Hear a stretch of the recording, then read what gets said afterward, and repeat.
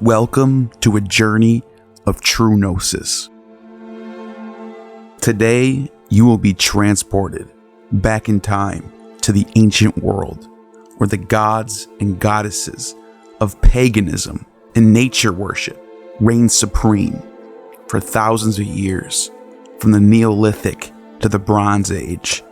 From there, you will witness the evolution of theology as the Syncretic Roman Imperial cult emerged from the dust of the Game of Thrones sparked by Alexander the Great, and after the Augustan Age, eventually giving way to the monotheistic religions of Judeo-Christianity, Neo-Platonism, and Islam.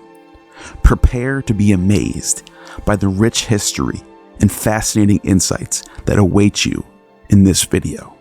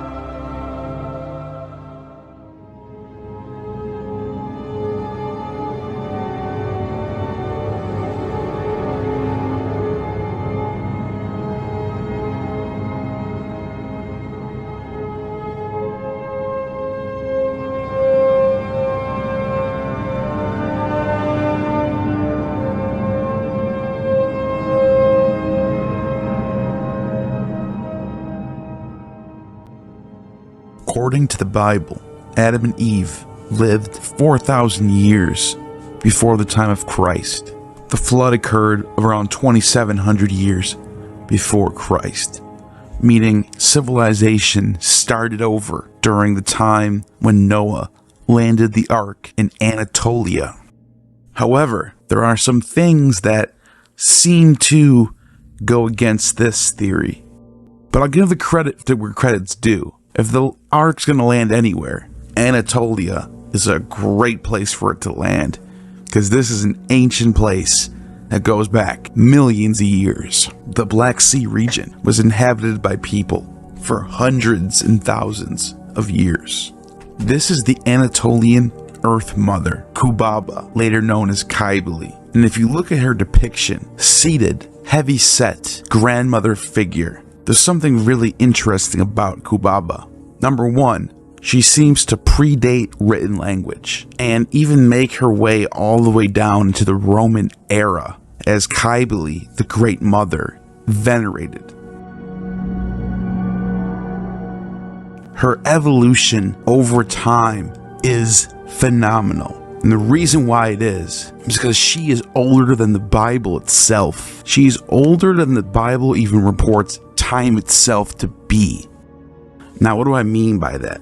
For a long time, we didn't know how old the world was. For many centuries, scholars sort of went along with the Bible. The Bible says Adam and Eve and Noah, Babylon was the first city around 3500 BCE. All right, let's go with that. But since the Enlightenment, scholarship has gotten a lot better. And now we know that the Earth is millions of years old, and humans have been around for hundreds of thousands of years. In 1999, in Morocco, a depiction just like Kubaba was found, known as Venus of Tantan. This idol is dated to 300,000 to 500,000 years old. You didn't hear that wrong.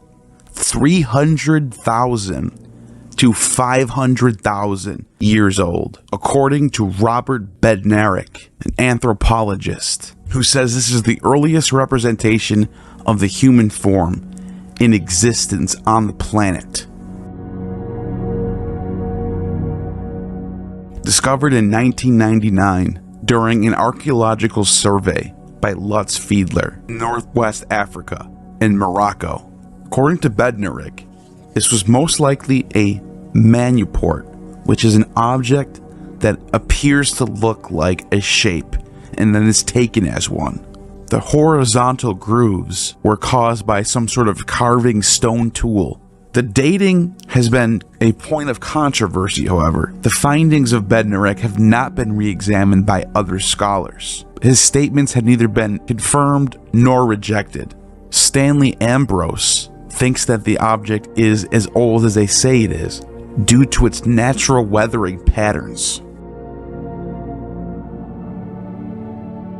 This is called the Lion Man. The Lion Man was found in Baden-Württemberg, Germany. It's 40,000 years old, sculpted with mammoth tusk ivory, a species of mammoth that has been long extinct, dating this thing to clearly 40,000 years old. It has the head of a cave lion, another extinct animal, with a partly human body, and it stands upright. What you're staring at right now is an object that is so ancient that it's not even conceived of being this old before we figured out the age of the earth. Found in 1939, this Lion Man makes a story that sounds like a myth. The wear on his body was caused by the handling of being passed around and rubbed as a part of a ritual or religious rite. It's impossible to know what the story was about him. However, some of the oldest images of the god Mithras depicts him standing upright with the head of a lion wrapped with a serpent, like Phanes, which is the primordial deity, the oldest myth that people know of in ancient Greece, as the story of a primordial god or goddess leaping out of chaos wrapped around with a serpent. And here we have one of the oldest gods, Mithra, who shows up in the Rig Veda as Mitra, and he has the head of a lion wrapped around by a serpent. Now, it's probably a stretch to say that the Lion Man is connected to Mithras. However, it is very interesting that we look at Mithra. His story is told all the way in the beginning as soon as we find writing, and here we are, depicted in the same way. Venus of Willendorf is estimated to be 25,000 to 30,000 years old, found in August of 1908 by Johann Varen in a site near Willendorf in Lower Austria. It is carved from Ulitic limestone that is not even local to the area and tinted with red ochre. The reason why this figure is dated to what it is its association with Upper Paleolithic Gravettian industry, with similar sculptures exactly like this dating to the same time. It probably was left on the ground somewhere and buried around 25,000 years ago, with radiocarbon dating surrounding this exact time. It seems to be a type of fertility idol. It never had any feet and would not have stood on its own. It might have been pegged into soft ground and stood up on a pedestal. Notice the similarities between this Venus and the Kubaba figure from Anatolia, later becomes the model for Kybele. Venus at Barakat Ram is also dated to 280,000 years ago. It's a small pebble found on the Golan Heights near Israel. It was excavated by Nama Goran Inbar from the Institute of Archaeology at the Hebrew University of Jerusalem. Inbar suggested that the object resembled a female body and that was artificially modified by hominids to emphasize its anthropomorphic features. The object was called a figurine and is currently known as Venus of Barakat Ram, and it's fascinating how similar these objects turn out to be. Venus of Hohlfels, dated to 40,000 years ago, found in Europe near Germany. This is the oldest undisputed example of a depiction of a human being. The other two that I mentioned have disputes. This has no disputes. 40,000 years old. Venus figurine looks almost similar to the other ones that I've shown, and it's sculpted from a woolly mammoth tusk, an animal that is no longer alive on the planet. Venus of Dolní Věstonice, 29,000 years ago, found in the Czech Republic at the base of Devon Mountain. It seems to be a symbol of fertility. Relatively smaller head and little detail. A feature which no longer remains part of the sculpture is the fact that it is thought to have been originally ornamented with 4 feathers. This is evidenced by the 4 small holes on the top of the head. Although the type of feather has not been determined, the holes are said to be produced with a tool that is relatively sharp. In addition to the Venus figurine, figures of a bear, a lion, and a mammoth, along with horse, fox, rhino, and owls, and more than 2,000 balls of burnt clay were found in the same general location. This is the Venus of Galgenberg, dated to 30,000 years old. Because of the figurine exhibits a dancing pose, it was nicknamed Fanny after Fanny Elsler, an Austrian ballerina of the 19th century. It is sculpted from shiny green serpentine rock, which is found in the immediate vicinity of where the figurine was unearthed. This beautiful image right here is known as the Venus of Lassel, carved from the limestone rock in Marseille, France. The figure holds a bison horn in the shape of a crescent moon, or possibly a cornucopia, which would be held with oil inside of it. It has 13 notches. She has large breasts and a great stomach, just like the other Venuses do, or later on, Kybele. This one's dated to 25,000 years old. This is direct evidence of sophisticated Stone Age tool use. This one was discovered in 1911. The figure and the horn are considered significant in figurative studies of Paleolithic art, and it seems to be just right in line with the other Venus images of around the world. The color and the number of notches on the horn may symbolize the number of moons in a year and the number of menstrual cycles in a year, connecting the goddess with the moon and menstrual cycles. Venus of Lespugu, dated to 25,000 years ago, in the foothills of the Pyrenees in France and Spain. This one is 6 inches tall, carved from tusk ivory, an extinct animal. The carving shows a skirt hanging below the hips, made of twisted fibers. This statue may display the earliest representation of someone spinning thread. This one is my favorite.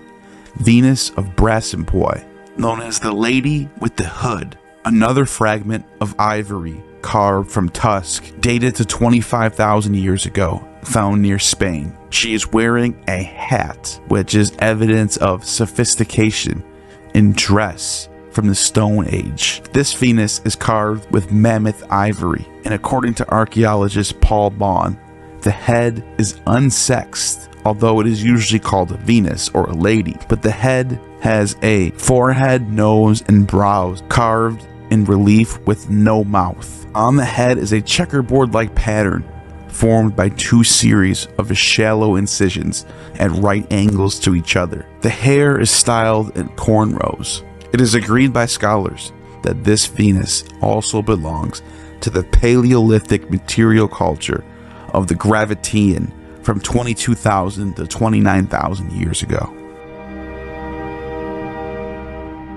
This one, known as the Venus figurine of Gagarina, also made with ivory, dating to 20,000 years ago from Russia. The depiction is very similar to the other ones seen all around the world. This is Venus Zoroastric. Both of these found in the same location, made from mammoth ivory, dated to 14,000 years ago from Russia.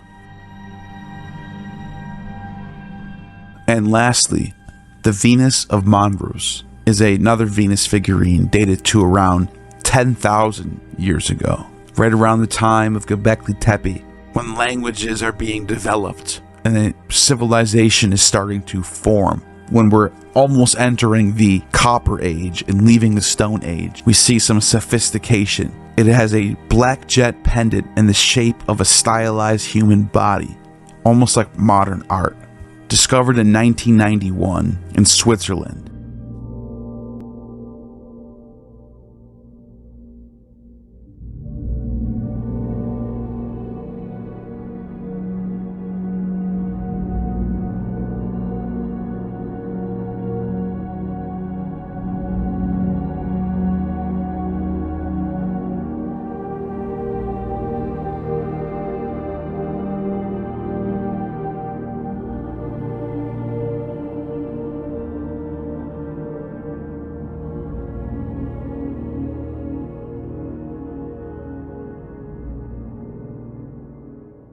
From 12,000 to 10,000 BCE, Anatolia, also known as Asia Minor, transitioning from the late Paleolithic to the Mesolithic period.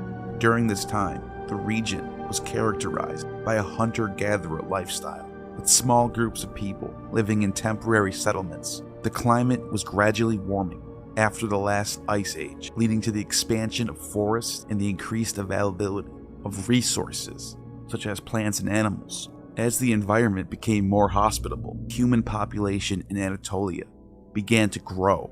People started to develop new technologies and tools to adapt to their surroundings. The inhabitants of this region relied on hunting, fishing, gathering wild plants for sustenance. They also began to develop more advanced stone tools, such as microliths, which were small, sharp-edged tools used for various purposes, including hunting and food processing. During this period, there is evidence of increased social interaction and trade between different groups of people in Anatolia. This exchange of ideas and resources likely played a significant role in the development of new technologies and the eventual rise of agriculture in the region. It is clear that between the time of 12,000 to 10,000 BCE, significant change and development in Anatolia, setting the stage for the emergence of more complex societies. Göbekli Tepe, an archaeological site located in southeastern Turkey near the city of Sanliurfa, dates back to the pre-pottery Neolithic period, around 10,000 BCE, making it one of the oldest known human-made religious structures on the planet. Göbekli Tepe consists of several circular and oval-shaped stone enclosures, with the largest measuring about 30 meters in diameter. The site is notable for its T-shaped limestone pillars, some are which up to 5.5 meters tall and weigh up to 20 tons. Many of these pillars are decorated with intricate carvings of animals, such as foxes, snakes, scorpions, birds, and other abstract symbols. The purpose of Göbekli Tepe remains a subject of debate among archaeologists and philologists. Some believe it was a religious center or sanctuary, where others think it may have just been a social gathering place. The site predates the invention of pottery, metal tools, and advanced agriculture, which has led some researchers to propose that it may have played a role in the transition from hunter-gatherer lifestyle to a more settled agricultural society. One of the most intriguing aspects of Göbekli Tepe is the apparent lack of permanent habitation. There is little evidence of houses or domestic structures, suggesting that the site was not a permanent settlement, but rather a place visited periodically for religious ceremonial purposes, similar to what we see at Stonehenge.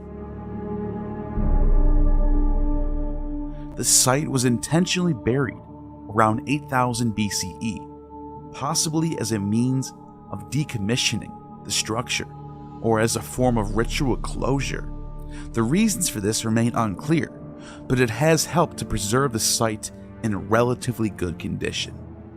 Göbekli Tepe has significantly impacted our understanding of early human societies and the development of religion, art, and architecture. Its discovery has challenged traditional theories about the origins of civilization and has raised new questions about the role of religion and ritual in the lives of prehistoric people.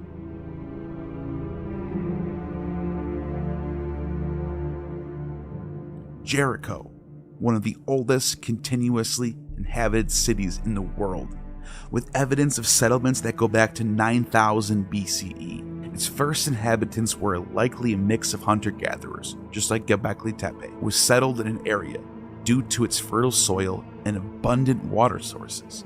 These early inhabitants would have lived as simple mud brick houses and relied on agricultural hunting and gathering. Over time, this settlement grew and developed, eventually becoming the fortified city that we know today. However, a more advanced city or palace known as Knossos in Crete, which has evidence of people living there going back to 7000 BCE. This may be the first real city in the world.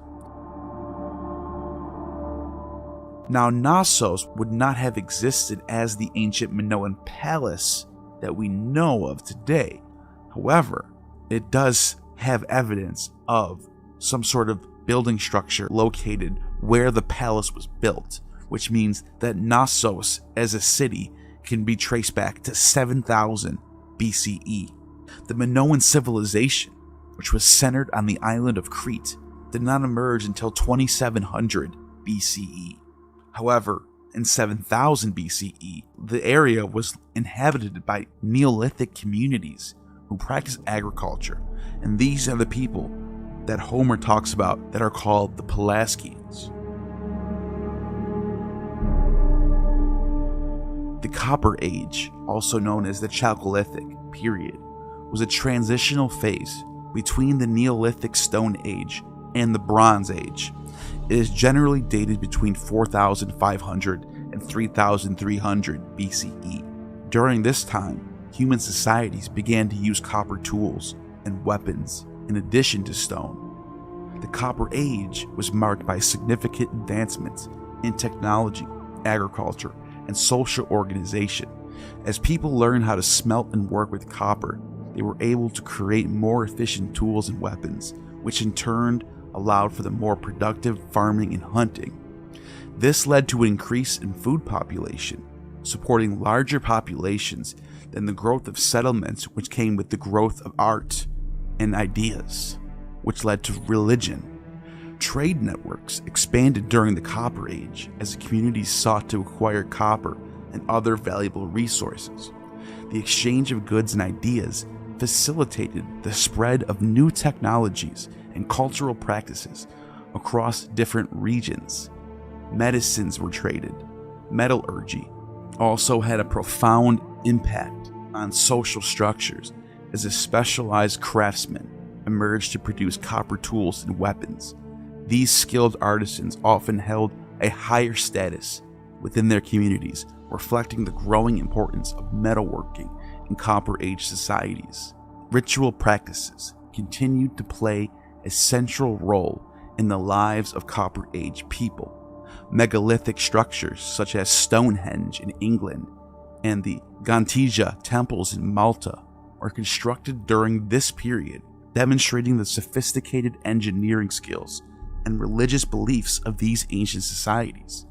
The emergence of complex burial practices, including the use of grave goods and elaborate tombs, also points to a growing concern with the afterlife and the veneration of ancestors. The Copper Age saw the rise of several important civilizations, including the Sumerians in Mesopotamia, as well as the Minoans of Crete, and the pre-dynastic Egyptians in the Nile Valley. These early societies developed complex political systems, monumental architecture, and sophisticated art and writing systems, laying the groundwork for later Bronze Age civilizations to follow. As trade networks expanded, the facilitation of goods and ideas crossed paths from different regions, and religion and ritual practices continued to play central roles in the lives of people, culturally and politically. The influence of the Proto-Indo-European pantheon on Vedic and Greco-Roman mythology, as well as the early Sumerians and pre-dynastic Egyptians, can be traced back to this transformative period in human history.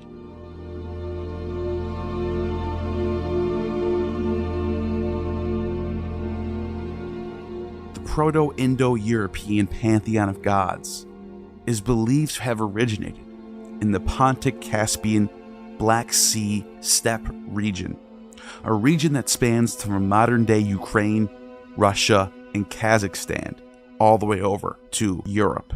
As the Proto-Indo-Europeans migrated and interacted with other cultures, their religious beliefs spread and evolved. The Vedic religion, which emerged in ancient India around 1500 BCE, shares many similarities with these Proto-Indo-Europeans. For example, the Vedic god Indra, the king of the gods, the god of thunder, is strikingly similar to the Proto-Indo-European god Perkwanos.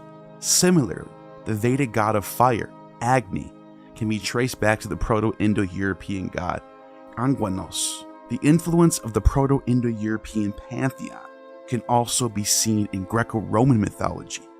The Greek god Zeus and the Roman god Jupiter both share characteristics with the sky god Dies Pater. Additionally, the Greek god of the sea, Poseidon, and the Roman god Neptune have similarities with the Proto-Indo-European god of water, Hypnomneptos. The Sumerians, who inhabited modern-day Iraq, developed one of the earliest known systems of writing, the cuneiform script. This allowed them to record their religious beliefs, which centered around a pantheon of gods, including Anu, the god of the sky, and Enlil, the god of wind and storms. These gods would later influence the religious beliefs of the Akkadians, Babylonians, and Assyrians. The Pelasgians, however, were pre-Hellenic people who inhabited parts of Greece and the Aegean region before the arrival of Greeks. Little is known about their religion, as there are few surviving records or artifacts. However, it is believed that they practiced a form of animism, or nature worship, with a focus on fertility and agricultural deities.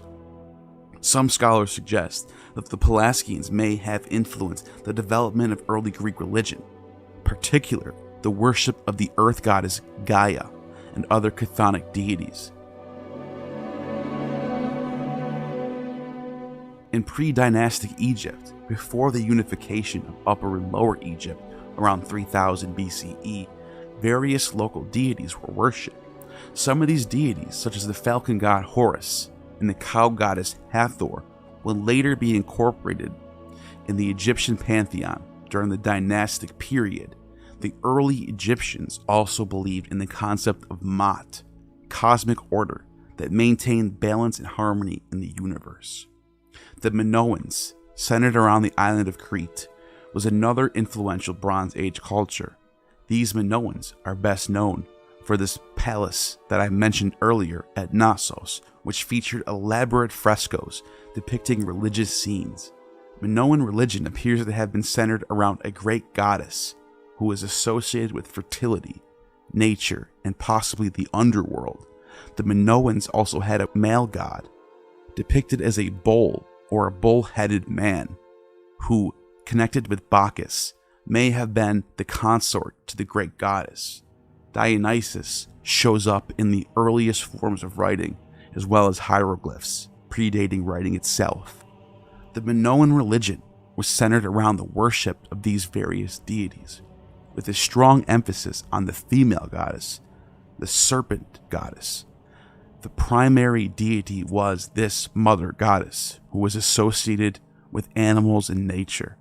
Other important deities, the master of animals and sky father, were part of this pantheon, and the Minoans practiced rituals involving animal sacrifices, processions, orgies, and offerings. Their religious symbols included the double-headed axe, the bull, and the serpent.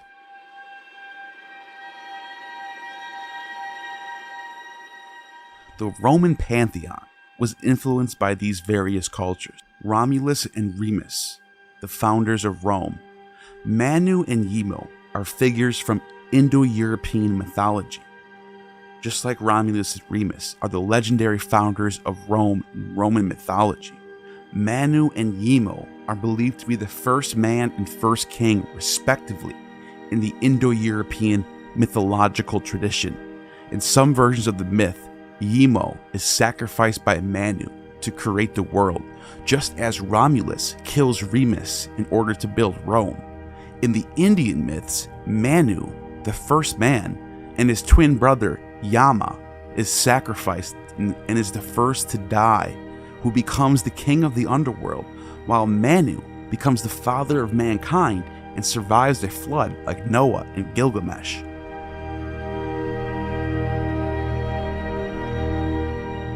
The god Mars, the Roman god of war and oaths, is connected to the Proto-Indo-European god Mawars, the deity of war and storms. This figure is also related to the Greek Ares and the Hindu Marutas. Neptune, the Roman god of the sea, is linked to the Proto-Indo-European Neptos, the deity of water and underworld. This figure is also related to the Vedic god Napat and the Irish god Nakhat. Minerva, the Roman goddess of wisdom and war, is associated with the Proto-Indo-European goddess Jesus, the deity of dawn, and this figure is also related to Athena and Eos, and the Hindu goddess Ushas. Venus, also related to this goddess as well, is the goddess of love and beauty and fertility, also the dawn goddess, who is known in Latin as Lucifer, Lightbringer. Halos is the figure in the Proto-Indo-European pantheon related to this. There is also Perquanos, the Lord of Oaks, which reminds one of Zeus of Dodona, one of the ancient wonders of the world, surrounded by oak trees, and like Perquanos, he is a sky god connected with thunder and lightning. Obvious connections to Indra as well as Zeus. Keranos, the name of Zeus's thunderbolt. The Herkina, spring nymph, associated with the river of the same name, identified with Demeter. The name could be a borrowing, as it rather follows a Celtic sound law, which explains why Indra and Dies Pitar in Hindu mythology are two distinct gods, unlike how Zeus takes on the role of both and is synced with Jupiter. Both related to Dies, or Day Father. Jupiter, the king of the gods in the Roman pantheon, is associated with Dies Pitar, the Sky Father. This deity is also the precursor to Zeus, as I've mentioned, and the Hindu god Dies Pitta. This god, although a Sky Father, seems to be connected with an underworld king of Hades known as Dis Pater. Dis Pater, otherwise known as Rex Infernus or Pluto, is a Roman god of the underworld. Dis was originally associated with fertile agricultural land and mineral wealth, and since those minerals came from underground, he was later equated with chthonic deities Dionysos, Pluto, Hades, as well as Saturn, who becomes the king of the underworld. and rules the golden age where everybody has wealth. Tacitus refers to the god Odin as Mercury, Thor as Hercules, and Tyr as Mars. He calls the Isis of the Suebi, who is known as Freya. I think it should be pointed out that Herodotus also relates that the Hyperboreans are descended from Hermes, connecting Odin once again to Mercury. But Julius Caesar himself, who spent many years of his life in Gaul, relates that they are descended from Dis. This makes sense because the ancient form of Bacchus, who is the frenzy god, and Odin is the god of the frenzy who possesses. Bacchus is also the god of the frenzy who possesses. Both Odin and Bacchus are connected to the All-Father Dis, the king of the underworld. This connection between Hades and Bacchus goes back to the Greeks as well. Here we see two depictions of Bacchus and Hades, both looking identical. Black beards, ivy wreath crown, and holding a thyrsus staff. Saturn's role as the devourer and underworld king can be traced to Egypt. Sobek, also known as Seb or Geb, is either depicted with the head of a snake or a crocodile, as he devours the souls of the wicked. In Greco-Roman Egypt, Seb or Geb was equated with the Greek god Kronos because he held a quite similar position in the Greek pantheon as the father of the gods, Zeus, Hades, Poseidon, as Seb did in Egyptian mythology. This equation is particularly well attested in Teptunis in the southern Fayum. Seb and Kronos were here part of a local version of the cult of Sobek, Lord of the Four Corners, the crocodile god.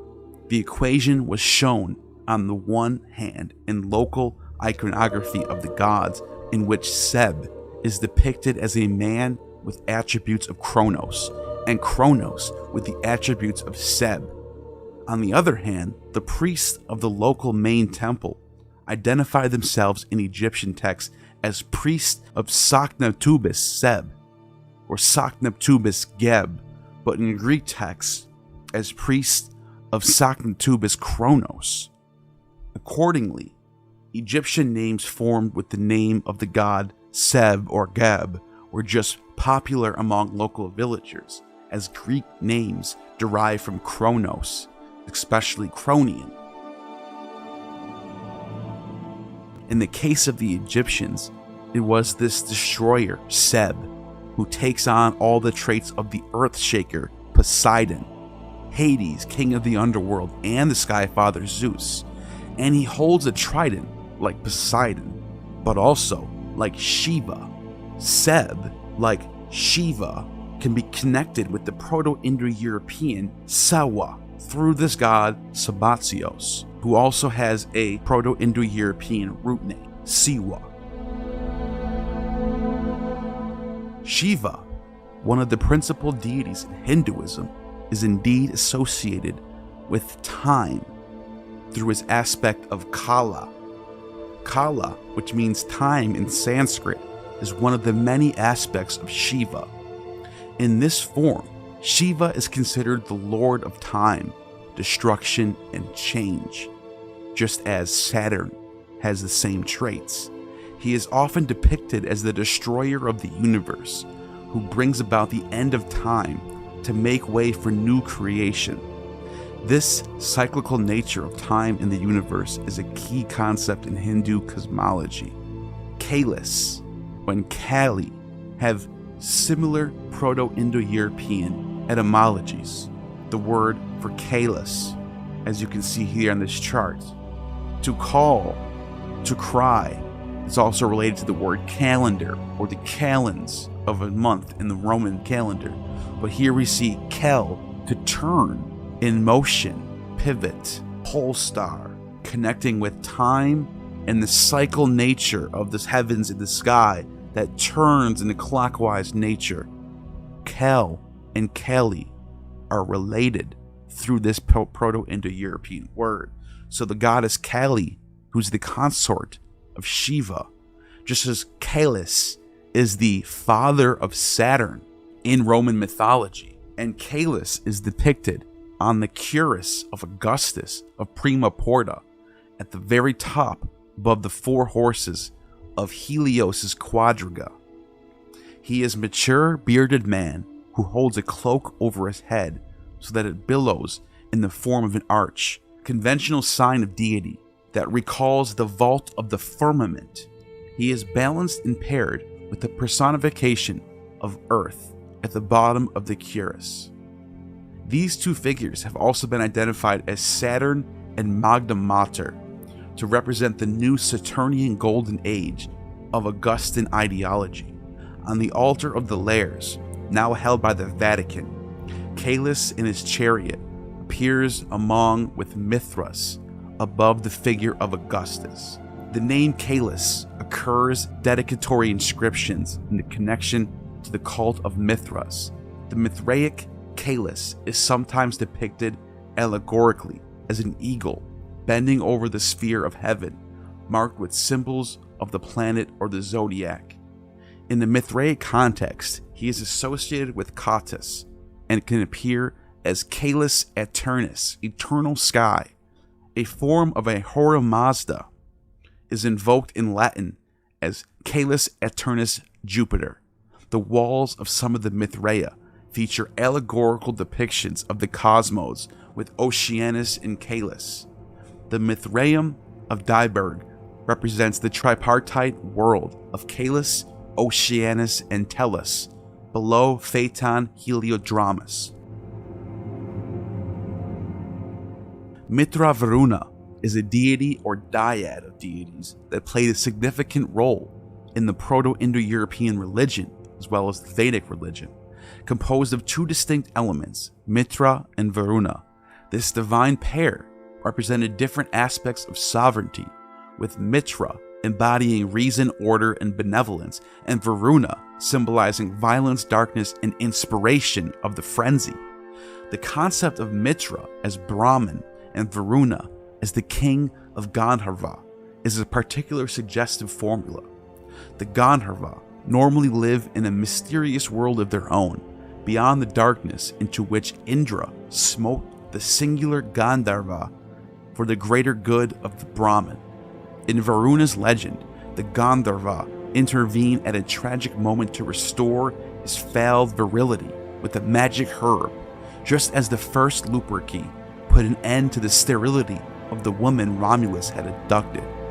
This Mithra Varuna dyad can be seen as an ancient form of the Apollonian Dionysian dualism that we see in Greek mythology: sky and underworld, dark and light, righteousness and liberty. In an earlier model, Georges Dumézil proposed that Waranos, also the god in the reconstructed dialogue, as the nocturnal sky and benevolent counterpart of Dios, with possible cognates the Greek Aranos and Vedic Varuna from the Proto-Indo-European Waru, which means to encompass over. Waranos may have personified the firmament or dwelled in the night sky. In both Greek and Vedic poetry, Aranos and Varuna are portrayed as wide-looking, bounding or seizing their victims, and having or being heavenly seat.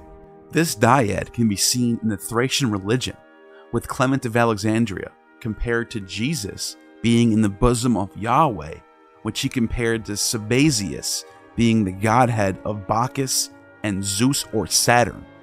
Sabazios, a god of the Thracians and Phrygians, is also known from Greek and Latin sources as Sabasios or Sabadios, his name related to the Macedonian word Sadoi or Satyrs. According to some scholars, he was a Thracian mountain god whose cult was carried by Phrygian emigrants from Thrace to Anatolia. Greek sources from the 5th century BCE onward mention Sabazios as a Thracian god. In Athens, his cult's initiation ceremonies took place by night, and the depths were purified by being rubbed by serpents. A sacramental drink was also involved. The identification of Sabazios with Dionysus, which occurs regularly in Hellenistic sources, is unquestionable. He might have had the features of the heavenly god, hence he was later identified with the Semitic god Baal, both of them receiving Greek epithet hypsistos, or highest, or supreme. Sabazios' name connected with the Proto-Indo-European Siwo, connected to Shiva, as well as Saturn, meaning his own, the idea of freedom which constantly shows up in the epithets of Dionysus. Franz Cumont has suggested a relationship with the Illyrian Sabai or Sabaeum, identifying beer extracted from cereals, such as we see in the Eleusinian Mysteries, Bacchus and Demeter. Sabazios connected with the Proto-Indo-European word for sap as a sap god, which says juices and fluids being drunk in the mysteries. This translation corresponds well to the pattern of Dionysus, who has the divinity of humidity and such was connected to the vegetation and intoxication. Anatolia identified Sabazios with Sabaoth. Under the Roman rulers, Sabazios was worshipped in Thrace, where he was often known as Sabazios, or in Latin, Sabadios, and where he received such epithets as benevolent, curious, Lord, Megistos, greatest, and Hypsistos, most high, and so forth. Theos Hypsistos, God most high. And he was constantly identified both with Zeus, the sun and the moon, sort of a dual underworld sky father, earth sun godhead. Sun and moon in one. The motifs of hands making the votive gesture are among the distinctive features of his cult, the right hand of God. According to several Christian writers, Clement, Arnobius, Maternus, the most impressive rite of initiation into the mysteries of Sabazios consisted of the adept's contact with the serpent that was first put over his breast and then pulled down to his genitals. No less enigmatic than Zalmoxis, Sabazios was worshipped as early as the 4th century BCE, both as the chthonic and heavenly god, as I mentioned, and traces back to this common root of Zababa. Scholars have often tried to solve this riddle, supposing that borrowing from the Jewish religion, but the Jewish influence was not relevant in Anatolia before the 3rd century BCE. One should rather consider the chthonic features determine the character of the Thracian Sabazios, whereas the Phrygian Sabazios was probably connected with the sky father Zeus. This very sky father was often worshipped side by side with the earth mother, Kubaba, later known as Cybele. The Sumerians in the 4th century BCE show evidence of knowledge of this very duo. Zababa, Sumerian god of war and the tutelary deity of the city of Kish, before it became Babylon in ancient Mesopotamia. He is often depicted as a warrior holding a weapon, just like Sabazios was, such as a mace or a bow, and often associated with the protection of the city and its people. Zababa was often linked with this goddess Inanna, either related as brother and sister or husband and wife. The goddess Kubaba, mentioned in the legendary Sumerian king list, though due to her gender, her inclusion is considered unusual. While modern authors refer to her as the queen, the Sumerian title applied to her is Lugal, king, which had no feminine counterpart. A recension from Ur instead states that there was no king while Kubaba reigned. A span of 100 years, she is the only ruler from the 3rd dynasty of Kish listed. The list describes her as the innkeeper and credits her with strengthening the foundation of Kish, and attributes 100 years culminating in the temporary transfer of power from Kish to Akshak before it was regained by Putzer Suan. The latter ruler is said to be Kubaba's son, which makes her the grandfather of Ur-Zababa. Once again, Zababa, named after the god, a legendary king who reigned for 400 years and was the legendary opponent of Sargon of Akkad, the founder of the first Akkadian dynasty, the Sumerians. The Sargon legend is a Sumerian text purporting to be Sargon's biography.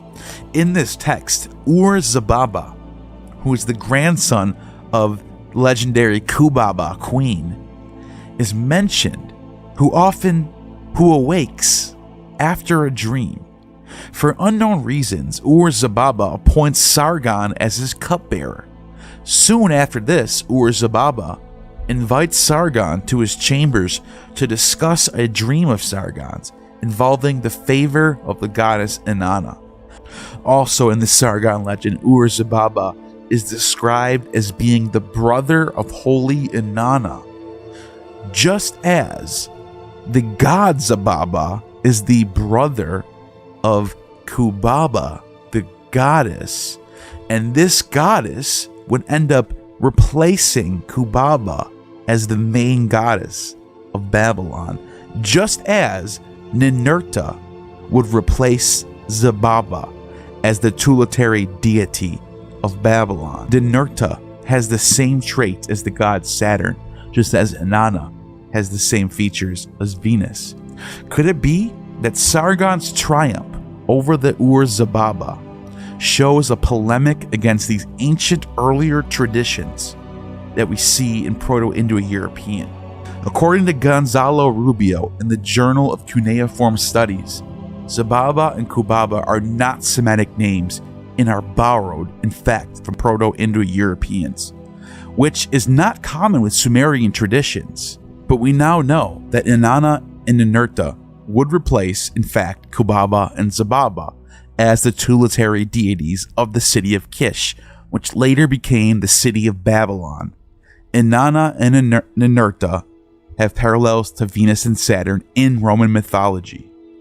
And it could be how the king and queen, god of Israel, Yahweh and Asherah, became the head of the pantheon. The golden vines and satyrs in the temple of Yahweh, along with the observance of the Sabbath, reflects the Babylonian connections to Israelite tradition.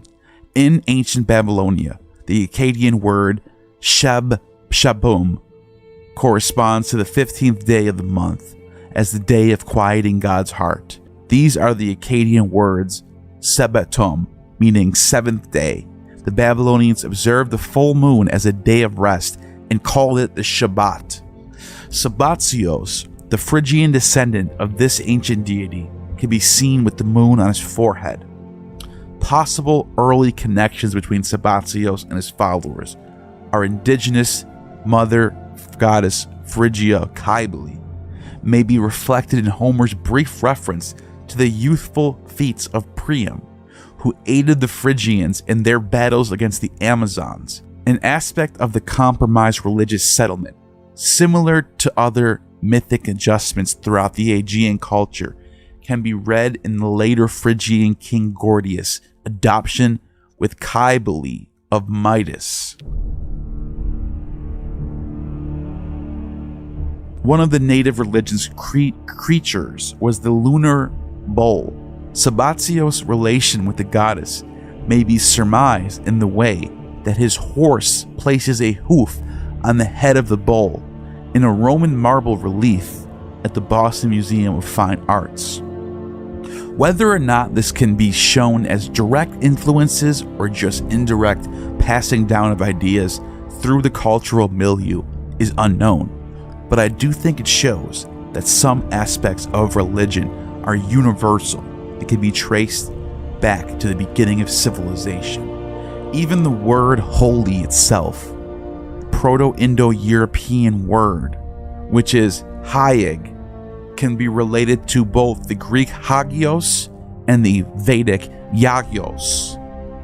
So, the word holy being common from one side of the continent to the other side of the continent shows that the religious rites are universally connected.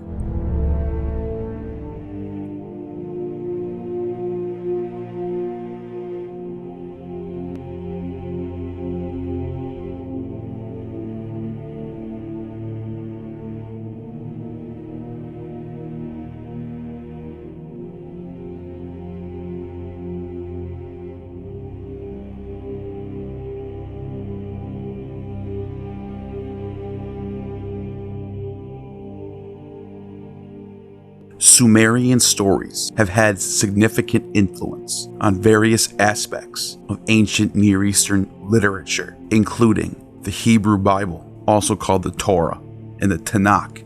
It's important to note that the Bible is a collection of texts written by different authors over a long period of time, and its composition was influenced by various cultural and literary traditions, including those of the Sumerians.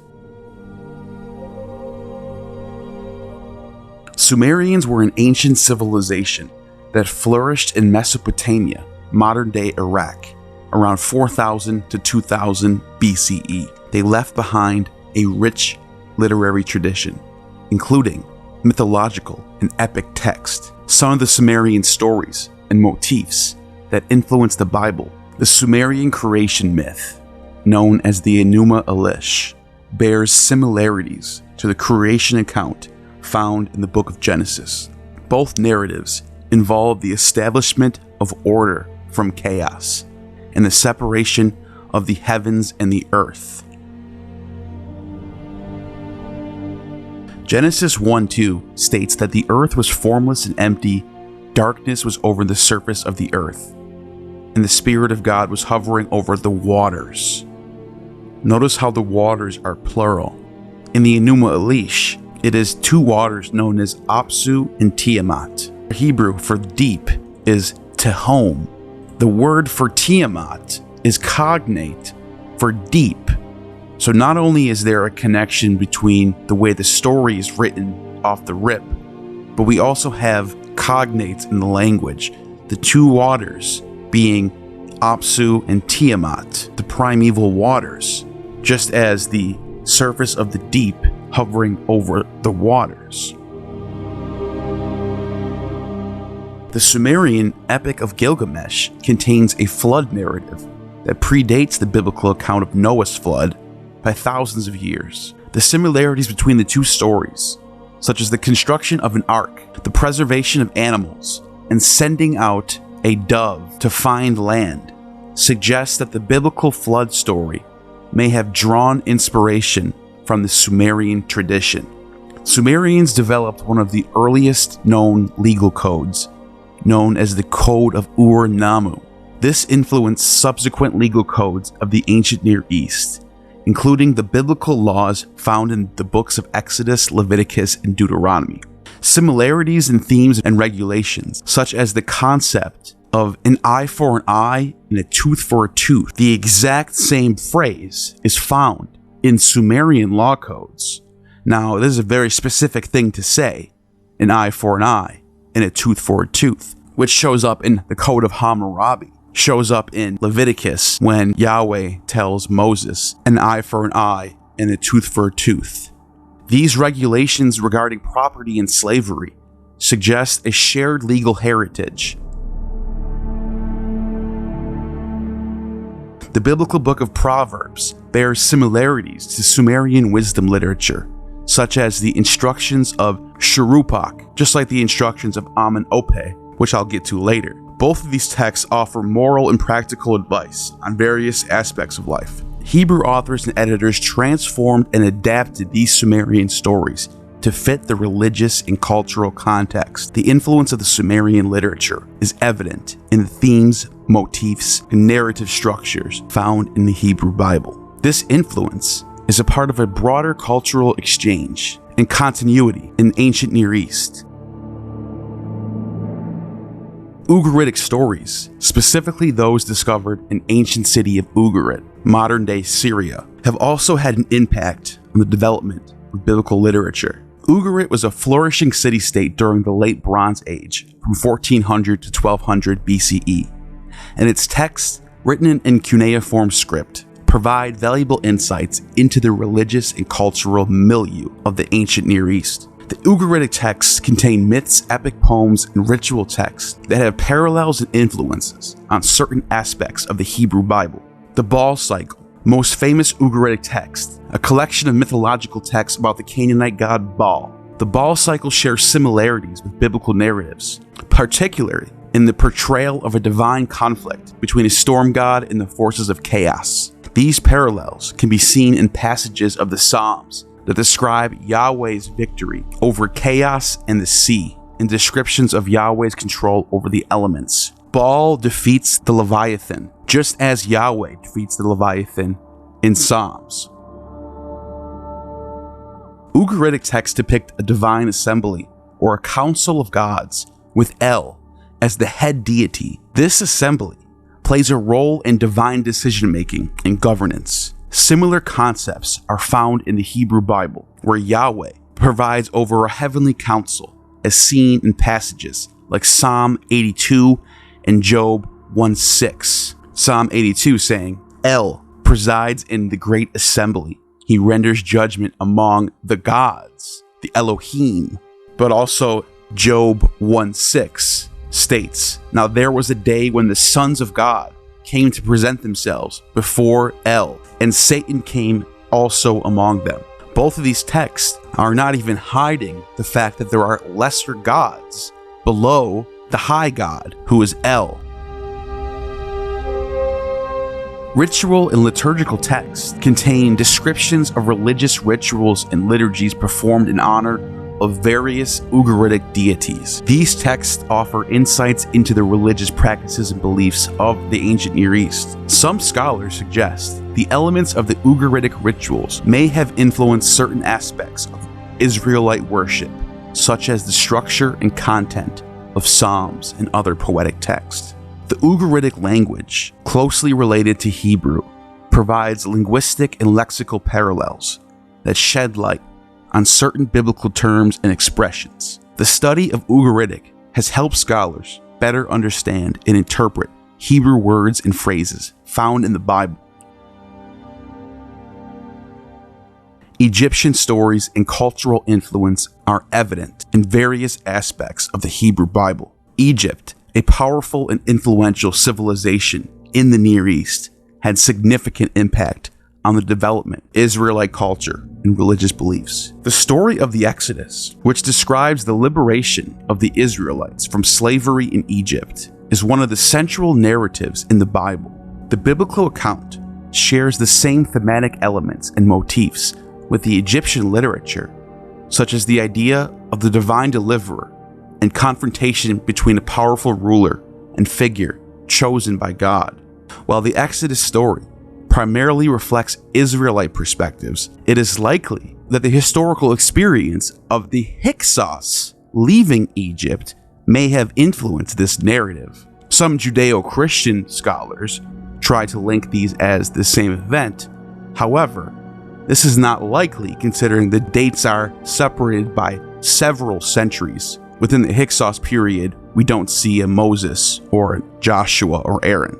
And the Exodus story is likely a legend because even the Pharaoh is not named. If this was a real story, the Pharaoh should just be named, and scholars would be able to point to these events because we have so much. The assumption that this was Pharaoh Ramses is not likely, due to the fact that Ramses conquers Canaan, and in the text of the biblical story, he fails to catch up to the Israelites, which is the opposite of what happens with Ramses. In fact, after Ramses, the land of Canaan was under Egyptian occupation for another 200 years, which would not make any sense if Moses and the Israelites were setting up the covenant during this time under Egyptian occupation. The biblical book of Proverbs contains wisdom sayings and teachings that are similar to those found in ancient Egyptian wisdom literature, such as the instructions of Amen-Ope. In fact, some of the manuscripts from the Septuagint actually still have Amen-Ope in the text. Both traditions emphasize ethical conduct, practical advice for daily life, in the pursuit of wisdom. Egyptian religious symbolism and imagery can be found in certain biblical texts. For example, in the book of Ezekiel, the prophets use symbols reminiscent of Egyptian religious motifs to convey his message. The portrayal of Pharaoh as a powerful ruler and the imagery associated with the Egyptian gods and goddesses also demonstrate the cultural influence of Egypt. Here on the stone of Hezekiah, you can see an Egyptian ankh present. The use of hymnic and liturgical elements in the Hebrew Bible shows similarities to Egyptian religious practices. The Psalms contain hymns of praise and worship that share structural and thematic resemblances to ancient Egyptian hymns and prayers. Some of the legal concepts in the Hebrew Bible bear similarities to Egyptian legal traditions, just as the Sumerian and Babylonian texts do. The Canaanites arguably have the most influence on the Hebrew Bible. The Canaanite pantheon of gods was a diverse and complex system of deities worshipped by the ancient Canaanites, land that would be present-day Israel right now, who inhabited the region corresponding to present-day Israel, Palestine, Lebanon, and parts of Jordan and Syria. Here are some key gods and goddesses from the Canaanite pantheon. Number 1, El. The same name as the god of the Hebrew Bible. El is the chief deity in the Canaanite pantheon and was associated with authority, kingship, and wisdom. He's often depicted as an aged and bearded figure. El presided over a divine council and held a central position in the Canaanite religious beliefs. His son was Baal. Baal was one of the most prominent gods in Canaanite pantheon. He was associated with the storms, fertility, and agricultural abundance. Baal was depicted as a powerful warrior wielding a lightning bolt, symbolizing his control over the forces of nature. El had a wife named Asherah, the consort of El, considered the mother goddess in Canaanite religion, the queen of heaven. She represented fertility, motherhood, and nurturing. Asherah was often depicted as the divine mother figure, sometimes portrayed alongside a sacred tree or a pole representing her presence. Anat was a fierce and warlike goddess associated with battle, violence, protection, and wisdom. Like Athena, Anat was depicted as a warrior goddess, often shown with a bow, a spear, or a shield. Astarte, also known as Ashtaroth, was the goddess associated with love, beauty, and sexuality. She was considered the patron of fertility, both in terms of human production and agricultural abundance. Astarte was depicted as a sensual goddess, adorned with jewelry and symbols of fertility. Dagon, associated with agriculture, grain, fertility. He was often depicted as a fish-like deity, symbolizing abundance with fertility linked to water and agricultural prosperity. Last, but certainly not least, Yahweh, often referred to as Yahu, the deity associated with a specific region or tribe, rather than being a central figure in the broader Canaanite pantheon. The understanding of Yahweh's role in the Canaanite religion is complex and subject to ongoing scholarly debate. He was a tribal deity. He's also one of the sons of El.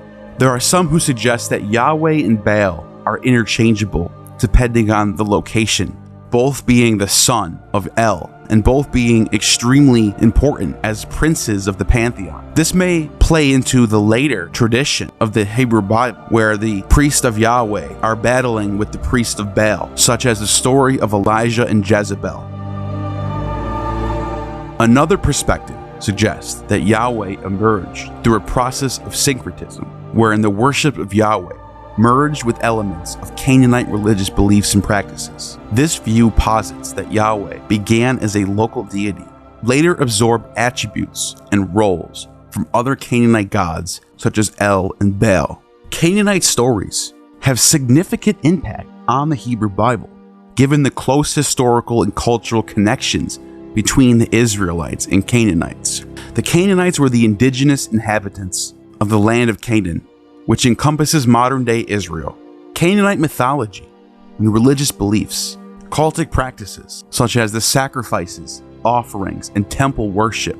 Biblical texts frequently mention Israelite interactions with Canaanite religious practices, often presenting them negatively, that Israelites should avoid them. The Canaanite practices and the Israelites' response to them are discussed in the context of idolatry and the centralization of worship in Jerusalem. The absorption of the Canaanite El into the Yahweh religion is a complex process that took place over an extended period of time. El, the chief deity in the pantheon, associated with the authority, kingship, and divine counsel, becomes one and the same with his own son, Yahweh. And throughout the Hebrew Bible, Yahweh and El, or El Elyon, which means God Most High, are interchangeable and mean the same thing at some points. The biblical texts even refer to Yahweh as El Elyon, emphasizing his identification with the supreme deity. This suggests that the early Israelites may have seen Yahweh as a manifestation or an aspect of El. As the Israelites settled in Canaan, they likely interacted and assimilated elements of Canaanite culture and religious practices. The worship of El may have influenced the evolving understanding of Yahweh, with El's attributes and characteristics merging with those ascribed to Yahweh. The process of syncretism, wherein deities from different religious traditions are combined or identified with each other, likely played a role. Over time, the Israelites established their religious identity. There may have been a merging of El and Yahweh, resulting in the understanding of Yahweh as the primary deity, supreme authority. El's association with the divine council, consisting of subordinate deities, can be seen in both Canaanite and early Israelite traditions. As the Israelite religion developed, the concept of divine council was retained, but with Yahweh as the head of the council.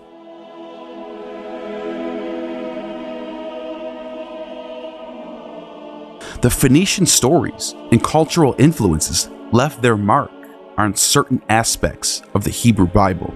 The Phoenicians, which are the purple people called by the Greeks, are an ancient seafaring people who inhabited the coastal region of modern-day Lebanon, had significant interactions with the Israelites, leading to the cultural exchanges and influences. With direct evidence of Phoenician stories in the Bible, the Neo-Platonist writer Porphyry, stating that a priest named Sanchoniathon of Beirut wrote the truest history because he obtained the records from Heliopolis, priest of Yahweh, that Sanchoniathon dedicated his history to Ababel, king of Beirut, and it was approved by the king and other investigators, the date of this writing being around 1200 BCE.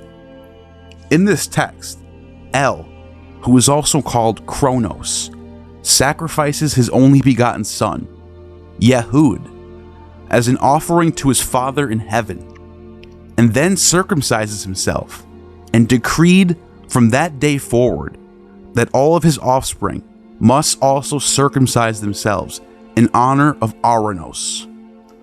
And El was deified as the star Saturn, Saturday being the same day as the Sabbath. This story is clearly borrowed by the Hebrew scribes for the book of Genesis, when Abraham, who was offering his only begotten son Isaac as an offering to El, but in this case an angel stops him. However, like in the Phoenician myth, it is Abraham who is the first patriarch to circumcise himself and make this a custom among the Israelites for all males. The Israelites had a tendency to synthesize elements from neighboring cultures, and the Phoenicians played a role in this process. The worship of Canaanite deities, including Baal and Asherah, found its way into Israelite religious practices. As described in the Hebrew Bible, these influences can be seen in the biblical narratives of Israelite idolatry and their struggle to remain faithful to only Yahweh. Phoenician expertise in craftsmanship and maritime trade likely influenced the construction of the first temple in Jerusalem, known as the Solomon Temple. Phoenician artisans and materials were involved in the construction, and some architectural and artistic elements may have been influenced by Phoenician styles. The Hebrew Bible contains references to Phoenician cities such as Tyre and Sidon and their cultural practices. For example, the story of King Hiram of Tyre collaborating with King Solomon in the building of the temple highlights the close relationship between the Israelites and Phoenicians. The First Temple period in ancient Israel refers to the time when the first temple, also known as Solomon's Temple, stood in Jerusalem. This period spans between approximately 10th century BCE until its destruction by the Babylonians in 586 BCE. Understanding the religious landscape during this period is complex, and scholarly views vary regarding the extent of polytheistic practices present during this time. The practice of monotheism seems to be only after the Israelites returned back from Babylon in the 5th century. Scholars suggest that polytheistic elements persisted during this period. They argue that while Yahweh may have been regarded as the primary deity, other gods and goddesses were still acknowledged and worshipped alongside Yahweh. The archaeological evidence, including inscriptions and artifacts found in Jerusalem, indicate the presence of symbols associated with other deities during this time. The Elephantine Jews were a Jewish community that resided in the ancient city of Elephantine, located on an island in the Nile River in Egypt. They lived during the 5th century BCE and left behind a corpus of documents known as the Elephantine Papyrus, which provides insights into the religious beliefs and practices of the time. Based on the Elephantine Papyrus, it appears that the religion of the Elephantine Jews was a blend of Yahweh worship and syncretic elements influenced by the local religious environment. While they acknowledged Yahweh as the primary deity, they also incorporated certain practices from both Egyptian and Canaanite religious traditions. These Elephantine Jews built and maintained a temple dedicated to Yahweh on the island. They considered Yahweh as the supreme deity and sought his guidance and protection. However, alongside the worship of Yahweh was also other gods and goddesses like Asherah. One of the prominent deities mentioned in the Elephantine Papyrus is Yahweh, often identified as a synchronistic form of Yahweh fused with Egyptian gods like Ammon. Additionally, Egyptian gods, particularly Khnum, Satis, and Anuket, were worshipped in this location. These deities were believed to have protective powers and were invoked for various purposes such as fertility, health, and general well-being. This Elephantine Papyrus indicates a level of polytheism and syncretism, as well as cultural assimilation, where elements of different religious traditions coexisted. Overall, the Elephantine Jews maintained a distinctive religious identity centered around Yahweh, but also incorporated beliefs and practices from their local environment. Their religion demonstrates the complex nature of religious syncretism and the adaptation of religious traditions in a multicultural text.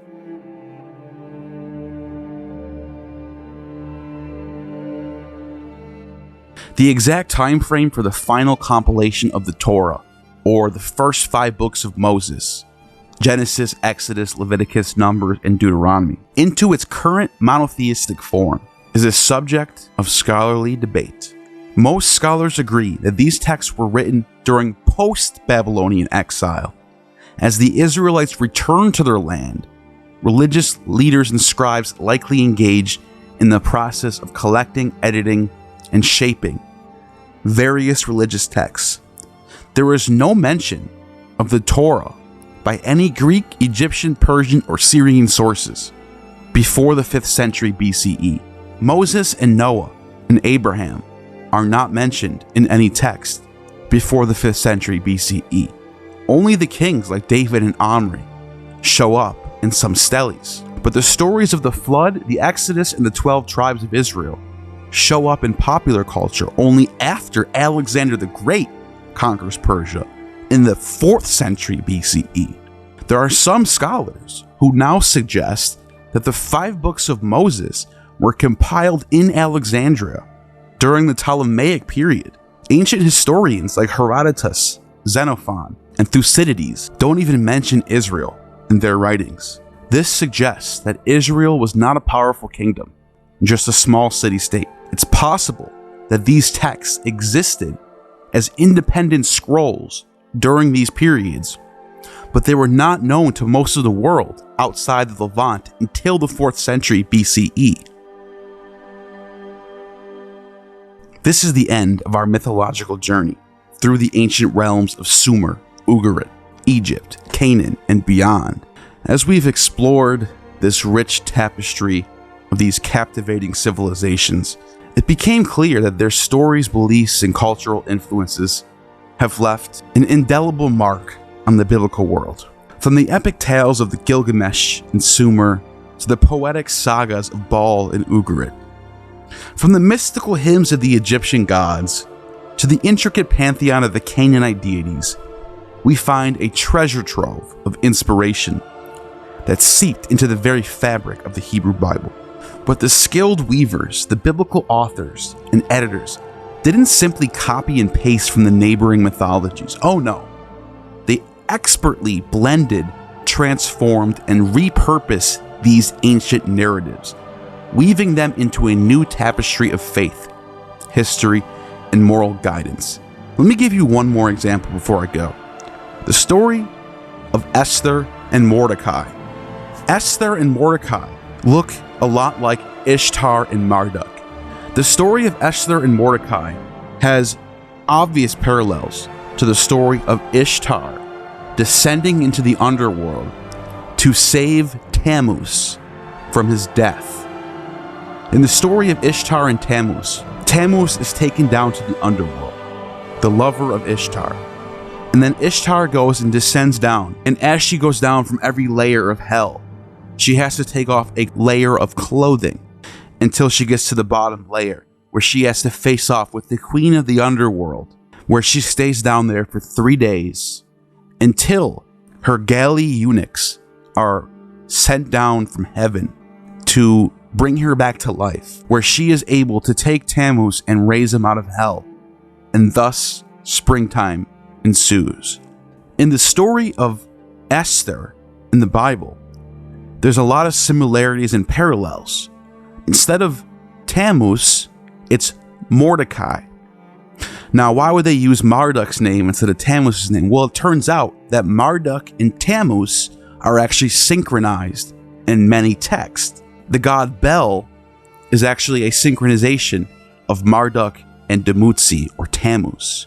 So it actually does make sense for Mordecai to be the name of the Hebrew person who is saved by Esther.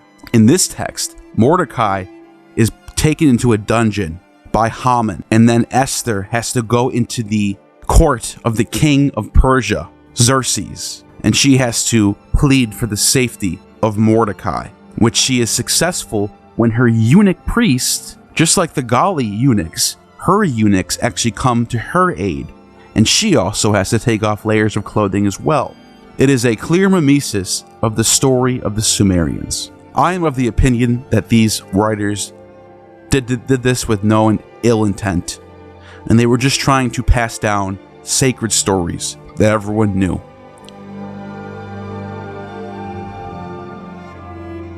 The Sumerian flood myth finds its counterpart in the story of Noah and the Ark. The Canaanite storm god Baal's conflict with the sea god Yam echoes the biblical portrayal of Yahweh's triumph over chaos, and the grandeur of Egyptian cosmology lends its majesty to the descriptions of heaven and earth in Genesis. Yes, this interplay between mythologies goes beyond mere literary borrowings. It reveals the interconnectedness of ancient civilizations, the vibrant exchange of ideas, and the eternal quest for humanity to understand the mysteries of the world and our place in it. Esther, just like Ishtar, is a story that explains the death of the winter and the resurrection of the spring. Both Ishtar and Esther have their festivals at the same time of the year. The ancient Pelasgians, mentioned by the Greek poet Homer, were a mysterious and enigmatic people who played a significant role in early Greek mythology and history. Homer describes them as a prehistoric civilization, often associated with the region of Thessaly and the city of Argos. However, the exact origins and characteristics of the Pelasgians remain a subject of debate among historians and scholars. According to Homer, the Pelasgians were a people who lived in the time before the Trojan War and were associated with the construction of massive structures such as the walls of Mycenae and the palaces of the Minoan Crete in Knossos. They were considered skilled builders and were often depicted as a semi-divine or legendary group. Homer describes the Cretans as an ancient civilization that had 90 city-states surrounded by the palace at Knossos. Some ancient Greek writers even suggested that the Pelasgians were the original inhabitants of Greece, predating other Greek-speaking tribes. Among the Pelasgians dwelling in Crete were the Dorians, who in Greek is gifted people. The historical reality of the Pelasgians is complex and elusive, as they appear in various ancient Greek texts with different interpretations.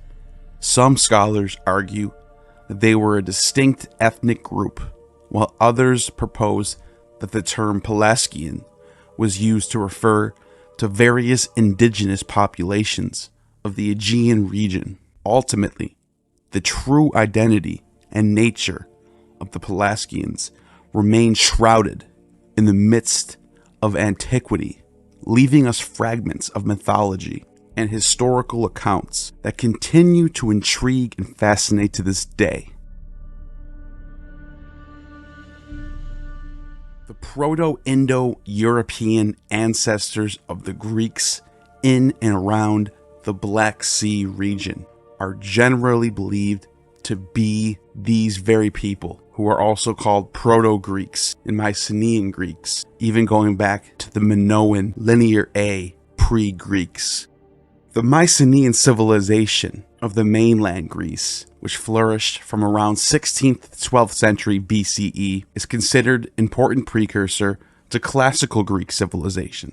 These Mycenaeans were a part of a broader group of Indo-European speakers who migrated into the Balkans and Anatolia during the Bronze Age. These migrations are often associated with the expansion of the Indo-European language family, which includes Greek as one of its branches. The exact origins of the Proto-Greeks are still a subject of ongoing research and debate among historians and philologists. The Mycenaeans established a powerful civilization centered around the southern part of mainland Greece, with major centers such as Mycenae, Pylos, and Tiryns. They were skilled warriors, traders, and builders, known for their impressive palaces and fortifications. Their culture and language laid the foundation for the later development of ancient Greek civilization. It's important to note that while the Mycenaeans and their language are considered a significant part of the Proto-Indo-European ancestry of the Greeks, the complex history of ancient migrations and cultural interactions in the region makes it difficult to attribute the Greek population exclusively to a single ancestral group, such as the Pelasgians. However, civilization around the Black Sea region has had a long, rich history, dating back thousands of years, millennia even. The area has been inhabited by various cultures and civilizations since ancient times.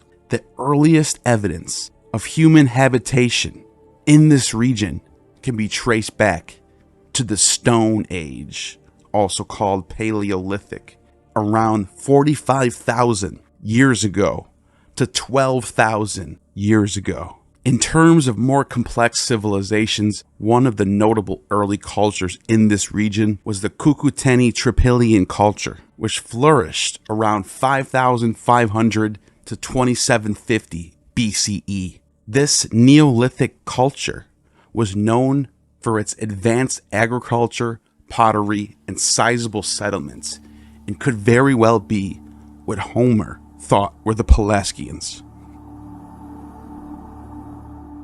Moving forward in the timeline, the Black Sea region saw the rise and fall of various ancient civilizations. The ancient Greeks established numerous colonies along the coast of the Black Sea. From the 8th century BCE, the Miletians fostered trade and cultural exchange in this region, known as the Bosporus, modern-day Ukraine. In the classical period, the region became a melting pot of cultures, with influence of Greek, Persian, Scythian, Thracian, and later Roman civilizations shaping its history. The Bosporan Kingdom, centered in present-day Crimea, emerged as a Hellenistic state in the 5th century BCE, lasting all the way until the 4th century in the Common Era. During medieval era, though, the Black Sea region witnessed the presence of the Byzantines, Bulgarian, and Khazar empires, among others. The rise of the Muslim Ottoman Empire in the 14th century brought significant changes to the region, with the Ottoman dominance lasting until the early 20th century. Given this rich and diverse historical backdrop, civilization in this Black Sea region spans several millennia, with different cultures and civilizations leaving their mark on the region's heritage. I am one of the people who believe that this is the region that Homer was talking about when he spoke about the Pelasgians, who came down into Mycenaean Greece and Minoan Crete.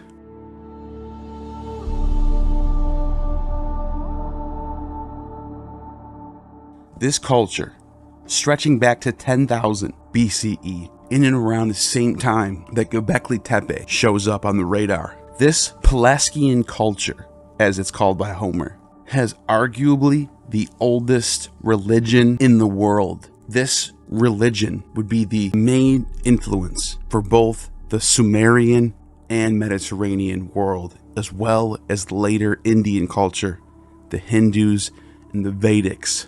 Do we have anything to show for? The answer is no. However, this Pelasgian creation myth has been reconstructed by Robert Graves in the 20th century. And here's how he did it. If you've seen my last video on the older version of Genesis that predates the Bible, that's a theogony written by Philo of Byblos in the 1st century, who cites a Bronze Age priest named Sanchoniathon from the region of the Phoenicians. With that theogony side by side with the Orphic theogony and the theogony of Hesiod, as well as Sumerian tablets, Homer's Iliad, geography by Pausanias, the Argonautica, and John Zetes, also using Pliny the Elder's history, Robert Graves was able to reconstruct the Pelasgian creation myth, and here is how it goes. The Pelasgian creation myth, the oldest creation myth in the world. In the beginning, Eurynome, the goddess of all things, rose naked from chaos, but found nothing substantial for her feet to rest upon, and therefore divided the sea from the sky, dancing lonely upon its waves. She danced toward the south, and the wind set in motion behind her seemed something new and apart, with which to begin a work of creation. Wheeling about, she caught hold of this north wind, rubbed it between her hands, and behold, the great serpent, Ophion. Eurynome danced to warm herself, wildly and more wildly, until Ophion, grown lustful, coiled about those divine limbs, and was moved to couple with her. Now the north wind, who is also called Boreas, fertilizes, which is why mares often turn their hindquarters to the wind and breed foals without aid of a stallion. So, Eurynome was likewise got with child. Next, she assumed the form of a dove, brooding on the waters and the waves, and in due process of time laid the universal egg.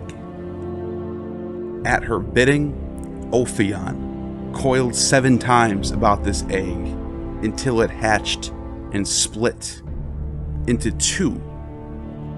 Out tumbled all things that exist, her children, which were sun, moon, planets, stars, the earth with its mountains and rivers, trees, herbs, and living creatures.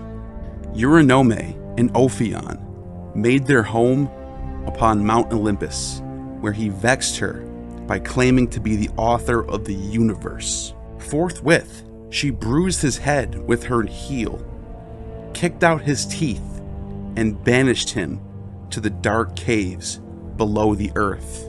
Next, the goddess created 7 planetary powers, setting a titaness and a titan over each. Theia and Hyperion for the sun, Phoebe and Atlas for the moon, Dione and Creus for the planet Mars, Metis and Coeus for the planet Mercury, Themis and Eurymedon for the planet Jupiter, Tethys and Oceanus for Venus, Rhea and Cronus for the planet Saturn. But the first man was Pelasgus, ancestor of the Pelasgians.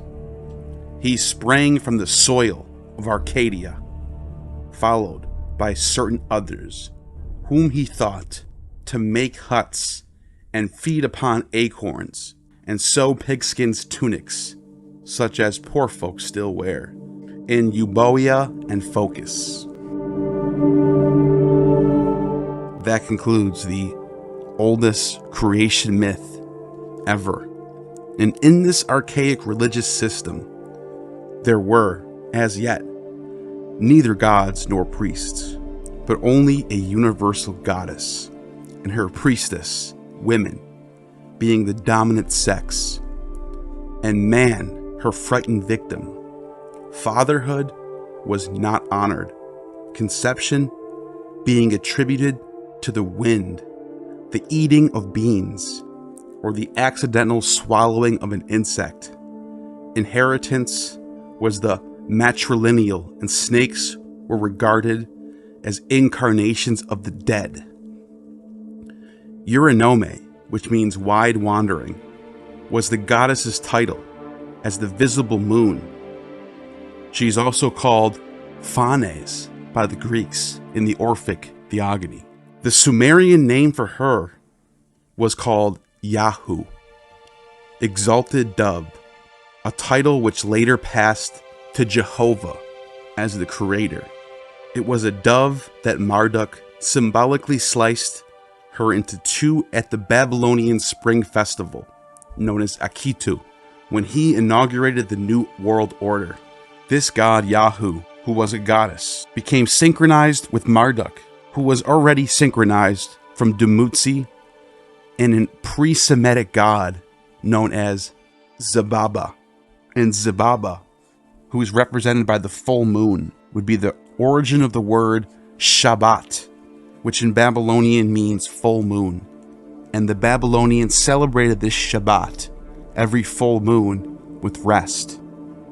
This god Sababa, who appears in Anatolia as well as Sumer and other places, is the origin of the god Sabatsios, worshipped on the island of Crete by the Minoans and brought into the Phrygian religion as well, who was married to the mountain god Kababa, later known as Kybele.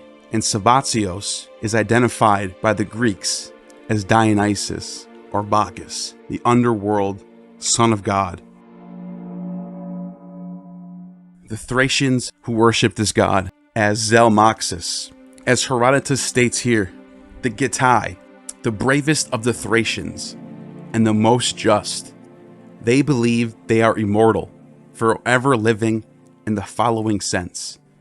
They think they do not die, and that when one who dies joins Zelmaxis, a divine being, some call this divine being Gebel-Isis. Gebel-Isis is broken down into two different words, Gebel or Kybele and Zeus, Kybele's Zeus. Every 4 years, they send a messenger to Zelmaxis, who is chosen by chance. They ask him to tell Zelmaxis what they want on that occasion. The mission is performed in the following way. Men standing there for that purpose hold 3 spears. Other people take one who is sent to Zelmaxis by his hands and feet and fling him into the air on the spears. If he dies pierced, they think that divinity is going to help them. If he does not die, it is he who is accursed, and they declare that he is a bad person. And after he has been charged, they send one another. The messenger is told the request while he is still alive. The same Thracians, on other occasions, when he thunders and lightens, shoot up the arrow, up in the air, against the sky, the menace the divinity, because they think there is no god other than this god. Herodotus asserts that Zelmaxis was originally a human being who was this god incarnate, a slave who converted the Thracians to his beliefs.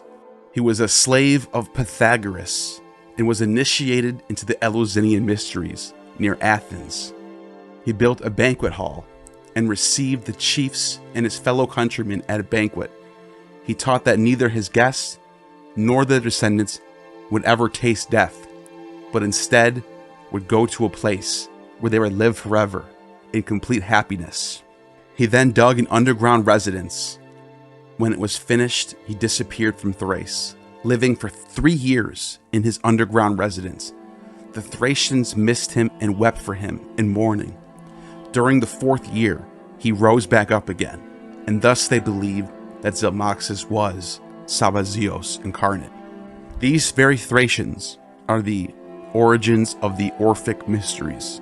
As time went by, as Aristotle talks about, and Iamblichus as well, Zelmaxis became identified with Saturn or Kronos, and in the regions of Phrygia and Cappadocia, he himself would be known as Theos Hypsistos, God Most High, and the origins of monotheism in the Greek world come from this very line. Menasius of Patrae, who also identified Zelmaxis with Kronos, says that he was worshipped side by side with the Hearth Mother. In Plato's writings, Zelmaxis is mentioned as a skilled in the arts of incantation. His realm as a god is not very clear, as some consider him to be a sky god, and it's possible that the origins of heaven come from this god as well. There are a group of scholars who believe that these Getae, like the other Proto-Indo-European peoples, were polytheistic. Diodorus of Sicily tells us that the Getae worshipped Hestia and Zelmaxis as the 2 prime beings who ruled over a lesser divinities of daemons, least. When you look at the spelling of Zelmaxis and break down what his name means. The word Zelm, coming from the root Zemelo, which means earth, is also cognate with Semele. So Zelmaxis, like Dionysus, is the son of Semele, earthborn, Chthonian son of God. And if you look at his depictions, he has the moon on his head, like horns, and he stands on top of a lunar bowl. Zababa was the god who was replaced by Ninurta, whose name means full moon. The parallels between Zelmaxis, Dionysus, Saturn, and Zababa are uncanny and cannot be ignored, especially when we look at him being worshipped side by side with the Queen of Heaven, or Cybele.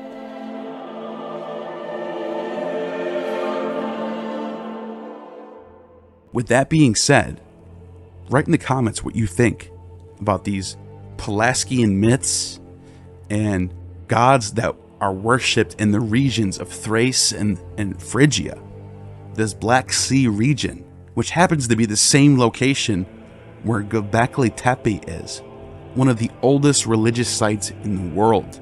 The oldest attested version of Genesis goes back to Sanchoniathon, before the collapse of the Bronze Age, and his writings survived in temples.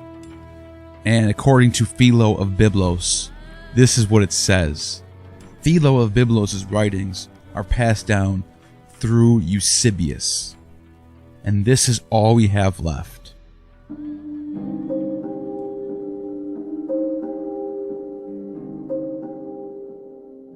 The first principle of the universe: dark air with cloud and wind, or rather a blast of cloudy air, and turbid chaos, dark as Erebus, and these were boundless, and for long ages had no limit. But when the wind became enamored of its own parents, and a mixture took place, the connection was called Eros, desire. This was the beginning of all creation of all things, but the wind itself had no knowledge of its own creation. From its connection, Mot was produced, which some say is mud, and others a watery compound. And out of this came every germ of creation, and the generation of the universe. So there were certain animals which had no sensation, and out of them grew intelligent animals, and were called Zophosimim, that is, observers of heaven. And they were formed like the shape of an egg.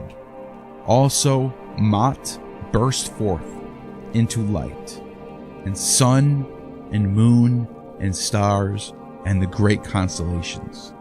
Such was their cosmogony, introducing downright atheism. But let us now see how Sanchoniathon states the generation of animals to have arisen. He says, "And when the air burst into light, both the sea and the land become heated, and thence arose winds and clouds, and very great downpours and floods of waters of heaven. After the waters are separated and removed from their proper place because of the sun's heat, and all met together again in the air, dashing together one against another, thunderings and lightnings were produced. And at the rattle of the thunder, the intelligent animals already described woke up and were scared at the sound, and began to move both on land, sea, male and female.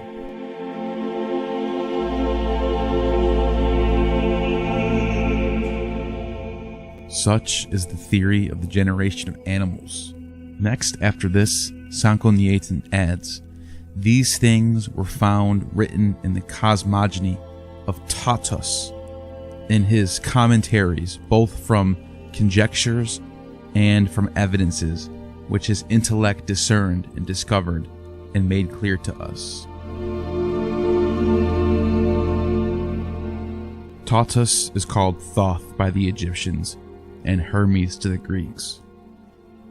Next to this, after mentioning the names of the winds Notos and Boreas, and the rest, he continues, "But these were the first who consecrated the productions of the earth, and regarded them as gods, and worshipped them as being the support of life, both to themselves and to those who were to come after them, and to all before them, and they offered to them drink offerings and libations.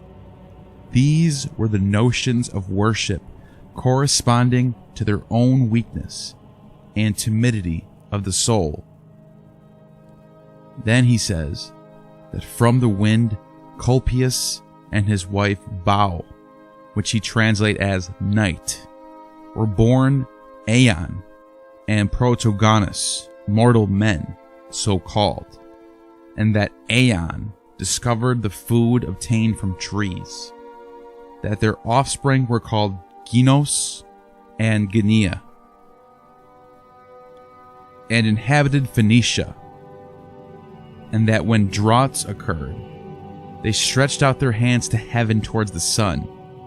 For him alone they regarded as God and Lord of heaven, calling him Bilsamen, which in the Phoenician language means Lord of heaven, and in Greek, Zeus.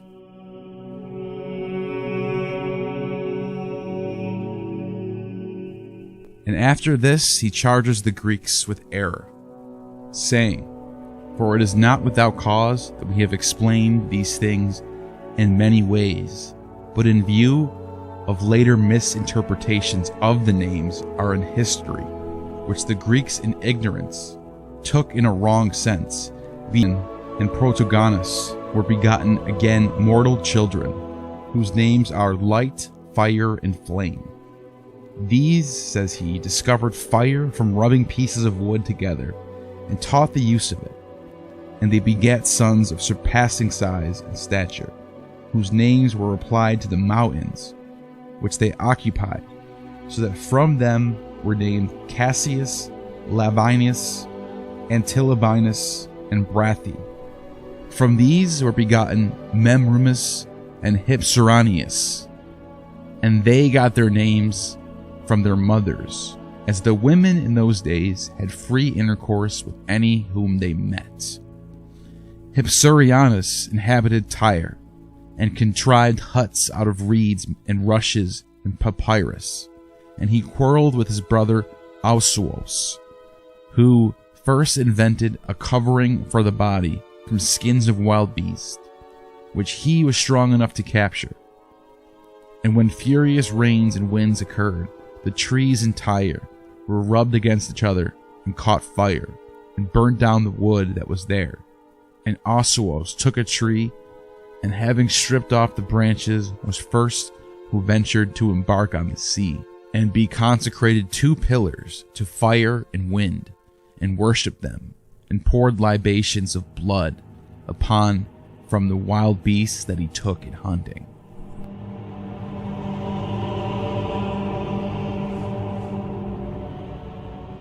But Hypsiranius and Ausios were dead. Those were left consecrated staves to them, and year by year worshipped their pillars and kept festivals in their honor. But many years afterwards, from the race of the Elipsiranius were born Agrius and Helios, the inventors of hunting and fishing, from whom were named huntsmen and fishermen. And from there were born 2 brethren, discoverers of iron and mode of working it. The one whom Chrysor practiced oratory and incantations and divinations, and that he was Hephaestus, and invented the hook, bait, line, and raft, and was the first of all men to make voyage. Wherefore they reverenced him also as a god after his death. And he was also called Zeus Melikios. And some say that his brothers invented walls of brick. Afterwards there sprang from their race 2 youths, one whom was called Technites the artificer, and the other Gynos Autochthon, earth-born aboriginal. These devised the mixing of straw with the clay of bricks and drying them in the sun, and moreover invented roofs. From them others were born, one whom was called Agros, and the other Agrarios, or Argros. And of the latter there is in Phoenicia much venerated statue, a shrine drawn by yokes of oxen, and among the people of Byblos he is named the greatest of the gods.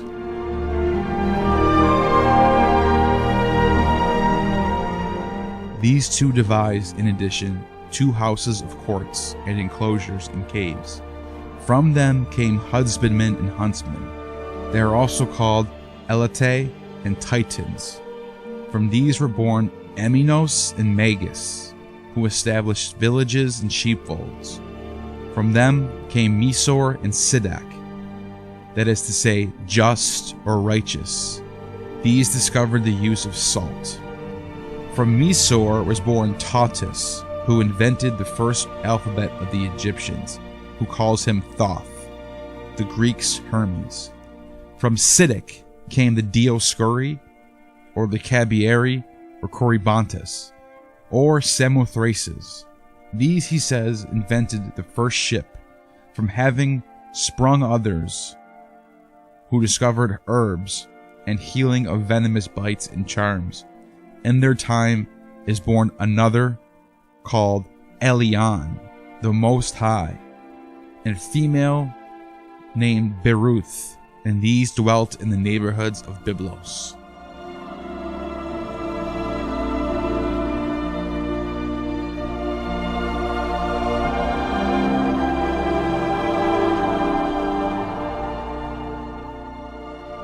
And from them is born Abigeus, or Autochthon, whom they afterwards called Aranos, so that from him they named the element above as Aranos, because of the excellence of its beauty. And he has a sister of the aforesaid parents, who is called Gaia, Earth.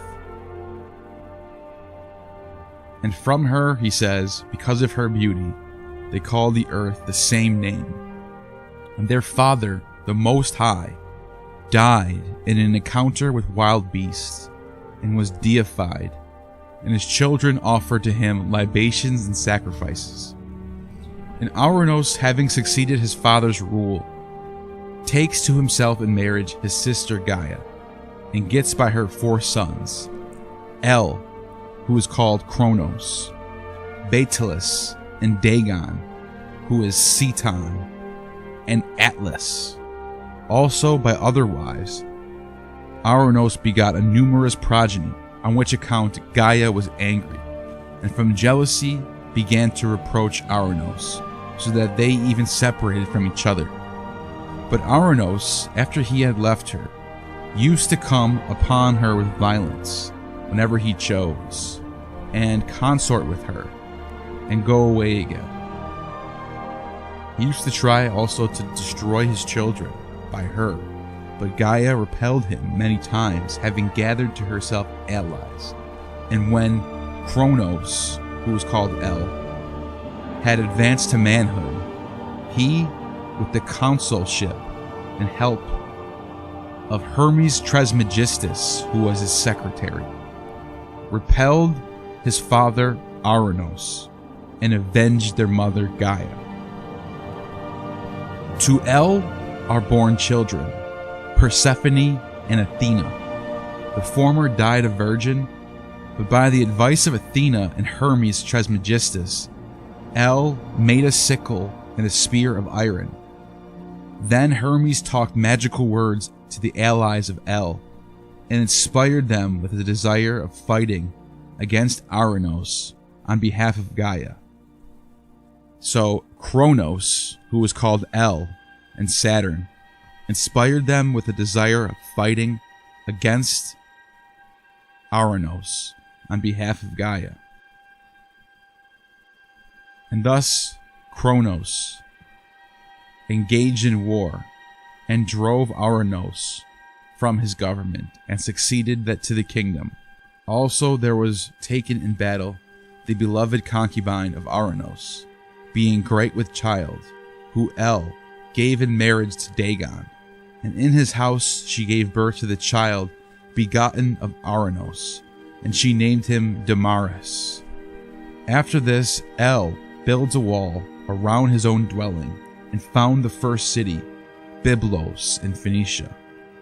So after this he became suspicious of his own brother Atlas. With the advice of Hermes, threw him into a deep pit and buried him. About this time, the descendants of the Dioscuri put together rafts and ships and made voyages, and being cast ashore near Mount Cassius, consecrated a temple there. And the allies of El, who was called Kronos, were surnamed the Elohim, as these same who were surnamed after El, who would be called the Chroni, after Kronos.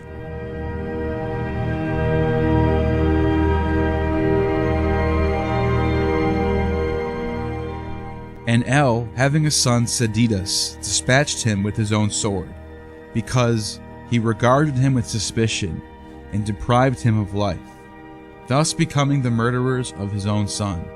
In like manner, he cut off the head of his daughter, so that all the gods were dismayed at the disposition of El. But at this time, Ouranos, being in banishment, secretly sends his maiden daughter Astarte, with two of her sisters, Ea and Dione, to slay El by craft. But El caught them, and though they were his sisters, made them his wedded wives. And when Ouranos knew it, he sent Imarmene and Hora with the other allies on an expedition against Kronos. And these El won over to his side and kept with him. Further, he says, the god Ouranos devised the Batil 7 daughters, Titanides or Artemides, and again the same that were born of Rhea, 7 sons, of whom the youngest was deified at birth, and of Dione, females, and of Astarte, again 2 males, Desire and Love. And Dagon, after he discovered corn and the plow, was called Zeus Aerotrios, and of the Titans, united to Sidak, who was called the Righteous, gives birth to Asclepius, or Ashmun, the 8th son.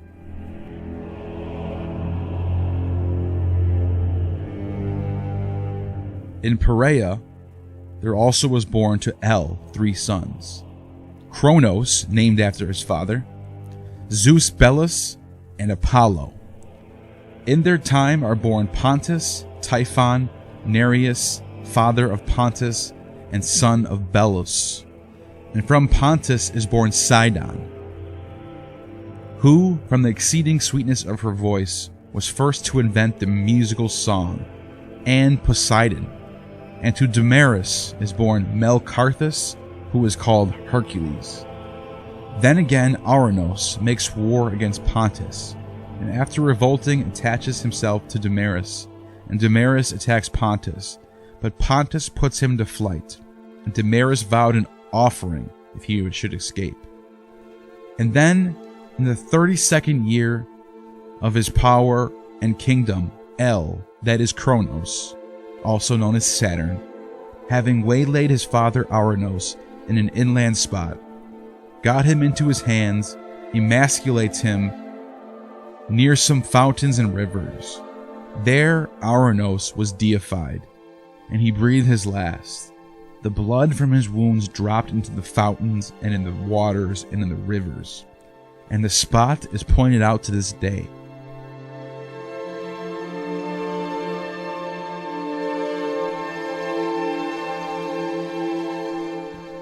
That is to say, the story of El, and such are the glories of the mode of life, so vaunted among the Greeks, of the men in the days of Kronos, whom they also affirm to have been the first golden race of articulate speaking men, that blessed happiness of the olden time. But Astarte, the greatest goddess, and Zeus Damaris, and Adonis, king of gods, reigned over the country with the consent of El. And Astarte set the head of a bull upon her own head as a mask of royalty. And in traveling around the world, she found a star that had fallen from the sky, which she took up and consecrated in the holy island of Tyre. And the Phoenicians say that Astarte is Aphrodite and Venus.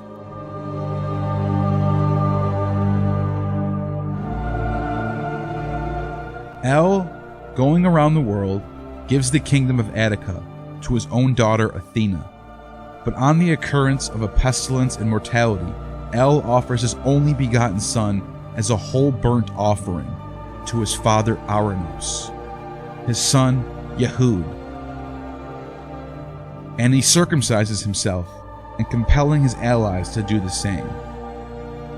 And not long after, another of his sons by Rhea, named Muth, having died, he deifies him, and the Phoenicians call him Thanatos, or death, and Pluto. And after this, El gave the city of Byblos to the goddess Baltis, which is also called Dione, and Beirutis, to Poseidon, and the Cabiri, and Agrote, and Helios, who is also consecrated the remains of Pontus at Beirut.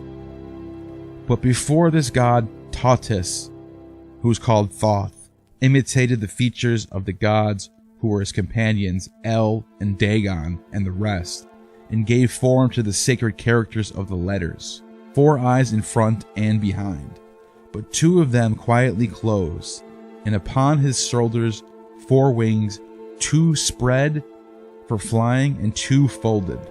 And the symbol meant that El could see when he was asleep and sleep while waking.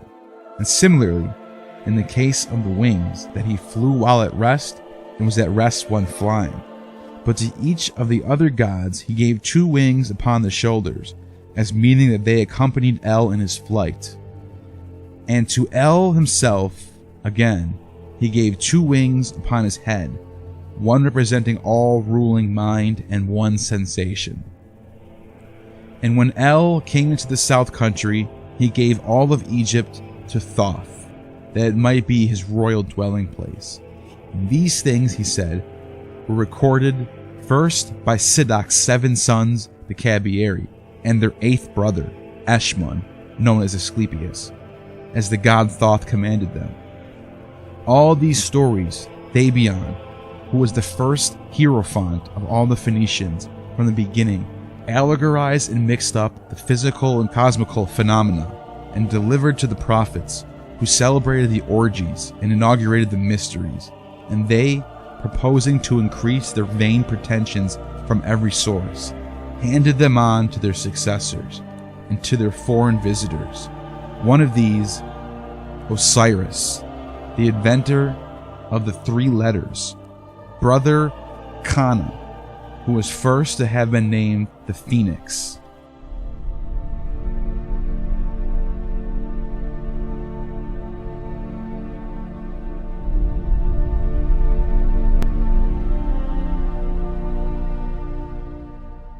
Then afterwards Philo of Byblos adds, the Greeks, surpassing all in genius, appropriated most of the earliest stories, and then variously decked them out with ornaments of tragic phrase, and adorned them in every way with the purpose of charming by the pleasant fables. Hence Hesiod and the celebrated cyclical poets framed theogonies of their own, and battles of the giants and battles of the titans, and castrations, and with these fables, as they traveled about, they conquered and drove out the truth.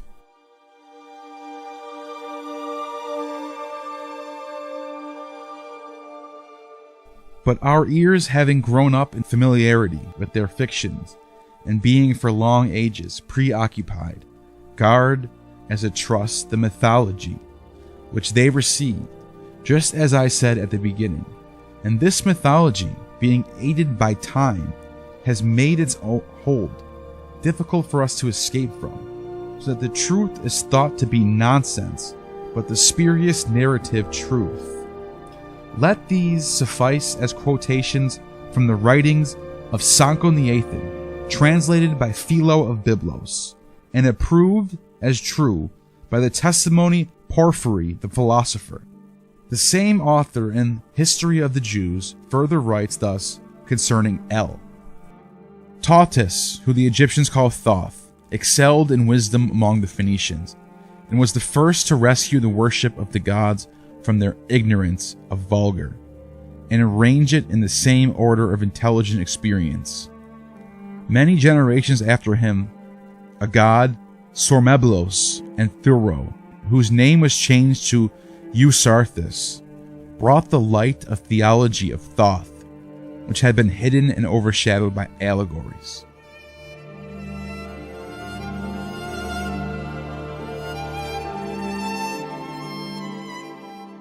Porphyry then adds, "It was a custom of the ancients in great crises of danger for the rulers of a city or nation, in order to avert a common ruin, to give up the most beloved of their children for sacrifice as a ransom to avenging daemons, and those who were thus given up were sacrificed with the mystical rites of the Phoenicians." Kronos, who the Phoenicians call El, who was a king of the country and subsequently, after his decree, was deified as the star Saturn, had by a nymph of the country named Anobret an only begotten son, whom on this account was called Yedud, the only begotten being still so called among the Phoenicians. And when very great dangers from war had beset the country, he arrayed his son in royal apparel, prepared an altar, and sacrificed him, and then circumcised himself, and made it a custom among the Phoenicians from that day forward. Porphyry then talks about how the same author, Philo of Byblos, in his translation from Sancho VIII about the Phoenician alphabet, says concerning the reptiles and venomous beasts, which contribute no good service to mankind, but work death and destruction to any in whom they inject their incurable and fatal poison. This also he describes, saying a word for as follows: "The nature of the dragon and of serpents Thoth himself regarded as divine, and so again after him did the Phoenicians and Egyptians, for this animal was declared by him to be of all reptiles most full of breath and fiery, in consequence of which it also exerts an unsurpassable swiftness by means of its breath, without feet and hands or any other of the external members by which the other animals make their movements. It also exhibits forms of various shapes, and in progress makes spiral leaps as swift as it chooses. It is also most long-lived, and its nature is to be put off its old skin, and so not only to grow young again, but also to assume a larger growth, and after it has fulfilled its appointed measure of age, it is self-consumed in the manner as Thoth himself has set down in his sacred books, for which reason this animal has been also adopted in temples and in mystic rites. We have spoken more fully about it in the memoirs entitled Ethiopia, in which we prove that it is immortal and self-consumed, as I stated before, for this animal does not die by a natural death, but only is struck by a violent blow. The Phoenicians call it the good daemon. In like manner, the Egyptians also surname it Kneph, and they add to the head of a hawk because of the hawk's activity. Appease also, who is called among them the chief hierophant and sacred scribe, whose work is translated into Greek by Arius of Heliopolis, speaks in an allegory, word for word, as follows: "The first and most divine being is a serpent, with the form of a hawk, extremely graceful, which whenever he opened his eyes, filled all with light, in its original birthplace. But if he shut his eyes, darkness came on. Appius here intimates that he is also a fiery substance by saying he shone through, for to shine through is peculiar to light. From the Phoenicians, Pherecydes also took the first ideas of his theology concerning the god by him Ophion, and concerning Ophionade, of whom we shall speak again. Moreover, the Egyptians, describing the world from the same idea, engrave a circumference of circle of the color of the sky in fire, and a hawk-shaped serpent stretches across the middle of it, and the whole shape is like that of the Greek letter theta, representing the circle of the world and signifying the serpent which connects it in the middle of the good daemon. Zoroaster, the Magus, in the sacred collection of Persian records, says in express words, "And God has the head of a hawk. He is the first, incorruptible, eternal, uncreated, without parts, most unlike all else, the controller of all good, who cannot be bribed, the best of all the good, the wisest of all the wise, and he is also father of good laws and justice, self-taught, natural, perfect, and wise, and the sole author of the sacred power of nature." Zoroaster is the first of all the mortals to oppose El, who is called Kronos.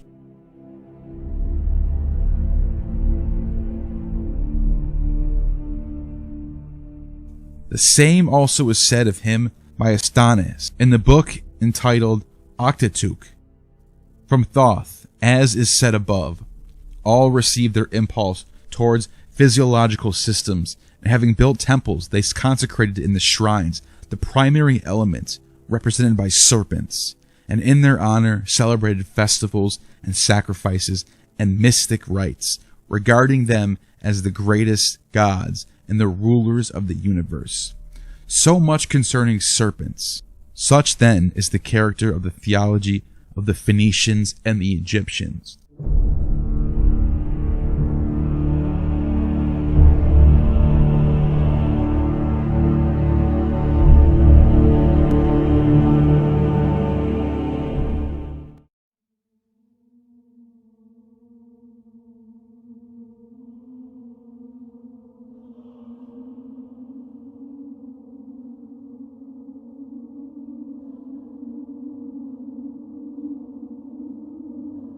The Dervani Papyrus is an ancient Greek papyrus roll found in 1962, attributed to the Thracian bard Orpheus himself.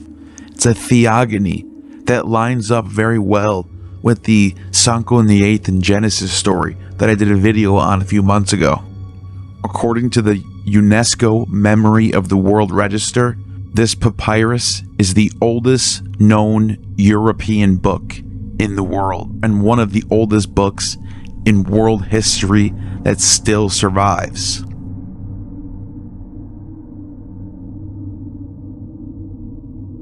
Here is what it says. Irenaeus, Irenaeus, they honor the souls, drink offerings, bring honors, offer to each of them some sort of bird, harmonized to music. Irenaeus, but a daemon comes into existence for each one. Persons who are wiped out, but those below are called daemons, and do not have of the gods, but are called serpents. They are like wicked men who are punished with death, and they are responsible for such persons as an initiate. He who changes established penalties, give rather than causes harm, did not let the world accept vicissitudes of destiny. Is not the world ordered as a result of these? Likewise, Heraclitus, deeming the shared sensations important, overturns those that are individual. Speaking like an allegorist, he said, Helios, in according to his own nature, is the breadth the size of a human foot, and does not surpass its limits, for it surpasses its own breadth at all. The Uranus, the allies of justice, will discover it. Surpassing they sacrifice of justice by the moon, and terrors ask an oracle. They ask an oracle, for them we will enter the prophetic shrine to inquire with the regard to what is prophesied, whether it is permissible to believe in the terrors of Hades. Why do they disbelieve in them? Since they do not understand dream visions or any other occurrences, what sort of proofs would induce them to believe? For since they are overcome both by error and pleasure as well, they do not learn or believe. Disbelief and ignorance are the same thing. For if they do not learn or comprehend, it is impossible for them to believe even when they see dream visions. Disbelief appears. Prayers and sacrifices placate souls. An incantation by Magoi can dislodge daemons that become a hindrance. Daemons that are a hindrance are vengeful souls. For this reason, the Magoi perform the sacrifice as if they are paying a blood price. Onto offerings they make libations of water and milk, with both of which they also make drink offerings. They sacrifice cakes that are countless and many-humped, because the souls too are countless. Initiates make a first sacrifice to the Eumenides in the same way as Magoi do. The Eumenides are souls, hence a person who intends to sacrifice to the gods first sacrifices a bird.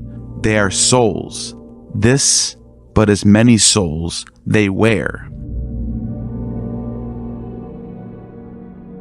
I shall also prove that Orpheus composed a vision, a hymn, that says wholesome and permissible things, for he was speaking allegorically with his composition, and it was impossible for him to state the application of his words what are meant.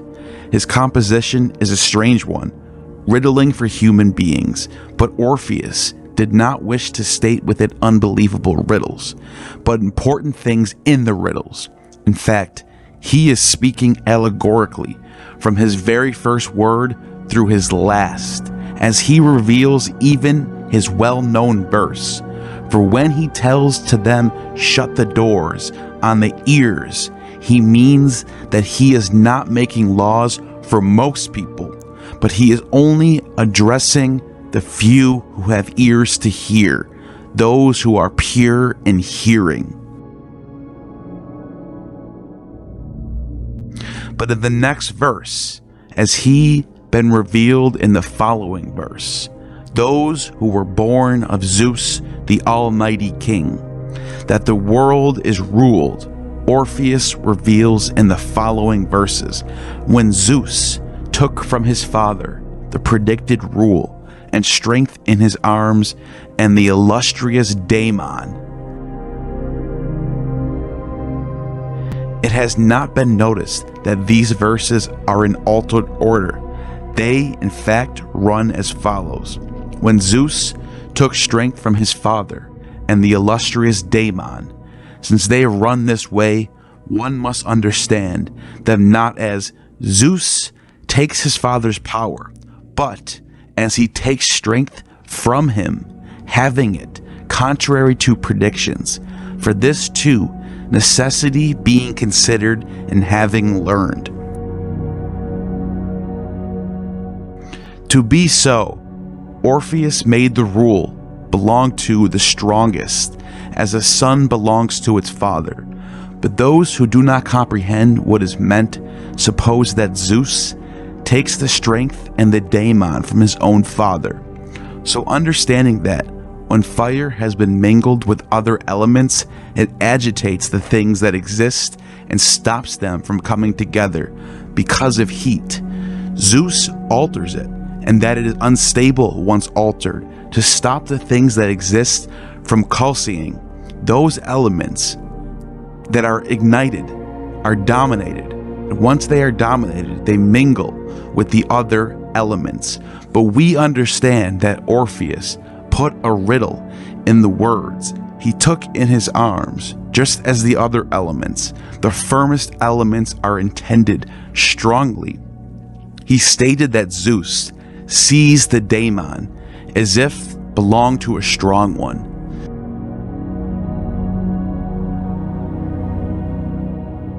The next verse is Night, Nyx, the gods' immortal nurse, who voices all things, said.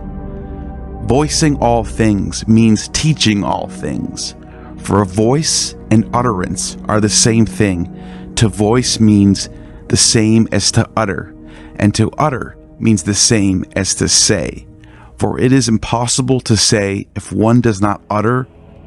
And Orpheus deemed say and utter the same thing. Say and teach have the same sense, for it is impossible to teach without saying whatever is taught by means of words, and teaching is deemed to be a kind of saying.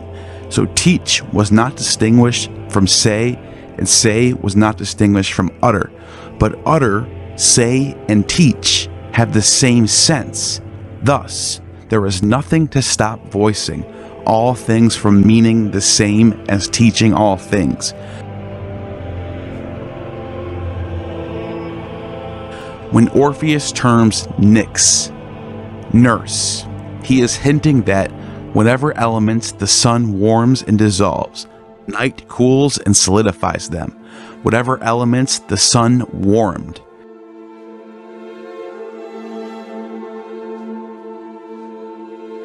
Of night, Orpheus, that says that night, or Nyx, prophesied from the Adaiton, because he makes the judgment that depth of Nyx is Adaiton, for it does not set Danaia like the light, but the light overtakes it as it stays the same point.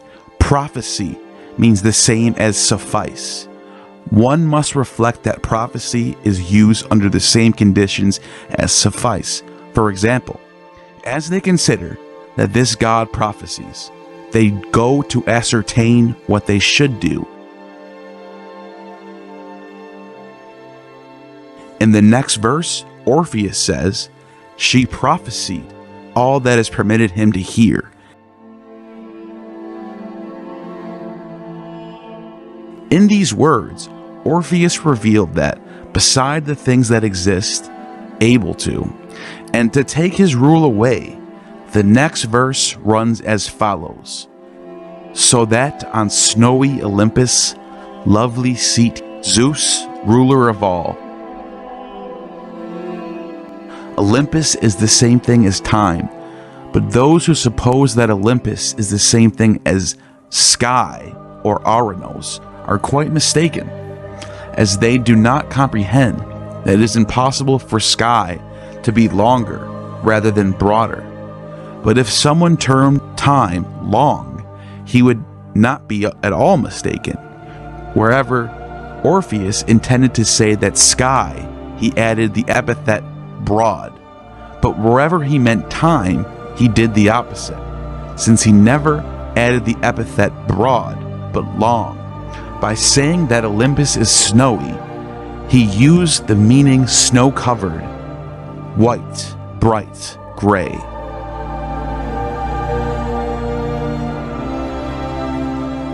When Zeus had heard his father's prophecies, the verse, for neither did he hear them, but it has been revealed that he had already heard them, nor does Nyx order him, but Orpheus reveals this by saying as follows.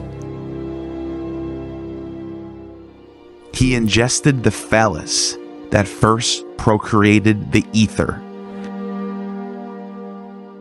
Since Orpheus is speaking about reality in a riddling way throughout his composition, one must discuss it verse by verse. He used this verse likening the sun to a genital organ, because he saw that people think Procreation resides in genital organs and does not arise without the genital organs. For without Helios, it is impossible for things to exist, to have become to be as they are. And when the things that exist had come about, the sun, everything, nor for the things that exist to surround. Helios procreated the brightest, whitest element, once it had been separated from itself.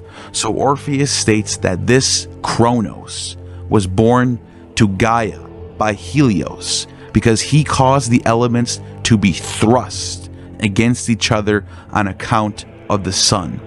This is why Orpheus says, "He who did a great deed."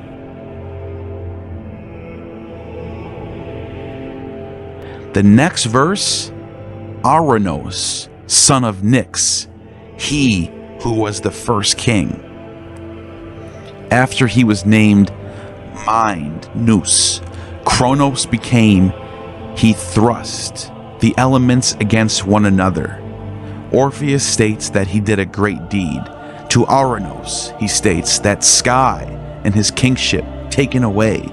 Orpheus named him Kronos after his action, and named the other elements in accord to the same principle for all the things that exist, as he sees with nature.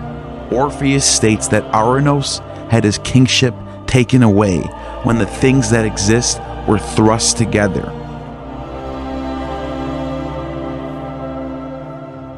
When mind caused them to thrust and against each other, and made the things that exist, once they had been separated, stand apart from each other. For as Helios was being separated and cut off in the middle, mind fixed both elements above the sun and those below, and holds them fast. Next verse, from him in turn came Kronos, and next was crafty Zeus. Orpheus means that his rule has existed since he became king, but his rule is explained because by thrusting the things that exist against each other, he caused them to stand apart and created the present transmutation, not creating different things from different ones, but different ones from the same. The phrase, "and next was crafty Zeus," reveals that he is not a different god, but the same one. Orpheus states the following: seizing kingly honor, he swallowed Metis too. It has been revealed that Orpheus stated that the sun is a genital organ.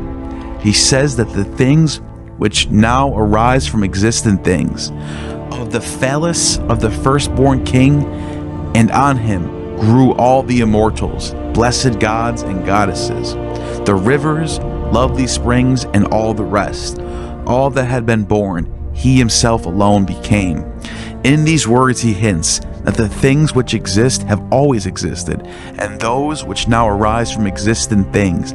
The phrase "he himself alone became," by saying this, he reveals that mind itself, existing on its own, is equal to everything else, as if the rest were nothing. For it is impossible for these things that exist to exist without mind. Mind equal to everything, king of all. Next verse, Zeus was firstborn. Zeus of the shining bolt was last. This verse proves that Zeus existed before he was named. Then he was named. For air was pre-existent, and even before those things which now exist were put together, and he will always exist, for he did not come to be but existed. Why Zeus was called air has been revealed earlier in this treatise, but he was believed to have come to be because he was named Zeus. As if he had not existed before, Orpheus said that air would be last because he was named Zeus. And this will continue to be his name so long as things which now exist have been put together in the same element in which they were suspended when they were pre-existent. Orpheus is stating that things which exist became such as they are on account of air, and having come to be all in air. He only gives hints in these verses.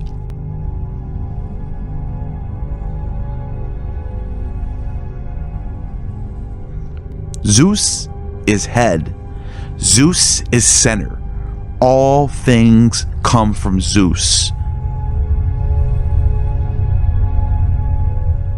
By saying head, he says in a riddling way that those things which exist have air as their head. His rule comes about to have been put together.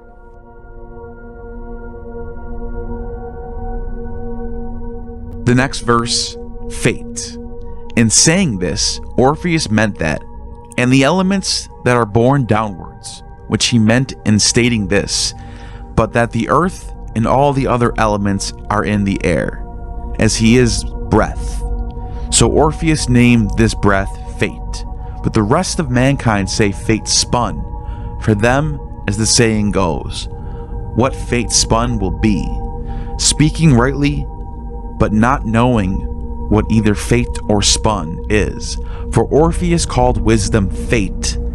This appeared to him to be the most apt of the names that all mankind has given him. For before being called Zeus, fate, the wisdom of God forever and always, but being called fate was called Zeus. They suppose that he came to be, although he had existed even before, but was not yet named. This is why Orpheus says Zeus was firstborn, being first. Those people who do not grasp what is meant suppose that Zeus.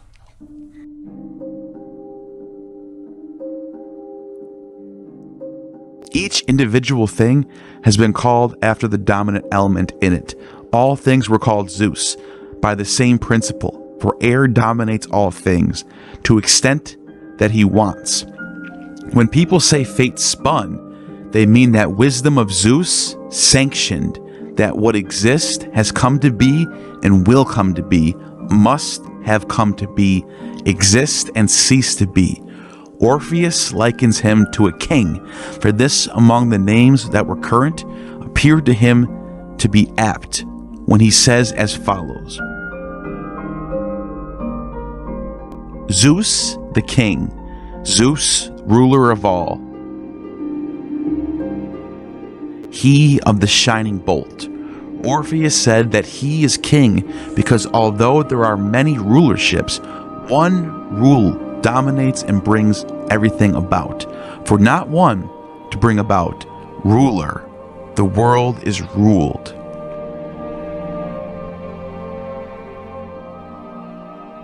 As for the initiates, I am less amazed at those persons who have performed the rites and been initiated in the cities do not comprehend them, for it is impossible to hear what is said and learn it simultaneously.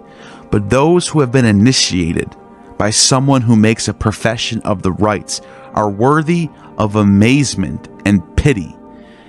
Amazement because although they suppose before they perform the rite they will have gnosis, after they have performed it they go away without gain. He put in the might of silver swirling Eleusis. Orpheus gives water generally the name Eleusis. The phrase put in the might means that Zeus' rule arises in each but wanted. The phrase equal-limbed moon, for the things are round and equal and measured from the middle, but it is impossible for such things are not round to be equal-limbed.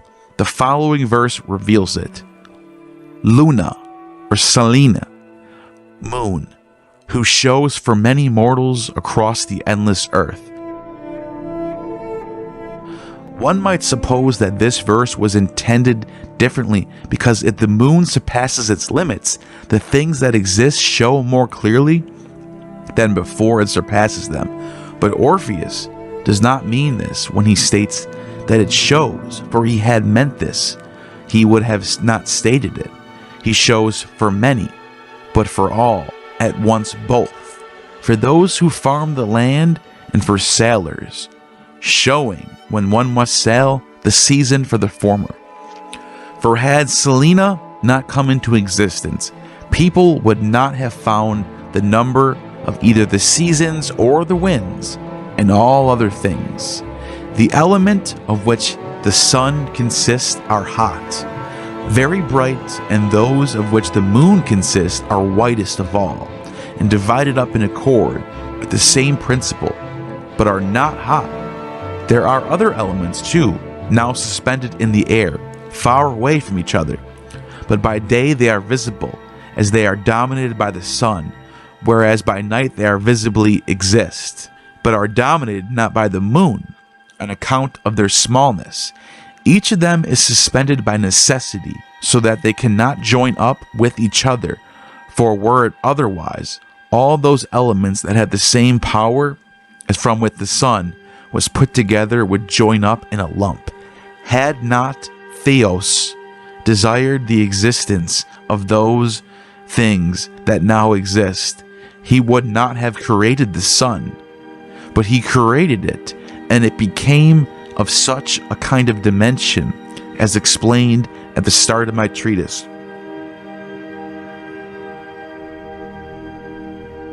The verse after these are composed as an obstacle, since Orpheus does not want everyone to comprehend them. In the following passage, he only gives hints. But when the mind of aegis-bearing Zeus and all-contrived Zeus wished to unite with his highest mother in love, Orpheus says mother, because mind is the mother, and other elements, Hyas, because she is good. He reveals that Hyas signifies good in the following words too. Hermes, Maia's son, guide and giver of goods, Ion. It is clear in the following passage too, for double jars are placed on Zeus's floor of gifts of evil, and the other full goods, Ion.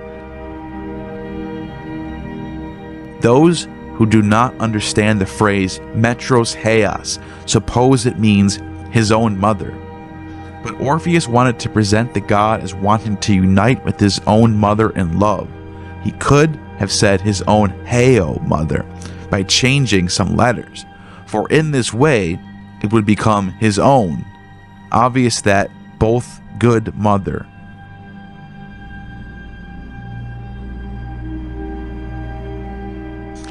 And that is the end of this papyrus, this fascinating papyrus, which seems to me to be probably a precursor to Epicurean thought. Very scientific, very taking the allegories and making it into some sort of reality that exists in this world that we're in. And so you have this succession that we see from the Hesiod Theogony or Sancho and the Athens text. You see that there, but it also is changed in a way where it's becoming sort of a scientific treatise, if you will. And the Orphics are very fascinating in this sense. You can see how this is the precursor in the mystery cult world, with the emphasis on getting initiated. The initiates have ears to hear, and they are the ones who are going to be reincarnated as transmigrated souls and will have the good destiny. And those who don't have ears to hear, those are the ones we need to pity. That is the Orphic cosmology. And so this papyri is so fascinating. It is the Orphic poems of the distinctive verses of the pre-Syncretic philosophers. And like I said earlier, Anaxagoras is the one who's credited for this. And from the time of Philip of Macedon, right before Alexander the Great conquers the East. So this was being written when Persia was still ruling.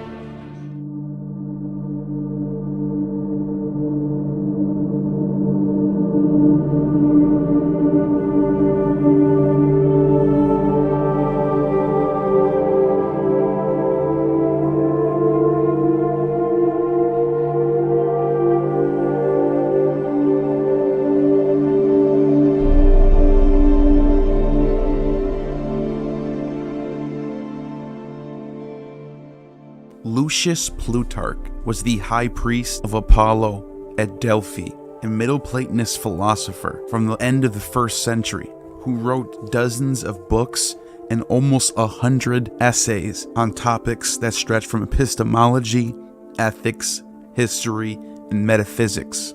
He was a student of Ammonius of Athens, one of the founders of Middle Platonism, and focused much of his life on the topic of religion. In his Symposiacs, Book 4, question number 6, he says, "Which god is worshipped by the Jews?" Now, if you were to compare Yahweh and Dionysus, you could think of a million things that separate the two.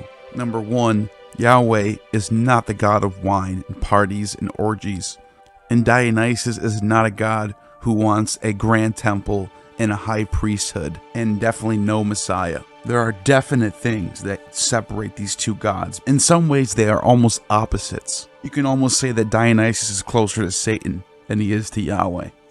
And all of those points are fair. However, Plutarch makes some good points here. He says, the tutelary god called Evius, the inciter of women, famous for the honors he has conferred upon him by madmen, to be inscribed and enrolled in the mysteries of the Jews? Or is there any solid reason that can be given to prove Adonis to be the same with Bacchus? And no man is able or fit to bring the chief confirmation of this truth, but those amongst us who are initiated and skilled in Greek or chief mysteries of the god. But what no religion forbids to speak of among friends, especially over wine, the gift of Bacchus, I am ready at the command of these gentlemen to disclose. He then says, when all the company requested and earnestly begged it of him, first of all, the time and manner of the greatest, most holy rites of the Jews is exactly agreeable to the holy rites of Bacchus. For that which they call the fast, they celebrate in the midst of vintage, furnishing their tables with all sorts of fruits, while they sit under the tabernacles made of vines and ivy. In the day which they immediately goes before this, they call the Holy Day of Tabernacles. Within a few days after, they celebrate another feast, not darkly, but openly, dedicated to Bacchus. For they have a feast amongst them called Cradiphoria, from carrying palm trees, and Thrysophoria, when they enter into the temple, carrying the thrice. What they do within I know not, but it is very probable that they perform the rites of Bacchus.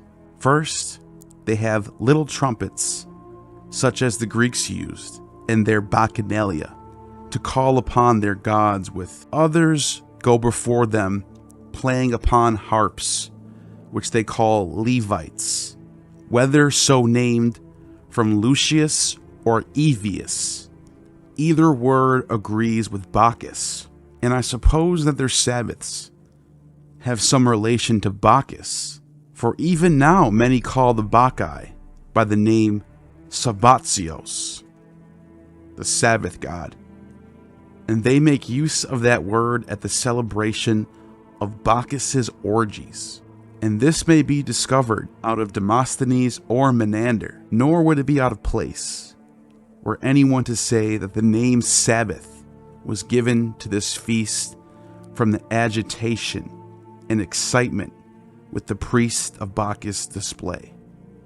The Jews themselves witness no less, for when they keep the Sabbath, they invite one another to drink until they are drunk, or if they chance to be hindered by some more weighty business, it is the fashion at least to taste wine. Some perhaps may surmise that these are mere conjectures, But there are other arguments which will clearly evince the truth of what I assert. First may be drawn from their high priest, who on holidays enters their temple with his mitre on, arrayed in a skin of hind embroidered with gold, wearing buskins and a coat hanging down to his ankles.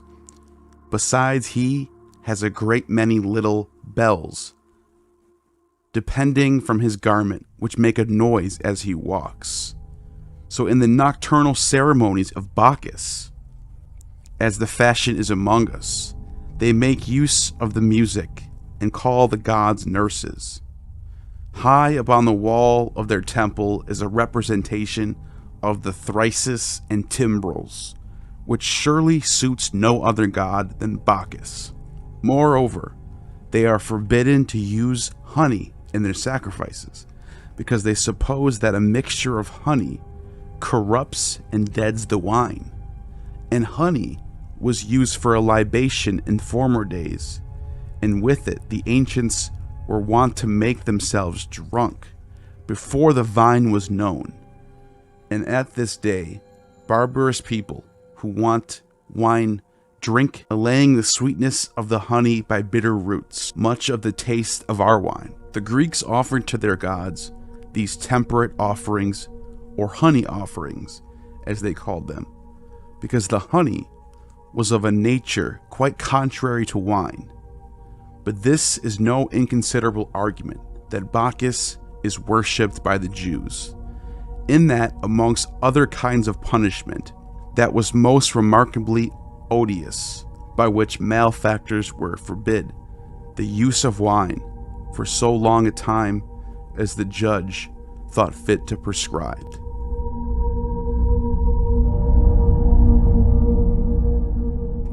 The interesting thing that Plutarch lays out is the imagery in the temple. The vines and animals and gold and purple would be very familiar to somebody from Athens or Eleusinian Mysteries would see this and think of Bacchus and Demeter. In the book 2 Chronicles, there is a in-depth description of the building of the temple by Solomon, in which much of it is built with gold and ivy and depictions of the heavens and the sea and many animals. This particular verse in chapter 11:15 says, "He set up priests of his own for the high places, for the satyrs and the calves which he had made."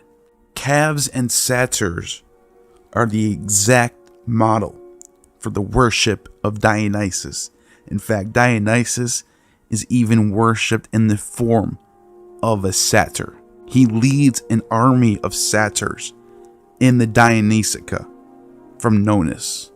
And to top it all off, Leviticus 17:7 says that they shall no more offer their sacrifice to satyrs, after whom they have gone whoring. This shall be a statute forever to them throughout their generations. This verse in Leviticus acknowledges an ancient rite that the Jews used to practice before it was outlawed. Right around the same time, Tacitus, in his Histories, Book 5, says something very similar to this. In Book 5, Tacitus talks about the Jews possibly being refugees from the island of Crete, claiming that their name Judea is actually from the Mount Ida, and that Asherah is a translation for Rhea, the great mother of the Idaean mountain. The god that was worshipped there was Saturn, also known as Sabazios. He says that Moses, wishing to secure the future of his authority over the nation, gave them a novel form of worship, opposed to all that is practiced by other men. Things sacred with us, with them have no sanctity, while they allow what with us is forbidden. In their holy place they have consecrated an image of the animal, by whose guidance they found deliverance from their long and thirsty wanderings, which would be the image of the donkey.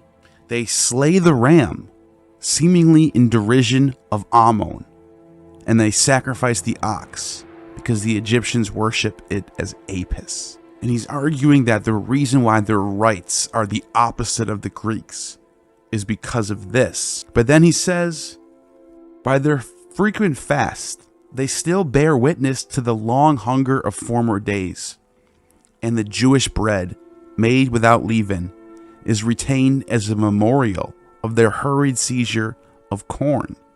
We are told that the rest of the seventh day was adopted, because this brought with them termination of their toils, after a while of indolence, beguiled them into giving up the seventh year also.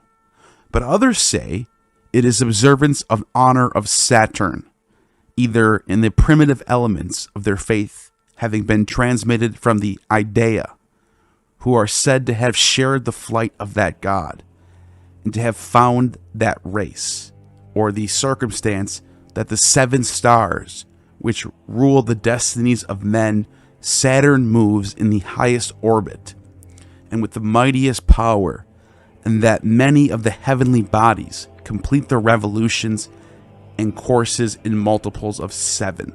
In this passage, Tacitus is speaking of the Idaean Sabazios, the god of the Cretans, who was brought to Anatolia by migrants.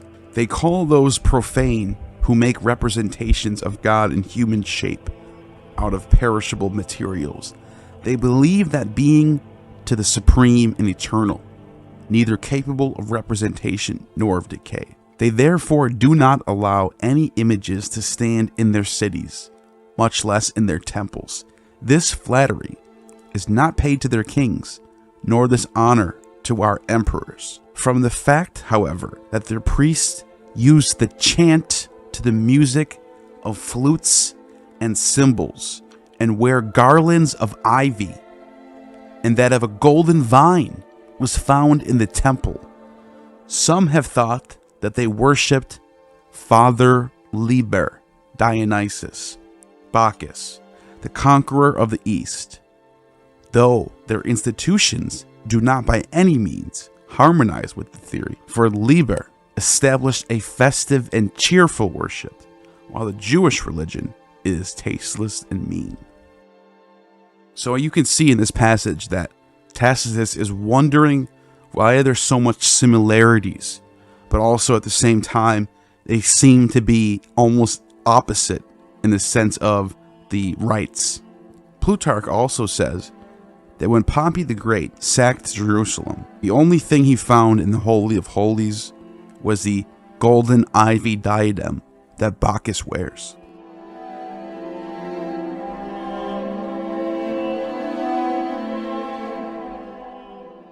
Both of these sources, Tacitus and Plutarch, being late 1st, early 2nd century sources, are a little late in the game.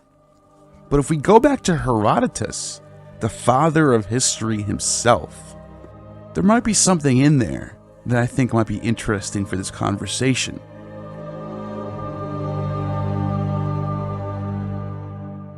Herodotus, who's writing about all of the Mediterranean world, from Babylon to Spain to the north in Germany and down into Africa, even India, he's got everyone covered. Not that he's correct in everything that he says, but he does seem to know his geography pretty well. And the question is, what does he say about Israel? Nothing. In fact, Israel as a word is never mentioned by Herodotus.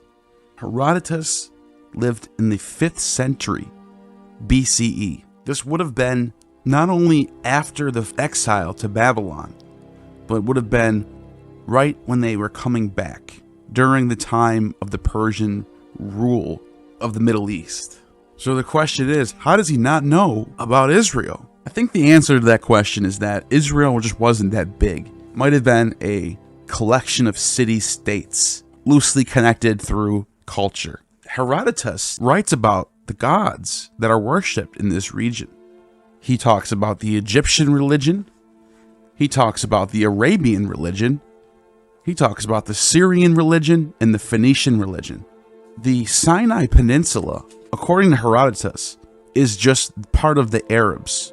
And interestingly enough, Herodotus, when he's speaking about this part of the world, he says that there are only two gods worshipped here.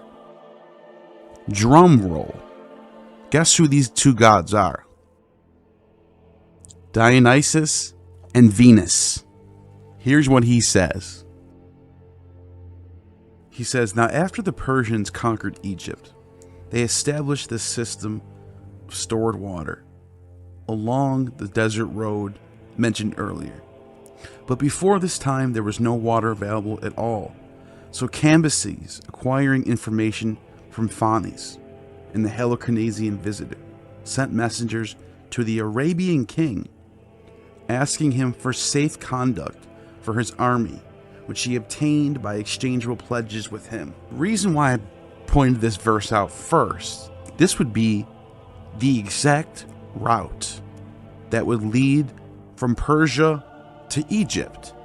This would be the Sinai Judean region. This would be where the Israelites would be dwelling. Maybe he didn't know they're called the Israelites.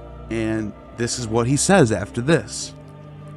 The Arabians, who regard pledges made to their fellow men with special reverence, enter into a pledge in this way. Between the two men who wish to make a pledge stands another man, who cuts the palm of each along the thumb with a sharp stone. Then, taking a small strip of cloth from the cloak of each man, he daubs 7 stones that have been set up between them with their blood. And as he does so, he invokes Dionysus and Urania. Upon completion of this ceremony, the man offering the pledge commends the visitor or fellow citizen who is receiving his pledge to his own friends and family, who then consider themselves as rightful guarantors of the pledge too. These Arabians believe that Dionysus and Urania are the only gods who exist, and they claim that they cut their hair to look just like the haircut of Dionysus. They shear the hair around the head in a ring and shave under the temples. Dionysus they call Oraltot, Urania, Alatot. The interesting part about this is that the only part of this region who would worship only two gods would possibly be the Israelites, because this would be the time when Asherah and El would be worshipped side by side. Could it be that this is a similar tradition that's not the same as Jerusalem, but maybe a little more south, a little more of a privatized rite with the similar idea, the Semitic version of Dionysus out in the Sinai desert? Urania is the name for Queen of Heaven. This would have been the title that Asherah or Rhea would have had as well. Another interesting part of that passage was the blood oath and the 7 times of dabbing. For purification in Leviticus, it says, the priest shall sprinkle the blood of the victim 7 times on the man that is to be purified. The 7 times is exactly what Herodotus speaks about. The incenses, frankincense and myrrh, onycha and galbanum, popular incenses burned in the Orphic and Eleusinian rites, also found in Arabia for Yahweh and El.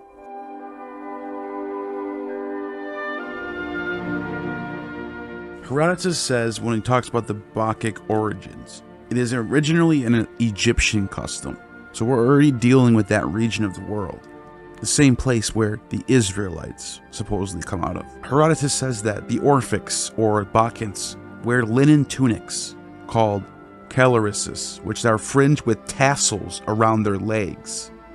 Over these garments they drape white wooden cloaks when they enter sanctuaries or when they are buried.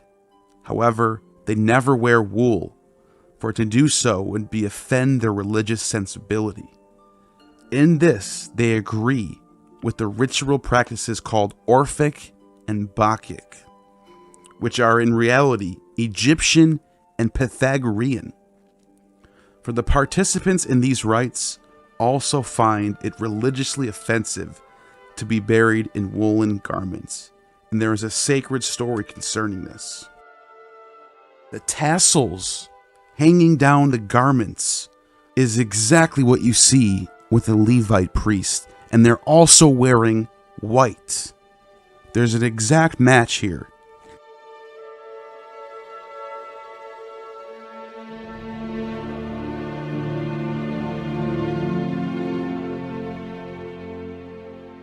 Herodotus speaking on the Orphics and Pythagoreans who worship Dionysus.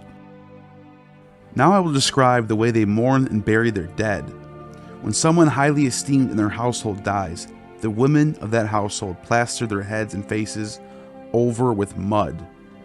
Then, leaving the corpse, they wander throughout the city, beating their chest, binding up their garments and exposing themselves, and they are accompanied by their female relatives. The men beat their chest and bind up their garments. When they have finished performing this ritual, they carry the body away to be embalmed. He says this is an Egyptian custom, and they even use Phoenician date palm wine. In Ezekiel 21, when speaking on mourning, Ezekiel says, "Cry out and wail, Son of man, for it is against my people. It is against all the princes of Israel. They are thrown to the sword. Therefore, beat your breast." The idea of beating your breast over mourning is something we see common between both Islam and Judaism. Isaiah in 32 says, "Beat your breast in mourning for the pleasant fields, fruitful vines, for the land of my people producing thorns and briars, for all the happy homes in a joyful city. For the palace will be abandoned, the crowded city deserted. Offal and fortress wastelands forever, a delight for wild donkeys and a pasture for flocks." The beating of the breast, the mourning over the dead for 7 days.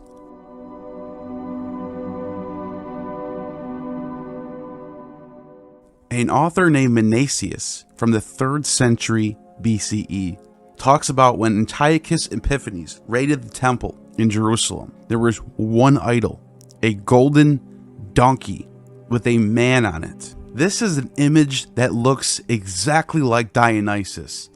Dionysus, as you see in this ancient image, Dionysus on top of a donkey.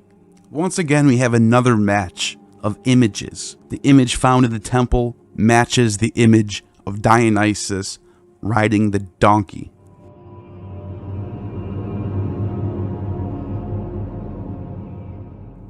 There's actually a tribe in Athens, an ancient tribe, and the name of them is Yaobakai, spelling very similar to Yaakov or Jacob.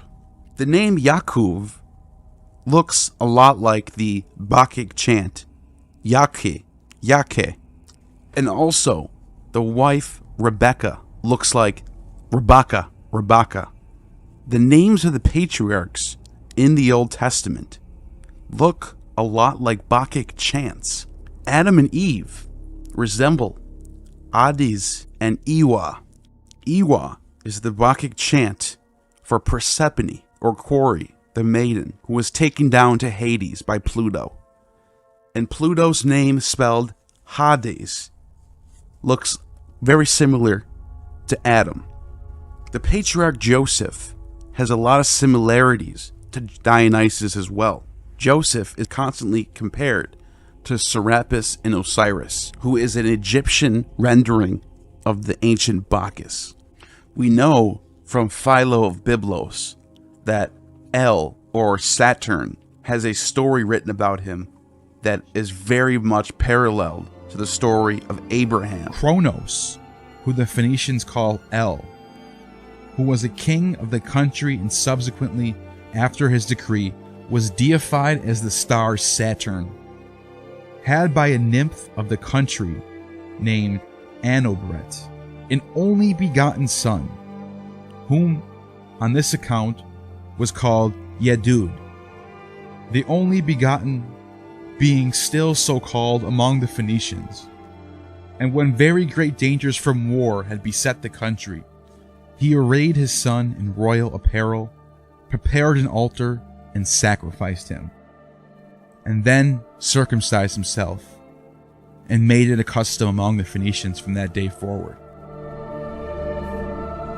And Sarah being paralleled to the nymph Anobret, which turns out to look a lot like Ops in the stories of Saturn and Ops. In Genesis, Joseph is sold into Egypt, just like Dionysus is sold into slavery as well.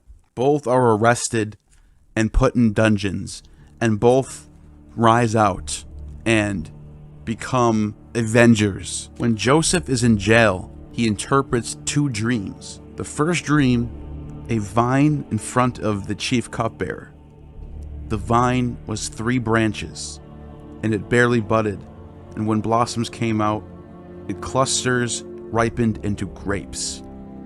Pharaoh's cup was in his hand, and he took grapes and pressed them into his cup and put them into Pharaoh's hand. Joseph interprets this dream. The 3 branches are 3 days. Within 3 days, Pharaoh will lift up his head and restore him to his post, and he will be handing Pharaoh his cup. The imagery of the vine and the grapes could be possibly perceived as very Bacchic. The next passage, though, I think makes it a little more convincing, because the other chief baker has a dream in which he had 3 wicker baskets on his head, and the top on were all kinds of bakery products, but the birds were pecking at them. Joseph says that these 3 baskets are 3 days, and 3 days Pharaoh will lift up your head and have you impaled on a stake. The imagery of the grain and the vine are both of these dreams. Those could be seen in the Eleusinian mysteries as Bacchus and Demeter, which is possibly where Christianity might even have the idea of a Eucharist from. You have Isaac, whose name also appears very similar to a Bacchic chant. Iachus. You have Yaakov, Iachus, Isaac, Jacob, and then the brothers Esau, the brother of Jacob. And his name, which could mean red or hairy, his nickname being Edom. And as the boys grew up, Esau became a skillful hunter, a man who lived in the open, whereas Yaakov was a simple man who kept to his tents. Isaac preferred Esau because he was fond of game. But Rebekah, notice all these names, Rebekah, Yaakov, Isaac, all these names sound so Bacchic. Anyways, once when Jacob was cooking a stew, Esau came in from the open famished. He said to Jacob, "Let me gulp down some of that red stuff." In Hebrew, it's Adom, another play on the word red, which is also a Bacchic chant. And it says, "Let me gulp down some of that red stuff. I'm starving." But Jacob replied, "First give me your birthright in exchange for it." "Look," said Esau, "I'm on the point of dying. What good will any birthright do to me?" But Yaakov insisted, "Swear to me first." So he sold Yaakov his birthright under oath. Jacob then gave him some bread and lentil stew, and Esau drank, got up, and went his way. Esau cared very little for his birthright. This appears to be very similar to the dynamic between Pentheus and Dionysus, where Dionysus demands full devotion from Pentheus, almost like a birthright. Pentheus was the chosen heir of Cadmus, but Dionysus ends up taking this birthright, if you will, from him through the use of persuasion, the same way that Yaakov persuades Esau to give up his birthright. So could it be that the story of Genesis is a euhemerization of the ancient Bacchic traditions. And I don't want to say the same traditions that we find in Athens. What I think is more likely is that both Athens and Jerusalem are coming from a common source that possibly dates to the Bronze Age. We do know from archaeology that Dionysus or Bacchus is one of the oldest gods of the Mediterranean, his worship going back before alphabets in Linear B. The oldest mention of Moses that exists in the historical record, outside of any biblical manuscript or source, is from Hecataeus of Abdera, who's writing in the 4th century BCE in Alexandria. And he is cited by Diodorus of Sicily, who claims that Moses claimed to have received his laws from a god named Ya'o. And Ya'o happens to be also a Bacchic chant, and when we see his name in the Greek sources, for example, Diodorus of Sicily says, amongst the Jews, Moses pretended that the god named Ya'o gave him his laws. Macrobius Saturnalia wrote, the sacred things ye learn, to none disclose. A little falsehood, much discretion shows. Regard Yaos as supreme above. In winter Pluto, in spring's opening Jove. Phobos, through blazing summer rules the day, whilst autumn owns the mild Yaos sway. Here we find Yahoo expressed, recognized as the title of the supreme god. And Orpheus also says that Jove, Pluto, Phobos, and Bacchus are all one. In these Orphic hymns, the word Ya'o would be chanted, and it would be accompanied with the burning of frankincense and myrrh, and musicians with using cymbals and drums and flutes, the same way that the Psalms of David would be performed. Orpheus and David are an identical match.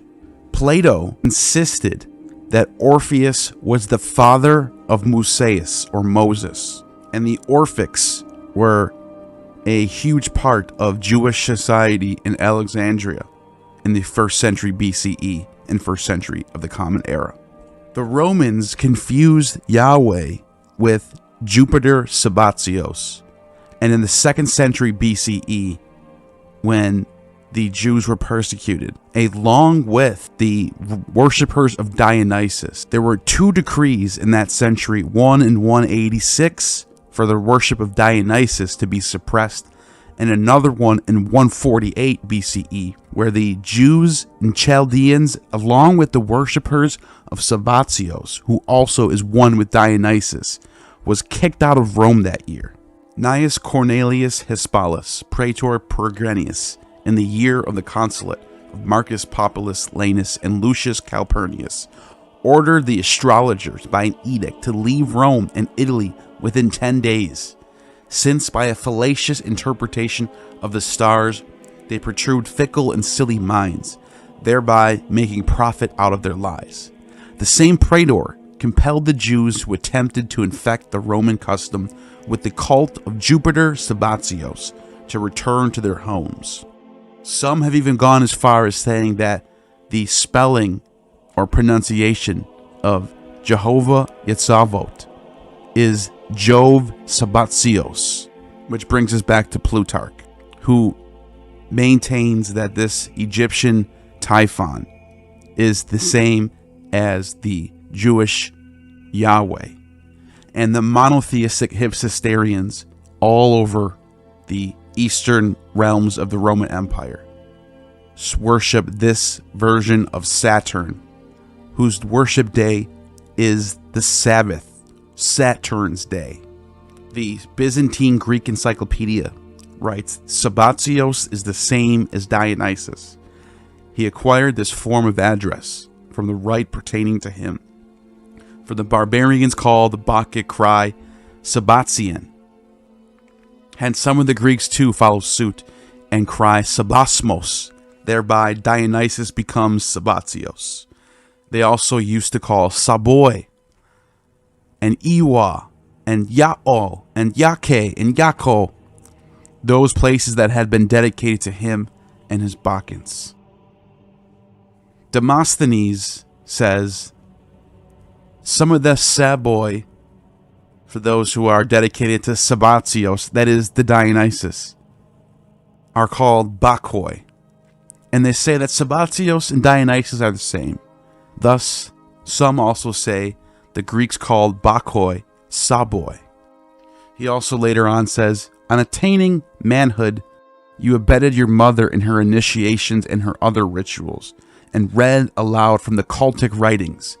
You rubbed the fat-cheeked snakes and swung them above your head, crying, Iwa, Sabao, Hues, Attis, Hues. And so, in 186 BCE, when we look at the suppression and outlawing of the worship of Dionysus, it makes you wonder, why was this god singled out, and why were these people persecuted? Is this the same God that is worshipped by the Jews? Or both of these traditions come from a common ancestor tradition?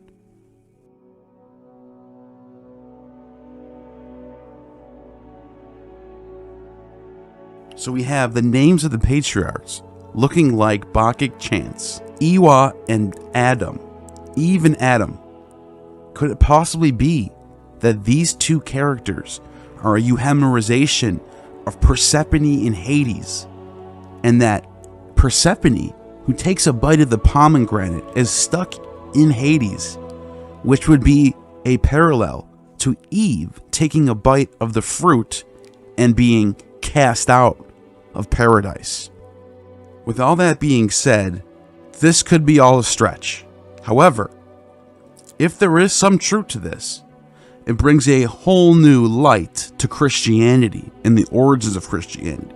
Because if Tacitus and Plutarch were able to understand these connections between the Bacchic, Orphic, and Judaic, then it's not a stretch to say that the gospel writers would have saw these things as well.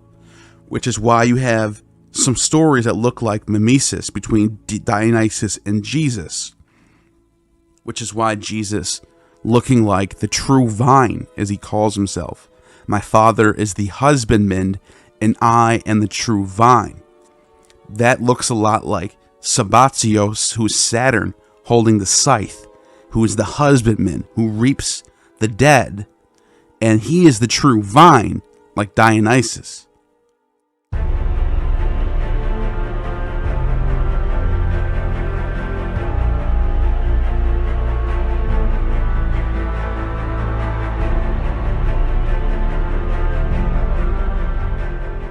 Helios is the sun god, the all-seeing eye in the sky. He is known to the Egyptians as Ra, or Atum, later known as Amun-Ra, and to the Babylonians as Shemesh. He is the son of Hyperion and Thea, the brother of Selene, the moon, and Eos, dawn. He's also the uncle of Lucifer. To the Egyptians, he was not created by any marriage or couple. He came straight out of the abyss of chaos and became the creator of the gods, the Aeneid of Heliopolis, where all the gods were created, the beginning of all Egypt. Stories, one of the brothers flees to Egypt. Now, at first you're like, okay, that's not that crazy, until you figure out that Joseph, he marries Potiphar's daughter. Potiphar is the high priest of the city Heliopolis. So now we have both characters that flee to Egypt end up in the city of Heliopolis in some way or another. It gets even crazier. According to Josephus in Against Apion, Book 1, Chapter 26, verse 250, it was also reported that the priests who ordained their polity and their laws was by birth of Heliopolis, and his name Osiris, or Osiris, who was the god of Heliopolis, but that when he was gone over to these people, his name was changed, and then he was called Moses. This is what the Egyptians relate about the Jews, with much more, which I admit for the sake of brevity. But still, Manetho goes on that after this, Amenophis returned back from Ethiopia with a great army, as did his son Ramses, and another army also, and that both of them joined battle with the shepherds and the polluted people, and beat them, and killed a great many of them, and pursued them to the bounds of Syria. Turns out that Manetho himself was a high priest of Heliopolis. Now, Alexander the Great, when he went to Egypt, the first city he went to after he entered the gates and set up his garrisons was Heliopolis. And upon leaving Heliopolis, they decided to build Alexandria. Alexandria's library, according to Manetho, got most of its information of Egyptian history from the library of Heliopolis. Manetho tells us that Heliopolis had records of the world going back thousands of years to the Atlanteans. When Alexandria was built, they took most of the resources from Heliopolis and brought it up to Alexandria and basically swapped the center of learning and philosophy from Heliopolis to Alexandria. Now, Moses is the lawgiver and the one who sets up the state of Israel. Solon was said to have traveled down to Heliopolis to learn the ways of the priests of Heliopolis and then brought back the laws to Athens. So we have, in both cases, a lawgiver coming out of Heliopolis and bringing back civilization to the people in their respected lands. Going back to the Joseph and Helios comparison, in both myths we have two stories that have sons that are jealous of another son, one of them going down into Egypt and settling in Heliopolis, and then laws coming out of Heliopolis in the form of Solon the lawgiver, who got his name Solon from Sol from Heliopolis, where he was renamed, and Moses, who brings out laws from Heliopolis as well.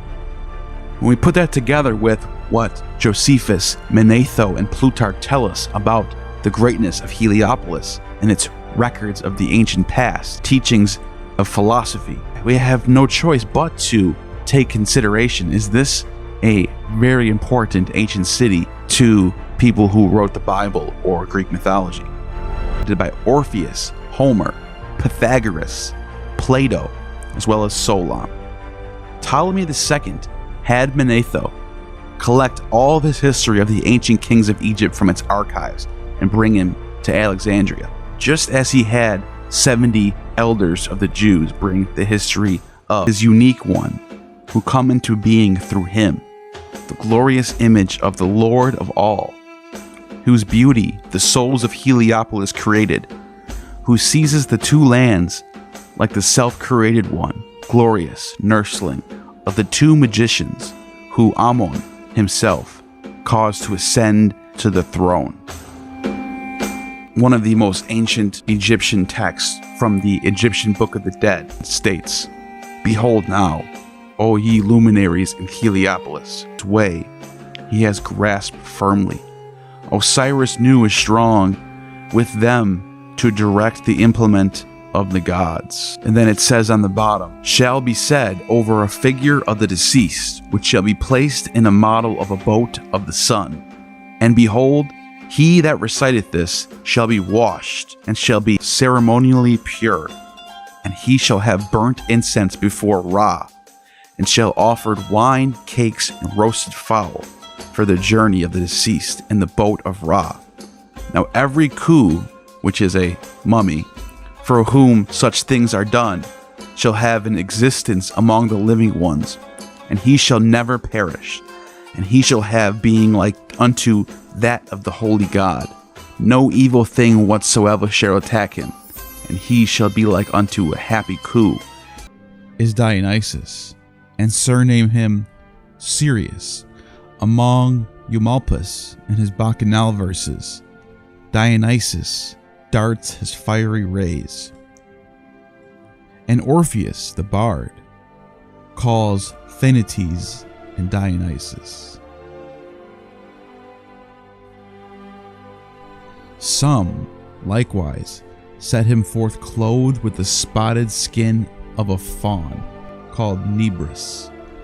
From the variety of stars that surround him, Isis likewise, being interpreted, signifies ancient. That name being ascribed to the moon from the eternal generations. They add likewise to her horns, because her aspect is such an increase, and in her decrease representing a sickle, and because an ox among the Egyptians is offered into her sacrifice. They hold that these gods govern the whole world, cherishing and increasing all things, and divide the year into 3 parts, that is to say, spring, summer, and winter, by an invisible motion, perfecting their constant course in that time, and thought they are in their very natures, very differing one from another, yet they complete the whole year with the most excellent harmony consent. They say that these gods and their natures do contribute much to the generation of all things, the one being a hot and active nature, the other moist and cold, but both having something of the air, and that by these all things are both brought forth and nourished, and therefore that every particular being in the universe is perfected and completed by the sun and the moon, whose qualities, as before declared, are 5: a spirit or quickening efficacy, heat or fire, dryness or earth, moisture or water, and air, of which the world does consist, as man made up of head, hands, feet, and other parts. These 5 are reputed for gods, and the people of Egypt is a great god, as he that greatly contributed to the generation and perfection of all beings whatsoever. The earth, as the common womb of all production, they call Matera, as the Greeks in process of time, by a small alteration of 1 letter and the omission of 2 letters, called the earth Demetra, which was very anciently called Gen Matera, or Mother Earth, as Orpheus attests in this verse. The Mother Earth, Demeter, also called, brings forth most richly water or moisture, the ancients called Oceanus, which by interpretation is a nourishing mother, and so taken by the Grecians, of which the poet says thus: the father of the gods the ocean is, Tethys the mother called. But the Egyptians account their Nile to be Oceanus, of which all the gods were born. For in Egypt, among all countries in the world, are many cities, built by the ancient gods as by Jupiter, Sol, Mercury, Apollo, Pan, Elithia, and many others. To the air they gave the name Minerva, signifying something proper to the nature thereof, and called her the daughter of Jupiter, and counted a virgin, because the air naturally is not subject to corruption, and is the highest part of the universe, whence rises the fable that she was the issue of Jupiter's brain. They say she is called also Tritogenous, or thrice begotten, because she changes her natural qualities thrice in a year, the spring, summer, and winter, and that she was called Glaucopis, not that she has gray eyes, as some of the Greeks have supposed, for that is a weak conceit, but because the air seems to be of a gray color to the view. They report likewise that these 5 gods travel through the whole world, representing themselves to men sometimes in the shapes of sacred living creatures, and sometimes in the form of men or some other representation. And this is not a fable, but very possible, if it be true that these generate all things. And the poet who traveled into Egypt in some parts of his works affirms this appearance to be learnt it from the priest. The gods also, like strangers, come from far, in diverse shapes within towns appear, viewing men's good and wicked acts. And these are the stories told by the Egyptians of the heavenly immortal gods. And besides these, they say, there are others that are terrestrial, which were begotten of the former gods, and were originally mortal then, but by reason of their wisdom to all mankind have obtained immortality, of which some have been kings of Egypt, some of whom, by interpretation, have had the same names with the celestial gods.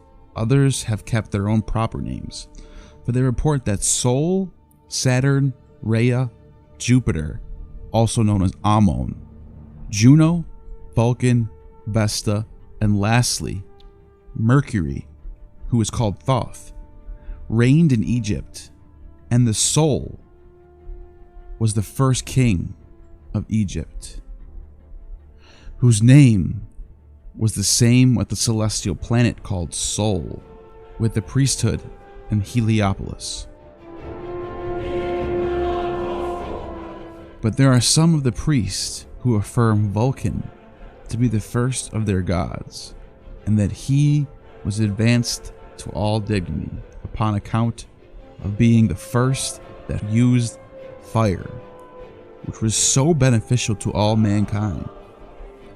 For a tree in the mountain, happening to be set on fire by lightning, the wood next adjoining was presently all in a flame, and Vulcan, thereupon coming to that place, was mightily refreshed by the heat of it, being then winter season. And when the fire began to fail, he added more combustible matter to it, and by that means preserving it, calling it other men to enjoy the benefit of that which he himself was the first inventor, as he gave out. Afterwards, they say Saturn reigned and married his sister Rhea, and that he begat of her Osiris and Isis. But others say Jupiter and Juno, who for their great virtues ruled all over the world. That of Jupiter and Juno were born 5 gods, one upon every day of the 5 Egyptian intercalary days. The names of these gods: Osiris, Isis, Typhon, Apollo, and Venus. That Osiris was interpreted Bacchus, and Isis plainly Ceres. That Osiris married Isis, and after he came to the kingdom, did much and performed many things for the common benefit and advantage of mankind. For he was the first that forbade men eating one another. And at the same time Isis found out the way of making bread and wheat and barley, which before grew here and there in the fields amongst the other herbs and grasses, and the use of it unknown, and Osiris teaching the way and manner of tillage, and well management of the fruits of the earth. This change of food became grateful, both because it was naturally sweet and delicious, and the men were thereby restrained from the mutual butcheries of one another. For an evidence of this, first finding out the use of these fruits, they allege an ancient custom among them. For even this day, in the time of harvest, the inhabitants offer the first fruits, the ears of corn, howling and wailing about the handfuls they offer, invoking this god Isis. And this they do in return of due honor to her, that invention at the first. In some cities, when they celebrate the feast of Isis in a pompous procession, they carry out vessels of wheat and barley in memory of the first invention. By the care and industry of this goddess, They say likewise that Isis made many laws for the good of human society, whereby were strained from lawless force, violence, one upon another, out of fear of punishment, and therefore Ceres was called by the ancient Greeks Themophorus, that is, lawgiver, being the princess that first constituted laws for the better government of her people. Osiris, moreover, built Thebes in Egypt, the 100 gates, and called it after his mother's name. But in following times it was called Diospolis and Thebes, of whose first founder, not only historians but the priests of Egypt themselves are much in doubt. For some say it was not built by Osiris, but by many years after by a king of Egypt, whose history we shall treat hereafter in its proper place.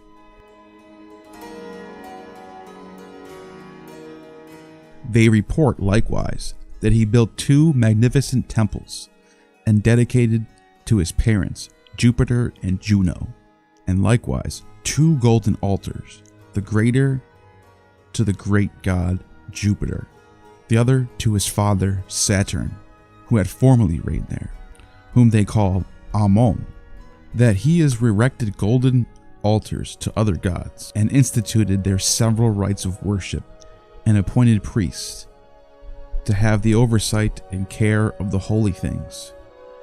In the time of Osiris and Isis, projectors and ingenious artists were in great honor and esteem, that therefore in Thebes there were the goldsmiths and braziers, who made arms and weapons for the killing of wild beasts, and other instruments for the husbanding of the ground, and improvement of tillage. Besides images of the gods and the altars in gold, they say that Osiris was much given to husbandry, and that he was the son of Jupiter, brought up by Nisa, a town of Arabia the Happy, near to Egypt, called by the Greeks Dionysus, from his father and the place of his education. The poet, in his hymns, makes mention of Nisa as bordering upon Egypt, where he says, "Far off from Phoenicia stands the sacred Nisa, where streams of Egypt's Nile begins to rise, on mountain high, with pleasant wood adorned." Here, near unto Nisa, they say he found out the use of the vine, and there planting it, was the first that drank wine, and taught others how to plant it and use it, and to grasp in their vintage, and keep and preserve it. Above all others, he most honored Hermes, one of the admirable ingenuity and quick invention in finding out what might be useful to mankind. This Hermes was the first that taught how to speak distinctly and articulately, and gave names to many things that had been known before. He found out letters, and instituted the worship of the gods, and was the first to observe the motion of the stars, invented music, taught the manner of wrestling, invented arithmetic, and the art of curious graving and cutting of statues. He first found out the harp with 3 strings, in resemblance of the 3 seasons of the year, causing 3 several sounds, the treble, bass, and mean. The treble to represent the summer, the bass the winter, and the mean the spring. He was the first that taught the Greeks eloquence. Thence he is called Hermes, a speaker or interpreter. To conclude, he was Osiris's sacred scribe, to whom he communicated all his secrets, and was chiefly steered by his advice in everything. He, not Minerva as the Greeks affirm, found out the use of the olive tree for the making of holy oils. It is moreover reported that Osiris, being the prince of a public spirit and the very ambitious of glory, raised a great army with which he resolved to go through all parts of the world that were inhabited, and to teach men how to plant vines and how to sow wheat and barley. For he hoped that if he could civilize men and take them off from their rude and beast-like courses of life. By such public good and advantage, he should raise a foundation amongst all mankind for his immortal praise and honor, which happened accordingly. For not only that age, but posterity, ever after honored those among the chiefest of their gods, that first found out their proper and ordinary food. Having therefore settled his affairs in Egypt and committed the government of his whole kingdom to his wife Isis, he joined her with Thoth as her chief counselor of state. He far excelled others in wisdom and prudence.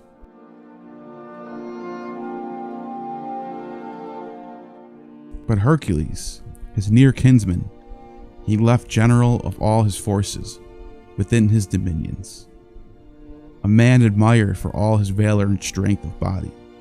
As to those parts which lay near Phoenicia and upon the sea coast of them, he made Busiris Lord Lieutenant of all Ethiopia, Libya, Antiochus.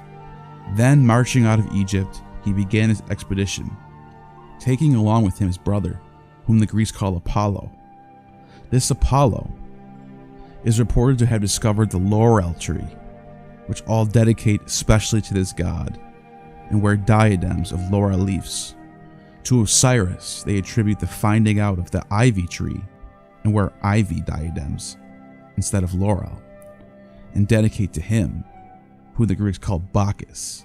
Therefore, in the Egyptian tongue, they call ivy Osiris's plant, which they prefer before the vine in all their sacrifices, because this loses its leaves, and the others always continue fresh and green, which rule the ancients have observed in other plants that are always green, dedicating myrtle to Venus, laurel to Apollo, olive to Pallas, and ivy to Osiris.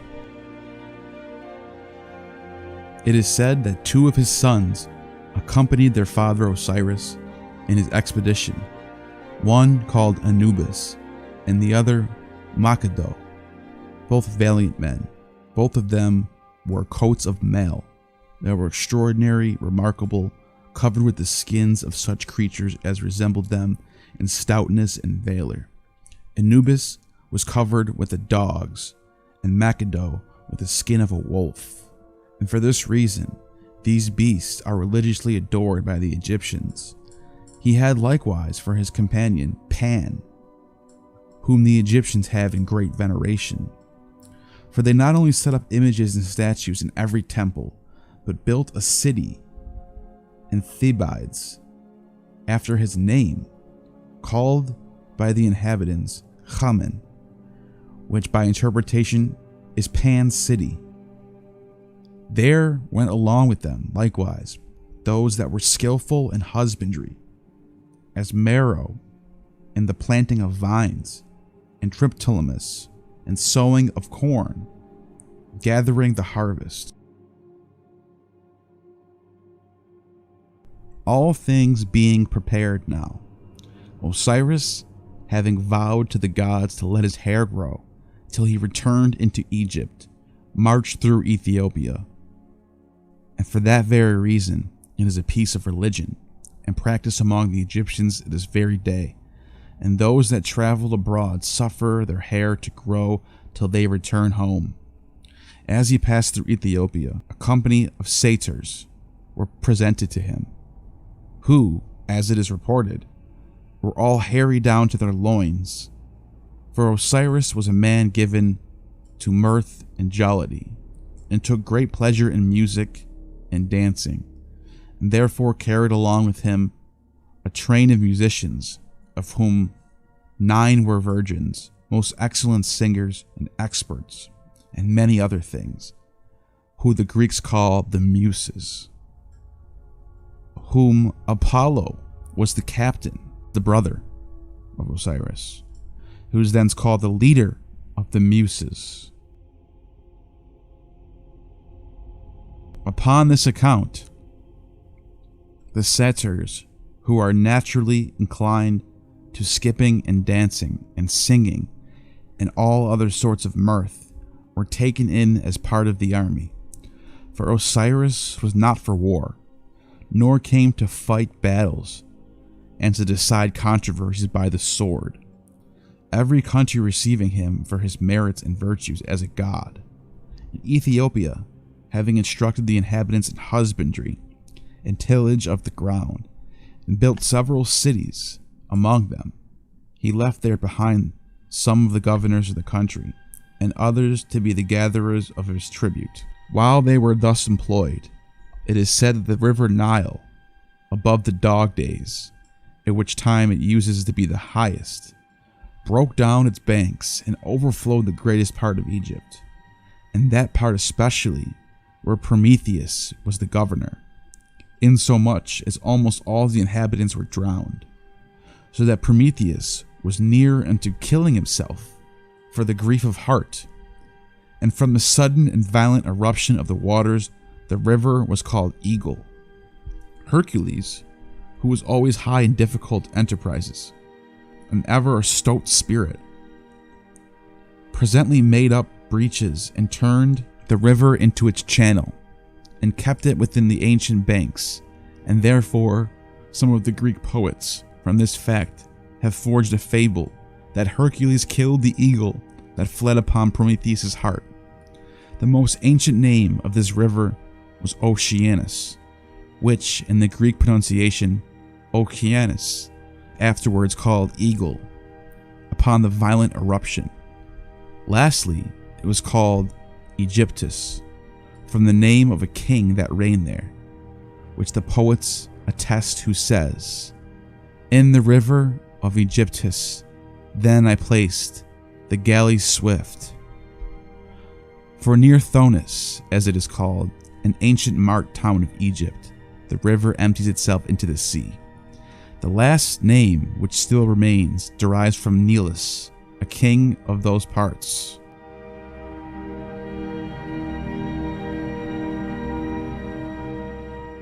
Osiris, being come to the borders of Ethiopia, raised high banks on either side of the river, lest in time of its inundation it should overflow the country more than was convenient, and make it marsh and boggy, and made floodgates to let the water by degrees, as far as was necessary.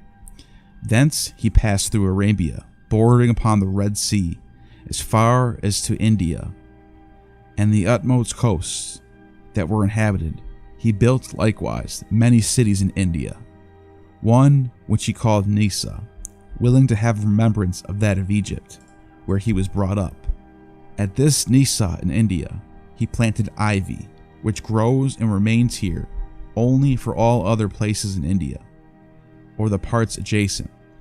He left likewise many other marks of his being in those parts, by which the later inhabitants are induced to believe and to affirm that this god was born in India. He likewise addicted himself much to hunting of elephants, and took care to have statues of himself in every place, and lasting monuments of his expedition. Thence, passing the rest of Asia, he transported his army through the Hellespont into Europe, and in Thrace he killed Lycurgus, the king of the barbarians, who opposed him in his designs. Then he ordered Maro, at the time of an old man, to take care of the planters in that country, and build a city and call it Marones, after his own name. Macado, his son, he made king of Macedonia, so calling it after him.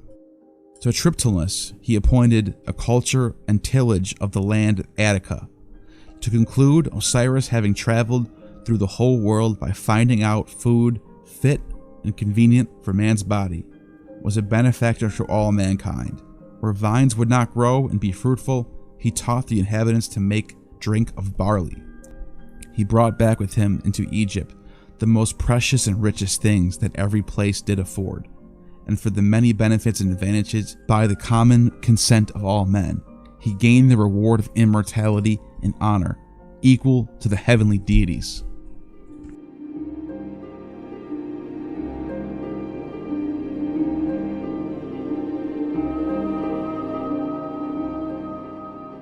The story of Osiris's death is as follows. Seth invited Osiris to a banquet with some of Seth's wicked friends. After the feasting, a casket was carried in, a gift from Seth to anyone who could fit inside. Seth's friends tried in vain to squeeze, stretch, or slide themselves in the casket. None of them fit. Then Osiris took his turn and fit perfectly in the casket. In a flash, Seth slammed down the lid and sealed it shut. The coffin was then thrown into the Nile. It floated off toward the sea. Isis was heartbroken at the loss of her husband. Isis was pregnant at this time with Horus.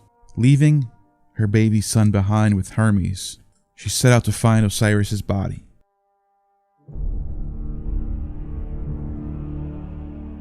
After many weeks, Isis reached the city of Byblos in Phoenicia. With the help of her magic, she discovered Osiris's coffin with a great ivy tree growing from the coffin. She hurried back to Egypt, but before she could place Iris in his tomb, Seth found the body. He chopped his brother into 14 pieces and scattered them across the land of Egypt. Isis set out once again to search for the pieces of Osiris's body. After weeks of searching, she found all but one part of Osiris's body, his phallus, which had been swallowed up by a fish. To protect Osiris from Seth, Isis buried Osiris in 13 different places. The spirit of Osiris passed into the underworld, where he became the king of Hades. Osiris transmigrated his soul into his son, Horus. The birth of Horus, the avenger of the father, was seen by some as a resurrection of Osiris.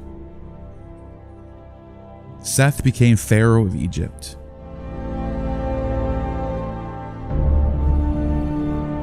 One day when Horus was just a child, Seth took on the shape of a scorpion, came into Horus's room, and stung him and killed him. Horus was then sent to the underworld with his father, where he would stay there until he was of age, so he can avenge his father. And when he was of age, Amun, the father of Osiris, the ruler and creator of the universe, took Horus and brought him back to the land of the living by the sacred boat. Seth was already waiting for his return, charged at Horus, and aimed fire at his eyes and blinded him. After many weeks, Horus regained his sight. Horus gathered a great army and chased down Seth up the river Nile, where they reached the island of Elephantine. Horus saw Seth standing there in the form of a vast red hippopotamus, uttering a terrible curse. Horus threw with much force a javelin in the roof of Seth's mouth and into his brain. The red hippopotamus sank dead into the Nile. The darkness vanished, and the people of Egypt rejoiced of the victory of Horus, son of Osiris, the Avenger. Peace came to Egypt, and Horus was crowned pharaoh. Now, after the death of Osiris, Isis and Hermes celebrated his funeral with sacrifices and other divine honors as to one of the gods, and instituted many sacred rites and mystical ceremonies in memory of the mighty works wrought by his hero, now deified. Anciently, the Egyptian priests kept the manner of the death of Osiris secret. In the time of Osiris, she found all the pieces of his body, except for the phallus. And having a desire to conceal her husband's burial, yet to have him honored by a god, by all Egyptians, she thus contrived it. She closed all the pieces together, cementing them with wax and aromatic spices, and so that the shape of a man, of the bigness of Osiris, she sent for the priests to her, one by one, and swore them all that they should not discover what she should then entrust them with. Then she told them privately that they only should have the burial of the king's body, and recounting the many good works he had done, charged them to bury the body in proper place among themselves, and to pay unto all the divine honor as to God, that they should dedicate to him one of the beasts bred among them, which of them they pleased that it was alive. They should pay it with some veneration, as they did before Osiris himself. And when it was dead, they should worship it with the same adoration and worship given to Osiris, but being willing to encourage the priests at these divine offices by profit and advantage, she gave them a third part of the country for maintenance of service of the god and their attendance at the altars.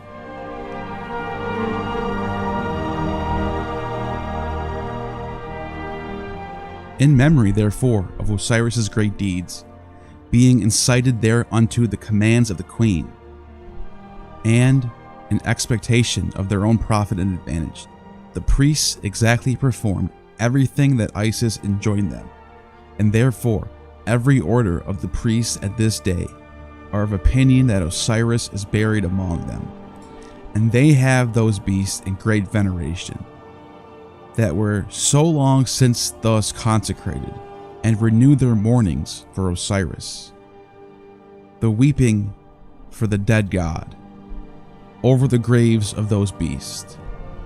There are two sacred bulls, especially the bull Apis and the other Menavis, that are consecrated to Osiris and reputed as gods generally all by Egyptians.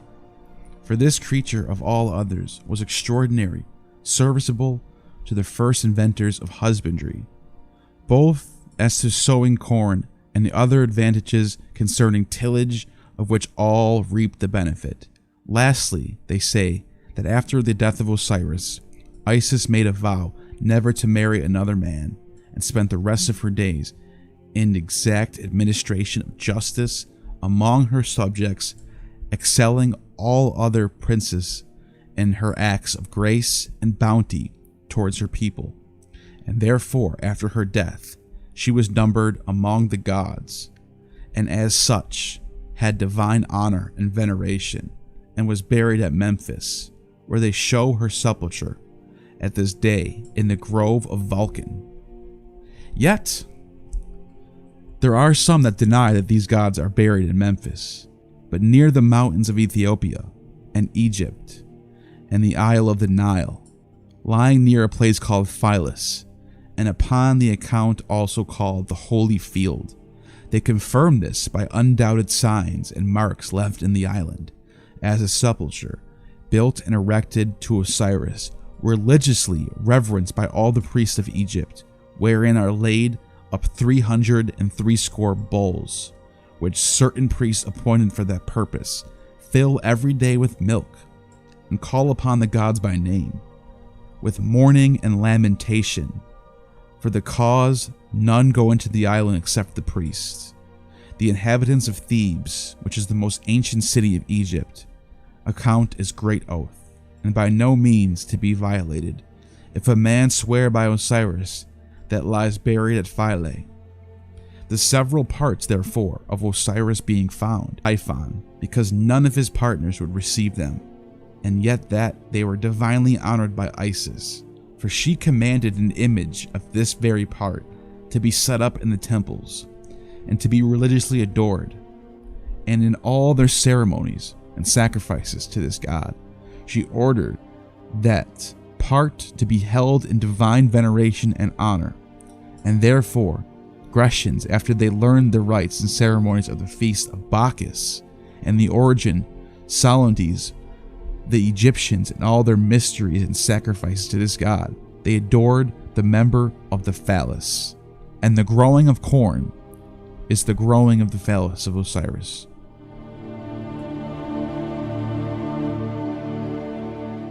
From Osiris and Isis to reign of Alexander the Great, who built a city after his own name, the Egyptian priests reckon above 10,000 years. They affirm that those that say this god Osiris was born at Thebes in Boeotia of Jupiter and Semele, relate that which is false.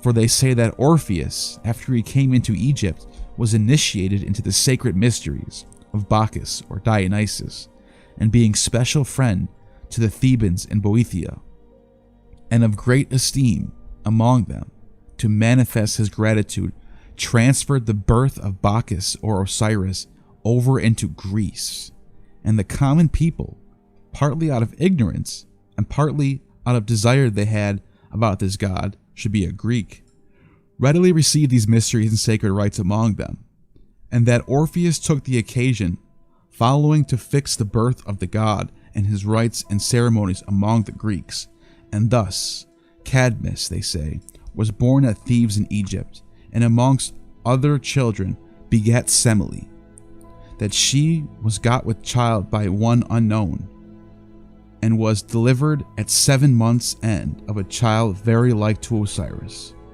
as the Egyptians describe him. But such births are not used to live, either because it is not the pleasure of the gods it should be, or that the law of nature will not admit it. Semele was not with a man, and was miraculously pregnant with Dionysus, who the Egyptians know as Osiris. This is the second birth of Osiris, the matter coming to Cadmus, being before warned by the oracle to protect the laws of his country. He wrapped the infant in gold and instituted sacrifices to be offered to him, as if Osiris had appeared again in this shape, and caused it to be spread abroad, that it was begotten of Jupiter, thereby both to honor Osiris and to cover his daughter's shame, and therefore it is a common report among the Greeks that Semele, the daughter of Cadmus, was with child by no other than Jupiter, and by him had Osiris. In after times, Orpheus, by reason of his excellent art and skill in music, and knowledge in theology, and institution of sacred rites and sacrifices to the gods, was greatly esteemed among the Greeks, and especially was received and entertained by the Thebans, and by them highly honored above all others, who being excellently learned in the Egyptian theology, brought down to the birth of the ancient Osiris to a far later time, and to gratify the Cadmeans or Thebans, instituted new rites and ceremonies, at which he ordered that it should be declared to all that were admitted to those mysteries that Dionysus or Osiris was begotten by a virgin Semele by Jupiter. The people therefore, partly through ignorance and partly by being deceived with their dazzling lust of Orpheus' reputation, and with their good opinion of his truth and faithfulness in this matter, especially to have this god reputed a Greek, being used to these rites, as it before declared, and with these stories the mythologists and poets have filled all the theaters, and now it is generally received as truth, not in the least to be questioned. To conclude, the priests say that the Greeks have arrogated themselves both their gods and demigods or heroes, and say that the divers colonies were transported over to them out of Egypt, for Hercules was an Egyptian, and by his valor made his way into most parts of the world, and set up a pillar in Africa, and this they endeavor to make proof that the Greeks themselves.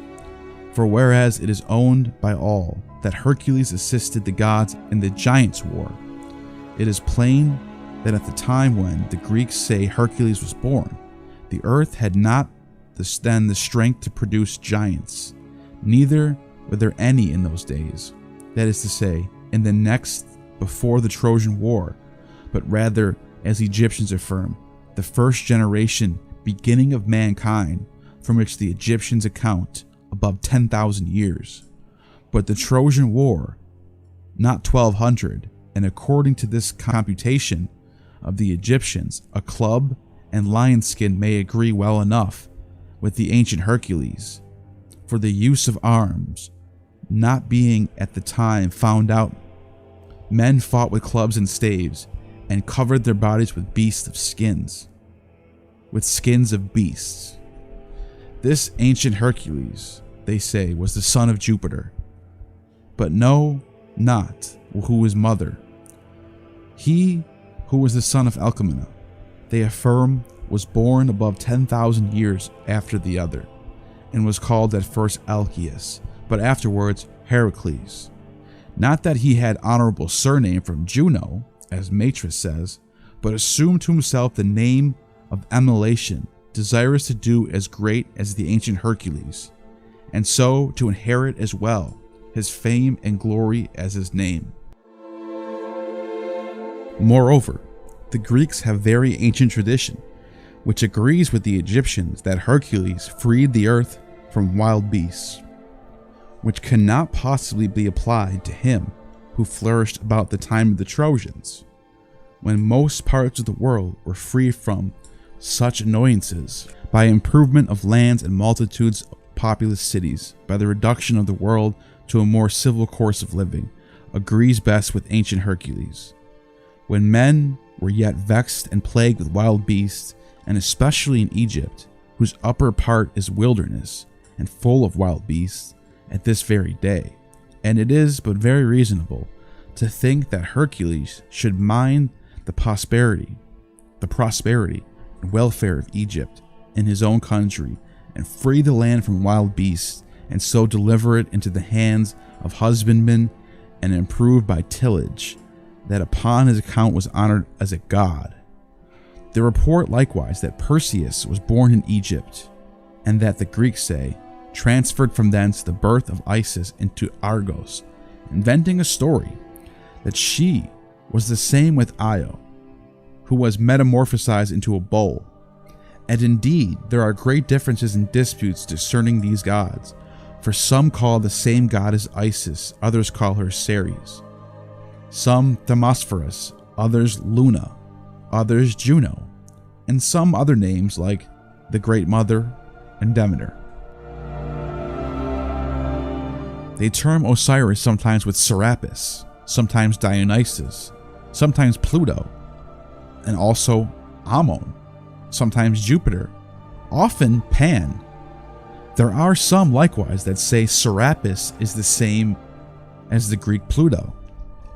Also, some who identify Ashmun, the Phoenician god, as Osiris, or Baal.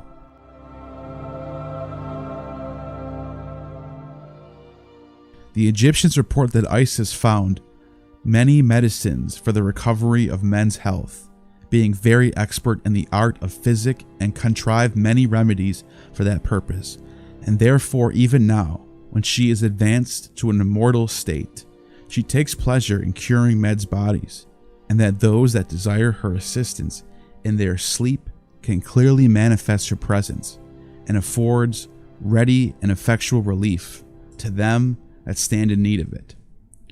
For clear proof of all this, they say, they have not only usual fables of the Greeks, but the undoubted evidence, and that almost the whole world bears testimony to this, by the respect and honor they pay to this goddess, the account of her great fame in curing diseases.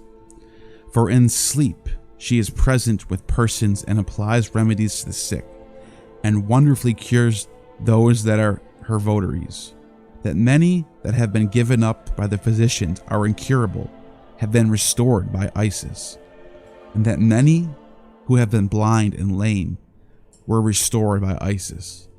Many who have sought to her help have been perfectly restored to their former sight and soundness of body. They say that she found out a medicine that would raise the dead to life.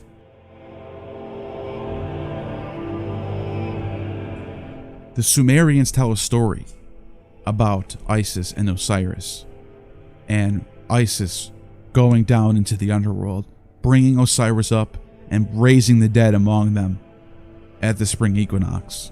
She not only raised her son Horus, that was killed by the Titans and found dead in the water, but that the application made him immortal. This Horus was the last of the gods that reigned in Egypt, after the translation of Osiris his father.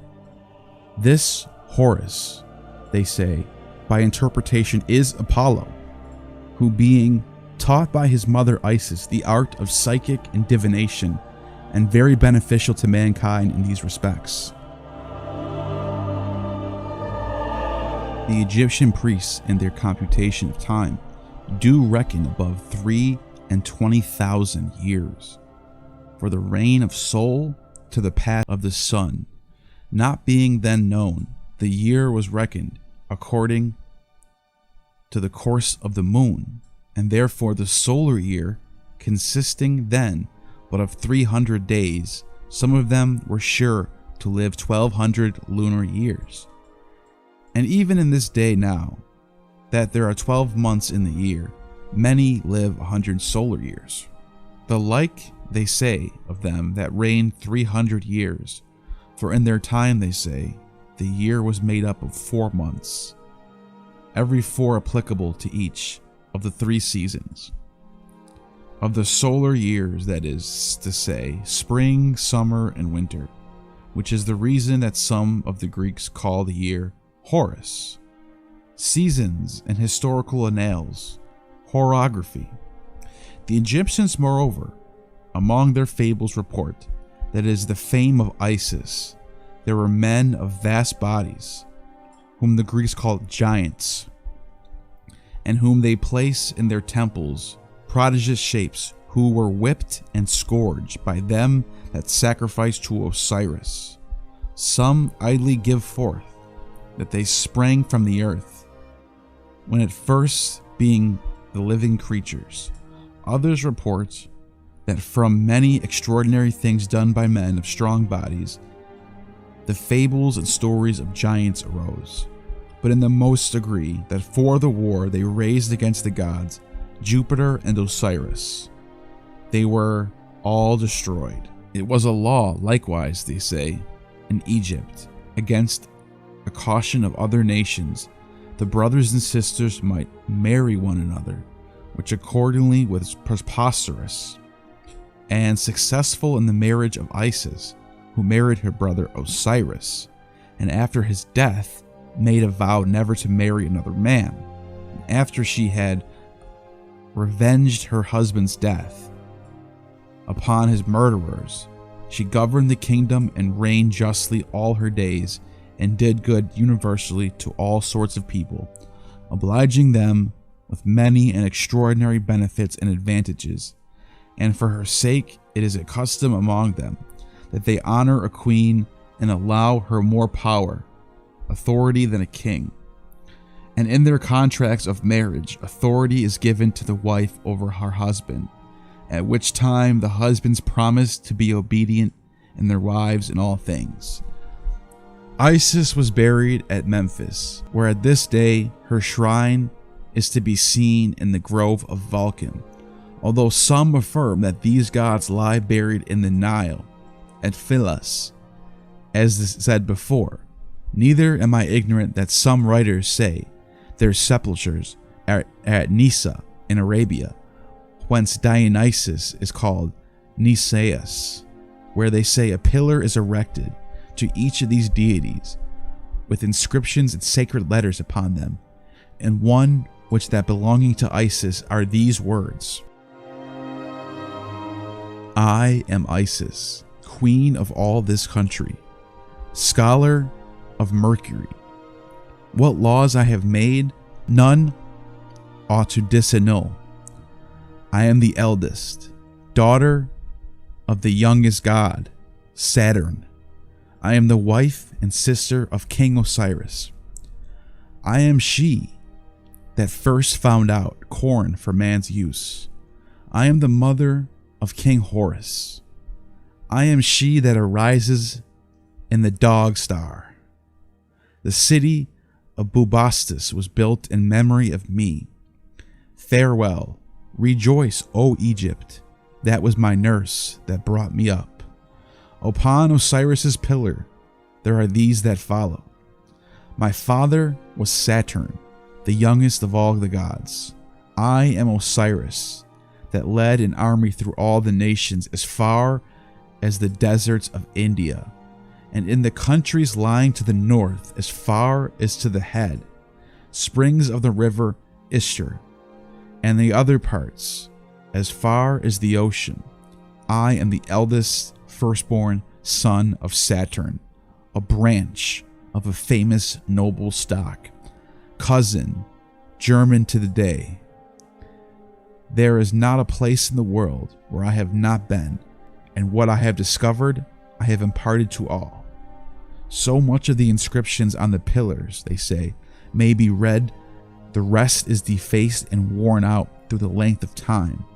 Thus, therefore, many disagree concerning the sepultures of these gods, because the priests who were secretly instructed in the perfect knowledge of these matters would not suffer them to be spread abroad, out of fear of these punishments, that such were liable unto who revealed the secrets of the gods. They reported that afterwards many colonies out of Egypt were dispersed over all parts of the world, that Belus, who was taken up to be the son of Neptune and Libra, led a colony into the province of Babylon, having fixing his seat at the river Euphrates consecrated priests, and according to the custom of the Egyptians, freed from all public taxes and impositions. These priests the Babylonians call Chaldeans, who observe the motions of the stars, in imitation of the priests, naturalists, astrologers of Egypt. That Danaus likewise, from thence another colony, planted them in Argos, the most ancient city of all Greece.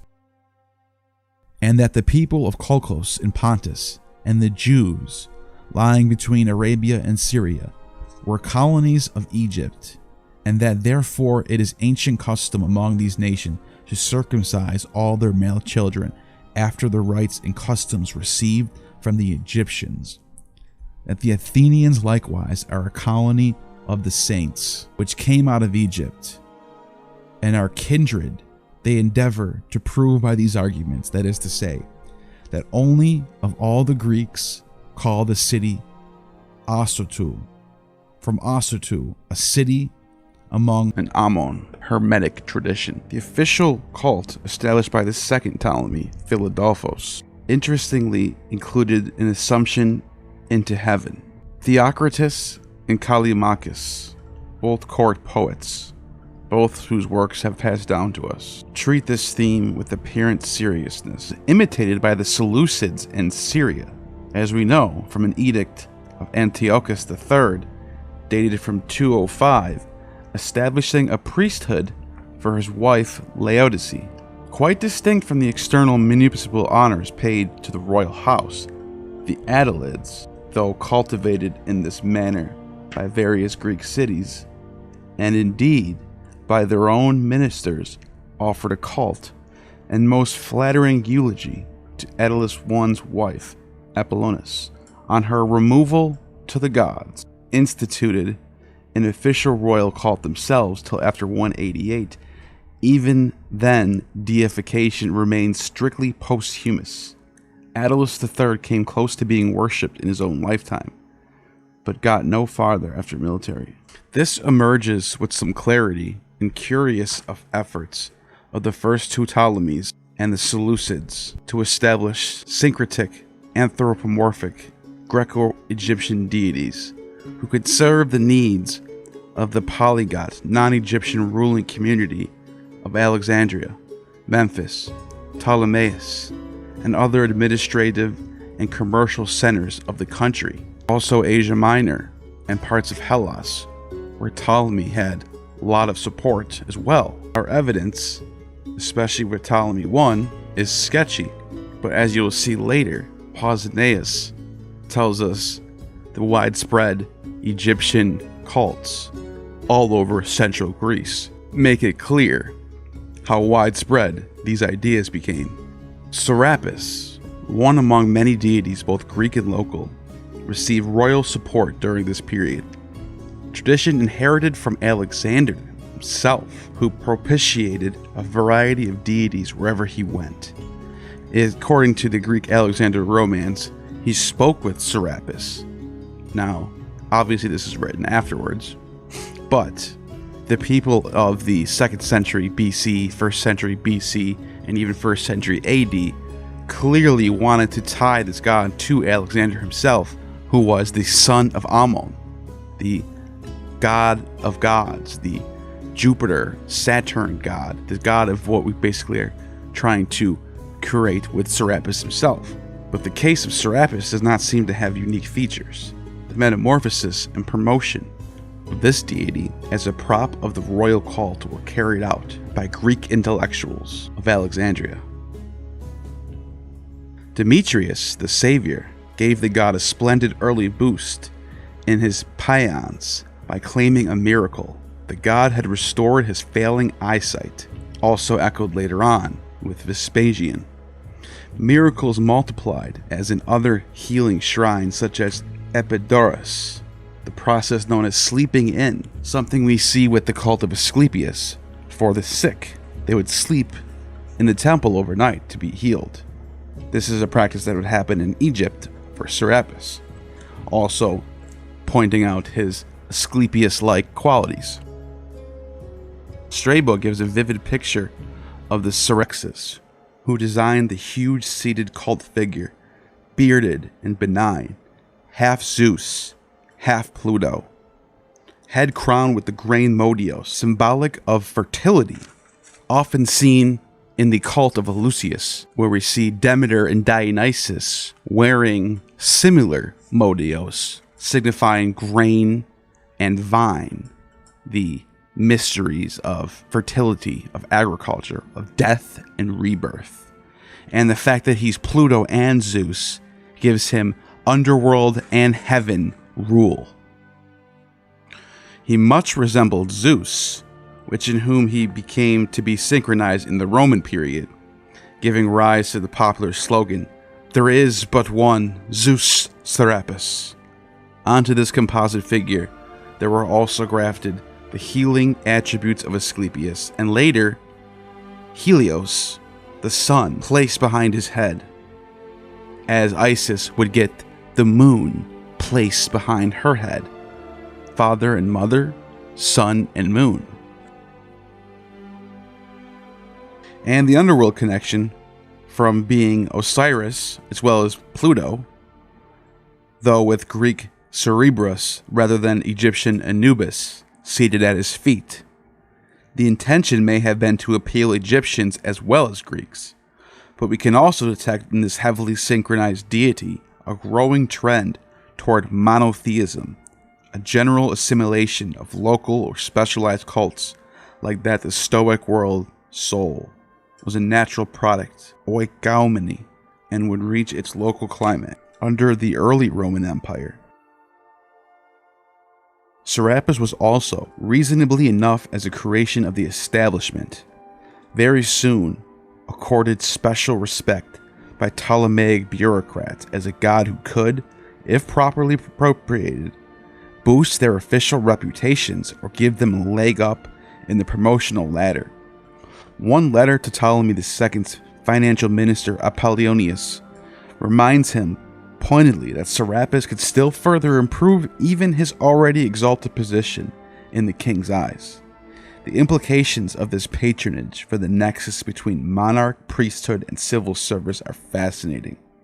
Soldiers, of course, another powerful lobby in the Ptolemaic Egypt, would particularly appreciate the god's supposed ability to cure wounds and offer protection in battle. It was Ptolemy II's officers, civil servants for the most part, who introduced the cult of Serapis to Greece and the Aegean, and indeed, throughout the oikoumene, would have to make a clear distinction between the public, official, established creed, inevitably a political phenomenon which tended to fall off in the 3rd century abroad after Ptolemaic loss of naval hegemony, and at home, with the native resurgence that followed Raphia and considerable popularity enjoyed by the oldest, oddest ancient deities, from his launching in Alexandria until his final eclipse and partial absorption by Christianity.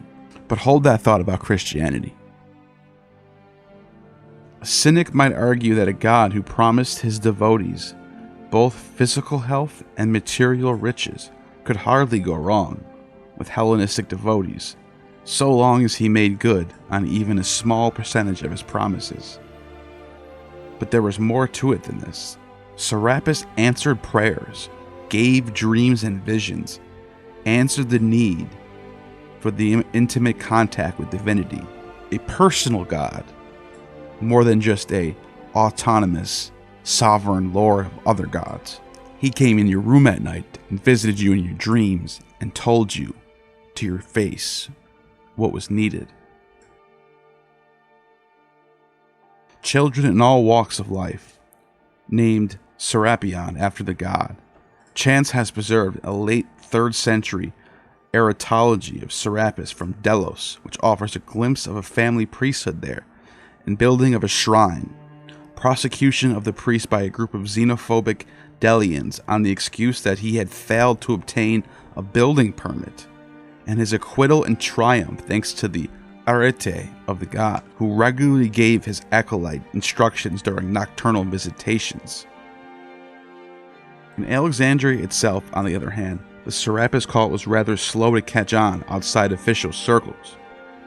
And when it did, this was due in great part to the accident of its association with the cult of Isis, well addressed as Thou of countless names, the goddess who indeed became all things to all men, slaves included. Isis, the Egyptian belief, the wife of Osiris and the mother, via his resurrected body, of Horus, now Hellenized as Harpocrates, was now refurbished as Serapis' official spouse, in which she enjoyed an even greater and more widespread success. She offered salvation for the wicked, for the people who repent, and there was also a baptism involved by looking at the text from Apuleius, the Golden Ass, and it was a faith-based salvation as well. The balance in the new syncretic Isis between Greek and Egyptian elements is complex and perhaps ultimately impossible to determine, though her more Promethean qualities, associated with the discovery of a whole range of inventions, from writing to husbandry, essential for civilized life, have decidedly sophisticated flavor, and her mysteries similarly suggest Eleusis rather than Memphis, and Romans did not hide this at all. The shrines of Demeter sometimes would just say Demeter Isis, or even sometimes Persephone Isis, and basically it was public knowledge that Demeter was Isis. Isis was the goddess of the mysteries. The Isis cult began to spread throughout the Mediterranean world as early as the 4th century, largely carried by Egyptian sailors. The establishment of a temple of Isis in Piraeus, the cult acquired dynastic currency, as it were, among Egyptian Greeks through its adoption by Arsinoe II as part of the joint Serapis-Isis promotion campaign, and because of her own subsequent assimilation after death in 270 to the goddess's persona or avatar, we found dedications made in the name of Isis or Sinuae Philadelphios, and sacrificial vases inscribed with the same title for the use of Alexandrian ladies who hoped for a share of her beauty, intelligence, and success. Ptolemy III's day, Isis and Serapis were included together with the deified rulers and royal oath. By the Greco-Roman period, Isis had become the most influential and emotionally potent deity known to the ancient world. Statues, shrines of every sort associated with her worship have been found throughout the length and breadth of the Roman Empire. Isis came to assimilate not only in a wide assortment of goddesses, most notably Demeter, but also a quite extraordinary range of functions, as is apparent from her surviving erotologies. She is queen of every land, the goddess among women. She's Demeter, she's Ceres, she's Ishtar, she's Inanna, she's Magna Mater, the goddess among women, giver not only of fruitfulness but also of literacy, who came down to earth from heaven, traced out the courses of the stars, brought salvation, resurrected Osiris, gave birth to the holy child Horus, taught men the ways of the sea, and thus became the patron and protectress of sailors, revealed the holy ministries. I am the lady of the thunderbolt. I calm and swell the sea. I am in the rays of the sun. I am the sun's attendant in its journey. That which I will finds fulfillment. All things yield before me. I free those in bonds. I am mistress of seafaring. I raise up islands from the depths to the light. I am lady of rains. I vanquish destiny. These are strong mystical undertones about Isis, as is clear from the famous description of her by Apuleius. With her long rippling hair and lunar aureole, she supplied the essential iconography, and perhaps also some of the early liturgical material, subsequent cult of the Blessed Virgin Mary. But to begin with, this was wholly unforeseen development. The Hellenization of Isis Serapis offers a vivid glimpse into a kind of spiritual black hole. Egypt's Greco-Macedonian elite was suffering from something worse than cultural alienation, materialism, and bred its own two human god kings, Caesar worship, apotheosis, while the Olympians, anthropomorphic tribal patriarchs that they were, had simply reverted to type and left a void that neither affluence nor astrology could fill.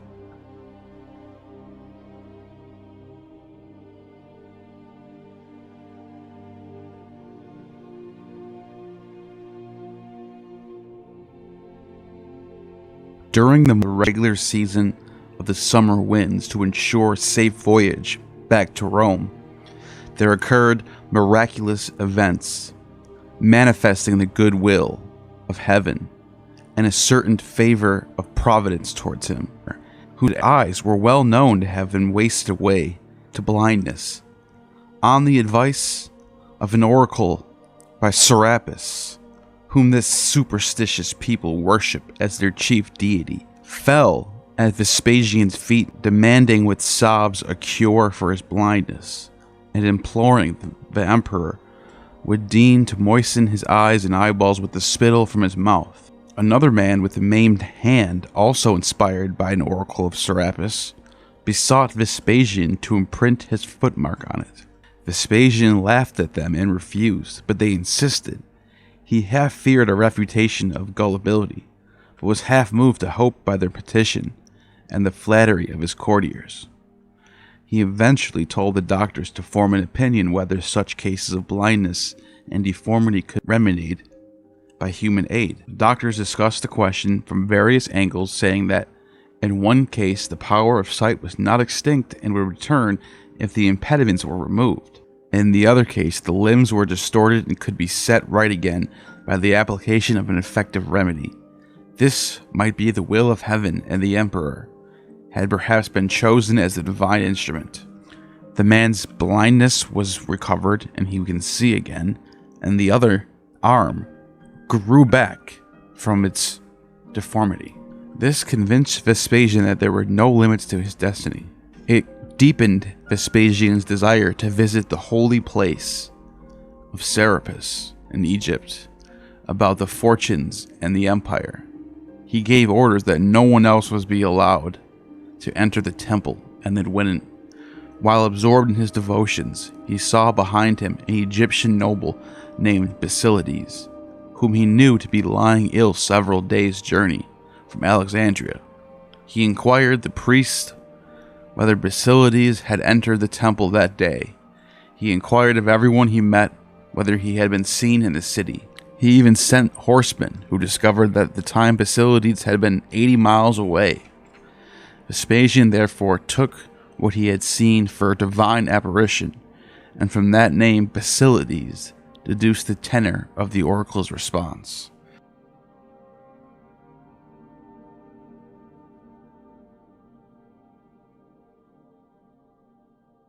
The origins of the god Serapis have not yet been canvassed in any Roman authorities. The priests of Egypt give the following account. King Ptolemy, the first of the Macedonians, building walls and temples and instituting religious cults for the newly founded city of Alexandria, when they appeared to him in his sleep a young man of striking beauty and superhuman stature who looked like Asclepius, who advised him to send his most faithful friends to Pontus to fetch his image. This would bring blessings to the kingdom, and its resting place would grow. Great and famous, the youth then appeared to ascend into heaven in a sheet of flame. Impressed by this miraculous omen, Ptolemy revealed his nocturnal vision to the priests of Egypt, who are used to interpreting such things. As they had but little knowledge of Pontus or foreign matters, he consulted an Athenian named Timotheus, a member of the Eumolpid clan, whom he had brought over to Eleusis to act as priest of the religious rites, and asked him what a strange cult and what god was meant. Timotheus, a high-ranking initiate of the Eleusinian Mysteries, found some people who had traveled to Pontus and learned from a near town called Sinope, same place Diogenes was from. There was a temple which had long been famous in the neighborhood as the seat of Jupiter Dis, or Father Dis, Pater Dis. Indeed, near it there also stood a female figure who was commonly called Persephone, sometimes Isis. Ptolemy was like most despots, easily terrified at first, but liable, when his panic was over, to think more of his pleasures than religious duties. The incident was gradually forgotten, and other thoughts occupied his mind until the vision was repeated in a more terrible, impressive form than before, and he was threatened with death and destruction of his kingdom if he failed to fulfill his instructions. He at once gave orders that an embassy should be made ready with presents for King Sidrathimus, who was then reigning at Sinope. He was a magi. He instructed them to consult the oracle of Apollo at Delphi.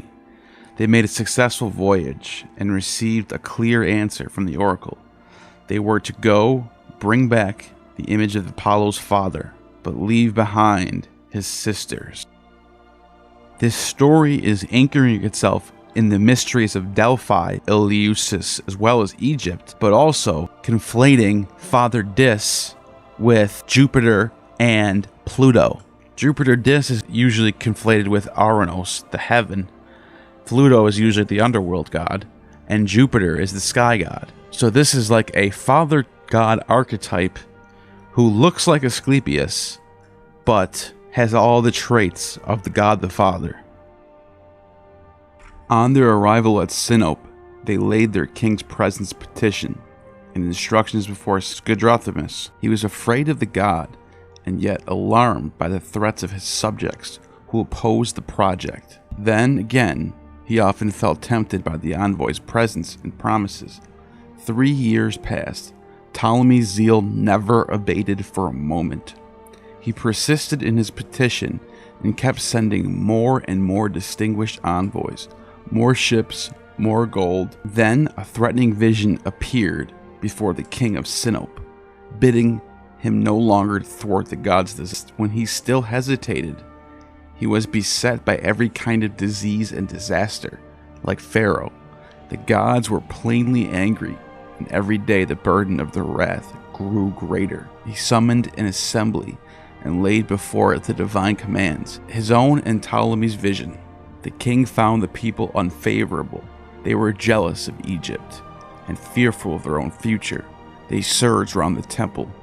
The story now grows grander still. The god himself, it says, embarked, unaided, on one of the ships that lay beached on the shore. It doesn't say if he teleported or if the statue literally walked. This is unclear, but it somehow made its way by itself from the location in Sinope to a boat destined to Alexandria, accompanied by a miracle of accomplishing a long sea journey for 3 days and 3 nights. The temple worthy of so important a city was then built in the quarter called Rhakotis, on the site of the ancient shrine of Serapis and Isis. This was the most widely accepted account of the god's origin and arrival. Some people maintain that the god was brought from the Syrian town of Seleucia during the reign of Ptolemy. Others, again, say it was this same Ptolemy, but make the place of origin the famous town of Memphis. Once the bulwark of ancient Egypt, many take the god for Asclepius because of its beard and hair, because he also cures diseases as well. And others plainly for Osiris, as intended to be, and many other, Jupiter, because he sits on the throne and holds the thunderbolt, sovereign lord of the world. But the majority of people, either judging by what are clearly attributes of the god, or by ingenious process of conjecture, identify him with Father Dis, Etruscan and European descent. Dis Pater. I mean, it's really the ultimate composite god, the father figure, archetypal god. And this would be the most important, most famous cult of Alexandria going forward.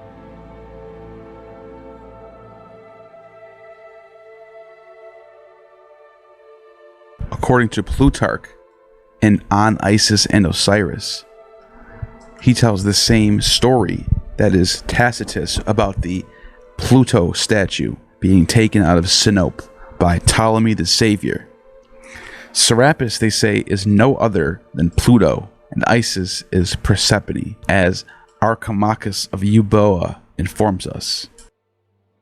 He also says that Pluto is no other than Dionysus himself, according to Heraclitus and Plutarch.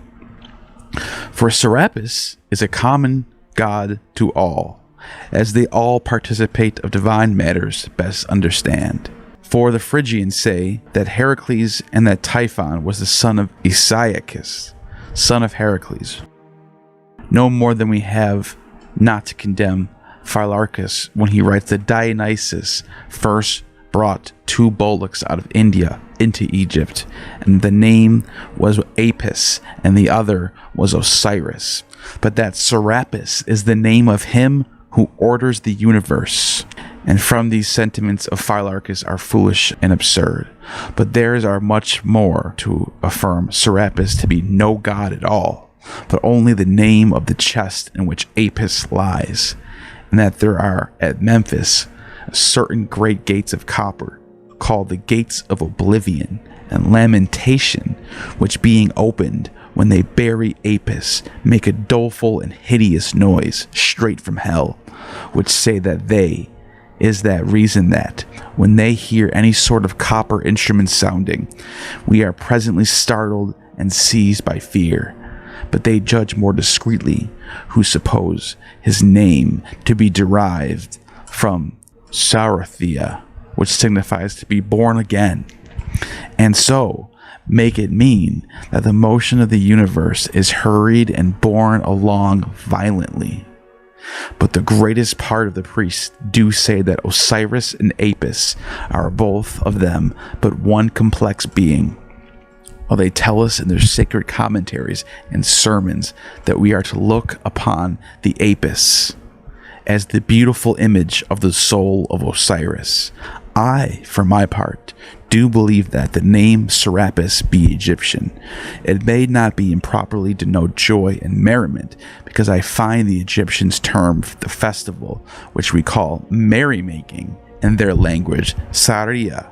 Besides, I find Plato to be of opinion that Pluto is called Hades because he is the son of Ado, which is modesty, and because he is gentle God to such as the conversant with him. And among the Egyptians there are a great many other names that are definitions of which they express. So they call the place whither they believe men's souls to go after death Amentus, which signifies in their language the receiver and giver. But whether this be of those names that have been anciently brought over and transported out of Greece into Egypt, we shall consider other time. But the present we must hasten to dispatch the remaining parts of the opinion handled. Osiris, therefore, and Isis passed from the number of good daemons into that of the gods, but the power of Typhon being much obscured and weakened in himself besides in great dejection of mind and agony, as it were, at the last gasp. They, therefore, whilst use certain sacrifices to comfort and appease his mind, and another, while again have certain solemnities, wherein they abase and affront him by mishandling and abusing such men as they find to have red hair, and by breaking the neck of an ass down a precipice, as they do to the Coptites, because Typhon was red-haired, and the ass's complexion. Moreover, Pythagoreans look upon Typhon as a daimonic power, and they say he has produced an even proportion of numbers, to wit, that of 56. And again, they say the property of the triangle appertains to Pluto, Dionysus, and Mars, of the quadrangle, Rhea, Aphrodite, Demeter, and Hestia, and Hera, of the figure of 12 angles to Zeus, and of the figure of 56 angles to Typhon, Eutychus relates. Plutarch goes on about Typhon for a little bit, and talking about this connection between the red hair and the ass. He says, moreover, the ass suffers for being like him, as hath already spoken of, as much for the stupidity and sensualness of his disposition, as for the redness of his color. Wherefore, because of all Persian monarchs, they had the greatest aversion for Ochus, as looking upon him as villainous and abominable person, they gave him the nickname of an ass. Upon which he replied, but this ass shall dine upon your ox, and he shall be slaughtered, the apis. And so he slaughtered the apis, as Dinon relates to us in his history. As for those that tell us that Typhon was 7 days flying from battle upon the back of an ass, and having narrowly escaped with his life, afterwards begot 2 sons, called Hiroshima, or Jerusalem, and Judaeus. They are manifestly attempting, as shown by the very matter, to wrest into this fable relations to the Jews. Now this is mind-blowing, because if we actually go back earlier in this treatise by Plutarch, he mentions that the god Ammon, who is pretty much the same god as Serapis, he is sort of the father god figure, but predates Serapis by about 1,000 years. He is related by Plutarch in the following manner. He says that Ammon, the Egyptian Zeus, Manetho, relates that the word Ammon is a word that signifies hidden and hiding. But Hecataeus of Abdera saith, the Egyptians use this word when they call any of the gods, not just Ammon, any of the gods. It is a word of invoking, for that it is a term of calling. Therefore, they must be of the opinion that the first God is the same with the universe, and therefore, while they invoke him who is unmanifest and hidden, and pray him to make himself manifest and known to them, they cry, Ammon. Now, the question is this the root word for Amen? They're both words that are used to invoke deity. This makes sense because the Jews and Israel was part of Egypt for about 1,500 years, maybe more. Now, even if you look at, for example, some of the oldest archaeology, for example, this is Hezekiah's stone. You notice the Egyptian Ankh on the right. Clearly, this is a nation that came out of Egypt, and not in the sense of a exodus, but in the sense of a colony detaching itself and gaining freedom. When I think of Ammon and Alexander the Great in the Greek Alexander romance, it is said that Ammon is the father of Alexander. Alexander the Great goes and visits the oracle of Ammon in the Siwa desert of Egypt and is told that today I have begotten you. He is the son of Ammon. And for Serapis and for Ptolemy I to go to great lengths to set up this cult of Serapis that so much resembles Ammon as this father god figure who is God of all gods and God of all humans, to me, I think it's pretty obvious. This is an attempt to create a one world, universal, monotheistic religion with a sort of trinity with Isis, Serapis, and this sun god, Harpocrates. As far back as Herodotus, in the mid-5th century BCE, people were already identifying Osiris with Dionysus and Isis with Demeter, and the mysteries of Egypt being tied to the mysteries of Eleusis. So, according to Pausanias, 9 miles from Tithra, there's a shrine of Asclepius called the first founder. Almost looks identical to the shrine of Serapis. Inside the ring wall, the ritual suppliants of any of the god slaves have cottages. In the middle is the temple, and a bearded stone statue over 12 feet high of what looks like Serapis, but was known to these people in focus as Asclepius. However, 5 miles from there is a sanctuary to Isis, and this Isis sanctuary is the holiest ever temple built by Greece for the Egyptian goddess. The Tithrans have a sacred tradition that no one should live there, and no one can go into the holy place except those chosen by Isis and summoned by Serapis in their sleep by visions. The gods of the underworld do the same in the cities of Minder, sending visionary dreams when they wish a man to enter the holy palaces. This is thought to be the location that Apollos was in the Golden Ass, in his dream of Isis. I was keen to purify myself, so I bathed myself in the sea waters, plunging my head 7 times beneath the waves. For Pythagoras, of godlike fame, proclaimed that number to be especially efficacious in sacred rites. Then, with my tears, in my eyes, I addressed this prayer to the supremely powerful goddess. Queen of heaven, at one time you appear in the guise of Ceres, bountiful and primeval bearer of crops. In your delight at recovering your daughter, you have dispensed with ancient barbaric diet of acorns and schooled us in civilized fare. Now you dwelled in the field of Eleusis. At another time you were heavenly Venus, and in giving birth to love, Eros, when the world was first begun, you united the opposing sexes and multiplied the human race by producing ever-abundant offspring. Now you are venerated at the wave-lapped shrine of Paphos.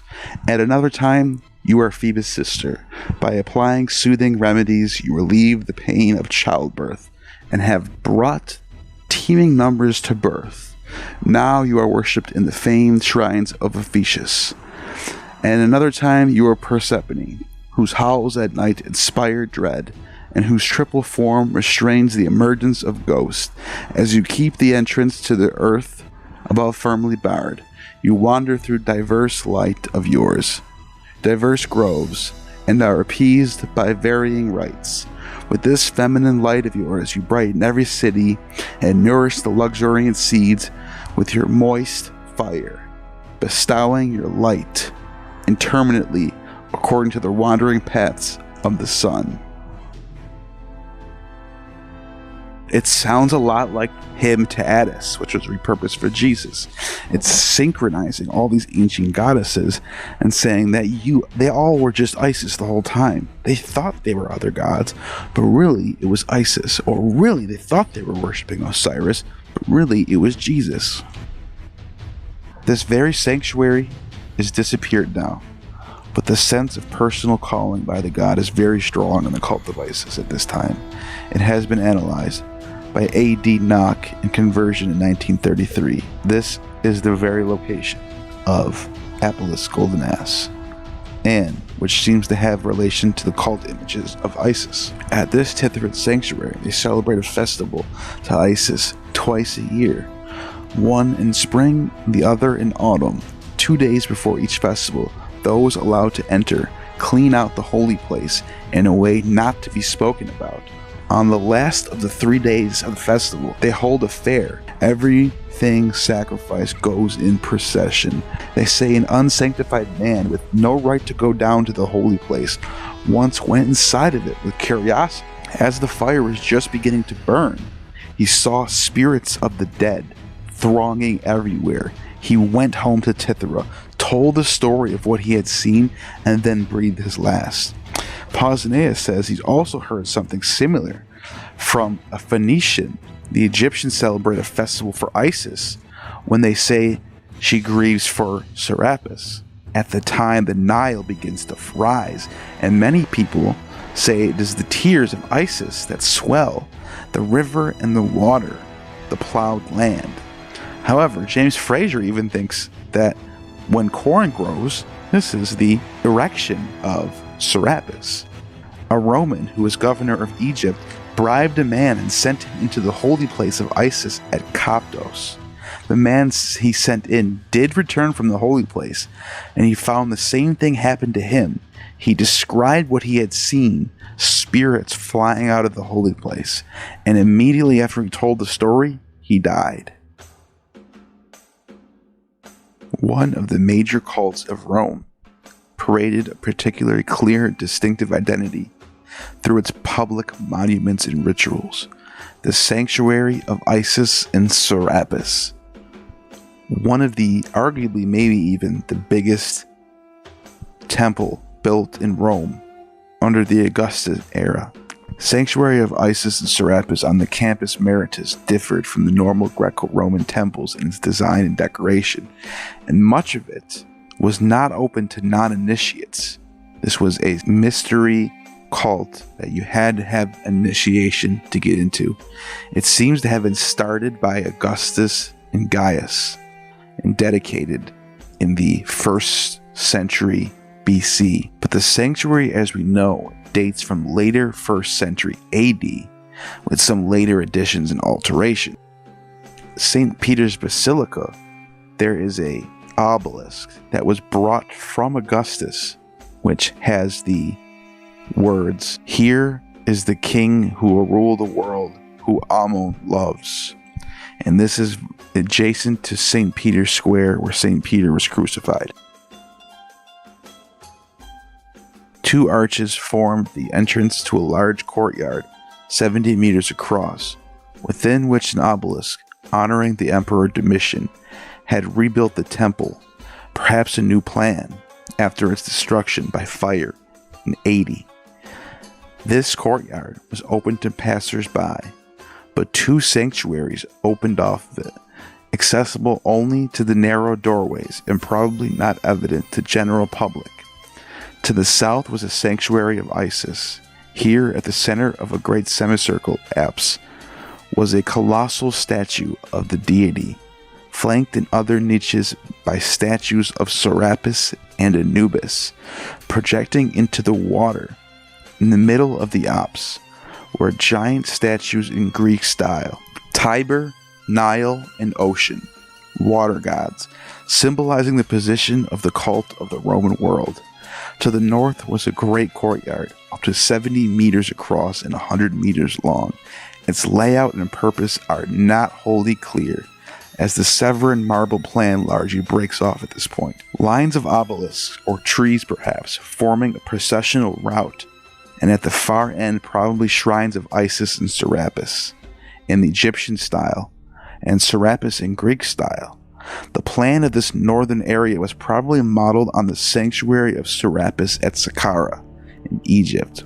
Overall, some of the decoration came directly from Egypt, including several sphinxes and, of course, the obelisk that I mentioned before, and portraits of earlier Egyptian rules, pharaohs and Ptolemies, and also several of the obelisks were reused centuries later to decorate the Renaissance piazzas of Rome.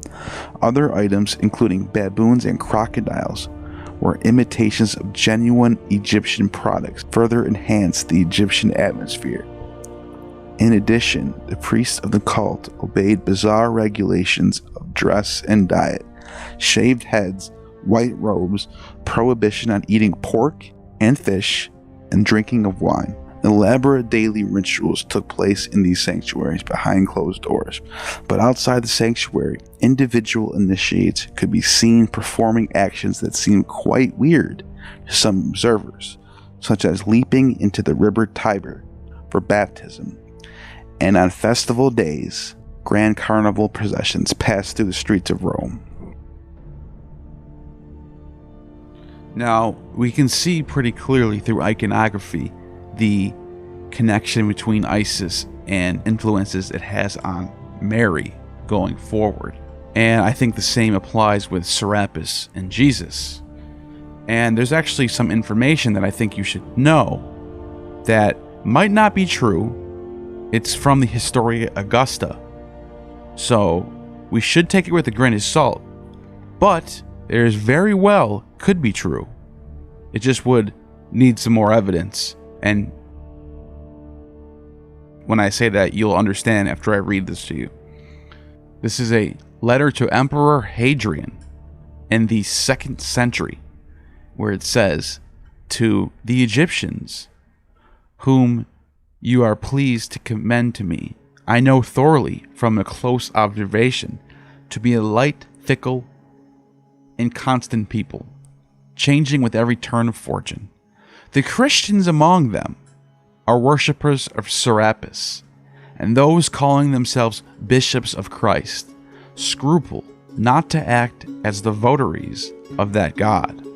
The truth is, there is no one, whether ruler of a synagogue, or Samaritan, or presbyter of the Christians, mathematician, astrologer, magician, magi, that does not homage to Serapis, the patriarch himself of the church. When he comes to Egypt, is some compelled to worship Serapis, and others Christ.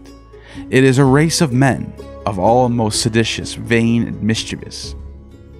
Hadrian also went on to find his own dying and rising mystery cult, based on the strange death of his lover Antonius, who, undergoing a special mystery rites in the Nile, drowned at a young age. To connect us with the Christians that were actually living in Egypt at the time, the reason why I think there might be some truth to this is we look at Harpocrates, who is a early Christian Alexandrian. His name literally means Horus, or Horus the Child. And this deification process, apotheosis process, that is so common among the cult of Serapis seems to be prevalent in this cult of Harpocrates. So I'm starting to look at this with more concern now.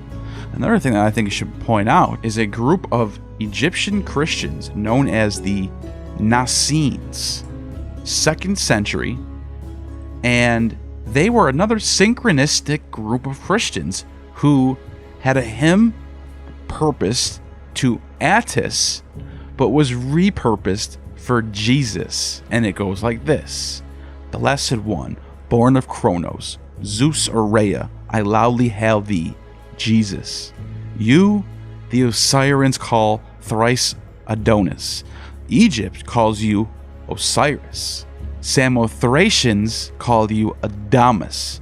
The Phrygians Papus, a corpse, a god, unfruitful, goatherd. Green ear of harvested grain, fruitful, almond-born, Orpheus player of the pipes."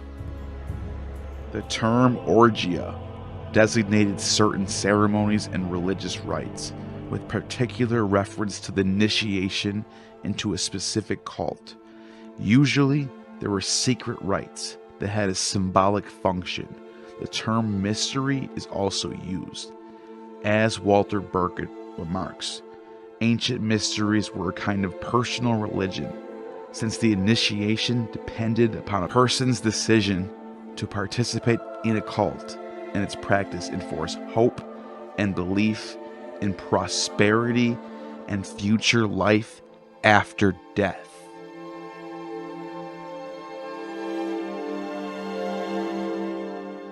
Such cults usually consisted of a variety of activities, such as purification, processions, sacrifices, dramatic enactments. The word mystery, or mysterion in Greek, comes from the verb mein, meaning to close. The mystai, those who participated were required to keep their mouths closed, and do not reveal secrets to those who had not been initiated.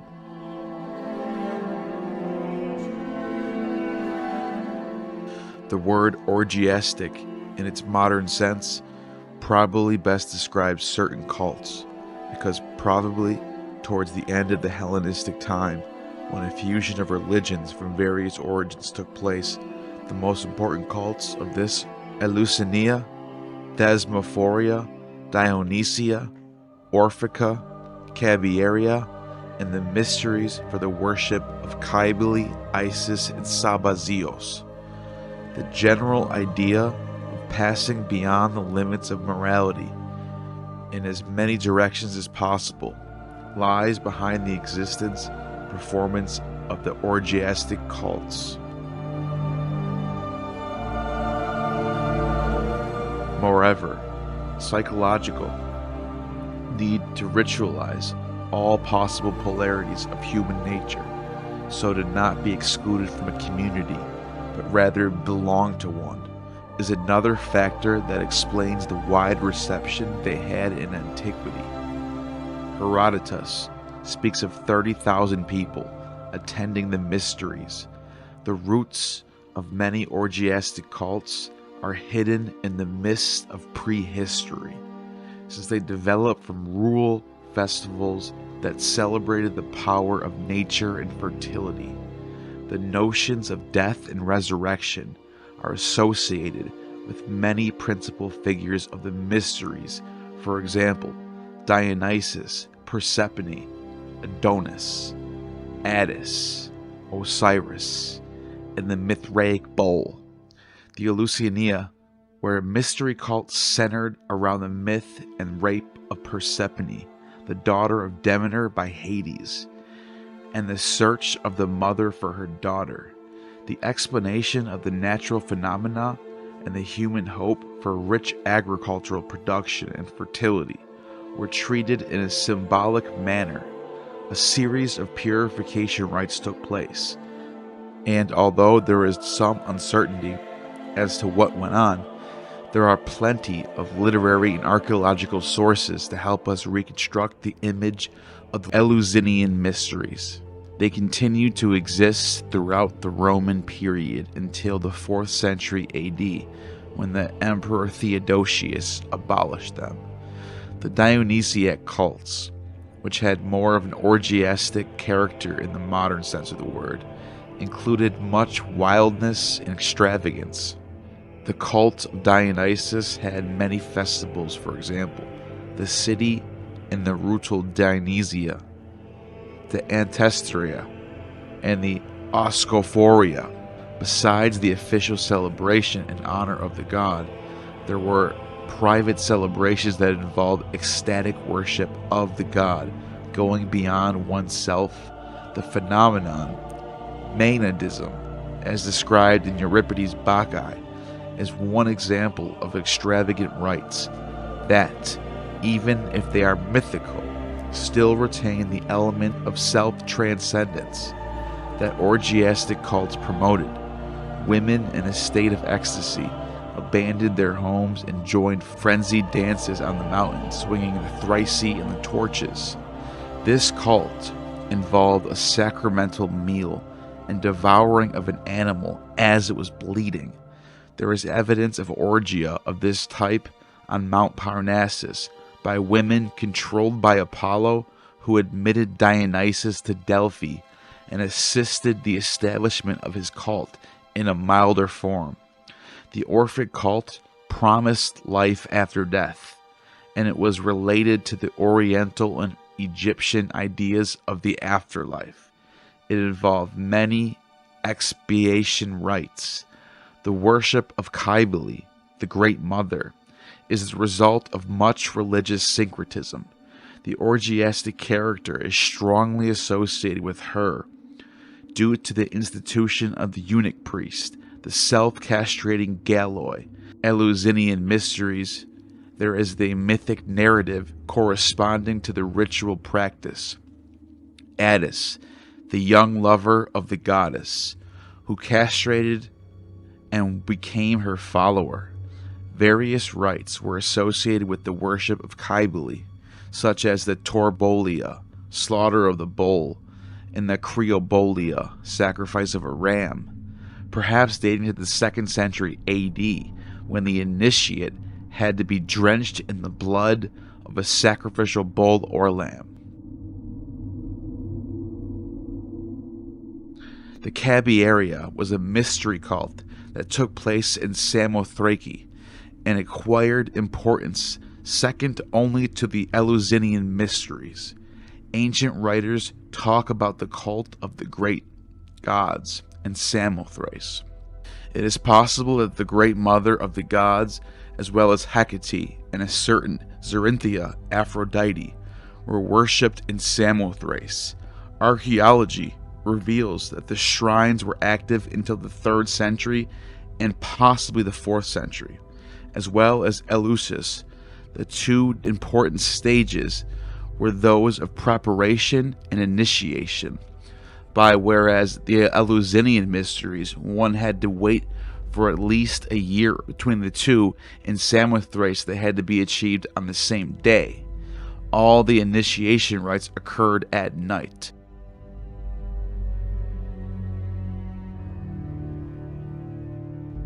The most important buildings found, Anactoron, where the initiation took place, built in the 1st century BCE. The Hiera Oikia, where all the preparations were made. The Arsinoian, built in 289 and 281 by Arsinoe, the wife of Lysimachus, a place for sacrifices and gatherings, and an actual shrine. Many votives offerings have been excavated at Eleusis, and it is possible to see the ruins of a theater.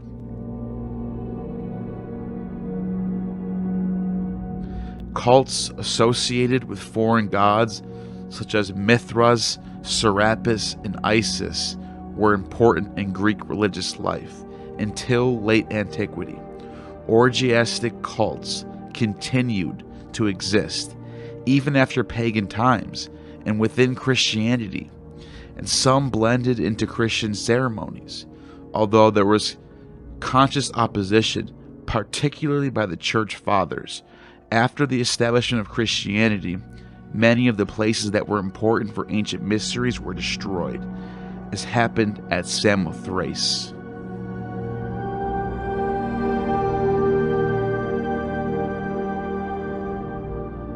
Here's what Clement of Alexandria has to say about the orgiastic rites. Clement of Alexandria, Exhortation to the Greeks. But what if I were to recount the mysteries for you? I will not burlesque them as Alcibiades is said to have done, but will thoroughly lay bare, in accordance with the principle of truth, the trickery they conceal. And as for your so-called gods themselves, to whom the mystic rites belong, I will display them on stage of life, as it were, for the spectators of truth. The raving Dionysus is worshipped by Bacchants with orgies, in which they celebrate their sacred frenzy by a feast of raw flesh. Wreathed in snakes, they perform the distribution of portions of their victims, shouting the name Eva, Eva, that Eva through whom error entered the world. And a consecrated snake is the emblem of the Bacchic orgies. At any rate, according to the correct Hebrew speech, Hevia, with an aspirate, means female snake. Demeter and Persephone have come to be the subject of a mystic drama, and Eleusis celebrates with torches the rape of the daughter and the sorrowful wandering of the mother.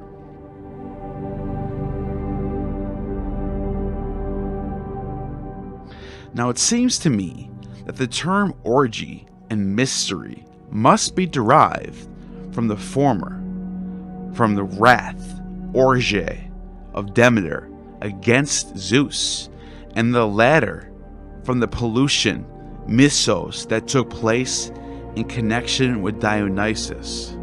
But even if they are named after a certain Maius of Attica, who according to Apollodorus was killed in hunting, I make no objection. Your mysteries have received the glory of funeral honors. You may also, in another way, suppose them to be hunting stories, mytheria, since the letters correspond.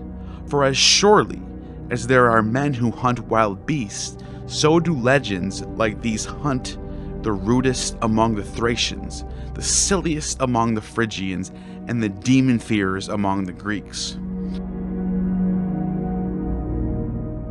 A curse, then, upon the man who started this deception for mankind, whether it be Dardanus, who introduced the mysteries of the mother of the gods, or Iasios, who founded the Samothracian orgies and rites, or the Phrygian Midas, who learnt the artful deception from Orgiastic and then passed it on to his subjects. For I could not be beguiled by the claims of the islander Cinyras of Cyprus, who had the audacity to transfer the orgies of Aphrodite from night to day, in his ambition to deify a harlot of his own country. Others say it was Melampus, the son of Amithaon, who brought into Greece from Egypt the festivals of Demeter, who is Isis, that is, the story of her grief celebrated in the hymns.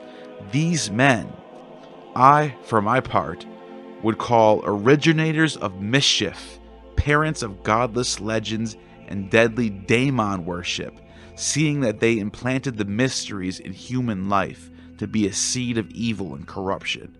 But now, in high time too, I will convict your orgies themselves of being full of deception and jugglery, and if you have been initiated, you will smile the more at least these legends you are wont to honor.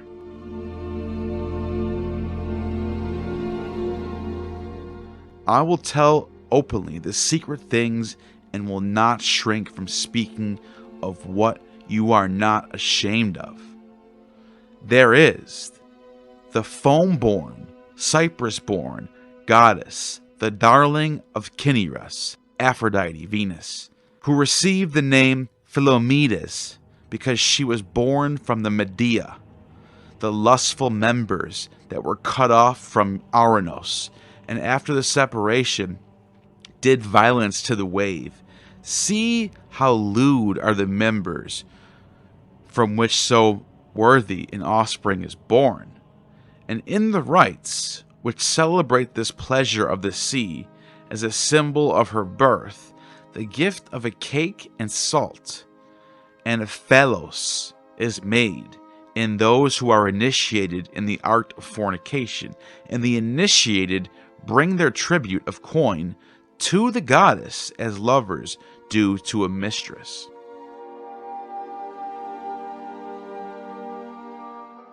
The mysteries of Demeter commemorate the amorous embraces of Zeus with his mother Demeter. The wrath of Demeter, I do not know what to call for the future, mother or wife, on account of which she is said to have received the name Brimo. Also, the supplications of Zeus, the drink of bile, the tearing out the heart of the victims, and the unspeakable obscenities. The same rites are performed in honor of Attis and Cybele and the Corybantes by the Phrygians, who have spread it abroad how that Zeus tore off his testicles of a ram, and then brought and flung them into the midst of Demeter's lap, thus paying a sham penalty for his violent embrace by pretending that he had mutilated himself. If I go on further to quote the symbols of initiation into this mystery, they will, I know, move you to laughter, even though you are in no laughing humor when your rites are being exposed.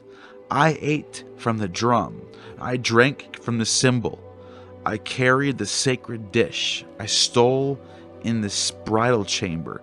Are not these symbols an outrage? Are not the mysteries a mockery? But what if I were to add the rest of the story? Demeter becomes pregnant. The maiden grows up, and Zeus, who begot her, has further intercourse, this time with Persephone herself, his own daughter, after his union with her mother Demeter. Totally forgetful of his former pollution, Zeus becomes the ravisher as well as father of the maiden, meeting her under the form of a serpent, his true nature being thus revealed. At any rate, the Sumerian Mysteries, the sign given to those who are initiated, is the god over the breast. This is a serpent drawn over the breast of the votaries, a proof licentiousness of Zeus. Persephone also bears a child, which has the form of a bull. Sure, we are told by a certain mythological poet, the bull begets a snake. The snake begets a bull. On hills, the herdsman bears the mystic goad.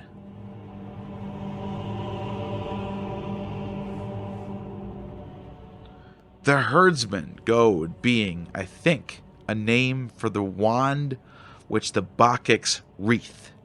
Would you have me also tell you the story of Persephone, gathering flowers of her basket, and how she was seized by Hades of the chasm that opened up in the earth, and of the swine of Euboleus that were swallowed up along the two deities, which is the reason given for the custom of casting swine into the sacred caverns at the festival of Thesmophoria?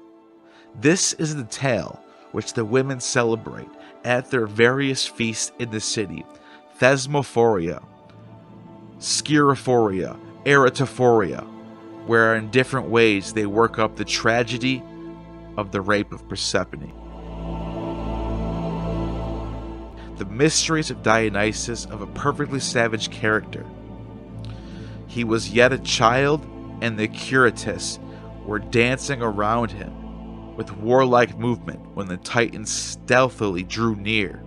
First they beguiled him with childish toys, and then these very Titans tore him to pieces, though he was but an infant. Orpheus of Thrace, the poet of the initiation, speaks of top wheel, the jointed dolls, with beauteous fruit of gold from the clear voice Hesperides, and it is worthwhile to quote the worthless symbols of this rite of yours in order to excite condemnation.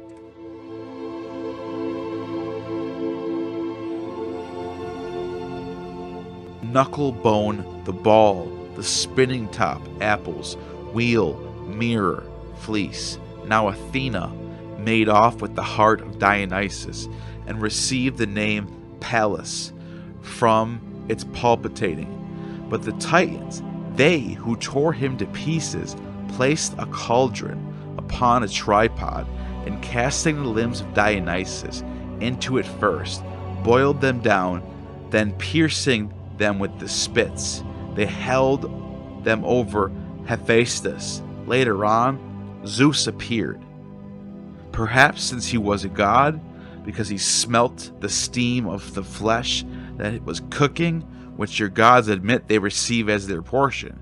He plagues the Titans with thunder and entrusts the limbs of Dionysus to his son Apollo for burial. In obedience to Zeus, Apollo carries a mutilated corpse to Parnassus and lays it to rest. If you would like a vision of the Corybontic orgies also, this is the story. Two of the Corybontes slew the third one, who was their brother, covered the head of the corpse with a purple cloak, and then wreathed it and buried it, bearing it on a brazen shield to the skirts of Mount Olympus. Here we see what the mysteries are, in one word: murders and burials. By the way, Clement, that's 2 words. Anyways, back to the story. The priest of these mysteries, whom such as are interested in them called presidents of the prince's rites, add a portent to the dismal tale. They forbid wild celery root placed on the table, for they actually believe the wild celery grows out of the blood that flowed from the murdered brother. It is a similar custom, of course, that is observed by the women who celebrate the Thesmophoria. They are careful not to eat any pomegranate seeds which fall to the ground, being of the opinion that pomegranates spring from the drops of Dionysus' blood. The Corybantes from the drop are called by the name Cabieri, which proclaims the right of the Cabieri, for this is the very pair of fratricides got possession of the chest in which virilla of Dionysus were deposited. They are sojourned being exiles, and communicated their precious teaching of piety, the virilia and the chest to Tuscans for purpose of worship. For this reason, not unnaturally, some wish to call Dionysus Attis, because he was mutilated. Also, Osiris.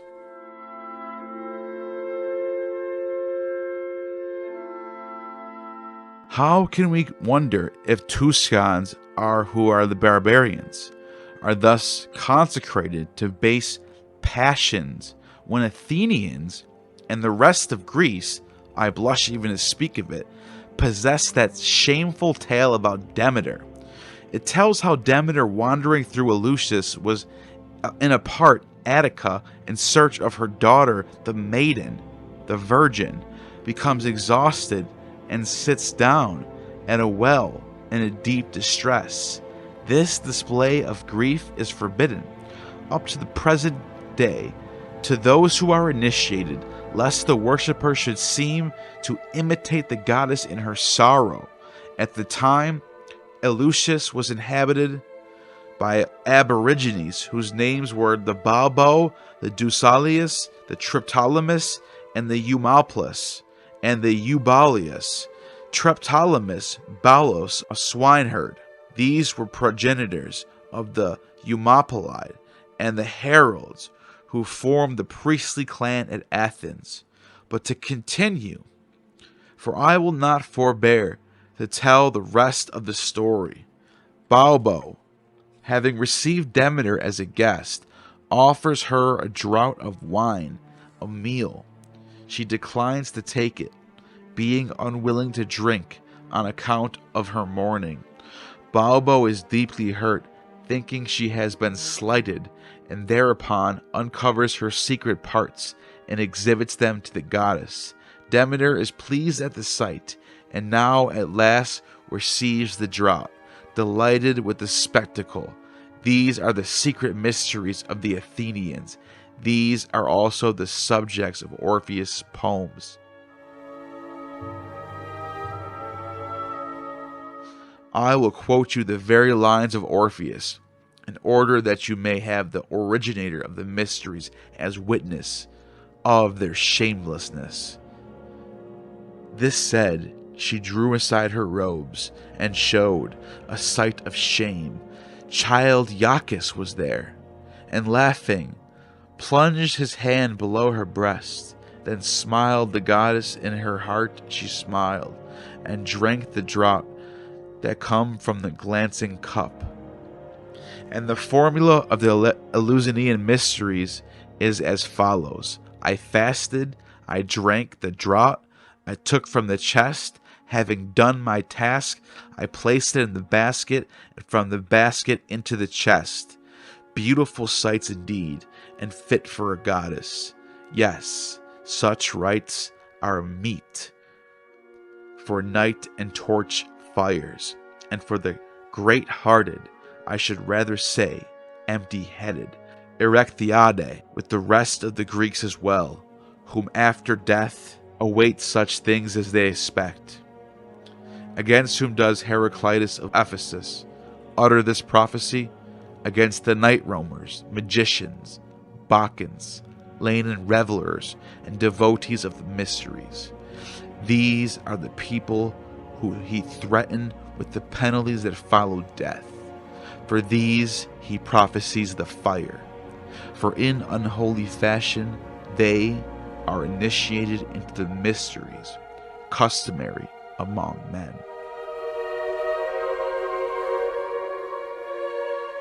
These are the mysteries of the atheist, and I am right in branding as atheists men who are ignorant of the true God, but shamelessly worship a child being torn to pieces by titans, a poor grief-stricken woman, and parts of the body which a sense of shame are truly too sacred to speak of. It is twofold atheism in which they are entangled. First, the atheism of being ignorant of God, since they do not recognize the true God. And then, the second error of believing in the existence of beings that have no existence, and calling them by the name of gods, those who are not really gods, nay, more, who do not even exist. No doubt this is the reason why the apostle convicts us when he says, "And ye were strangers from the covenants of the promise, being without hope, and atheists in the world."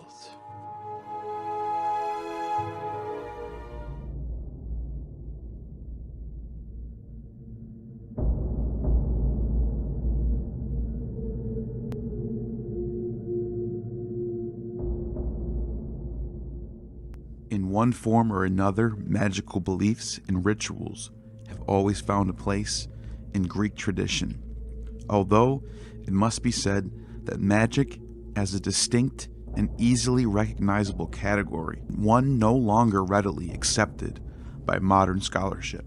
For the sake of this video, however, while acknowledging the considerable debate on the topic, it may be understood in the present context to indicate that the end of a continuously large, undifferentiated spectrum of religious thought and behavior deemed unacceptable to the dominant culture at any given period because of the purposes for which it is employed, because of the methods and the powers it is believed to use, and because of the assumptions it makes about the nature of the cosmos.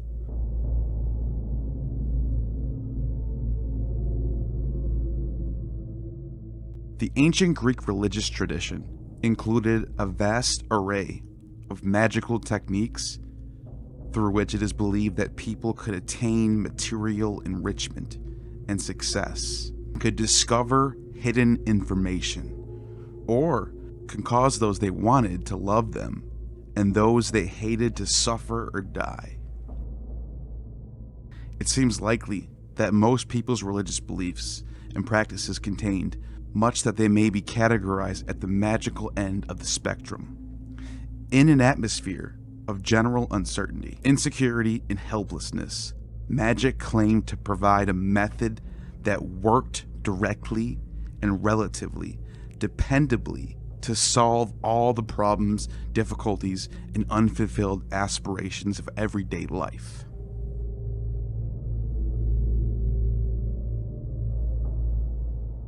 Firm evidence of belief in magical power and practice goes back to the earliest Greek literature, although this undoubtedly represents a far older tradition in prehistory.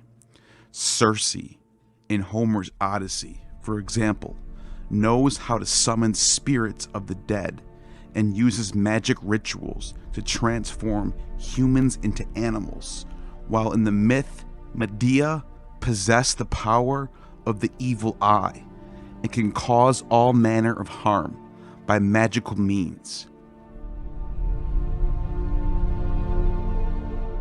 Important references to magical practices and beliefs are found in literature from the entire span of the ancient Greek culture. For example, in Hesiod, Plato, Aristotle, Theocritus, Apollonius of Rhodes, Plutarch, Lucian, Plotinus, and Iamblichus. Knowledge derived from this material is supplemented by archaeological artifacts, and particularly curse tablets, figurines, and amulet gemstones. The most detailed information concerning magic in the older Hellenic tradition comes from the Greek magical papyri from Egypt and dates between the 2nd century BCE to the 5th century. This very rich collection of material demonstrates clearly that the Greek tradition of magic cannot be taken in isolation from the Egyptians, Jews, and other Eastern traditions, and confirms that the magic was practiced at many levels, from villages to courts, and by practitioners ranging from itinerant to highly institutionalized individuals. The magic revealed by these sources is primarily concerned with using the supernatural forces believed to control and influence the world in which humans exist, whether these are gods and goddesses, intermediary powers, such as angels, demons, deacons, spirits of the dead, and those associated with nature, such as solar and astral powers, feature prominently while in the papyri. With their particular cultural context, the Jewish god Ya'al is the most frequently named, but in general, the forces of the underworld, notably Hecate, were undoubtedly those thought most helpful and potent.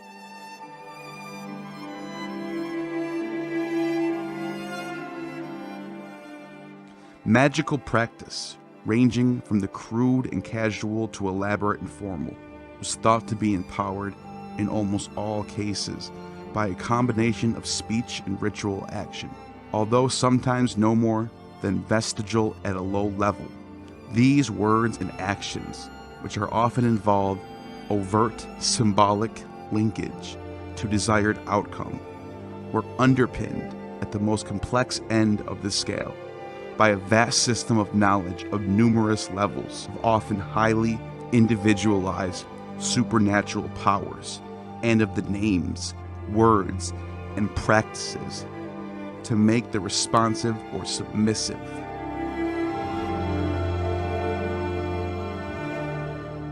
It was vital to know all natural materials, whether animal, vegetable, or mineral, thought to be particularly favorable or potent in relation to purposes of magic in hand and either sympathetic or antipathetic to the powers being used. Important too was knowledge of correct timing, generally determined by complicated astrological lore and location. For example, the crossroads, or a place of a violent death. Just as most people today, however, use modern technology with almost no knowledge of the underlying science behind it, so most of the employed magical techniques in the ancient world had no real understanding of their formal and complex intellectual basis. Magical practice in the Greek tradition may be said to fall into one of three general categories: protection, manipulation, and the discovery of normally hidden knowledge.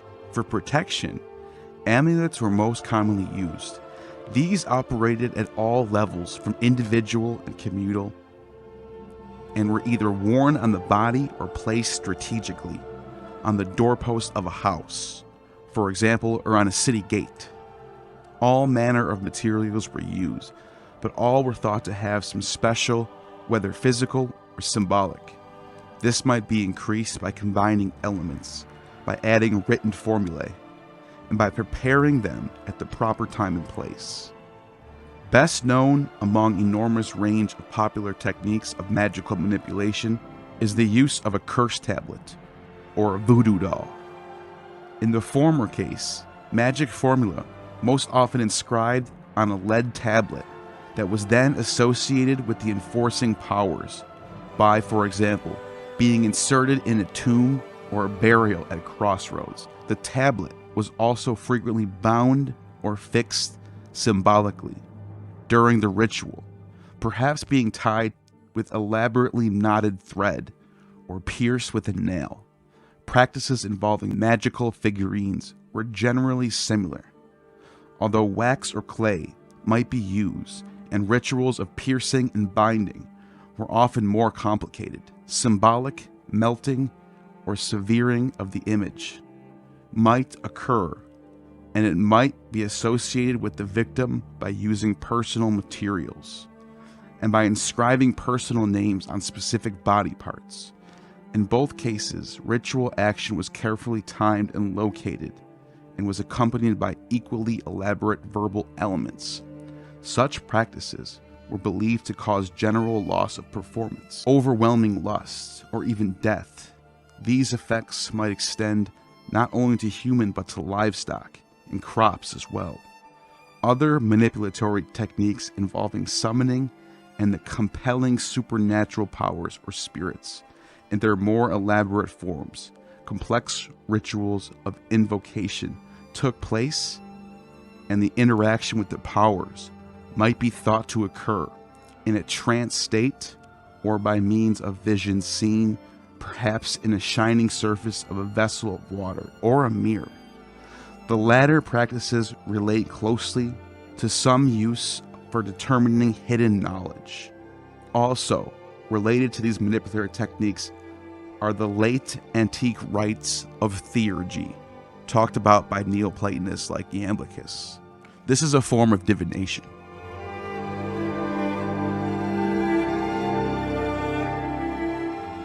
Divination, the supposed ability to acquire knowledge of the future or other normally inaccessible matters by supernatural means, has always found a place in the Greek tradition from antiquity to the present day. But while some forms have enjoyed cultural approval, others have been condemned.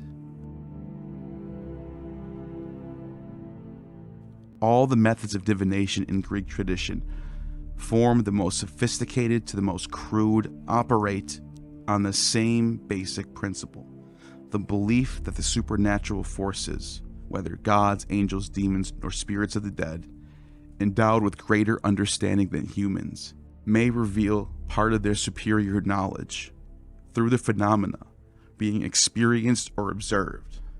Scholarship, following distinctions drawn in antiquity, has traditionally divided the methods of divination known in the Greek world between the natural or intuitive and the artificial or inductive. Such groupings, however, tend to be confusing, since even in the most apparently intuitive methods, some manipulation may be thought possible or necessary.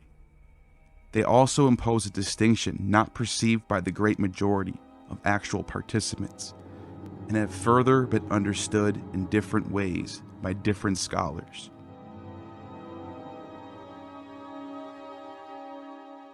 Oracular prophecy undoubtedly enjoyed the highest cultural esteem in the ancient Greek world. It was conducted catering to a small communities and individuals. It also encompassed a broad spectrum of techniques, ranging from ecstatic utterance or frenzied behavior to the interpretations of the rustling leaves in a sacred tree or ripples in a sacred pool. The most famous site was Delphi, where Apollo was believed to speak through an inspired individual, the Pythia. But there were a number of other major oracles of similar standing, that of Zeus at Dodona, for example. At these important centers, a variety of complex rituals of consultation were conducted in elaborate physical surroundings to produce the oracular response. Questions were often posed by the representatives of cities and other such groups, and concerned important matters of state policy and law, although individuals might also make inquiries.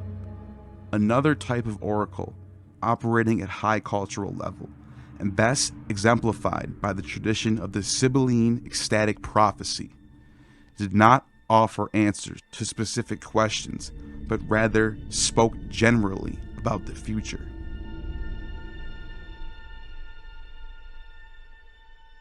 Closely related to oracular prophecy was the interpretation of dreams, which were taken to be inspired by supernatural powers. At some major sites, and at great number of lesser ones, a god was believed to inspire the sick who slept there with dreams that either healed directly or told how to cure might be affected, incubation. Most notable perhaps was the shrine of Asclepius. People also commonly interpreted their own dreams as predictions of the future. Or else they might employ professionals who had training and access to the many textbooks of dream interpretation that developed over the centuries, and in some cases incorporated material from outside Greek tradition. Dreams interpretation illustrates quite clearly, the problems of drawing sharp distinctions between natural and artificial forms of divination. For although it might appear to be a purely intuitive technique, in many cases there was an obvious perception that dreams might be induced, either in the self or another, and the powers producing them manipulated. Related to this notion was a whole range of other divinatory techniques that involved the inducement of inspiration. Thus, in practices such as hydromancy, lectomancy, ketopromancy, where the behavior of objects or substances in a vessel of water was observed, or in more complex forms, medium saw visions on the surface of water or some other shining reflective material.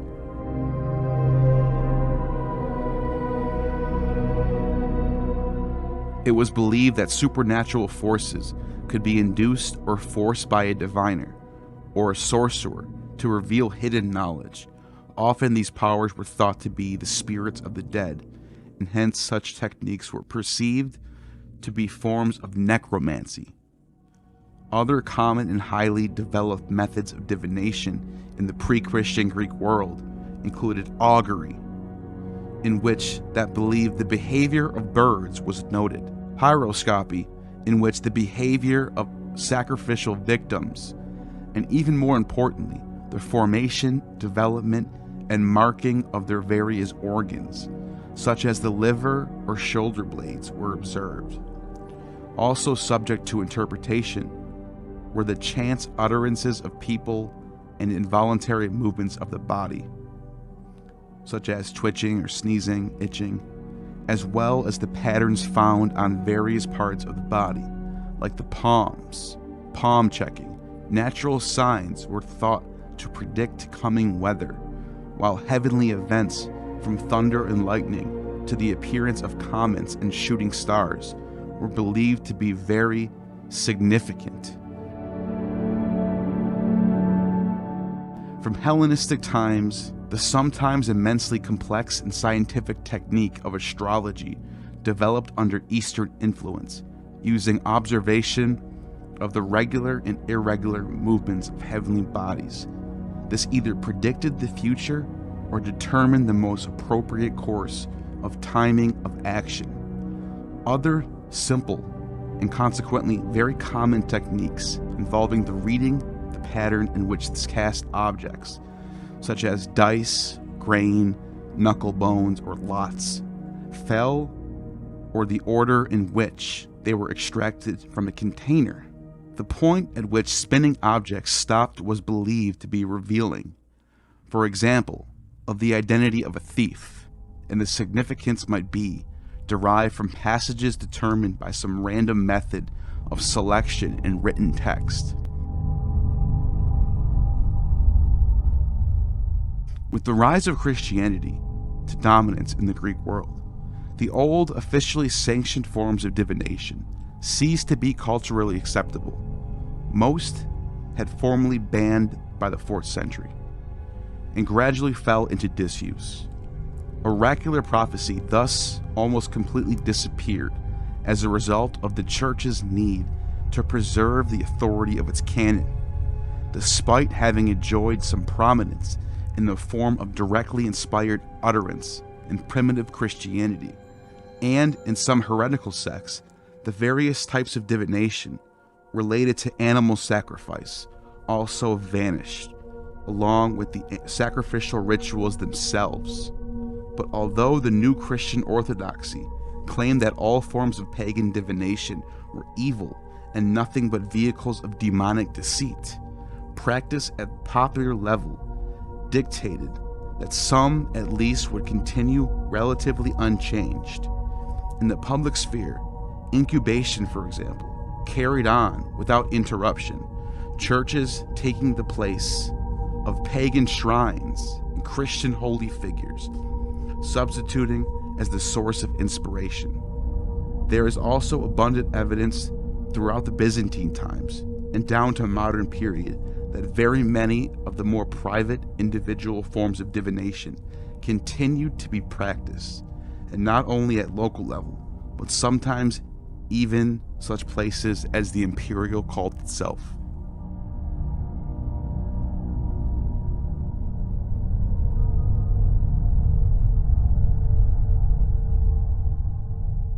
Mysticism, in fact, characteristic of the Greeks not to have invented a separate abstract term for the kind of experience they deemed inseparable from true philosophy and theology. What we do have in Greek are terms for mystery, mystic, and mystical, deriving from the verb muain, to close the eye, to initiate into the mysteries. Those terms denote that which is hidden, that which lies beyond the realm of ordinary existence. In this video, we are looking at the broad definition of mysticism, the quest for an experience of unmediated contact with the divine, alongside the anthropomorphic polytheism of Greek religion. There was an alternative form of religion, represented by the mystery cults. These offered a direct apprehension of the divine unattainable within civil religion. Of these cults, the Eleusinian and Dionysian mysteries are of particular importance. The origins of the Eleusinian mysteries are pre-Hellenic. They consisted in the reenactment of the myth of Demeter, the Earth Mother, and her daughter, Kore, or Persephone. They involved several stages of initiation, producing fellowship with the goddess and culminating with the beholding of the revelation of these deities at the shrine of Eleusis. The Dionysian mysteries went beyond the Eleusinian in seeking actual possession by and union with Dionysus. This was to be attained through rites of an orgiastic character and an outgoing of consciousness or ecstasy. Both cults were associated with the triumph over death and rebirth into immortality. The myth of the death and rebirth of Dionysus became a prominent feature of the Orphic movement, active from the 6th century BCE. The Orphics sought deliverance from the cycle of transmigration and reincarnation through union with the divine, understood not merely as a transient ecstatic experience, but as a permanent state of blessedness. Plato's philosophy has a profound mystical element. His philosophy was preeminently a way, a means whereby a man might require true participatory knowledge of the real, the eternal. The way's end is variously described. It is being in the Phaedo, the good in the Republic, beauty in the Symposium and the Phaedrus, and the one in the Philebus. Unawakened to the real, eternal world, man perceives only the phenomenal world, the world of sense perception. In his famous cave simile, Plato compares the situation of the unawakened to men shackled in a cave, able to see only the shadows of those who pass by behind them. Reawakened to the real world, the nominal world of ideal forms, is a painful but necessary experience. From that awakening, one must strive for the apprehension of the transcendent reality that is the source of all that is. This way of contemplation and the intuitive participatory knowledge is a guiding principle in Plato's work. It is, for example, the way that the rulers of the city-state must follow. It was to be an important influence in shaping the Christian mystical tradition. The mystical way, enunciated so clearly by Plato, suffuses much of the Hellenistic philosophical tradition. Aristotle, notwithstanding the many differences he had with his master, speaks of the contemplative life as a participation in the divine life, in which subject-object distinction between man and the divine disappears.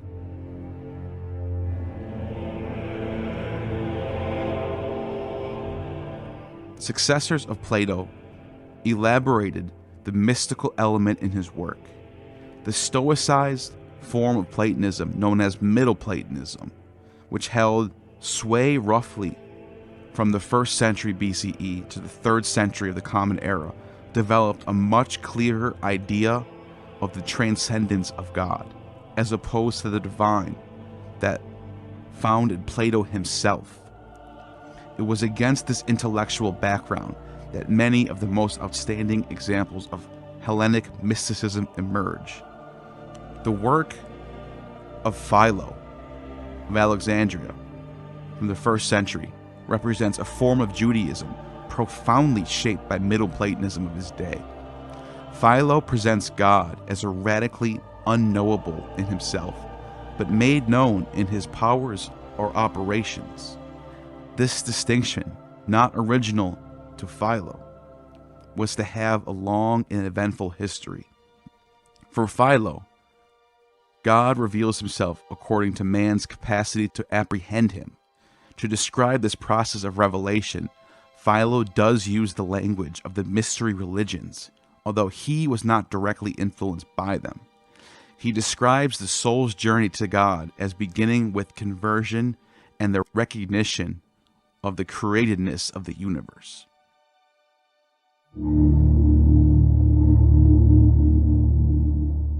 Through moral purity, the soul comes to know itself and to recognize its utter dependence upon God. Knowledge of God is a divine grace, not a natural capacity. It entails a going out of oneself, a form of ecstasy seen most clearly in the Hebrew prophets.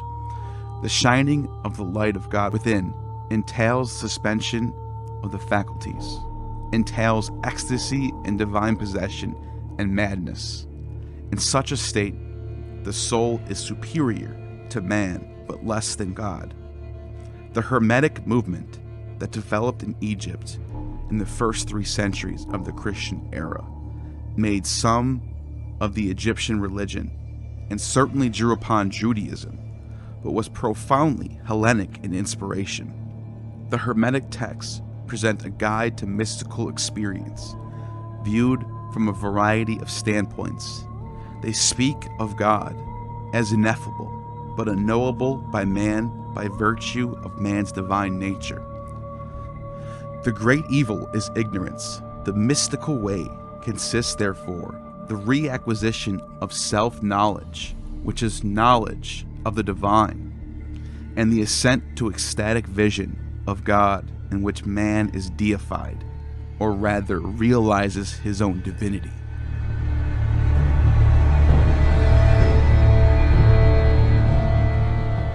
The extraordinarily complex and seductive set of traditions known as Gnosticism posed a grave threat to Christianity in the first 3 centuries of the Christian era. While teachings and practices vary greatly, Gnosticism was essentially an attempt to present Christianity as a mystery religion, analogous to the mysteries of Mithras, Cybele, and Isis that were flourishing at that time. Teaching a radical form of dualism between God and the world, the Gnostics offered an initiatory form of knowledge, gnosis, whereby those who had a divine spark within them might escape from the material world and find salvation. Gnostic dualism found a new expression in the 3rd century with the rise of the Manichaean religion.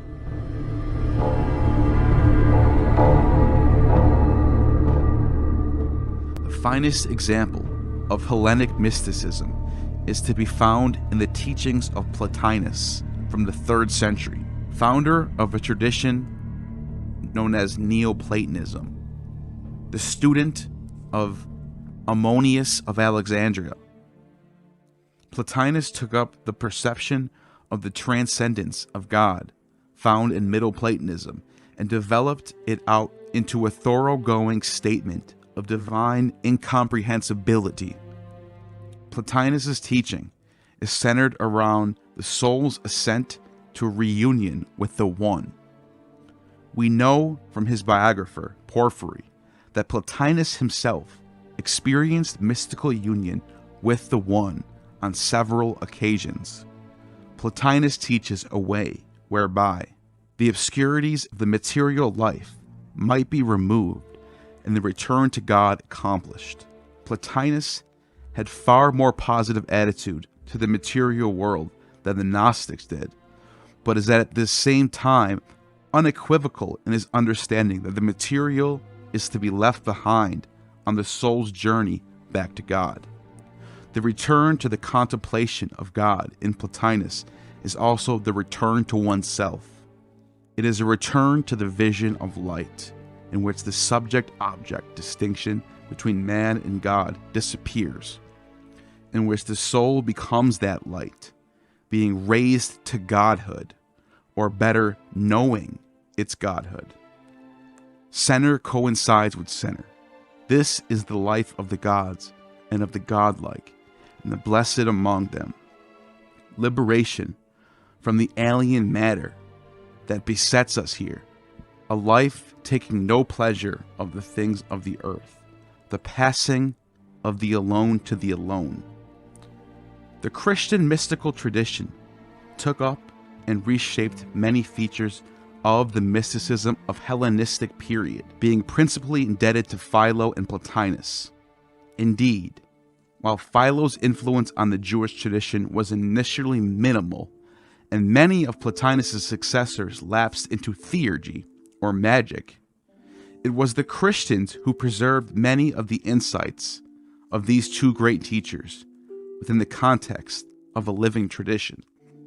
Clement of Alexandria integrated much of Philo's mystical teaching within the Christian tradition, most notably the motif of the divine darkness on Mount Sinai, used to express God's incomprehensibility. Clement went beyond Philo in speaking quite unambiguously of man's deification. Like Philo, Clement used the language of the pagan mysteries to describe the mysteries of his own faith. Here's what Clement has to say.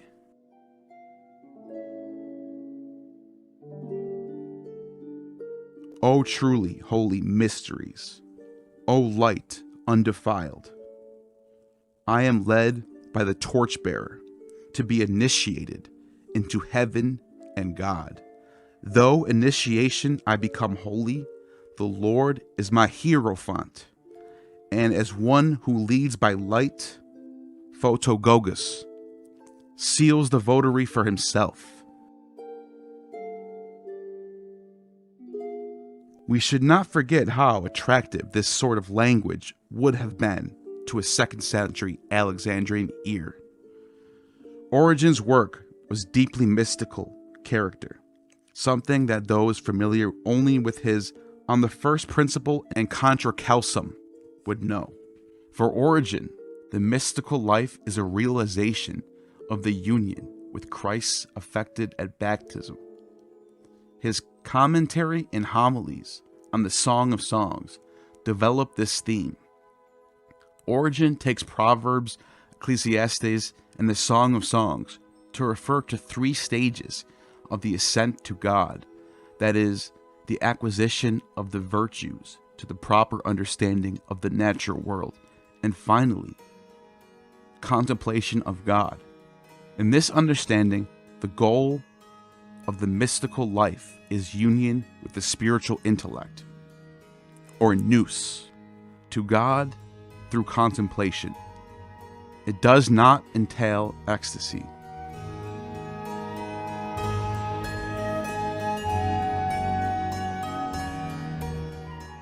The Alexandrian mystical tradition formed a crucial component of the teaching of the Cappadocian Fathers.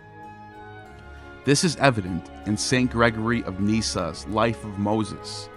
It is also apparent in the works of Evagrius of Pontus and Pseudo-Macarius. Evagrius made Origen's threefold distinction of the spiritual life classic. He also refrains from speaking about ecstasy. Macarius is less reserved and speaks of the intellect as utterly dispended and ravished, carried away by prayer and become one with it. He also follows Clement and Philo in using the phrase sober drunkenness, a motif avoided by both Origen and Evagrius. There was a danger in the Christian usage of the Hellenic mystical tradition that the mystical life would be seen as circular, as an escape from matter and a return to the pre-cosmic unity. This element of circulatory is palpable in the teachings of Origen and Evagrius. It is avoided by the Cappadocians and by Macarius in the emphasis on personhood and the integrity of the body. Union with God in these writers has no connotations into the divine. The teachings of the Pseudo-Dionysus, deeply influenced by the Neo-Platonism of Plotinus and Proclus, do not adequately avoid the dangers of circularity. While their wonderful evocations of the super-irrational and the ecstatic apprehension of God in the state of perfect unknowing were to be enormously influential, they lacked the personalistic element so vital to true Christian mysticism.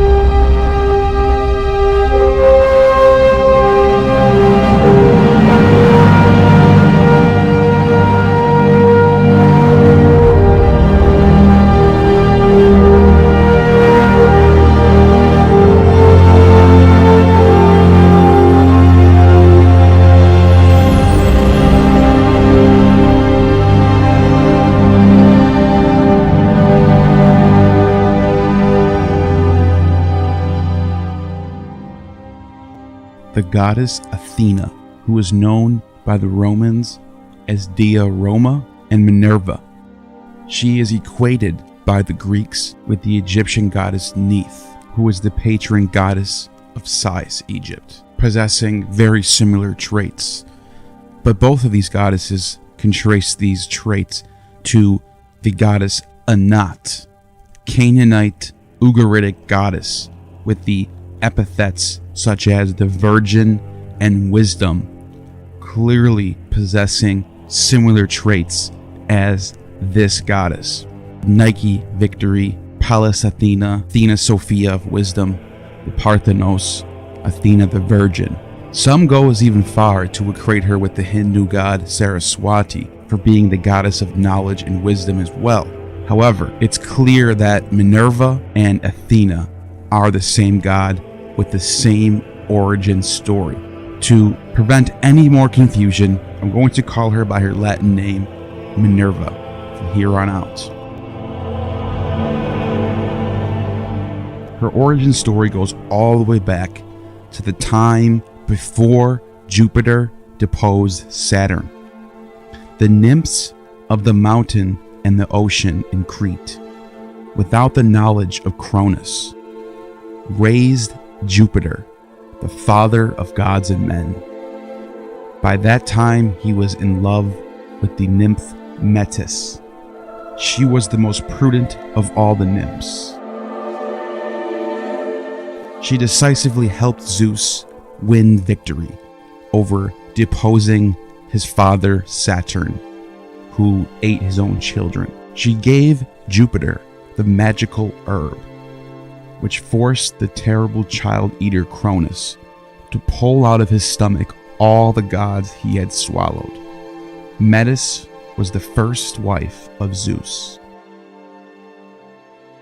At a feast held in Olympus to formalize their relationship, Ouranos and Gaia revealed to the very grandson that Metis would give him firstly a daughter and then a son who would become so strong that he would become the first of the gods. This is a reference to Dionysus, but the daughter would come first. This daughter is Minerva. The oracle from his ancestors put him into thinking. Therefore, when he saw that Metis was pregnant, he could not settle down. Jupiter asked for an herb from his grandmother Gaia. Whoever ate the herb would become as small as the size of a little finger. Gaia did not refuse to favor, and asked, and she gave him the herb. Then Jupiter ran on Metis and gave it to her to swallow, saying that this herb would help her give birth to strong children. Metis believed him. Swallowing this herb, she became diminishing. Jupiter opened his huge mouth and swallowed her. He did the same trick as his father did, but he ate his wife and the child that was in her womb. Once Jupiter swallowed her, he immediately gained all the wisdom of the world. He knew every moment what was good and what was bad. After a few days, he started to get a headache, and discomfort became more and more intense as the headache got stronger. Jupiter was in terrible pain. All goddesses tried to soothe him with magic herbs, but nothing seemed to ease the pain. He screamed and knocked on the ground, so that the whole Olympus echoed and trembled by his voice. One night, Jupiter could not bear it anymore. And there's two versions of this story. One is that he called in Prometheus, who was given the double-headed axe by Hephaestus to come and relieve the pain. In another version, it's Hephaestus himself who comes with a huge hammer. The moment Zeus saw him and said, "Quickly, give my head a strike with your hammer in order to save me once and for all from this torment." The divine blacksmith rolled his eyes and refused to do so, but Jupiter was not joking. Enraged, he threatened Hephaestus that he will throw him from Olympus. And so Hephaestus, or Prometheus, struck the head of Jupiter, and then in front of everyone's eyes, sprang from the head of Jupiter, full-armored, gray-eyed daughter, Minerva, holding the shield, wearing a helmet, waved menacingly a spear. Minerva, the goddess of war, but also the patron of wisdom. Minerva inherited her father's omnipotence and wisdom of Metis.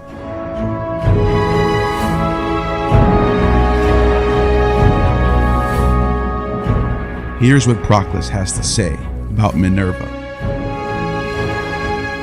And thus much concerning the planetary deities, who were called by the ancients the governors of the world. The next place, therefore, let us direct our attention to what Plato, his best interpreter Proclus, have transmitted to us concerning Minerva.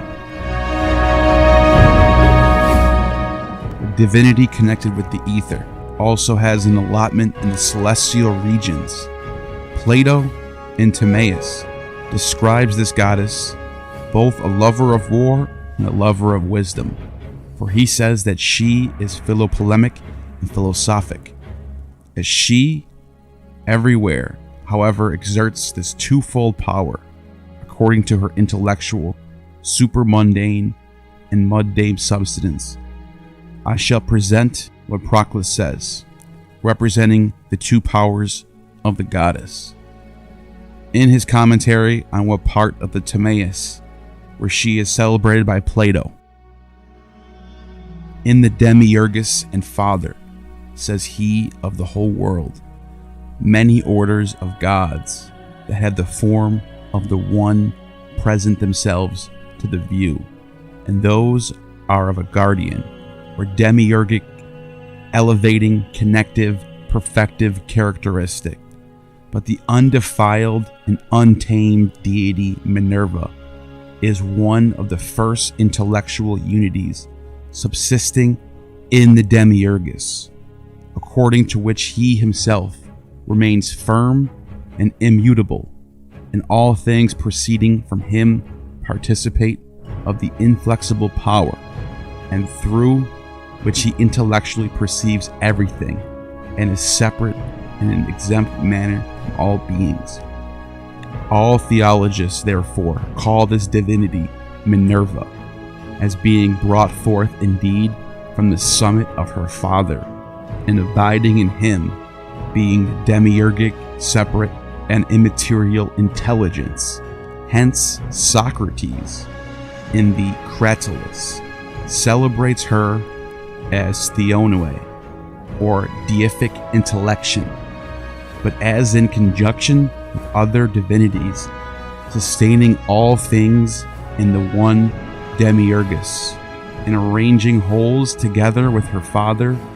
Through the first of these, they denominate her philosophic, but through the second, philopolemic. For she, who according to the form of one connectedly, contains all the paternal wisdom as a philosopher, and she who invariably rules over all the contrary, may be properly called a lover of war. Hence Orpheus, speaking of her birth, says that Jupiter generated her from his head, with armor shining like brazen flower. Since, however, it was necessary that she should proceed in second and third orders, she appears in the order to which Persephone belongs, according to the undefiled heptad, but she generates every virtue from herself, and elevating powers, and illuminates secondary natures with intellect, and an undefiled life. Hence she is called Cor Trajacenes. She likewise appears among the liberated gods, uniting the lunar order with the intellectual and demiurgic light, causing the productions of the divinities to be undefiled, and demonstrating the one unity of them to be unmingled with their depending powers. She also appears in the heavens, sublunary region, and according to the united gift of herself, imparts the cause both of the philosophic and the philopolemic power. For her inflexibility is intellectual, and her separate wisdom is pure and unmingled with secondary natures. And the one characteristic peculiarity of Minerval providence extends as far as to the last orders. For since whatever there are partial souls that resemble her divinity, they exert an admirable prudence and exhibit an unconquerable strength, what we ought to say of her attendant corps of daemons and divine, mundane, liberated, and ruling orders. For all these receive as from a fountain the 20-fold peculiarity of this goddess. Hence also the divine poet Homer, indicating both these powers of Minerva in conjunction with fabulous devices, says, "The radiant field her sacred fingers wove floats in rich waves and spreads the court of Jove. Her father's warlike robe her limbs invest, in which verses by the veil which she wove, and to which she gave substance, by her intellections. Her intellectual wisdom is signified. But by the warlike robe of Jupiter, we must understand her demiurgic powers, which immutably takes care of mundane natures and prepares more divine beings, always to have dominion in the world. Hence also, I think Homer represents her as an associate in battle with the Greeks against the barbarians, just as Plato here relates that she was an associate with the Greeks against the inhabitants of the Atlantic island, in order that everywhere more intellectual and divine natures may rule over such as are more irrational and vile. For Mars is also a friend to war and contrarieties, but with the separation and division more adapted to the things themselves. Minerva, however, connects contrariety and illuminates the subjects of her government with union. Hence, likewise, she is said to be philopolemic, or strife, fighting, war, she always loves. And she is a friend to war indeed, because she is allotted the summit of separation. But she is a lover of the contrarieties, because these are in certain respect congregated through this goddess, in consequence of better natures having dominion. On this account likewise the ancients co-arranged victory, Nike, with Minerva. If therefore these things are right asserted, she is philosophic indeed as being the demiurgic intelligence, and as separate and immaterial wisdom, Sophia. Hence also she is called Metis by the gods. She is philopolemic as connecting the contrarieties, wholes, and as an untamed, inflexible deity. On this account likewise she preserves Bacchus undefiled, but vanquishes the giants in conjunction with her father.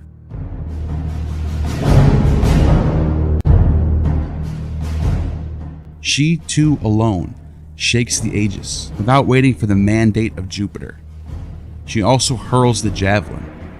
Shook by her arm, the massy javelin bends, huge, ponderous, strong, and when her fury burns, whole ranks of heroes tames and overturns. Again, she is Lucifer, as every way extending intellectual light, the savior, lightbringer, as establishing every partial intellect in the total intellections of her father, Ergain, or the artificer, as presiding over demiurgic works.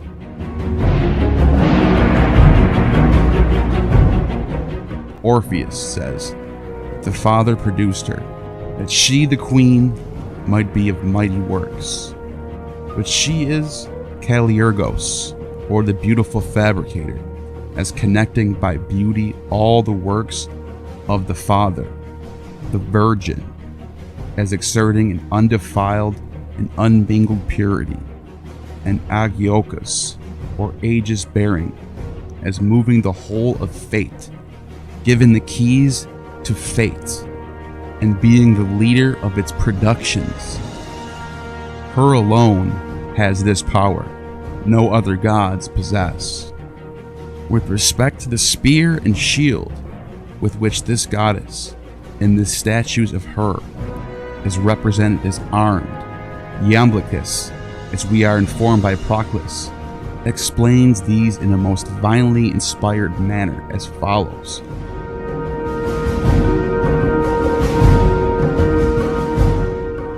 Since every divine nature ought to act and not to suffer, in order that by operating it may not have the infectious which is similar to matter, but by not suffering it may not have the efficacy which resembles material natures that produce accompanied with passion, that it may have neither of these.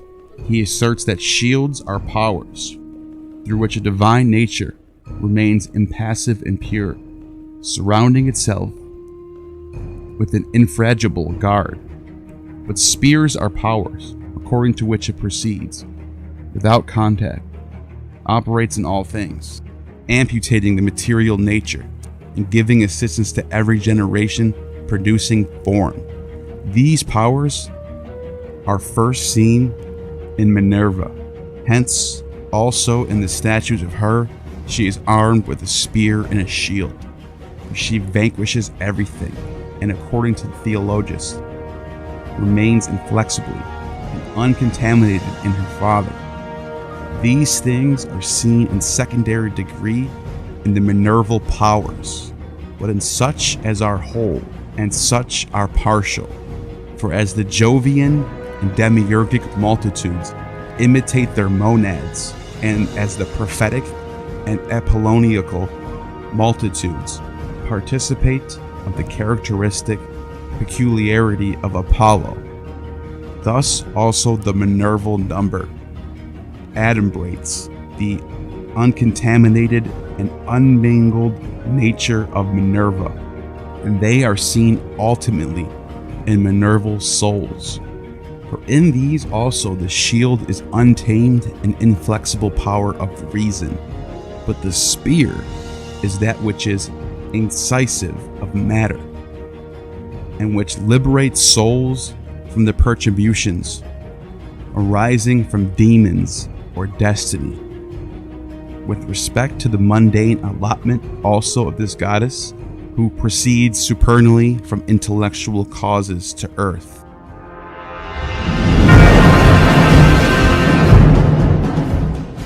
Proclus observes in Timaeus, she primarily subsists in her father, but secondarily in the supramundane gods, that her third progression is in the 12 liberated rulers, and that after this she unfolds into light, a liberated authority in the heavens.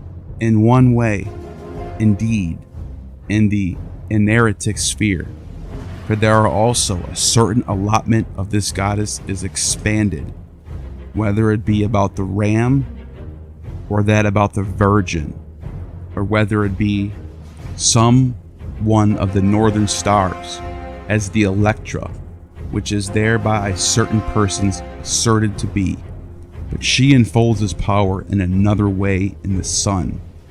For there also an admirable power and a Minerval order fabricates holes, according to the theologists, in conjunction with the sun, and again in another way in the moon, being the monad of the triad, which is there, but in another way in the earth, according to the similitude of the allotments of the earth to the celestial distributions. And lastly, she unfolds this liberated authority differently in different parts of the earth, according to the peculiarities of the providential energy. This being the case, it is by no means wonderful that one deity, Minerva, is said by Plato to have the allotment of Athens and Sais in Egypt. For it must not be supposed that because partial souls are not naturally adapted to inhabit two bodies at once, this is also impossible to the gods, but there is a participation of the same divine power according to different places, yet the one power there is also multitude, and by this place indeed it is participated in one way, but by other places in different way, and in some sameness is more abundant, but in others difference.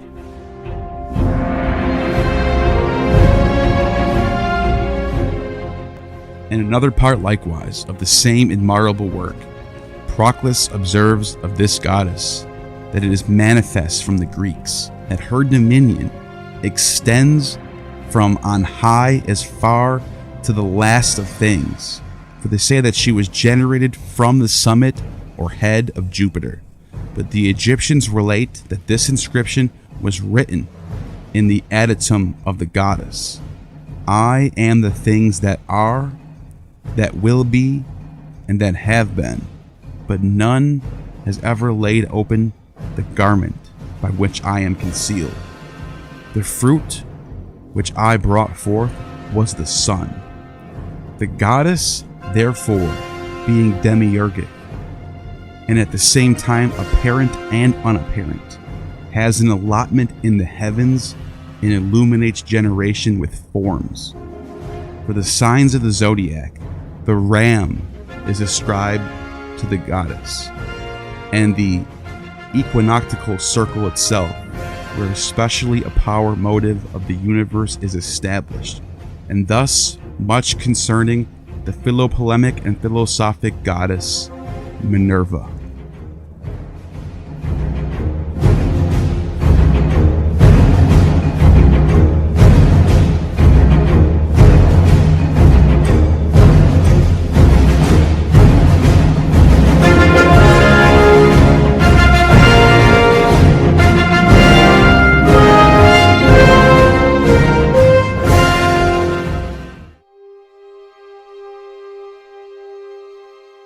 The Battle of Thermopylae was fought in 480 BCE between the Persians and the Greeks led by Sparta under King Leonidas. This battle, sometimes known as the 300, would become an iconic moment for Western civilization all the way up until today. A century later, a man named Philip of Macedon would go on to unite the Greek city-states into the Hellenic League and finally give back to Persia what has been dished to them for so long. The Persians were the globalist empire of the time period.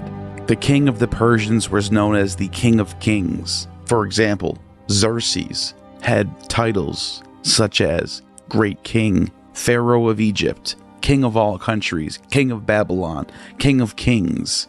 And so, a real-life Game of Thrones followed.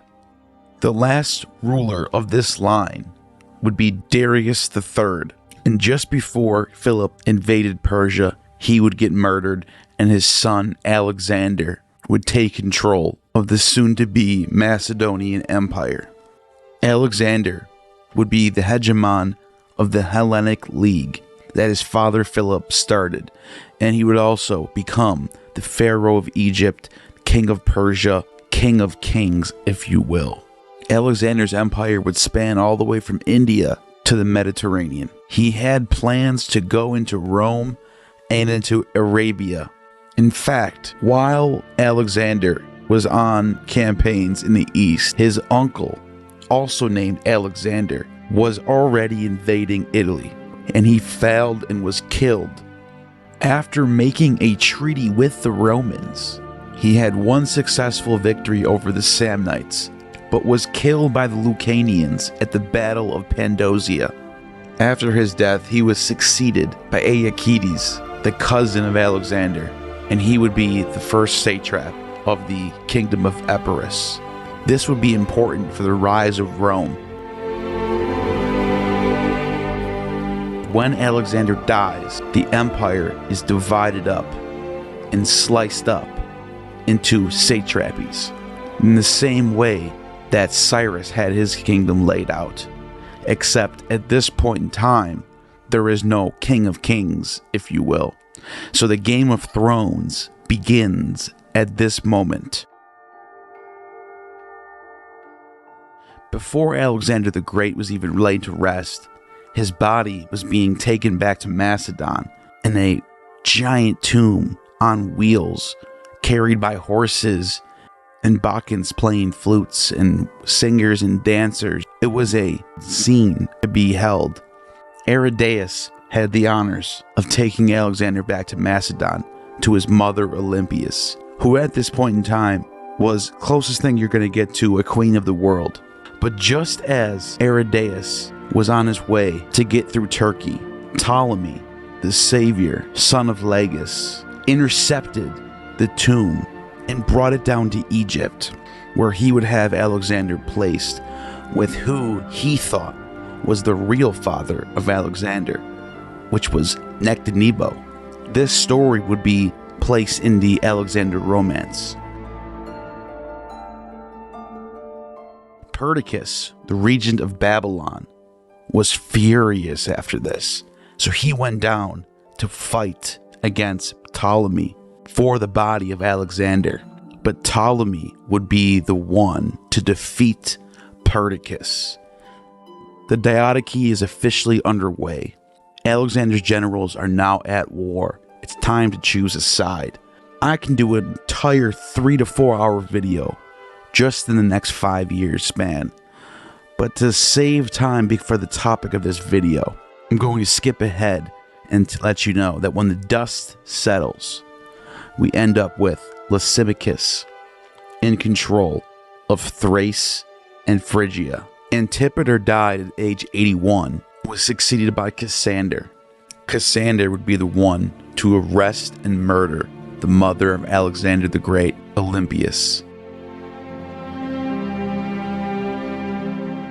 As Antipater grew close to his death in 319, he transferred the regency of Macedon, not to Cassander, but to Polyperchon, possibly so not to alarm the other Diadochi through an apparent move towards dynastic ambition.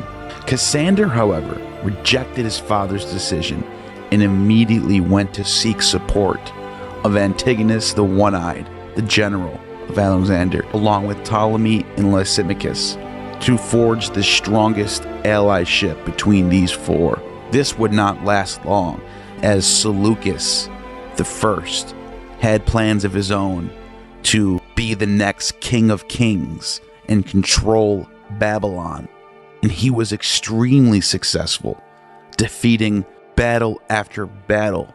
The Seleucid Empire would rise and control all of Persia, most of Mesopotamia.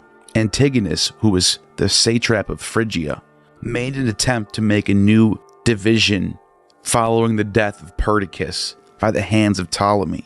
The partition Triparadisus was a deal struck in 321 BCE. However, only 2 years later, Antipater was killed and the Second Diadochi War began.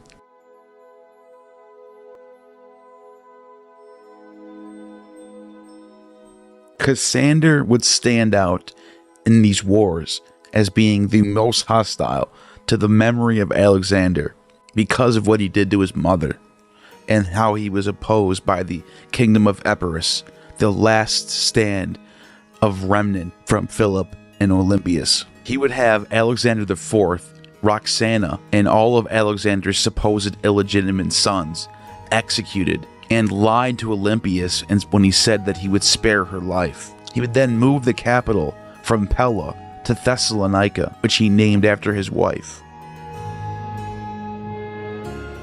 It would be the Antagonids who would get the revenge. Demetrius of Macedon, the son of Antigonus the One-Eyed, served as the highest general under both Philip and Alexander. I will be doing an entire video on Demetrius. He would even be worshipped in his lifetime and be given the title of Savior, Soter. He would be the next hegemon of the Hellenic League after Alexander himself because of his success against Cassander, Seleucus, and Lysimachus, who were united to destroy him and his father. These armies met at the Battle of Ipsus in Phrygia in 301 BC. Antigonus was killed, and Demetrius, after sustaining severe losses, retired to Ephesus.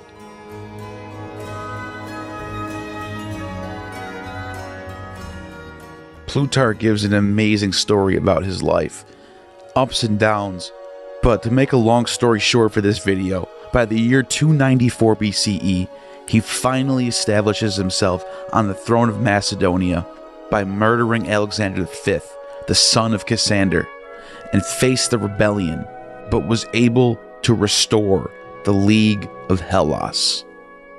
This was when finally the dust was settling, after the Third Diadochi, later be known by historians as the Kingdoms of the Diadochi or the Hellenistic period, from 275 to 30 BCE, when Augustus would take control and win the Game of Thrones. But the question is, how does somebody from Rome win this Game of Thrones and not somebody from Macedonia. As I mentioned, the dust has finally settled. Lysimachus is in control in the north, Kingdom of Epirus in the west, Seleucid's control of Asia, and Ptolemy is in control of Egypt. Demetrius was a god in his lifetime. People thought that he was the god Dionysus. Plutarch compares him to Mark Antony, and there's a lot of good reasons for this. Both of their lucks would run out before they could even become as great as they were supposed to be. In 288 BCE, Demetrius was totally forsaken by his troops on the field of the battle, and he surrendered to Seleucus. Seleucus would let him live in the court in Babylon. However, he died as a drunken decadent not long after this. There are many tragedies and plays and operas dedicated to his life. Which brings us to the next chapter of this story, Pyrrhus of Epirus.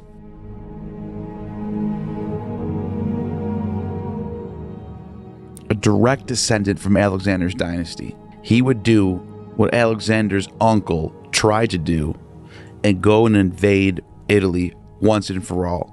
However, even though he kind of did win the war against Rome, it was called a Pyrrhic victory, named after him, which means he sort of wasted a lot of resources on this battle to the point where it's almost as if Rome actually won. But as a result of these wars, Pyrrhus would take control of Syracuse in Sicily, a very rich kingdom since the time of Dion and Dionysus during the time of Plato. This was a strategic point in the Mediterranean world to control.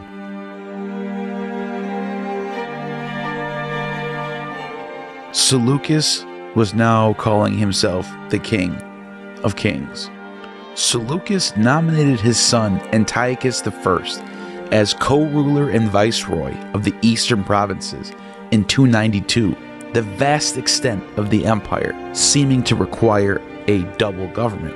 Royal marriages were put in place. The alliance between Lysimachus, Ptolemy, and Seleucus would start to fall apart. Eventually, Lysimachus ruled Macedonia, Thrace, and Asia Minor. The unpopularity of Lysimachus after the murder of Agathocles gave Seleucus an opportunity to remove his last rival. It was down to three now: Ptolemy, Seleucus, and Lysimachus. And it all comes down to the year 281 BCE.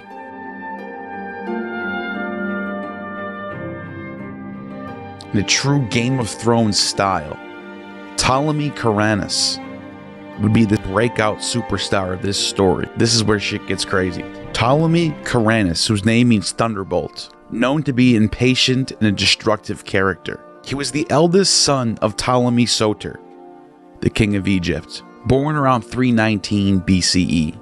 He was in line to be the next king of Egypt and king of the Ptolemies. However, because of his destructive character, Ptolemy chose the second son, Ptolemy Philadelphus, to be the heir of the throne.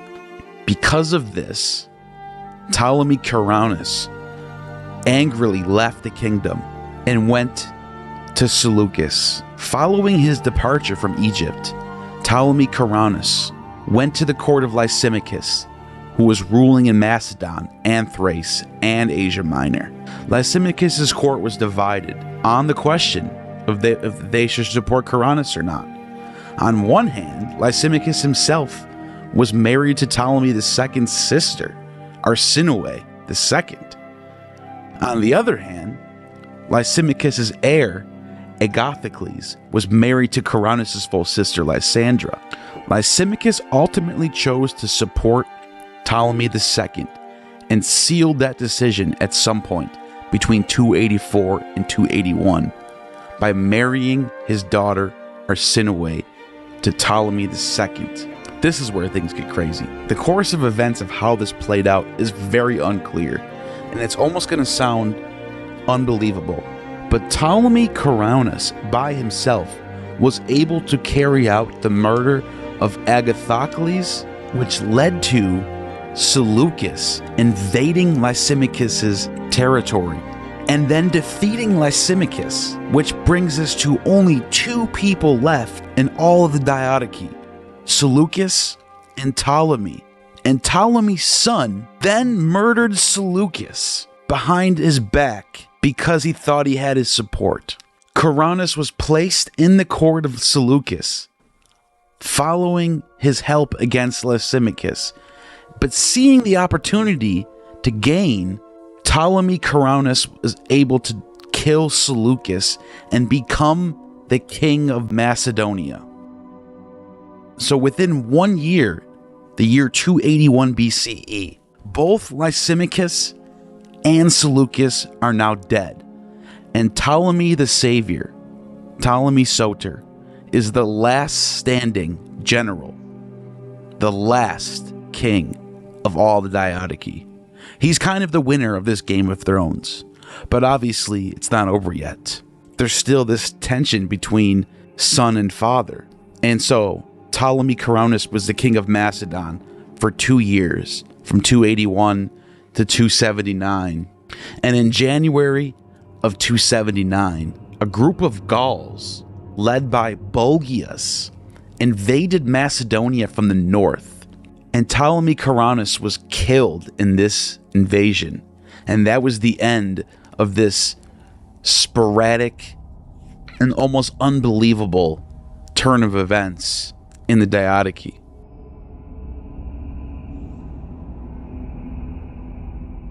Meleager was the brother of Ptolemy Coronis, also being the son of Ptolemy Soter, and he would rule Macedonia for only 2 months before Cassander's son, Antipater, would take back Macedonia from the Ptolemies, when it just looked like it was about to be a world Ptolemaic empire.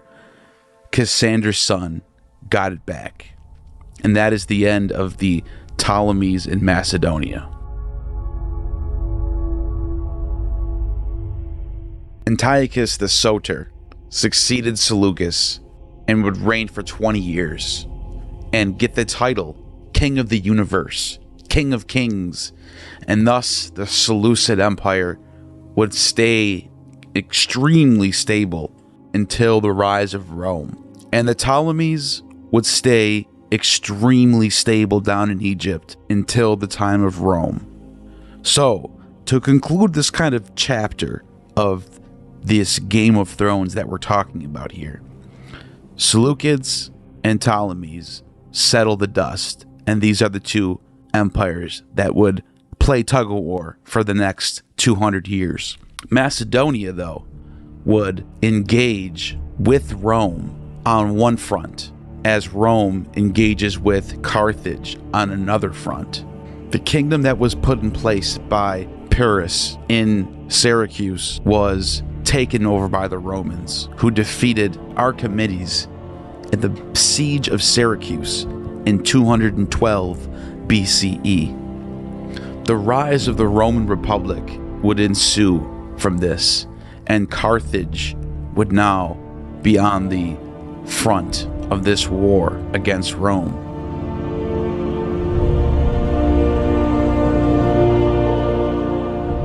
Hannibal is the next rising star that needs to be mentioned immediately. Born in 247 BCE, he was a Carthaginian general and statesman who commanded the forces of Carthage in the battles against the Roman Republic. He is arguably the greatest military commander in world history. Even after being defeated, he cannot die. It's almost as if he lives forever. And it seems that way because his name just keeps popping up over and over again, even after it seems like he's defeated. Siege of Saguntum, Second Punic War, Battle of Rome Crossing, Battle of Nola, Battle of Ticinus, 3 battles of Nola, Battle of Trebia, Battle of Tarentum, Battle of Lake Tricina, Battle of Cope, Battle of Numidia, 2 battles of Battle of Canusia, Battle of Crotona, Battle of Tarentum, the Battle of Zama. And finally, when Scipio was able to defeat Hannibal, he didn't kill him. Hannibal still goes and leaves Carthage and becomes allied with the Seleucids against Macedonia and Rome. As I said, he's indestructible. Hannibal does not die. He would live out his days in Turkey, in the location where a new Mithridatic empire would rise up.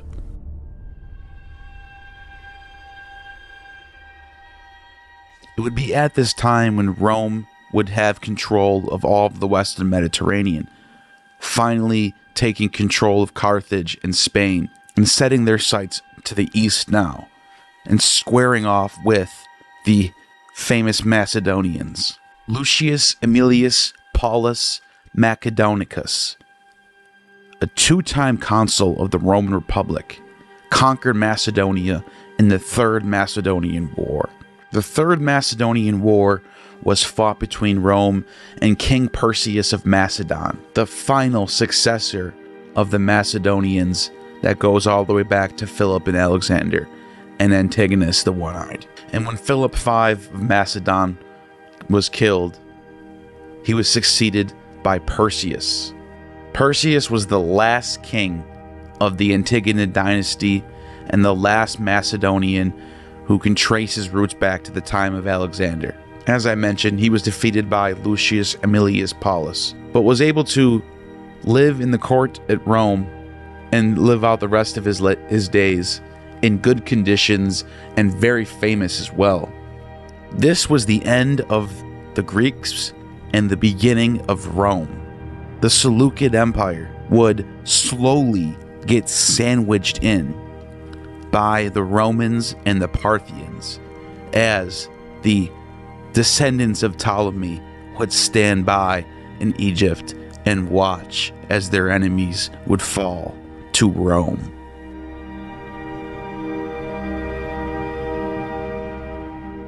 Jugurtha was the grandson of the first Numidian king Massinissa, who ruled from 202 to 148 BCE and funded Hannibal against the Romans.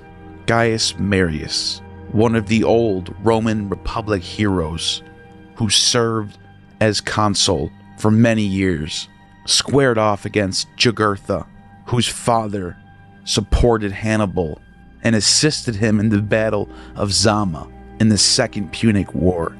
Jugurtha and his family had been long enemies of Rome. Marius and Sulla would team up to defeat Jugurtha. With the surrender of Jugurtha and the end of the war, Marius returned to Rome in triumph, where he would be elected consul, unprecedentedly, for every year from 104 to 101 BCE, something never been done before. And after a brief celebration of his triumph, Marius marched northward. Sulla would join him, which begins the climax and topic of today's video. And yeah, that was a long lead up, but it was fun, wasn't it? Right? Anyways, Sulla would join him, where he would defeat the rebellious Germanic tribes in 102 BCE. Despite these victories over Jugurtha and the Germanic tribes, these two men, Marius and Sulla, would soon become the first archenemies and civil war veterans of Rome. This would set the tone for the end of the Roman Republic and the beginning of the Roman Empire. There's a reason why I chose Sulla to be on the thumbnail of this video, to be the main character of this story.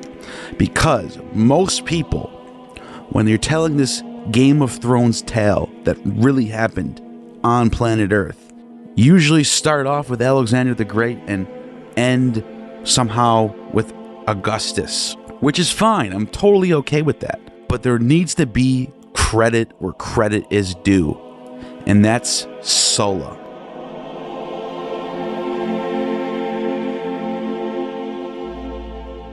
Here's what Plutarch has to say in his Lives of the jealousy and how Sulla had reveled in after their return to Rome.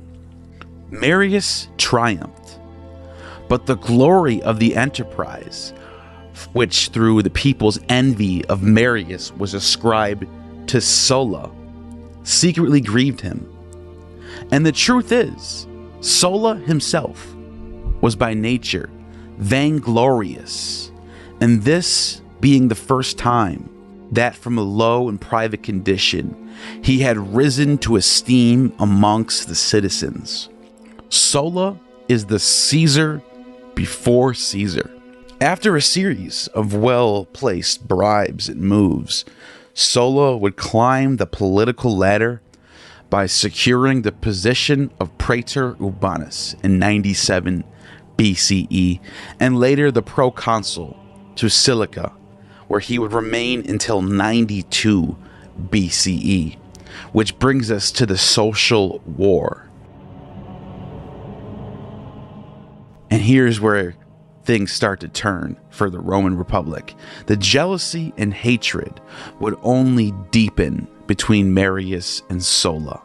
The Social War of Allies from 91 to 88 BCE saw Rome face a revolt among the city's previously loyal allies in Italy, who demanded equal rights and citizenship. The war would end when Rome conceded to most of their demands by establishing a reputation for ruthlessness and brutality in the war. Sulla became Rome's first general, a distinction Marius had previously held. Plutarch again gives us more insight. After the war, Marius was unable to render any great service and proved that military excellence requires a man's highest strength and vigor. Sulla, on the other hand, did much that was memorable and achieved the reputation of a great leader among his fellow citizens, that of the greatest of leaders among his friends, and that of the most fortunate even among his enemies. Sulla was finally rewarded his first consulship in 88 BCE, but this would come after the famous Mithridatic Wars, which would put Sulla on the map. And once again, the reason why I selected him as the true winner of the Game of Thrones. In the east, Mithridates Eupator of Pontus was causing problems, and his kingdom would rise up as the Seleucids would fall, as the Parthians would rise, and as the Ptolemies would kind of chilling out down in Egypt. Mithridates was the real deal at this time. And so, in 104 BCE, Mithridates invaded the provinces of Galatia and Paphlagonia, and after an invasion of nearby Bithynia, he withdrew when issued a warning by the Roman Senate. However, he soon disregarded the warning and attacked 3 Roman legions sent against him. He had all Italian residents' property confiscated and ordered the locals to kill all Italians. The end result was economic chaos, bankruptcy for many in Rome. Sulla, the hero, would rise and was given the command of the Roman forces to face this evil enemy, Mithridates. However, the tribune, Publius Sulpicius Rufus, blocked the order and, calling the elderly Marius out of retirement, awarded the command to him instead of Sulla. Marius was nearly 70 at the time, entered the fray, embittered, seeking vengeance. Sulla was irate.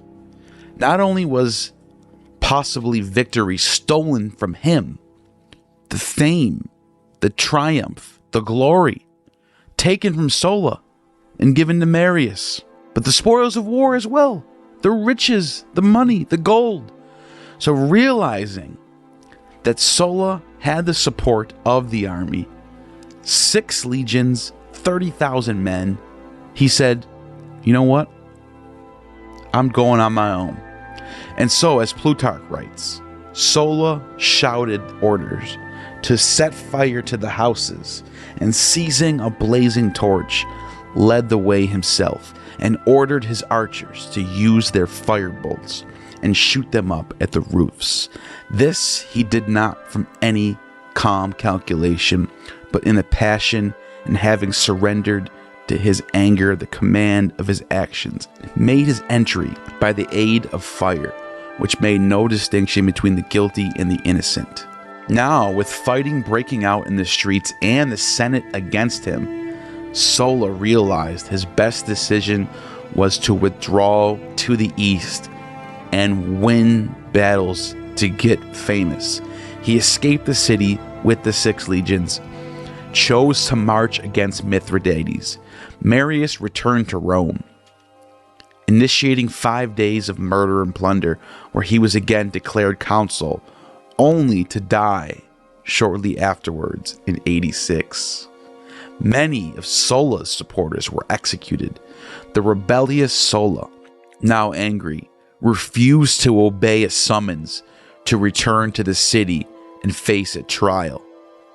At the urging of the consul Cinna, who is the uncle of Julius Caesar, the Roman Senate declared him an enemy of the state and condemned him to death.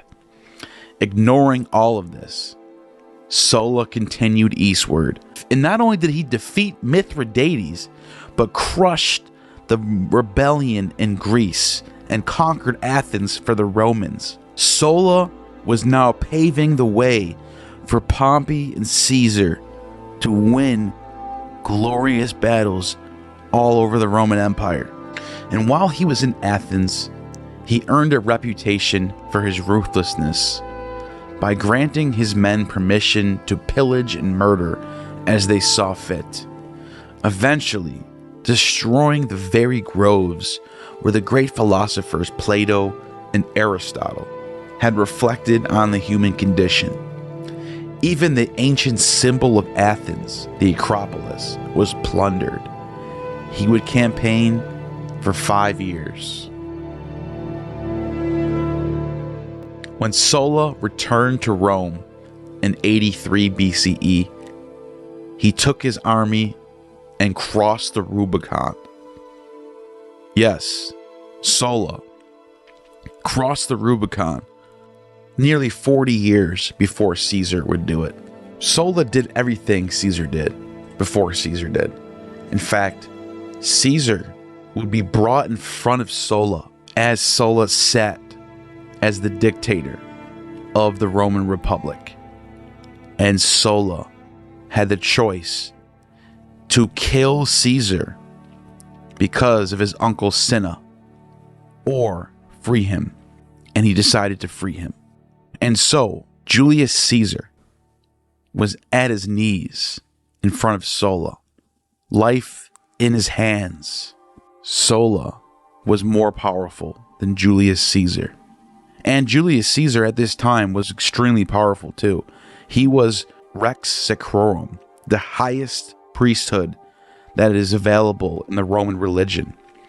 Sulla would rip this from him and not let him serve. Caesar would have to wait until the death of Sulla for him to run as the Pontifex Maximus, which would then become the highest priesthood. And the Roman Rex Sacrorum was out of service all the way until the time of Augustus.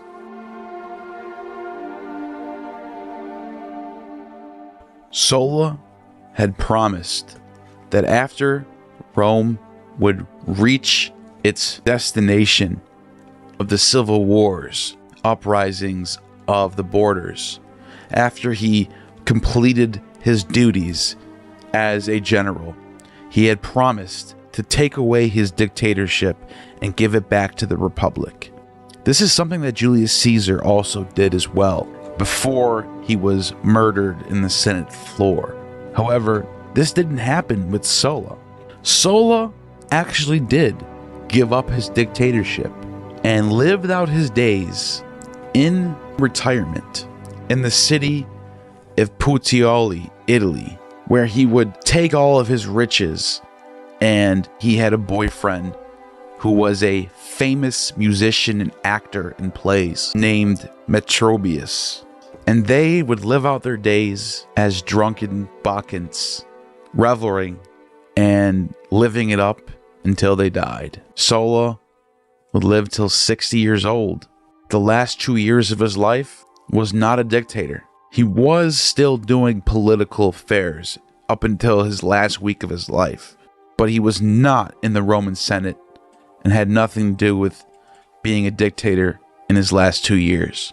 He did actually come through on his promise to give up his dictatorship, and his generals, Crassus and Pompey, immediately, just like the beginning of our story, when Alexander died, would begin their battles and start off the next round of civil wars that would end up being the chasing of Spartacus and Caesar invading Gaul, Pompey invading Judea, conquering Egypt, and Sola, in my opinion, basically lays down the blueprint, if you will, for people like Caesar to come along and follow what Sola laid down.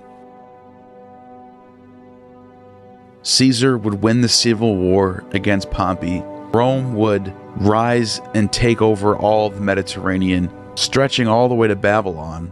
Crassus would die fighting in Babylon, trying to take over the final frontier of this massive empire that everybody wants. And Julius Caesar would be killed in the Senate floor. The conspirators would divide up the empire between themselves, but it wasn't long, within a year, as the adopted son of Caesar, who's later known as Augustus, would rise up, take control with the help of Mark Antony and Lepidus, start what is known as the Second Triumvirate, arrest and kill all the conspirators who killed Caesar. And then another civil war would break out between Augustus and Mark Antony. Mark Antony is compared with Demetrius the Soter by Plutarch. And this is a really interesting parallel that Plutarch lays out, because both of them are called Dionysus, and they both have a lot of luck until the end. They're both very successful until the end, where they are defeated by their rivals. And so Mark Antony is defeated by Augustus, and finally peace reigns at last. The Game of Thrones is finally over, and Augustus reigns for 40 years. And in fact, that last battle with the Parthians and Crassus, that didn't go well for Rome. The Parthians would actually decide that it was better to bend the knee to Augustus. They gave back the standards that were taken from Crassus. Augustus makes a peace treaty with them. And to just put a cherry on top, King Porus of India, who has the same name as the King Porus who was king of India during the time of Alexander, would send diplomats all the way from India to meet with Augustus and to give tribute and give presents. One of them actually was initiated into the Eleusinian Mysteries with Augustus. I just thought that'd be a cherry to throw on top to show what kind of power, what kind of respect this August one would have. And Julius Caesar would be deified and remembered as the great bringer of this empire. But in all actuality, in my opinion, Sola is the one who set everything up for the Caesars. And without Sola, none of this would happen. Nobody would get the idea to cross a Rubicon. The groundwork would not be laid out. There's no blueprint to do any of this stuff if Sola doesn't come along. And that is the point of my video. Sulla, in my opinion, was the true winner of the Game of Thrones.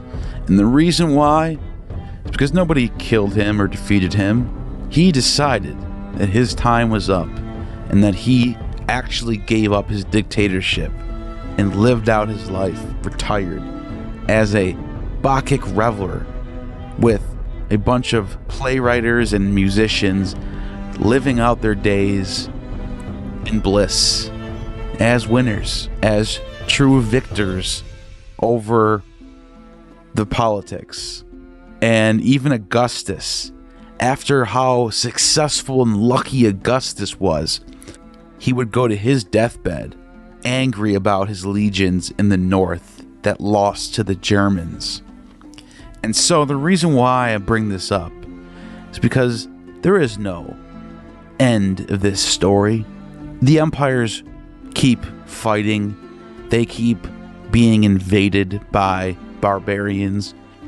There is no end of this cycle. This cycle continues forever. War doesn't stop. Russia is invading Ukraine right now. The Middle East is not stable. America is taking its fair share of resources from third world countries. And that's the way it is, and that's the way it's going to be. And so, I look at Sulla, the only person who has ever really did this and said, and had the level of power, had the dictatorship in his hands, but didn't die with it, and actually selected and chose to take away with it, give it back to the Roman Republic. And so, he is my choice for the winner of the real Game of Thrones.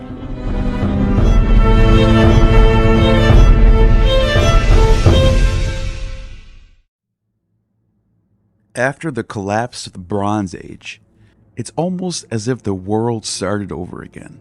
The Etruscans populated Italy and brought with them the culture from the East, from Asia Minor and Greece.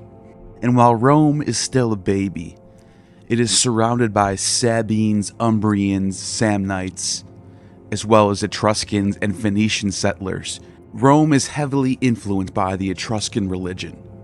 The Etruscan religion can be traced back to the Villanovan culture, directly post-Bronze Age culture of Italy. Gods and goddesses such as Mater Matuta, an indigenous Latin goddess who the Romans eventually made equivalent to the dawn, or Eos in Greek. Other major gods of the Italians and the Romans are Fortuna, Simon Sancus. Native original gods of the Italians, you also have what's called the Archaic Triad, made up of Jupiter, Mars, and Quirinus. Quirinus is also identified later with Romulus. This triad, though, would end up being replaced by the Capitoline Triad of Jupiter, Juno, and Minerva. They also had a pantheon of 12 gods, known as the Dii Consentis, which consisted of Juno, Vesta, Minerva, Ceres, Diana, Venus, Mars, Mercury, Jupiter, Neptune, Vulcan, and Apollo. Apollo in the Etruscan religion is known as Epulu, which shows us how ancient Apollo really is, because Apollo is known throughout the entire Mediterranean world in some way, shape, or another. When Parmenides and the Phocians came from Turkey to southern Italy, they brought Apollo worship there as well. The Greeks also worshipped Apollo at Delphi and other locations. There's an ancient custom known as Mos Majorum, ancestral custom, or the way of the ancestors, is an unwritten code in which the ancient Romans derived their social norms from. They also have what's known as the 12 Tables, which was formally promulgated in 449 BCE. In the Forum, the 12 Tables stated the rights and duties of the Roman citizen. The highest known ranking priest is known as the Rex Sacrorum, or the King of the Sacred Things. He was chosen by the Pontifex Maximus from a list of patricians submitted by a college of pontiffs. That sounds like the Pontifex Maximus has more power than him. However, he didn't actually have that much power. He was known as the 5th highest ranking priest under Rex Sacrorum, as I've mentioned.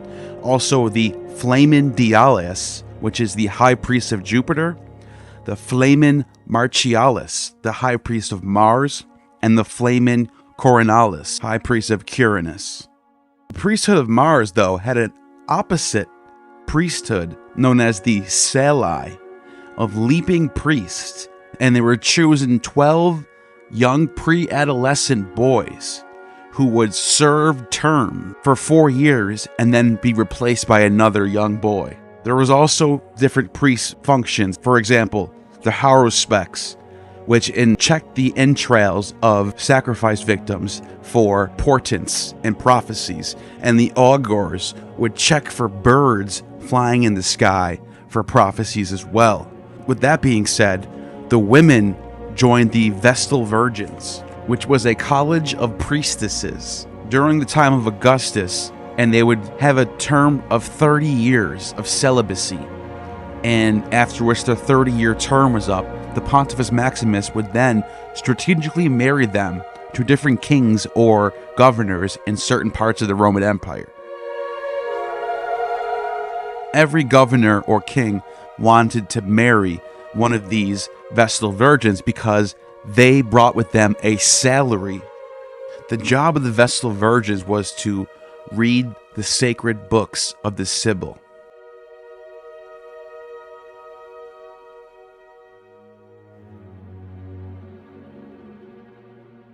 One of the other more important priesthoods of ancient Rome was known as the Quindecimviri Sacris Facundis, which was a priesthood of 15 members of a college who also, like the Vestal Virgins, had to guard the Sibylline books.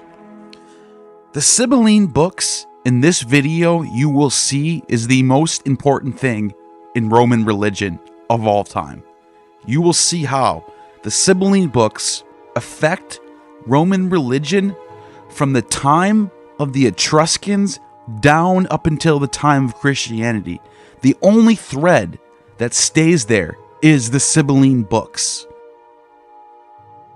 But before I get to that, let's look at the world that the Romans were a part of. Over in Greece, there is 4 major religious parts of the pagan world. Number 1, Zeus at Dodona, where the oracle of Zeus was staying. People flocked from all over the Mediterranean world to go and speak to the oracle of Zeus. You also have Artemis at Ephesus. Once again, people would flock from all over the Mediterranean world to see the goddess Artemis at Ephesus. Next, you have Delphi. The oracle at Delphi of Apollo was the most famous oracle in the entire world at the time. And finally, the Eleusinian Mysteries is where everybody wanted to be initiated because the Eleusinian Mysteries promised salvation and eternal life. The Eleusinian Mysteries was centered around Demeter and Bacchus and the daughter Persephone. You also have down in Egypt religion of Isis, Osiris, and Ra. The oracle of Ammon in the desert at Siwa was super ancient and famous. In fact, Alexander the Great himself visited this oracle and was told that he would conquer the world and that he was the Son of God. When Alexander the Great conquered the East, upon his death, the empire divided up into his generals. After the dust settled between the wars of these generals, you basically have Lysimachus in control of Thrace and Asia Minor. You have Ptolemy in control of Egypt, and then you have Seleucus in control of Syria and Persia.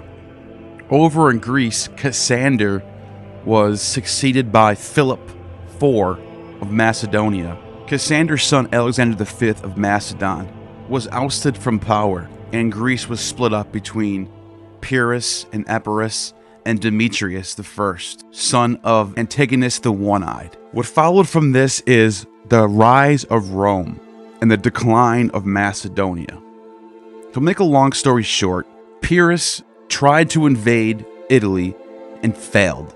He did win the war, but it's called a Pyrrhic victory, which is named after him because the win was so catastrophic that you might as well just call it a loss at this point.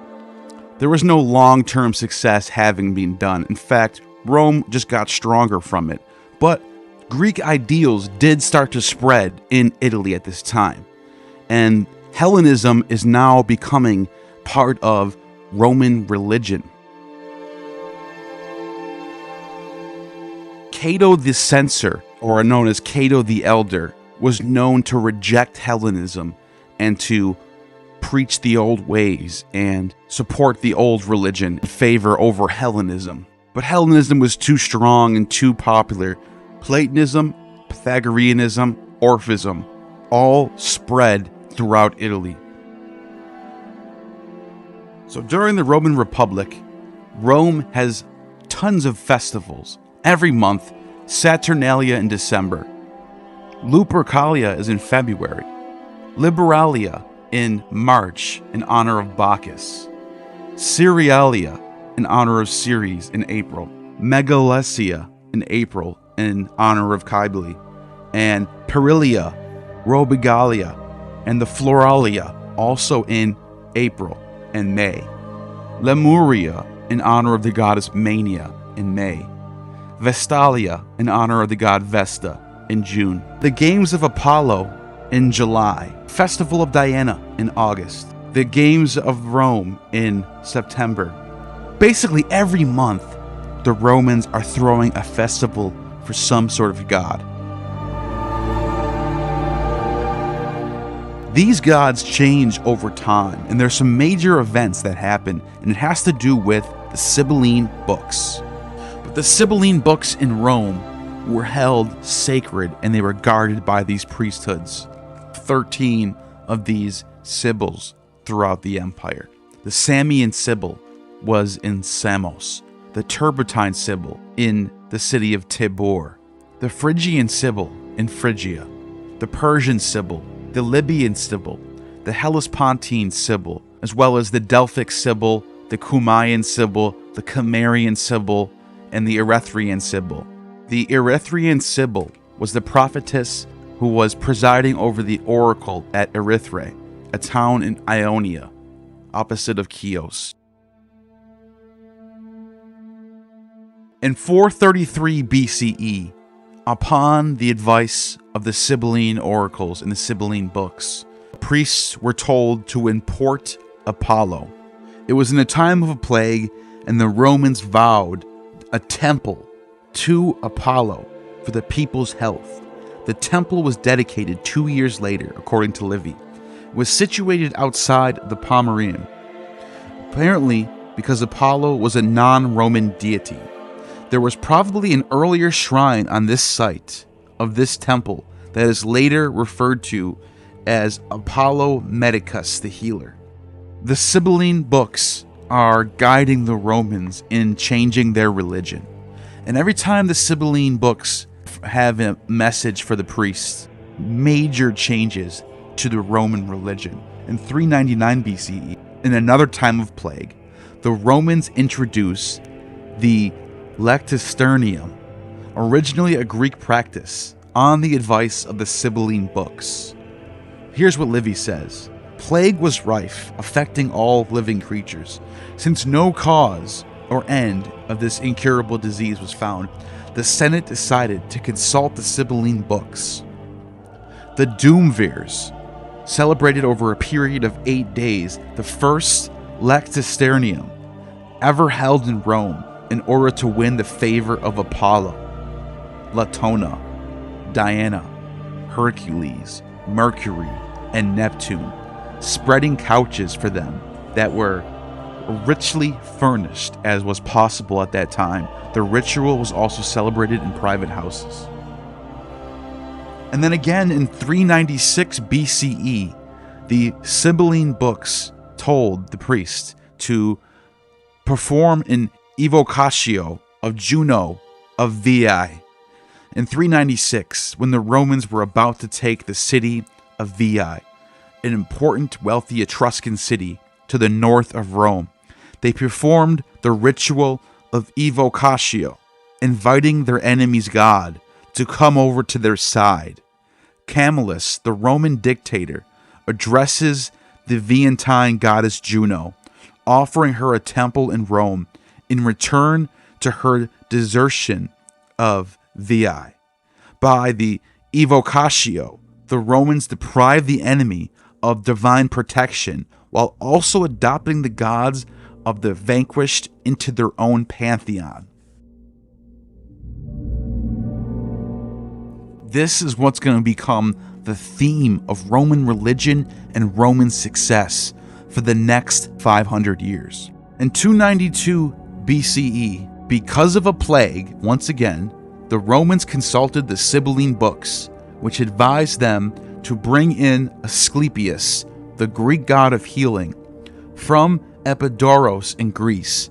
Envoys were eventually sent to Greece. The god is said to have approached them in the form of a snake, and when nearing Rome, indicated the Tiber Island as the location for his temple in 292 BCE. Again, a foreign deity was installed outside Pomerium.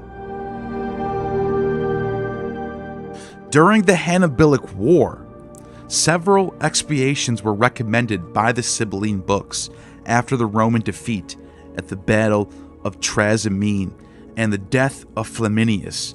One was the building of a shrine of Venus Erycina. The epithet derives from Eryx, a town in northwest Sicily, where the principal deity, Astarte, was the Carthaginian equivalent of Venus. This area had been an important stronghold of the Carthaginians during the First Punic War, and had only been conquered by the Romans with great difficulty. In 217 BCE, the fear was that this part of Sicily might defect from Rome. This importation would seem to be another instance of evocatio, even though not explicitly mentioned as such in the scanty sources, since her temple was located on the Capitoline Hill. Venus Erycina is the first known example of a foreign deity to be brought inside the Pomerium.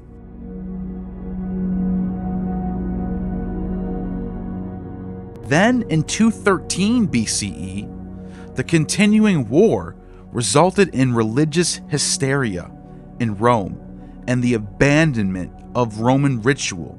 The Senate ordered that the praetor to collect all the written prophecies and rituals and to forbid sacrifice in a new or foreign rite. The foreign superstition was evidently orgiastic and was perhaps an outbreak of Bacchic worship or that of Magna Mater, or even both cults. But a year later, in 202 BCE, Livy reports the praetor's edict. 2 oracles were published in response to the second games to Apollo were authorized after consultation of the Sibylline books.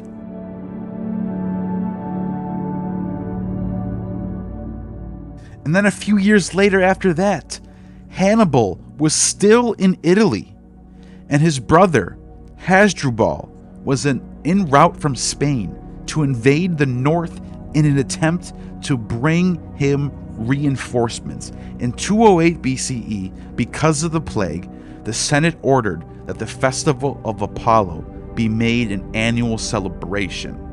And then, finally, in 207 BCE, Hasdrubal was defeated and killed at the Battle of Mataras before he could reach Hannibal. But the latter still remained in southern Italy. In 205, the Romans were considering an invasion of Africa in the hope that this would cause Hannibal to withdraw from Italy. In the midst of this debate, the Romans consulted the Sibylline books, which advised them to bring to Rome Magna Mater, the Great Mother, who was known as the Mother of the Gods, the Idaean Mother of Crete, or Cybele from Phrygia. This goddess was worshipped extensively in the area later known as Asia Minor Turkey and throughout the Greek world, one of the most famous goddesses in all the Mediterranean. One of her most important sanctuaries was in Phrygia. Her priests were eunuchs, known as Galli, and her cult was Orgiastic, Lectisternium, an earlier imported Greek ritual, and new games that were given a Greek title, the Megalesia, all in apparent attempt to present her as Greek rather than an Asiatic deity. There are several variants in the sources, including 3 different versions of her provenance. The antiquarian Varro, writing in the late Republic, derives her from Pergamum. Livy reports that she was brought from Pessinus, and Ovid unequivocally states that the goddess was to be found on Mount Ida, near Troy. Livy reports that a sacred stone was brought from Pessinus, where Ovid seems to imply an anthropomorphic statue. This is the transformation of Roman religion from outside conquering lands. In 186 BCE, the Roman Senate made a decree to suppress the worship of Bacchus. But however, this wouldn't last long, because during the reign of Augustus, the worship of Bacchus was stronger than ever. The era of the Gracchi, and then Marius, and then Sulla. Sulla would go to war with Greece. And during this time, the trading between the Greeks and Romans and the Roman Empire would expand its borders throughout the Mediterranean world and import all of the ways of the Greeks, such as Athens, Eleusinian mysteries, the Oracle of Delphi. All of these things were now a part of the Roman Empire.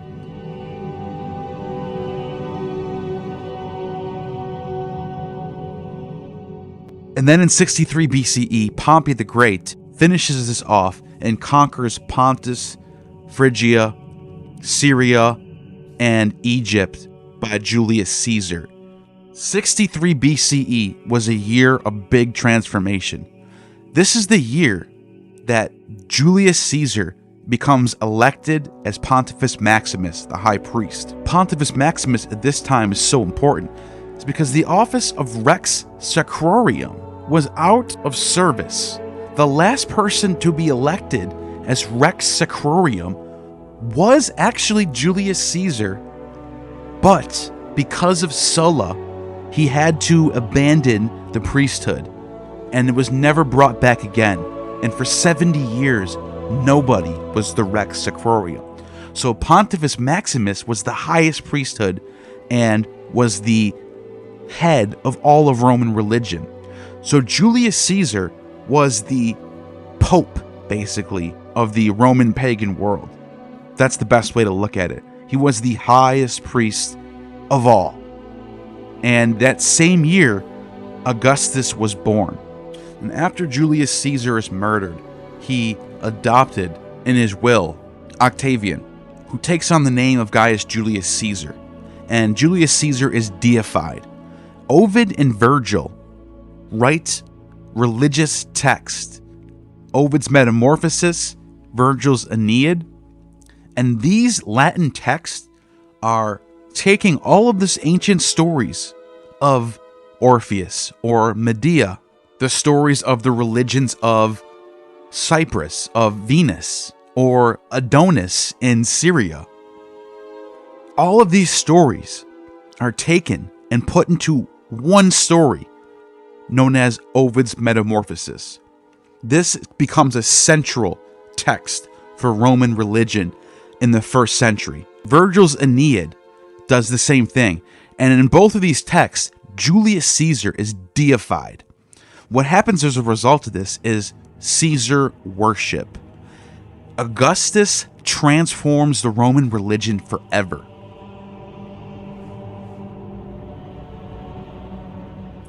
Throughout the Roman Empire, towns with status of municipiia, where local citizens had the so-called Latin right, and even full Roman citizenship, shared some of the Roman religious features of the colony. Their principal priesthoods, for example, were named after and modeled on Roman institutions. As I mentioned earlier, the pontifices, the augurs, the haruspices, and from the 2nd century onwards, municipia in North Africa also began to build their own capitals. Capitolium was built at just the time that the group of Roman citizens was granted imperial permission to receive legacies. The building of the Capitolium, with its Roman-style cult of the Capitoline Triad, was presumably intended to promote the recognition as an independent community.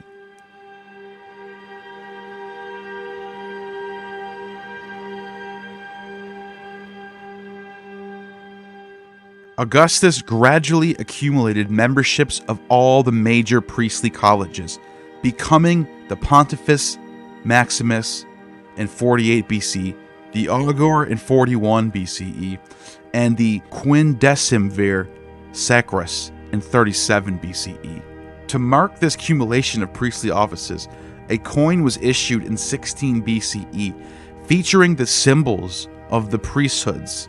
In addition, Augustus was made a member of the 3 lesser priesthoods, Frater Aravalis, Sodalis Titius, and the Vitalius, portraits of the emperor, both on coins and statues, frequently showed him veiled in a toga, in the stance of sacrifice. In fact, from this period on, virtually no one else depicted on a Roman public monument conducting sacrifice.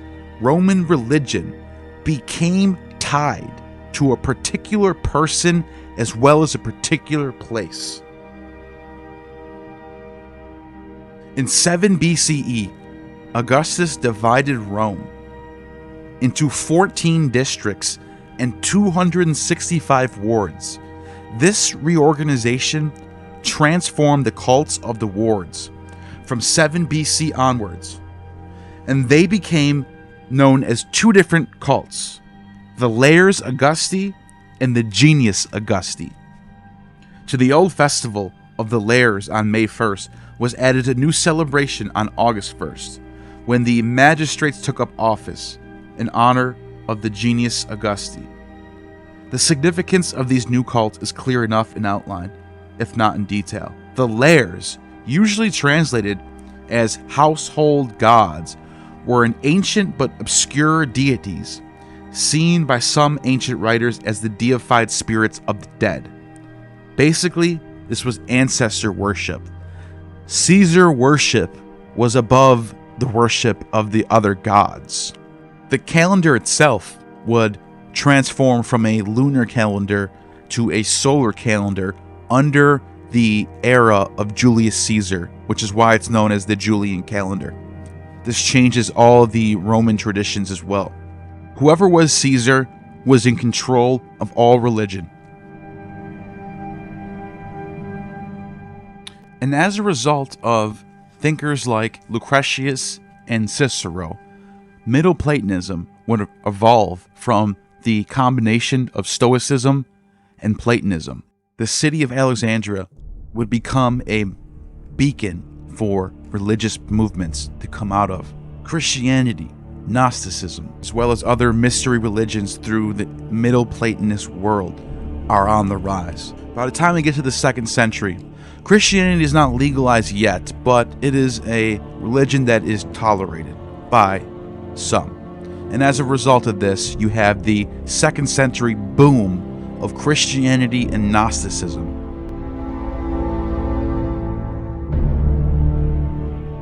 Roman religious institutions in the provinces were not merely reflections then on different levels of Romanization. They were also useful counters in the competition for prestige, honor, and status that was once the defining features of the provincial culture across the Roman world. You see, as I mentioned, the Flamen Dialis was no longer in service anymore, but Augustus brought this back in 11 BCE, and the ancient priesthood of Jupiter, which was left unfilled. Not surprisingly, though, this has been a classic example of religious neglect. Some ancient authors write in approval of Augustus's appointment of a new priest after a long gap as one component of his revival of traditional religion. You see, Augustus fixed up and rededicated 82 temples in 1 year.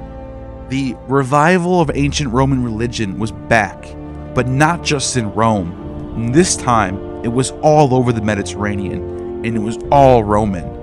Initiation inevitably meant entry into another secret world. It was particularly associated with foreign cults, which met privately. The cult of Mithras was adopted by the Roman imperial cult throughout the Roman Empire, and as a result, the Magi influenced religion all over the Mediterranean. Mystery cults were the new thing now. In the cult of Mithras, individuals probably belong primarily to one Mithraic sanctuary and its group of worshippers. Christians, too, had a set of procedures for new members, which varied from group to group and over time. Augustus's reforms would change religion for the next 150 years. Even after the collapse of the Julio-Claudian dynasty, the Flavians would follow suit. They would also build temples in honor of Isis, and foreign gods were seen as something that Rome was proud of.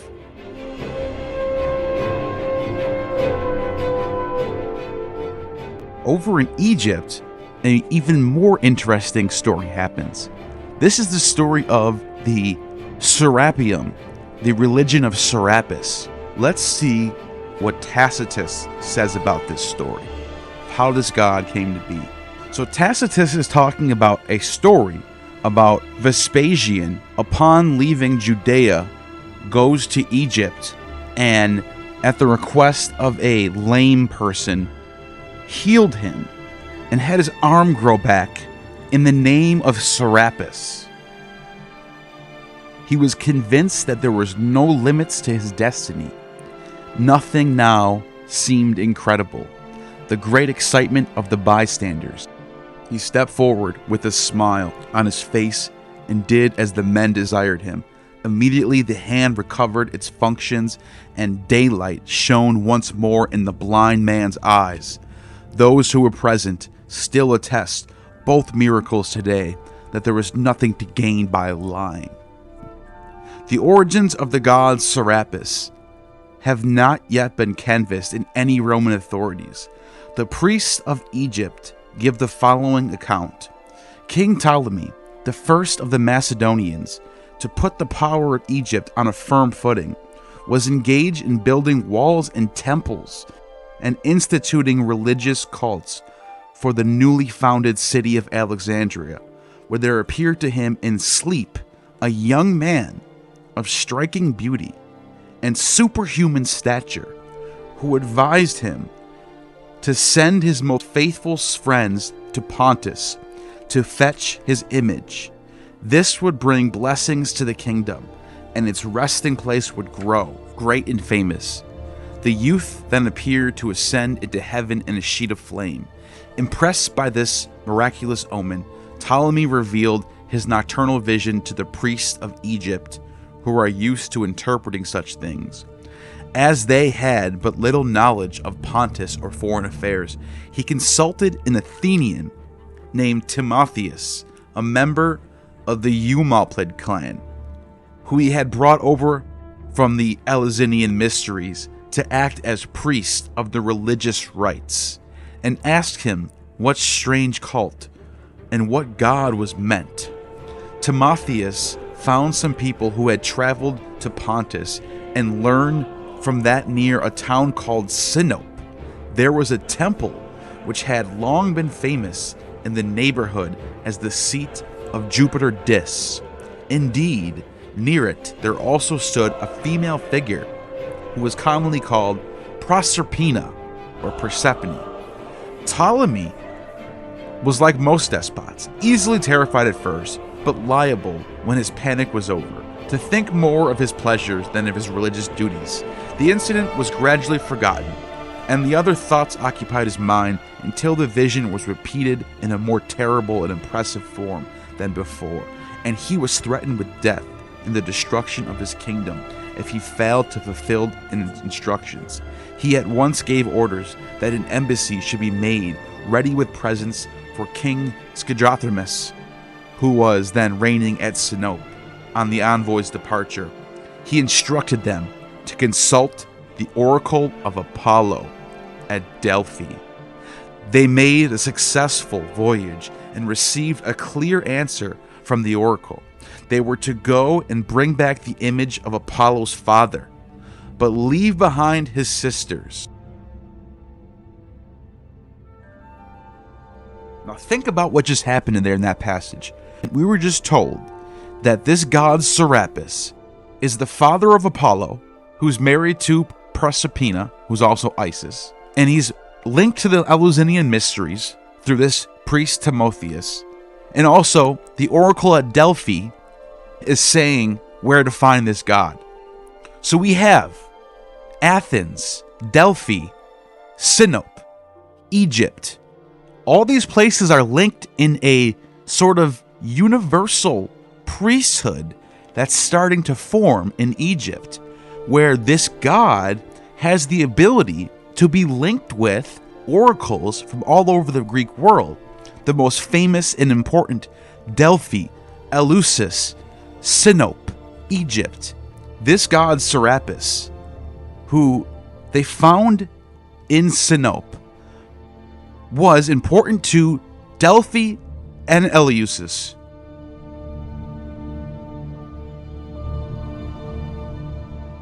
The story now grows grander still. The god himself, it says, embarked unaided on one of the ships that lay beached on the shore, and by a miracle accomplished the long sea journey, and landed at Alexandria within 3 days. A temple worthy of so important a city was then built in the quarter called Rhakotis, on the site of an ancient shrine of Serapis and Isis. This is the most widely accepted account of the god's origin and arrival.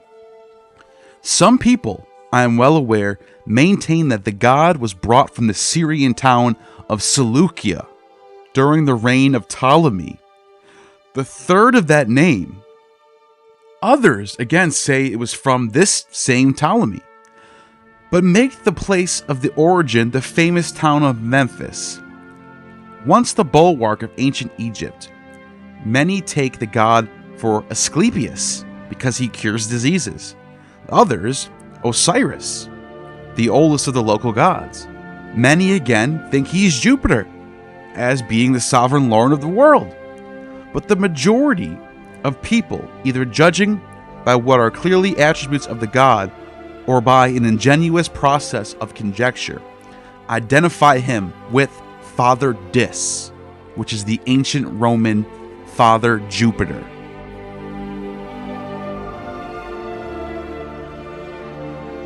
Now that is so appalling to read, because the Emperor of Rome is linked to this god, who is the highest god of all Egypt, who is important for Delphi. He's important for the Eleusinian Mysteries. He's important for the Seleucids. He's important for the kingdom of Pontus. What Tacitus is trying to say here is that this god of Serapis is the most important god in the Roman Empire. That is a big claim. Now, the reason why I'm putting this up is because I just want to show you, here is where the Serapis priesthood gets famous from.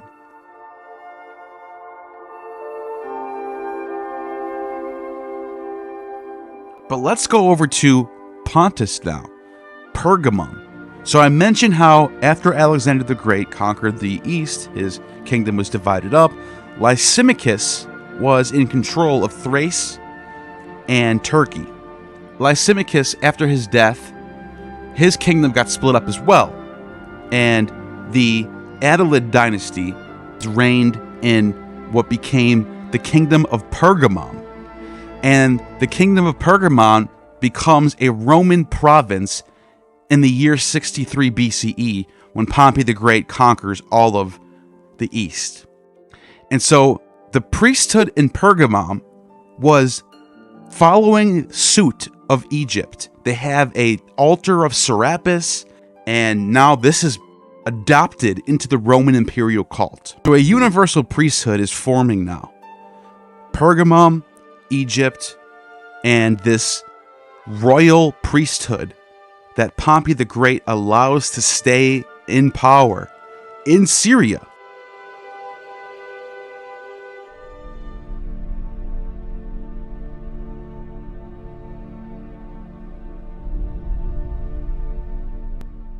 The story of Elagabalus, Varius Avitus Bassianus, Marcus Aurelius Antonius Augustus, goes back to the time of the Roman Republic.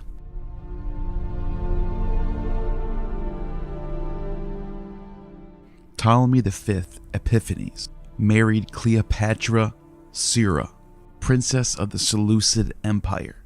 This royal marriage would bring a bond between the Egyptians and the Syrians that would last through the form of a royal priesthood. Ptolemy V was a descendant of Ptolemy I, who was the companion of Alexander the Great, while Cleopatra, a Syrian, was the daughter of Antiochus the Great, who can trace her lineage back to Seleucus, also another general of Alexander the Great. This was all the way back in 200 BCE, which sets us up.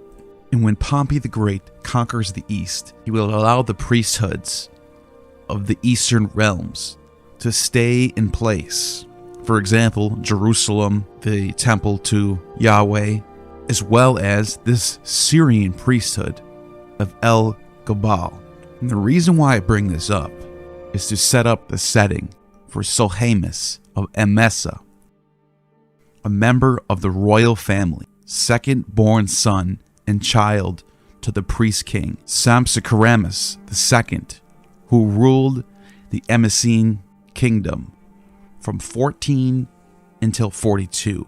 He had an older brother named Gaius Julius Adzitzos, who was the first husband of the Herodian princess Drusilla, and had two sisters. Sohamus was born and raised in Emesa.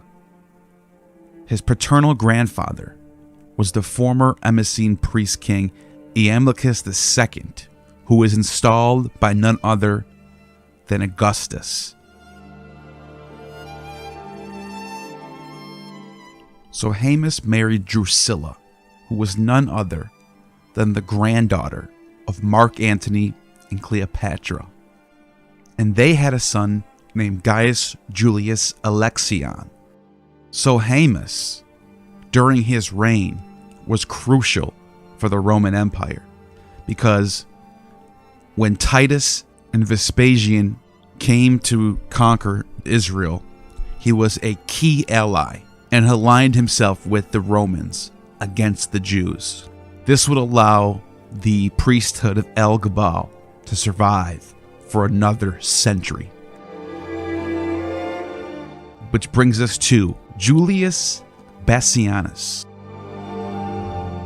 Julius Bassianus was the high priest of Elagabalus at the Temple of the Sun in Emesa, Syria, where the solar deity was worshipped in the shape of a black stone, which was said to have fallen from heaven.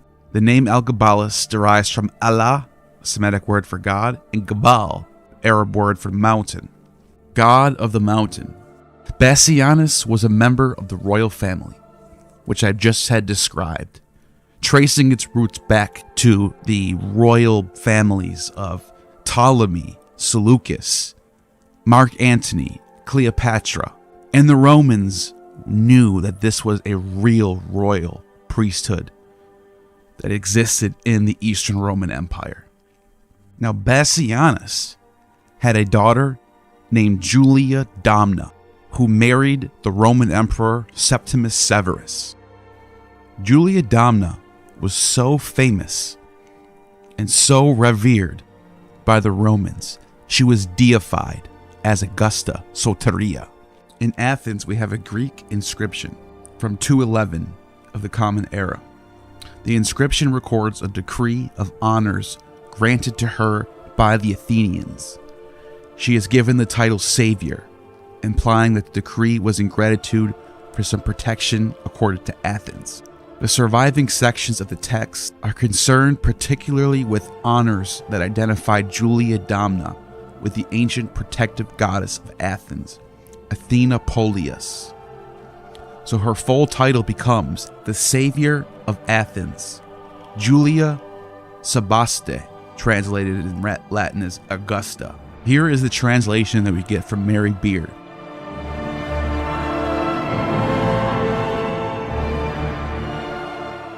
Of her inherent philanthropy, cooperating for all, the Savior of Athens, Julia Sebaste, I propose that in all other respects it should be done as my colleague in office, Elagabalus, son of Hades from Palin, during my absence proposed, all the annual archontes are to sacrifice to good fortune on the most holy birthday of Julia Sebaste Augusta, and to make Soteria, the Savior of Athens, Julia Augusta, Athena Polias, the general over the hoplites, the archon. The day of the month is to be holy, the day on which Athens dedicated the ancient temple to her. The war archon is to sacrifice to the mother of the forces on the first day of the Roman year, and these sacrifices are to be started by the priestess of Athena, and she will receive the prerequisites, and a golden statue of Julia Domna is to be set up in the Parthenon, and the general is to perform the preliminary sacrifice to good fortune in the archontes, and all the priest and the herald are to pour libations, and the priestess and the queen of the king archon are to sacrifice and to offer Asteria of the priesthood of Athena Polias, and retiring Erephori are also to sacrifice and raise the torch and dance at the festival, in order that through these events also our reverence towards the Savior of Athens, Julia Sebaste, made be evident. The account of these matters shall be inscribed on a tablet and set up by the altar of the Augustoi on the Acropolis.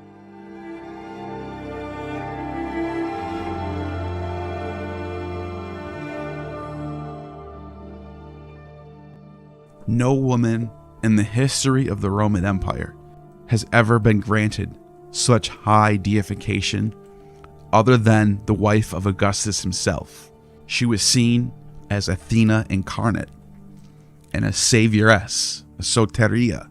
Now, with that being said, I've just laid out to you there's a royal priesthood that's in Syria that traces its roots back to some of the most famous people in world history, according to the Romans and the Greeks.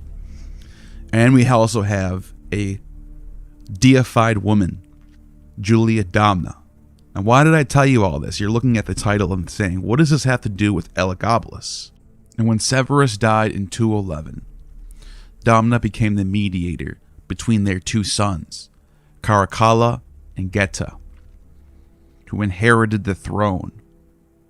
And she was the actual empress, the most powerful woman, the most powerful person, actually, in the entire Roman Empire. More powerful than Caracalla and Geta. And they were supposed to rule as joint emperors at her command, according to their father's wishes expressed in his will. However, the two young men had a discordant relationship, and Geta was murdered by Caracalla's soldiers in December of that year. Geta's name was then removed from inscriptions and his image erased as a result of the damnation memoria. So, in 217, Caracalla began a new war with Parthia, and Domna went with Caracalla as far as Antioch, Syria. There she stayed helping deal with his correspondence, while he went on to the frontier. During the campaign, Caracalla was assassinated by a Roman soldier. At this point, all of her heirs were gone, her husband was gone, so Domna chose to commit suicide after hearing about the rebellion. Her sister, Julia Mesa, was the grandmother of Elagabalus, Varius Avitus Bassianus, Marcus Aurelius Antonius Augustus.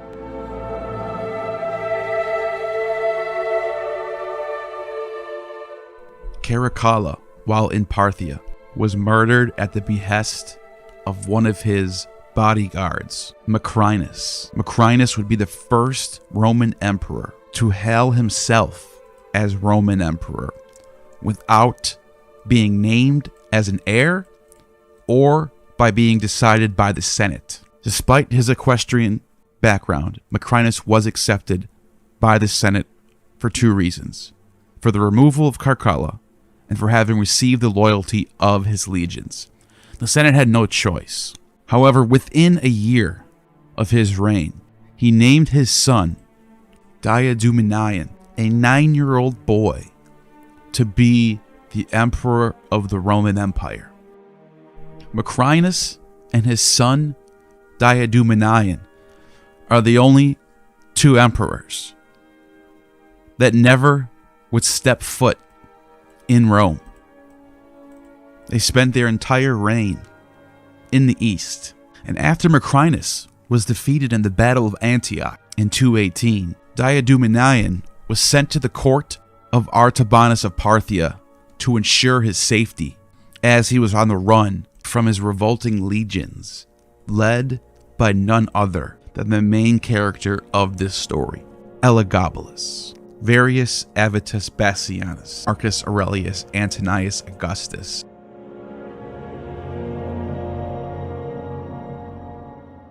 And on his way to the court of Artabanus, Diadumenian was found by legions sent by Elagabalus, who also was a young boy himself, 16 years old actually, sent out his legions against a 9-year-old.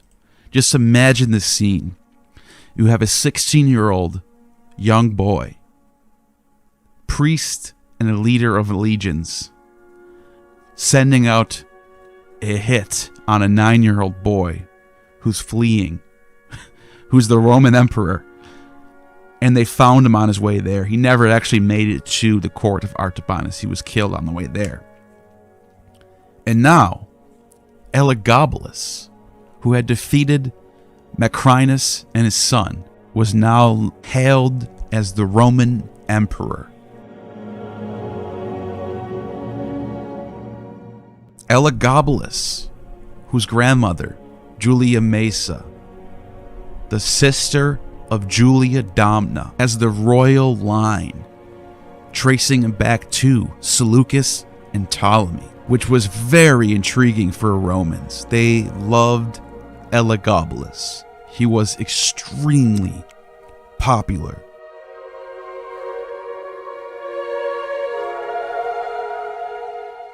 Here's what Herodian has to say about Elagabalus. And so Macrinus fled from battle. Both armies continued to fight. The bodyguards and spearbearers, whom they call Praetorians, fought for Macrinus. These picked men making a courageous stand against the rest of the army. The remainder of the troops fought for Elagabalus. But when those who were fighting for Macrinus saw neither the emperor nor the imperial emblems for some time, they did not know whether he had been killed or had been fled the battlefield, nor did they know what course they should follow under these circumstances. They had no desire to fight for a man who was absent and were ashamed to surrender. Betrayed, become prisoners of war, Informed by deserters of Macrinus' flight, Elagabalus sent heralds to advise the Praetorians that they were fighting vainly for a cowardly fugitive. He solemnly promised them security and amnesty and offered them service as bodyguard. Convinced, the Praetorians switched their allegiance. Elagabalus then sent men in pursuit of Macrinus, who by that time had fled for some distance. The fugitive was finally captured at Chalcedon, in Bithynia, desperately ill and exhausted by his continuous flight. His pursuers fought him, hiding in the outskirts of the city, and cut off his head. It is said that he was hurrying to Rome, putting his faith in the people's enthusiastic support. But when he attempted to cross over to Europe by the narrow Propontic Gulf and was already close to Byzantium, they say that the wind was against him and carried him back to Asia and his fate.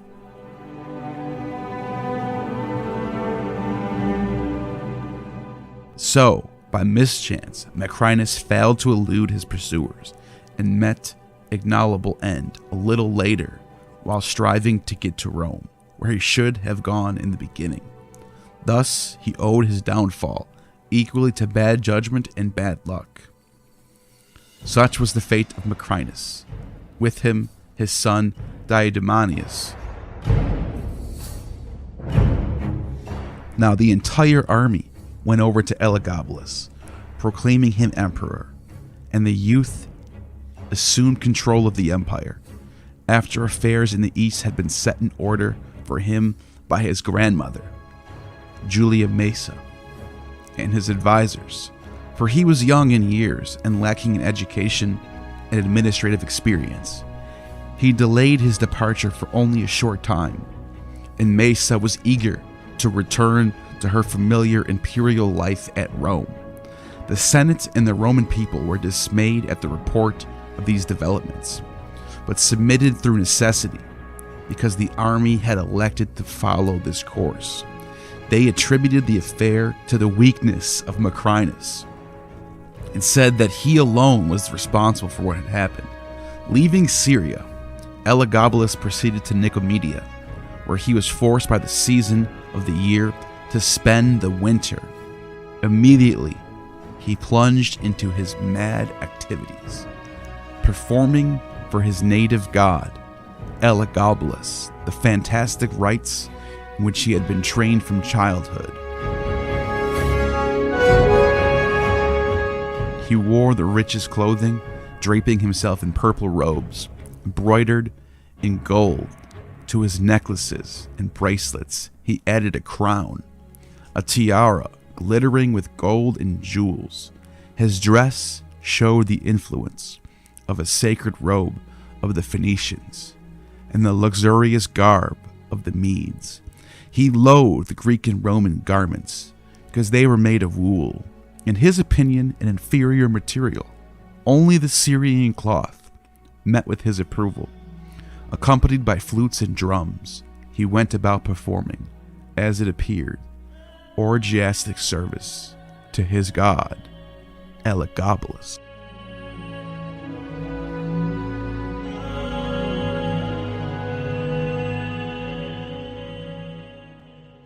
Elagabalus, also known as Deus Sol Invictus, the invincible sun god, oracular deity of Emesa, Syria.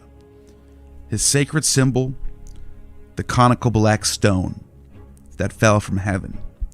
His cult was established in Rome from the later 2nd century.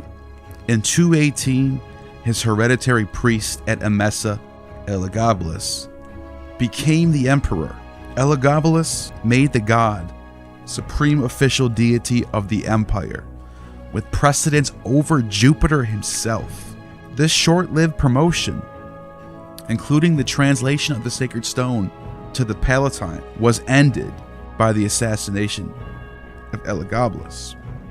Although this cult survived to Aurelian and was brought back into the forefront, which means no other than this emperor, Elagabalus, who is the gateway between the traditional pagan Roman religion to the duality that we will later see under Constantine between Sol Invictus and Christianity. Both of those gods come from the East. Obviously, Christianity coming from Judaism. But the Sol Invictus religion has its roots in the Elagabalus rites. Before Elagabalus, Roman religion, as we know it, pretty much stays intact from the time of the Roman Republic through the Augustan regime. During the reign of Augustus, we see a lot of religious reforms, but we still see this pantheon with the Palladian, with Jupiter as the high god, and Dea Roma, Mars, and those are the deities that are traditionally worshipped throughout the Roman Empire up until Elagabalus. And Elagabalus transforms the rites of religion.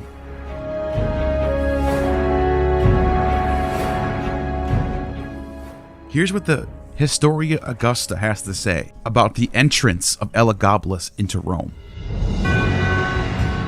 To return to Antonius Varius, having obtained the imperial power, sent messengers to Rome, and all ranks were stirred up, and an immense longing for him was also created among the whole people through the name Antoninus, which seemed to have returned not as a title only, as it had been for Diademinus, but actually in the blood, since he had written what he was the son of Antonius Bassianus, a royal priest from Emesa. He brought with him the reputation that is usually given to the new princeps who follow usurpers, although it does not last except with the highest virtues, and many mediocre princeps have lost it. In short, when Heliopolis' letter was read in the Senate, at once good wishes were spoken for Antoninus, and curses against Macrinus and his son, and Antonius was acclaimed princeps. All were in favor and eager to believe, as happens with the prayers of men who hasten to believe when they are longing for what they desire to be true. But when he first entered the city to leave out what was done in the provinces, he enshrined Heliogabalus on the Palatine Hill, next to the temple of the emperors, and built a temple for him, being eager to transfer to that temple both the emblem of the mother goddess and the fire of Vesta, the palladium, the sacred shields, and all the objects sacred to the Romans, so that no god should be worshipped at Rome except Heliogabalus. Furthermore, that the religions of the Jews and the Samaritans and the rites of the Christians ought to be transferred there, so that the priesthood of Heliogabalus might include the mysteries of every cult.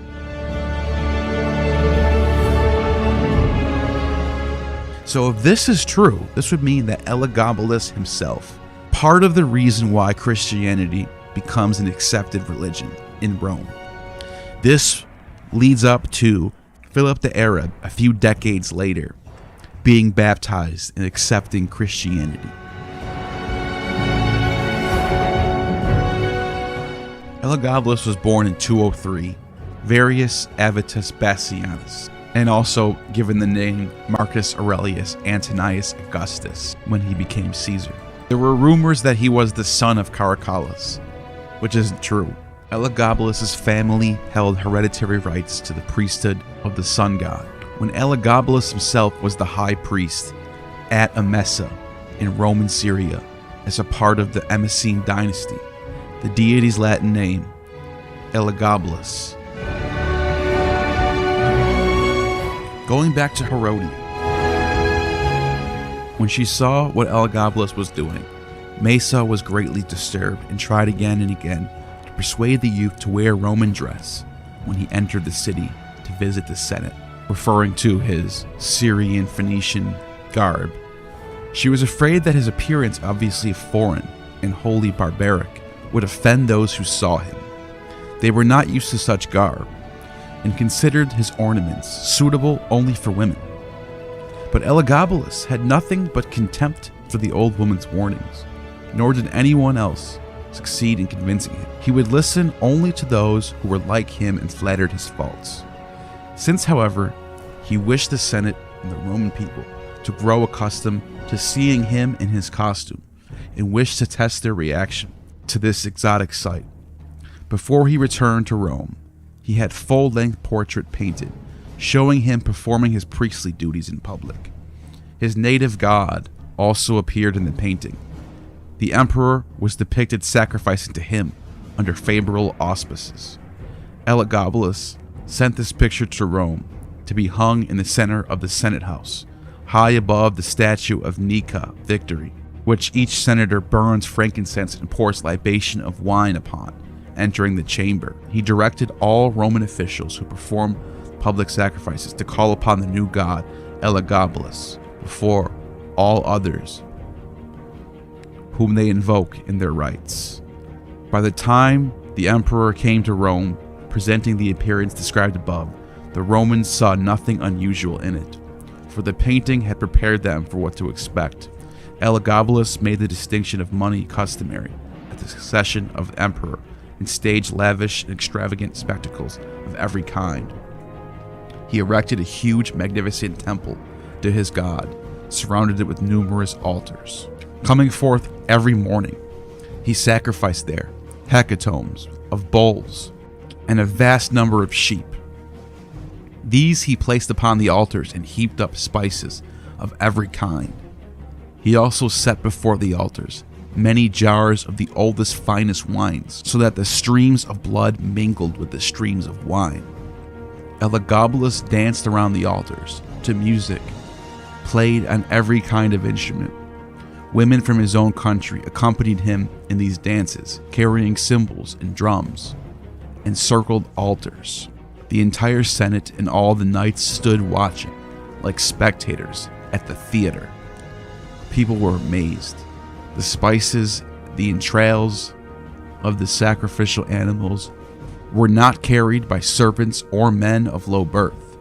Rather, they were borne along in gold vessels held on high by praetorian prefects and the most important magistrates, who wore long-sleeved robes and a broad purple stripe in the center, robes which hung to their feet in the Phoenician style.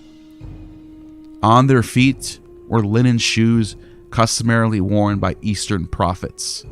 It was obvious that Elagabalus was praying to the highest honor, to those associated with him in the performance of the sacred rites.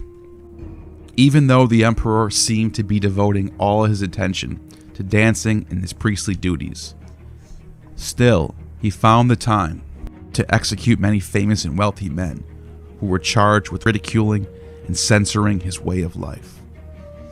He married one of the noblest of the Roman ladies, proclaimed her Augusta, but he soon divorced her after depriving her of imperial honors, ordered her to return to private life. So that he might seem to be doing something manly, he made love to one of the Vestal Virgins of Rome, priestesses who are bound by sacred vows to be chaste and remain virgin until the end of their lives. Taking the maiden away from Vesta in the Holy Virgin's quarters, he made her his wife. He sent a letter to the Senate asking to be forgiven for his impious adolescent transgression, telling them that he was afflicted with an overwhelming passion for the maiden. He also informed them that the marriage of a priest and a priestess was both proper and sanctioned. But a short time later, he divorced the girl and took yet a third wife, a girl who belonged to the family of Commodus. Not content with making a mockery of human marriage, he even sought a wife for the god whose priest he was.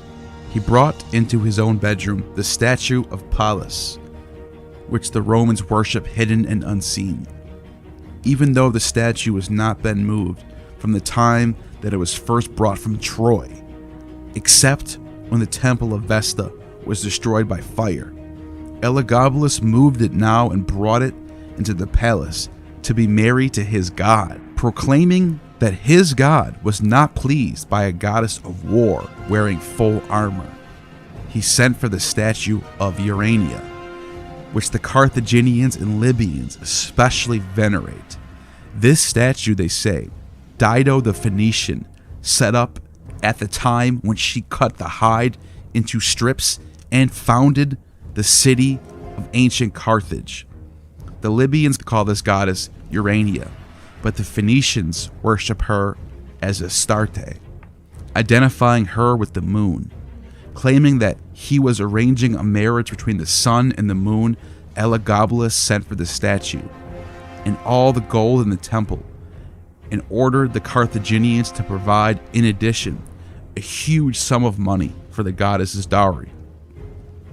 When the statue arrived, he set it up with his god and ordered all men in Rome and throughout Italy to celebrate with lavish feasts and festivals, publicly and privately, in honor of the marriage of the deities. In the suburbs of Rome, the emperor built a very large and magnificent temple to which every year in midsummer he brought his god. He staged lavish shows and built racetracks and theaters, believing the chariot races, shows, and countless recitals would please the people, who held night-long feasts and celebrations. Placed the sun god in a chariot with gold and jewels and brought him out from the city to the suburbs. A 6-horse chariot bore the sun god, the horses huge and flawlessly white, and expensive gold fittings and rich ornaments. No one held the reins, and no one rode in the chariot. The vehicle was escorted as if the sun god himself were the charioteer. Elagabalus ran backward in front of the chariot, facing the god and holding the horse's reins. He made the whole journey in this reverse fashion, looking up into the face of his god. Since he was unable to see where he was going, his route was paved with gold dust to keep him from stumbling and falling, and bodyguards supported him on each side to protect from injury. The people ran parallel to him, carrying torches and tossing wreaths and flowers, the statues of all the gods, costly or sacred offerings in the temples. The imperial ornaments, valuable heirlooms, were carried by the cavalry under Praetorian guard in honor of the sun god. After this, bringing the god out and placing him in the temple, Elagabalus performed the rites and sacrifices described above. Then, climbing to huge lofty towers, which he had erected, he threw down indiscriminately cups of gold and silver, clothing and cloth of every type to the mob below. He also distributed all kinds of tame animals except swine, which, in accordance with Phoenician custom, he shunned. Many lost their lives in ensuing scramble, impaled on the soldiers' spears, trampled to death. Thus the celebration of the emperor brought tragedy to a host of people. Elagabalus was often seen driving a chariot or dancing. He had no desire to sin in secret, but appeared in public with eyes painted and cheeks rubbed. These cosmetics marred to a face naturally handsome. Observing his actions, Mesa suspected that the soldiers were outraged by his eccentricities. Fearing that Elagabalus were killed, she would become a private citizen again. She tried to persuade the youth, who was in every respect an empty-headed young idiot, to adopt as his son and appoint as Caesar, the first cousin and her grandson, the child of her other daughter, Memea. She told the emperor what it pleased him to hear, that it was clearly necessary for him to have time to attend the worship and service of his god, and devote himself to the rites and revelries and divine functions, but that there should be another responsible for human affairs, to afford him leisure and freedom from the cares of empire. It was not necessary for him, she said, to look for a stranger or someone not a relative, and should entrust these duties to his own cousin. It was then that the name Alexianus was changed to Alexander. The name of his grandfather became Alexander the Great, since the Macedonian was very famous and was held in high esteem, an alleged father of them both.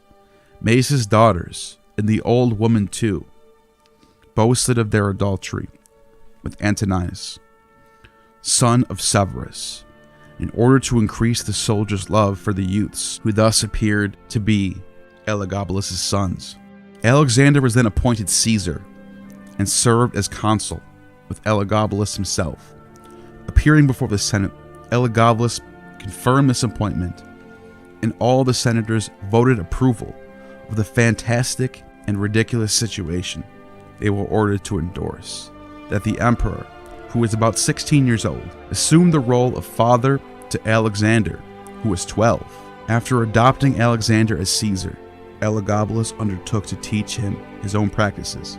He instructed him in dancing and prancing, and enrolling him in the priesthood, wanted the lad to imitate his appearance and actions. But his mother, Mamea, kept Alexander from taking part in activities so disgraceful and unworthy of an emperor.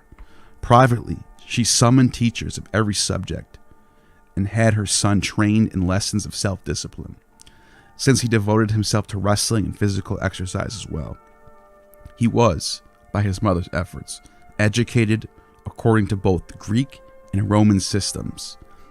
Elagabalus, much annoyed at this, regretted his decision to make Alexander his son and partner in the empire.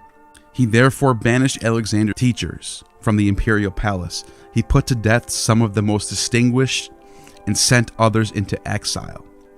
The emperor offered the most absurd excuses for doing this, claiming that these men, by teaching Alexander self-control, educating him in affairs, refusing to allow to dance and take part in the frenzied orgies, would corrupt his adopted son.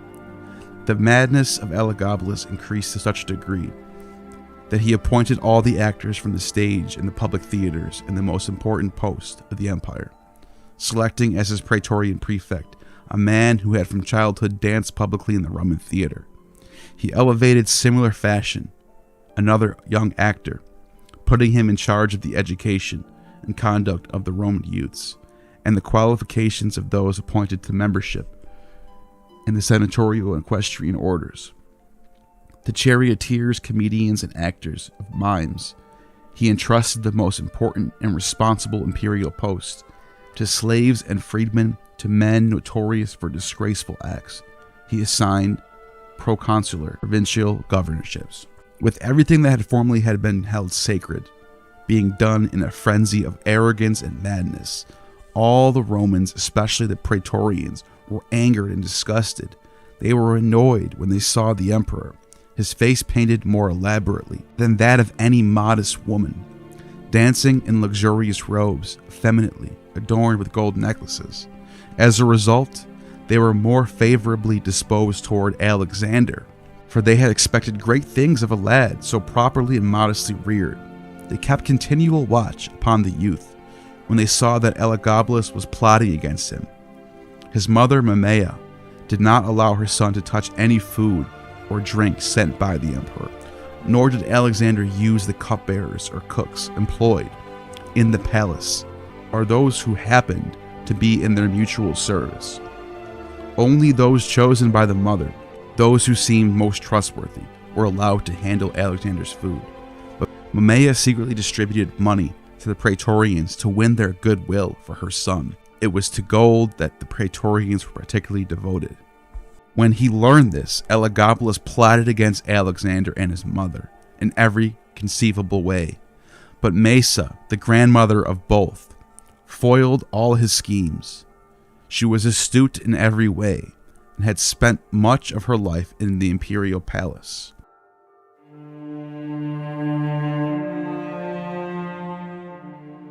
As the sister of Julia Domna, the deified, Mesa had always lived with the empress at the court.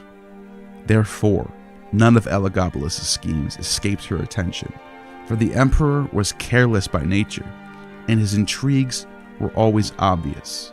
Since his plots failed, the emperor undertook to strip Alexander of the honor of Caesar.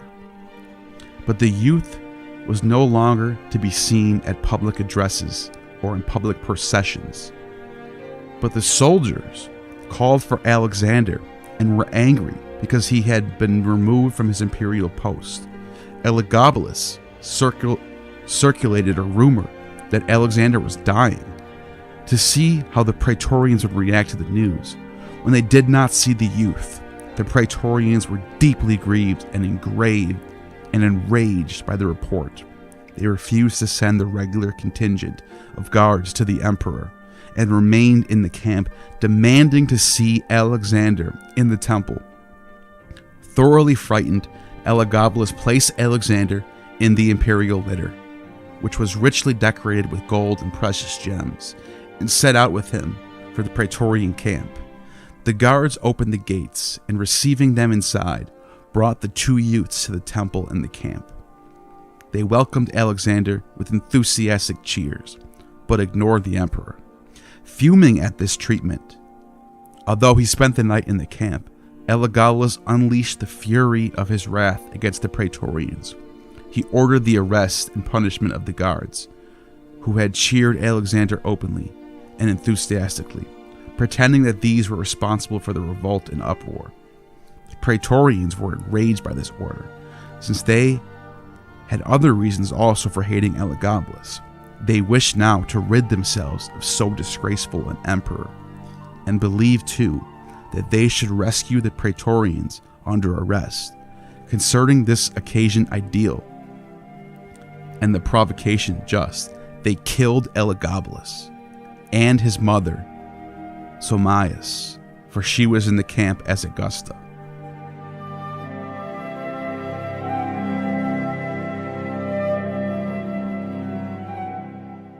Together with all the attendants who were seized in the camp, and seemed to be his associates and companions in evil, they gave the bodies of Elagabalus and Somaeus to those who wanted to drag them about and abuse them. But the bodies had been dragged throughout the city, and mutilated corpses were thrown into the public sewer that flows into the Tiber. After having ruled the empire for more than 5 years, leading the kind of life described, Elagabalus perished in this manner, together with his mother. The Praetorians then proclaimed Alexander emperor and conducted him into the palace while he was still a youth, and still being given a thorough education by his mother and grandmother. That was the fate of Elagabalus.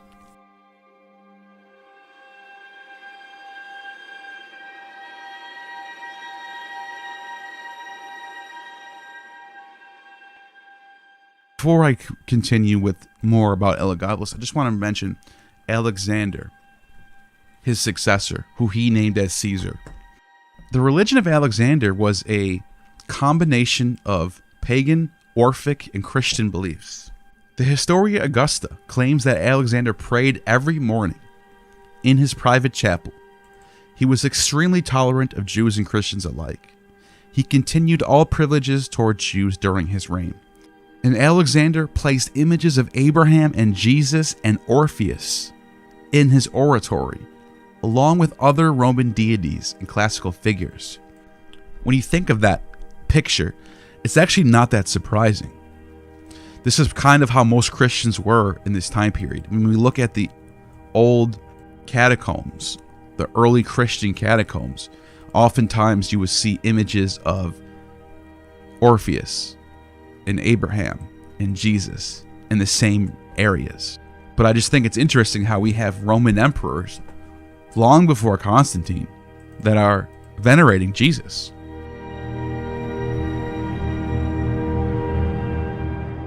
Now, to go back to Elagabalus, there are many things written about him from the historians, such as that he wanted to transition into a woman, and that he was willing to give half the empire to anybody who can give him a female genitalia. Cassius Dio states that Elagabalus was married 5 times, and that one of these marriages was to Heracles, which was his chariot driver, and another man named Zoticus, an athlete from Smyrna. Dio also says that Elagabalus prostituted himself in taverns and brothels, and that he delighted in calling himself Heracles' mistress. And he wore makeup, wigs, and preferred to be called a lady and not a lord. It's not quite clear if Cassius Dio is being biased here, but I wouldn't be surprised if it's true either. Nor would I see that as something negative either. But I do think it's interesting that Herodian doesn't talk about any of this, which means there might be some truth in the middle. There's even one story that says that he had so many roses thrown upon his party attendants that they smothered and died. But I think the main thing that I can take away from Elagabalus' reign that shapes the empire that follows him is his religious reforms. He did replace the Roman triad of Jupiter, Dea Roma, and Romulus with Elagabalus, Urania, Astarte. Elagabalus' religious reforms would set up the stage for later religious reforms that came under Aurelian and Constantine. The traditional pagan Rome as we knew it would forever be changed. After Elagabalus would never go back again.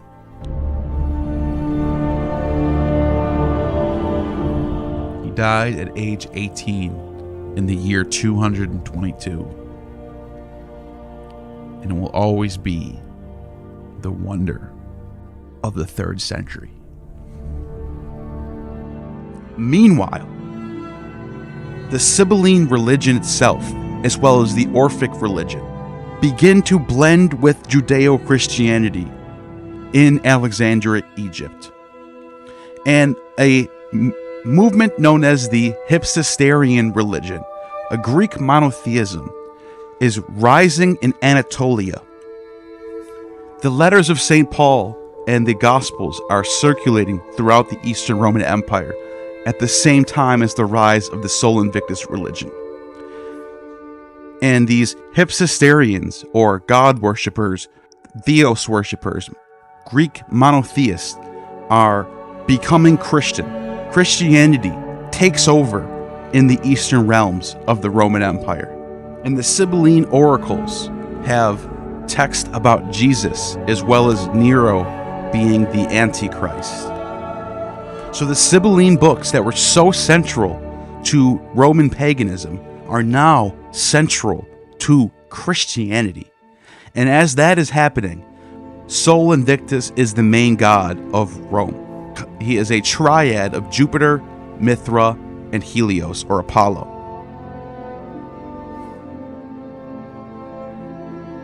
But by the time Constantine becomes the emperor, these are the two major religions, Christianity and Sol Invictus. And Christianity becomes legalized because of how popular it is at this time among ecclesias, among Christ association groups, monastic orders throughout the Roman Empire. They now have their own funding. And within a couple decades after Constantine, Theodosius and his dynasty decide that Christianity would be the only religion going forward.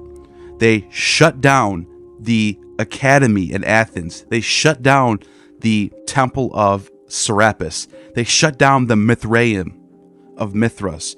They shut down the temple of Jupiter, Capitolinus.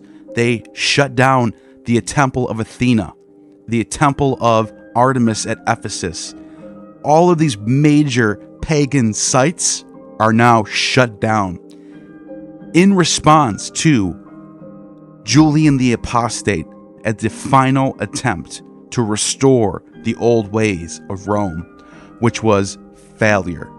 And Christianity would be the only religion in the Western world for the next 1,000 years. When Aurelian dedicated the temple to Sol Invictus on December 25th, This became a national holiday, but Theodosius transferred this holiday to the birthday of Christ, which became Christmas. And many of the festivals throughout the Roman calendar were either completely removed or transferred into some sort of Christian festival, like Easter, for example. And Saturnalia would slowly morph into the holiday season. And that is the story of the evolution of Roman religion.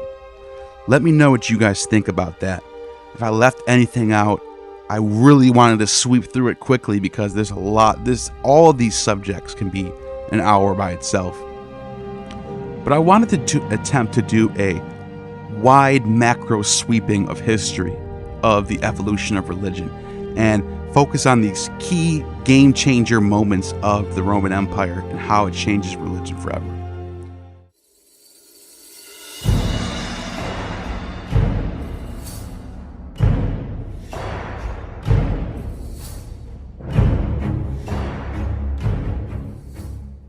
Julianus Flavius Claudius, also known as Julian the Apostate, was the Roman emperor from the year 361 to 363. He was born in the city of Constantinople in 331 during the reign of Constantine. He was the son of a half-brother of Constantine, his mother Julius Constantius. After his father's murder and dynastic intrigues of 337, Julian was placed by Constantius II in the care of an Arian bishop. From 342, was confined for 6 years on an imperial estate in Cappadocia. He impressed his Christian tutors there as a gifted, pious pupil. But his reading of the Greek classics was inclining him in private to worship and revere the old gods. In 351, as a student of Platonist philosophy and Pythagorean philosophy, he encountered the pagan Neo-Platonists and was initiated as a theurgist by Maximus of Ephesus.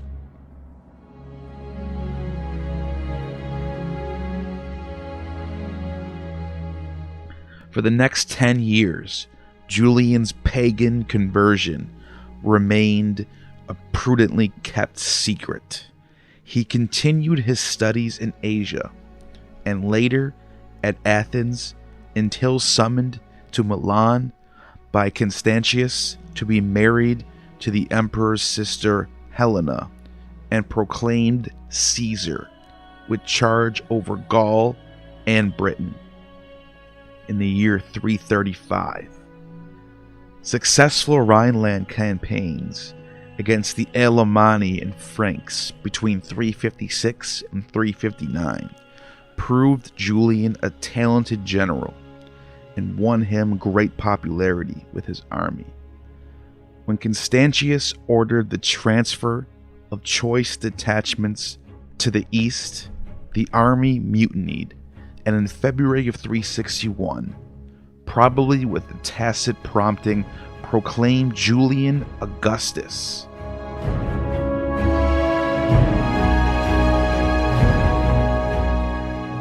Constantius' death late that year averted civil war, and Julian, now publicly declaring his paganism, entered Constantinople unopposed in December. A purge of the imperial court quickly followed, drastically reducing its officials and staff.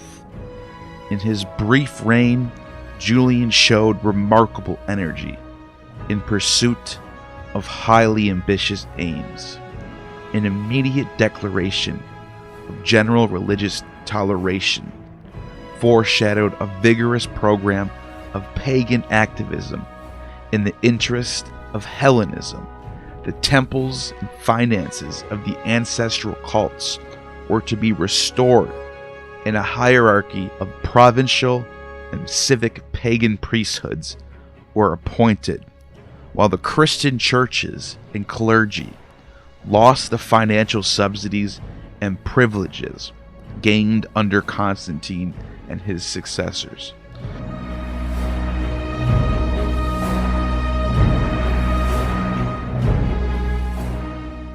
Though expressly opposed to violent persecution of Christians, Julian overtly discriminated in favor of pagan individuals and communities in his appointments and judgments. Measures such as his ban on the teaching of classical literature and philosophy by Christian professors, and his encouragement of charitable expenditure by pagan priests mark a determination to marginalize Christianity as a social force. His attempts to revive the role of the cities in local administration by restoring their revenues and councils, his remarkable plan to rebuild the Jewish temple at Jerusalem.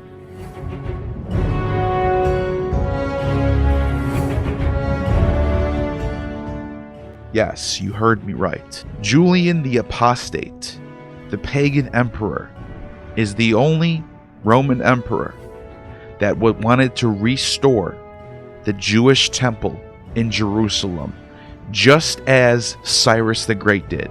Julian the Apostate was almost the one to restore the Holy Land. Jerusalem are best appraised in the lights of this fundamental aim. Julian's military ambitions centered on an invasion of Persia, intended to settle Rome's long-running war with Sapor II. To prepare his expedition, he moved in June 362 to Antioch, Syria, where his relations with the mainly Christian population deteriorated markedly during this stay. The expedition set out in March 363, but despite some of his early successes, it was already in serious difficulties when Julian was fatally wounded in a melee in June 363. Helena died childless. He left no heir, and so Helena died childless in 360, and Julian did not marry. After his death, the reforms he had initiated quickly came to nothing, and Jerusalem was restored back to a Christian city as it was before Julian. Julian's personal piety and intellectual cultural interests are reflected in his surviving writings, which show considerable learning and some literary talent. They include polemics, theological and satirical works, and a collection of letters, public and private. Of his anti-Christian critique against the Galileans, only fragments remain. His own philosophic ideology was rooted in Iamblican Neo-Platonism, theurgy, magic. How forcefully it impinged on his public religious reforms is controversial. On one view, they were directed more to the founding of a Neoplatonist pagan church, very similar to the church we would see today, the Catholic Church. But instead of having a trinity, you would have the gods. You would have the Great Mother. You would have Father Saturn. You would have Holy Bacchus, the Savior, Athena, wisdom, those type of deities. Greco-Roman polytheism founded within Neoplatonist philosophy, and the potential to appeal to a mass of contemporary pagans was correspondingly limited due to the rise of monotheism.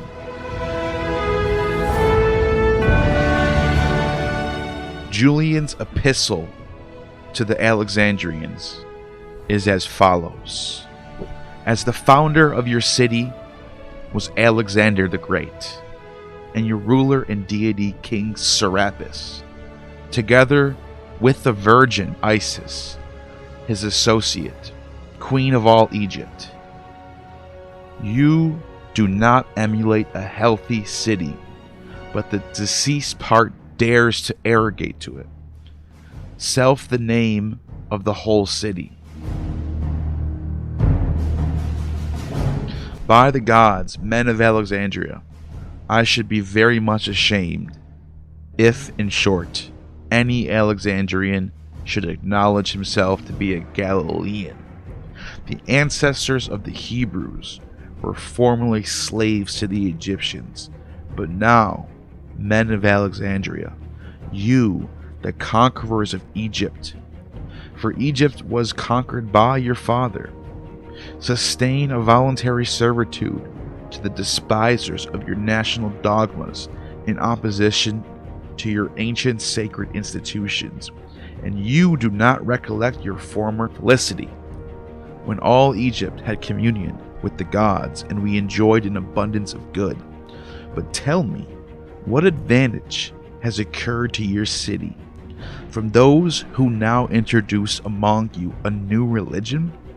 Your founder was that pious man Alexander of Macedon, who did not, by Jupiter, resemble any one of these or any of the Hebrews who far excelled them. Even Ptolemy, the son of Lagus, was also superior to them. As to Alexander, if he had encountered, he would have endangered even Romans. What then did the Ptolemies who succeeded your founder, educating your city like their own daughter? From her infancy, they did not bring her to maturity, but the discourses of Jesus, nor did they construct the form of government through which she is now happy by the doctrine of the odious Galileans. Thirdly, after the Romans became its masters, taking it from the bad government of the Ptolemies, Augustus visited your city and thus addressed your citizens, men of Alexandria, I acquit your city of all blame, out of the regard of the great god Serapis, and also for the sake of the people and the grandeur of the city. A third cause of my kindness to you is my friend Arius. This Arius, the companion of Augustus Caesar and philosopher, was your fellow citizen. The particular favors conferred on your city by the Olympic gods were, in short, such as these. Many more, not to prolix, I admit. But those blessings which the apparent gods bestow in common every day, not on one family, nor in one single city, but on the whole world, why do you not acknowledge? Are you alone, insensible of the splendor that flows from the sun? Are you alone, ignorant that the summer and winter are produced by him, and that all things are alone vivified and alone germinate from him? Do you not also perceive the great advantages that accrue to your city from the moon? From him and by him, the fabricator of all things. Yet you dare not worship either of these deities, but this Jesus, whom neither you nor your fathers have seen, you think must necessarily be God, the Logos, while him, from eternity, every generation of mankind has seen and sees and venerates and venerating lives happily. I mean the mighty Helios, a living, animated, intellectual, beneficent image of the intelligible Father you despise. If, however, you listen to my admonitions, you will, by degrees, return to the truth. You will not wander from the right path. If you will be guided by him who, to the 20th year of his age, pursued that road, but has now worshipped the gods for near 12 years. That is one out of many of the epistles written by Julian the Apostate on the Christians and the old gods. And so, when Julian the Apostate was killed during a battle against the Parthians, the Christians regained control of the Roman Empire. And all the plans to start a new Neoplatonist church fell, and all the plans to restore Jerusalem back to the Jewish priests fell as well. And Christianity would never be challenged in Rome ever again. Julian the Apostate, in my opinion, almost saved the world from the Dark Ages. I believe that if Julian would have been successful, the world would have had a much faster scientific revolution under the Neoplatonist. Now, I cannot demonstrate this, nor can I prove it, but I believe this by looking at the past and how the Greeks were very advanced in their science and did not let dogmatic religious superstition overtake the drive for knowledge and science. This is why I believe that whatever type of church Julian the Apostate would have put forth would have been better for the world, and would have been less anti-Semitism, and there would have been more progressive inclinations. With that being said, Julian the Apostate is forever will go down as one of the greatest Roman emperors of all time. And his death would mark the end of the Constantine dynasty, which ironically started off with the first Christian emperor and ends with the last pagan emperor.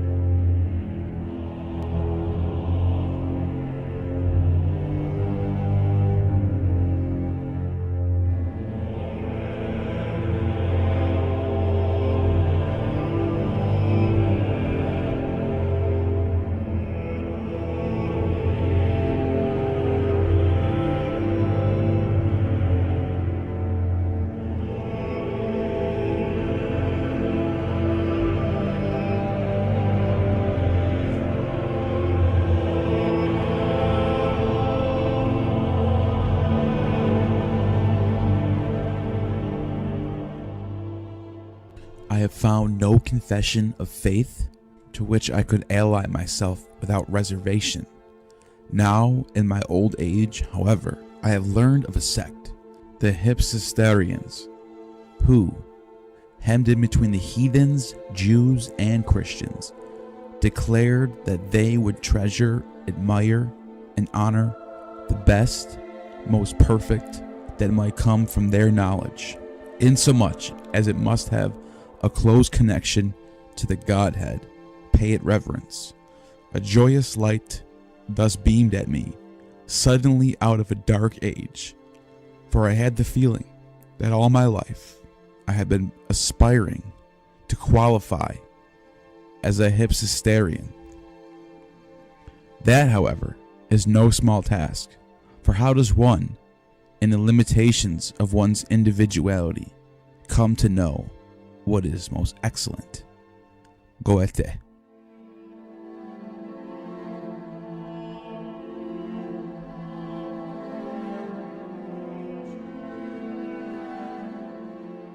The Hypsisterians, worshippers of Hypsistos, which in Greek means most high, a distinct Jewish/pagan sect, which flourished from about 200 BCE to around 400 of the Common Era, when the church began to no longer allow opposing sects other than Christianity. They mostly appear in Asia Minor, Cappadocia, Bithynia, Pontus, Paphlagonia, the southern Russian coast of the Black Sea, Pontus. According to Dr. Kaufman Kohler, they are traced back to the Bosporus region in the 1st century of the Christian era, and in Asia Minor in the 4th century. They worshipped God under the name Theos Ipsos Pantocrator, which means Most High and Almighty One. They observed the Sabbath and some of the dietary laws, but not circumcision, and they cherished a certain pagan veneration for fire and light, earth and sun, without observing any idolatrous rite. The first to write extensively on them is Gregory Nazianzen in his Contra Eunomium. He says they are probably related to, if not identical with, the Massilians or the Eucomenoi, which are God worshippers who also worship the Almighty God at the blaze of many lights. He thinks they are undoubtedly a remnant of Jewish proselytes who retained a few pagan notions but were regarded as hostile to Christian doctrines. Now, how far back can we go with this monotheistic Greek people? Well, some have argued that the actual origins of this Hypsisterians goes back to even beyond the time of the 1st century, eras going back to 5th, 6th century BCE. And this would be worshippers of Sabazios. Sabazios is the horseman and sky father of the Phrygians and Thracians. Greeks interpreted the Phrygian Sabazios as a combination of Dionysus and Zeus rolled into one, a sort of father-son godhead, if you will, like we see in Christianity. He's often depicted with a bronze hand used in worships of Sabazios, hands decorated with religious symbols such as the pine cone and the Dioscuri. They were often attached to poles and used for processional use. There's also some roots and evidence that the Cretans worshipped Sabazios as well. In fact, it's also said by Diodorus of Sicily that the Phrygian religion of Attis and the Great Mother, as well as Father Sabazios, has its roots in Crete, and that the legend states that Iasion, who was the lover of Demeter, brought the rites of the Great Mother and Sabazios to Phrygia, and that the real origins of this religion are from the Cretans. Is this true? We can't really prove it. This is mostly mythology and legend. But if it is reflecting some pre-Mycenaean history, it would be very hard to prove. Possibly between the Sabazios and his followers and the indigenous mother goddess, Cybele, reflected in Homer's brief reference to a youthful feast of Priam, who aided the Phrygians in their battles with the Amazons. One of the natives' religion's creatures was the lunar bull.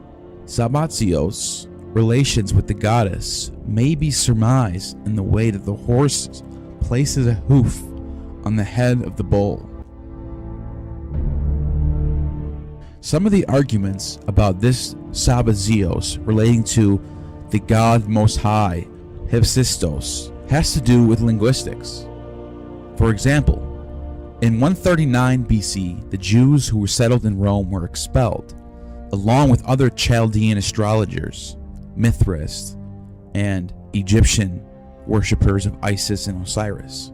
Cornelius Hypsales, under a law, prescribed the propagation of the corrupting cult of, drumroll, Jupiter Sabazios, according to the epitome of a lost book of Valerius Maximus, Gnaeus Cornelius Hypsales, Praetor Peregrinus, in the year of the consulate of Marcus Lanus and Lucius Calpurnius, ordered the astrologers by edict to leave Rome and Italy within 10 days, since, by a fallacious interpretation of the stars, they protrude fickle and silly minds, thereby making profit out of their lies.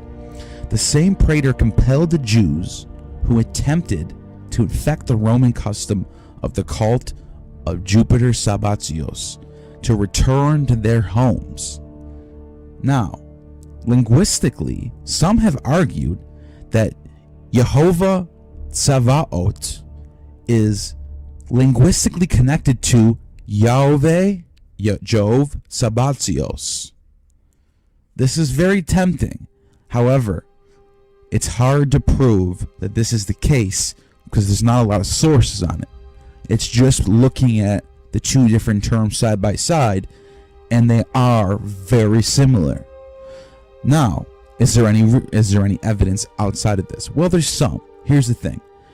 Plutarch has always maintained that the Jews worshipped Dionysus, and that the day of the Sabbath was a festival of Sabbatios. Some say, like Tacitus for example, that the Jews worshipped Saturn. Saturn's day is the seventh day of the week.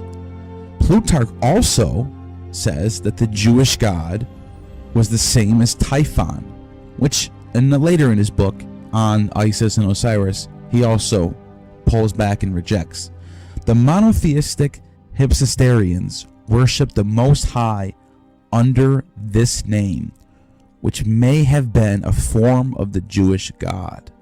Also, going back to Tacitus, Tacitus makes the argument that the Jews, before they became the Hyksos, were from Crete.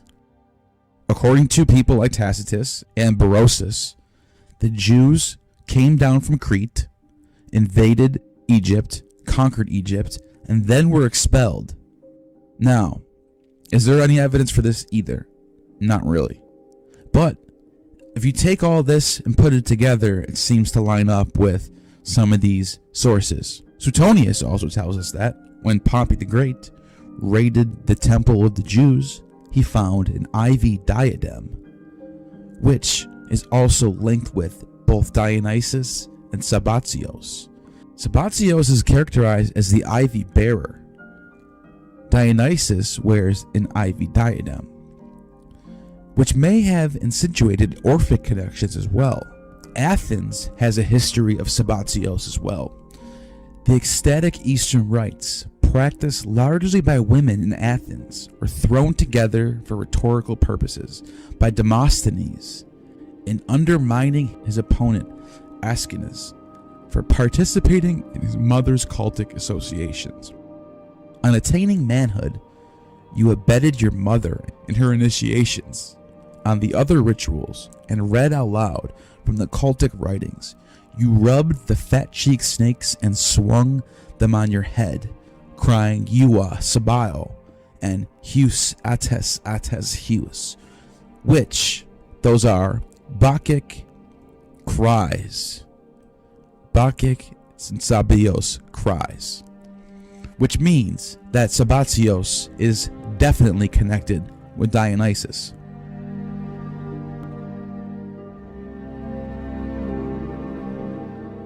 Transference of Sabbatios to the Roman world appears to have been mediated in large part through the Pergamon dynasty in the 3rd century BCE.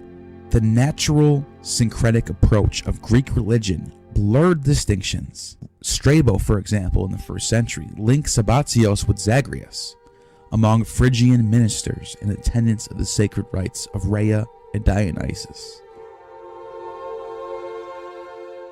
Clement of Alexandria had been informed the secret mysteries of Sabbatios practiced among the Romans involved a serpent, chthonic creature, unconnected with the mounted sky god of Phrygia. God in the bosom is a countersign of the mysteries of Sabbatios to the adepts.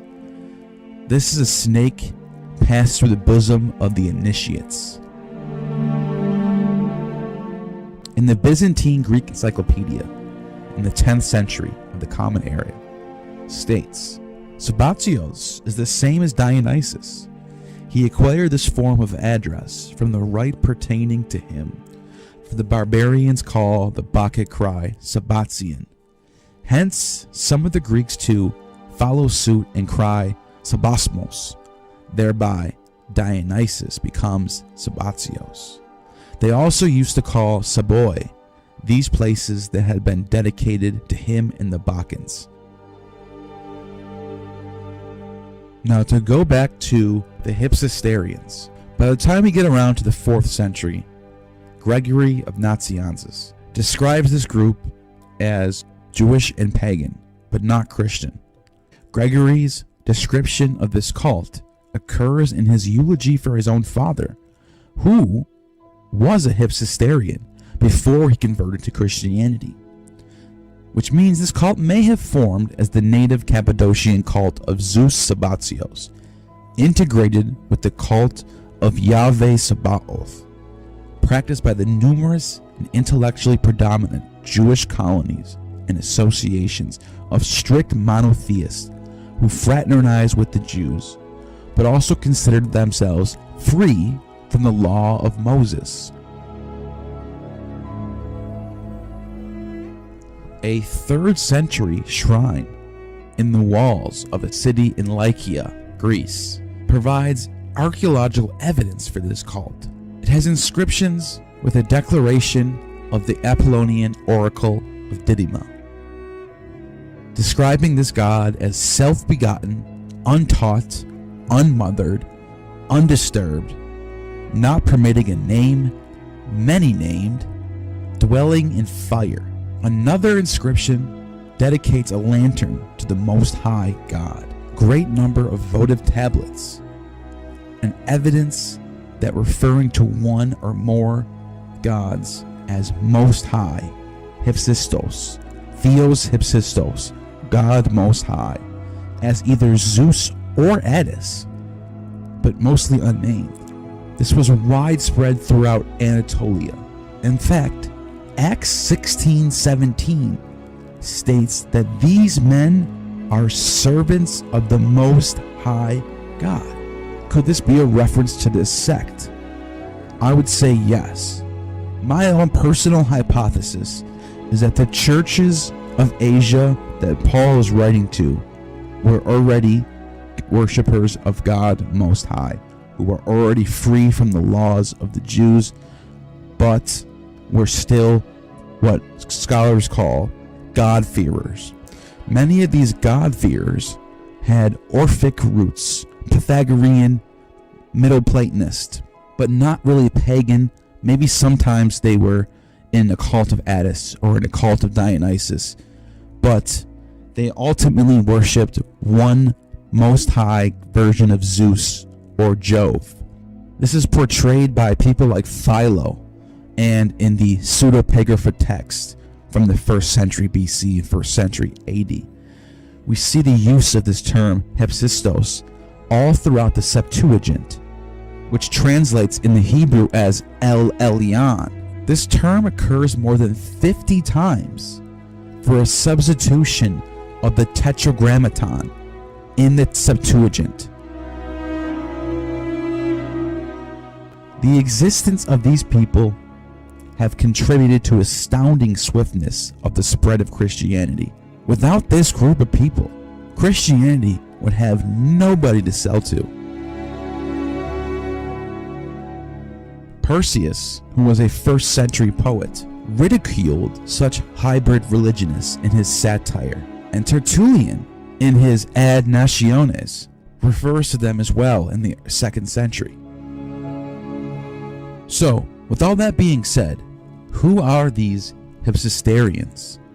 They are, for the most part, Sibylline, Orphic, monotheistic Greeks living in eastern part of the Roman Empire, who worshipped a ultimate god that we see in works such as Plato's Timaeus.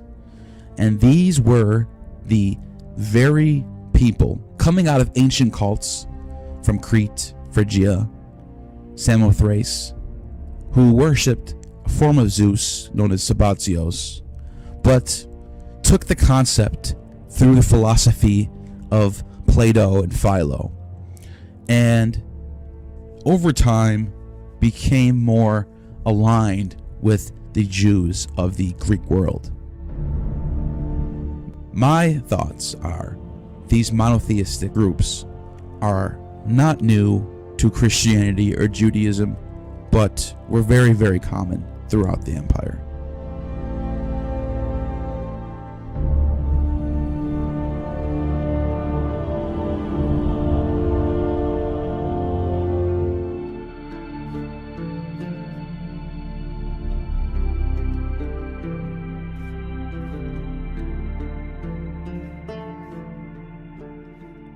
Just as the ancient Near Eastern conception of prophecy and prophethood may mean different things in different contexts, so Orpheus may be all things to all men. Orpheus appears in countless legendary stories as the son of the solar Apollo, the high priest of Dionysus, and the muse Calliope, or as a devoted worshipper of Apollo himself. Accordingly, Orpheus makes Helios the same as Apollo and Dionysus, though as a giver of oracles and a prophet, he always was a companion of Apollo, and he was always devoted to Bacchus. Subsequently, Dionysus sent the Maenads against him in jealousy, and he was torn to pieces like the Egyptian Osiris.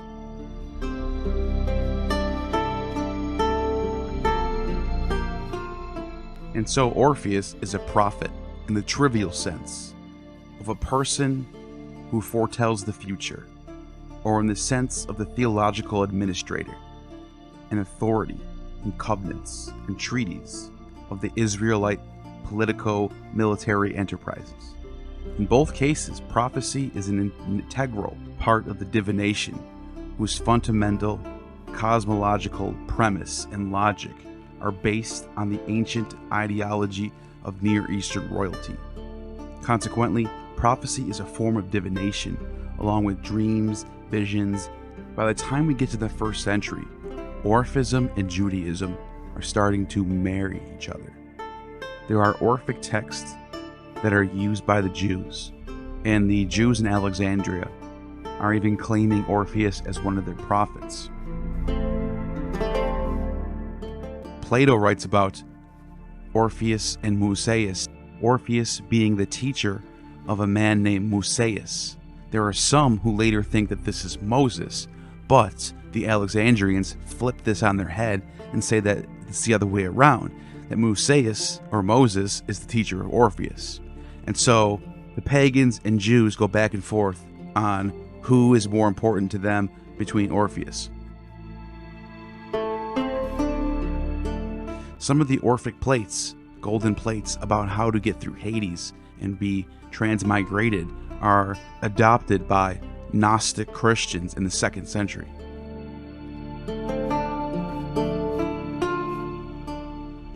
The term Orphism is somewhat ambiguous, as it is not clear exactly what it refers to. The ancients never spoke of Orphism, but only about Orpheus. Think of Orpheus like a prophet. Orpheus is presumed to be the author of Orphic books and certain Orphic rites. A book became Orphic simply by being ascribed to Orpheus.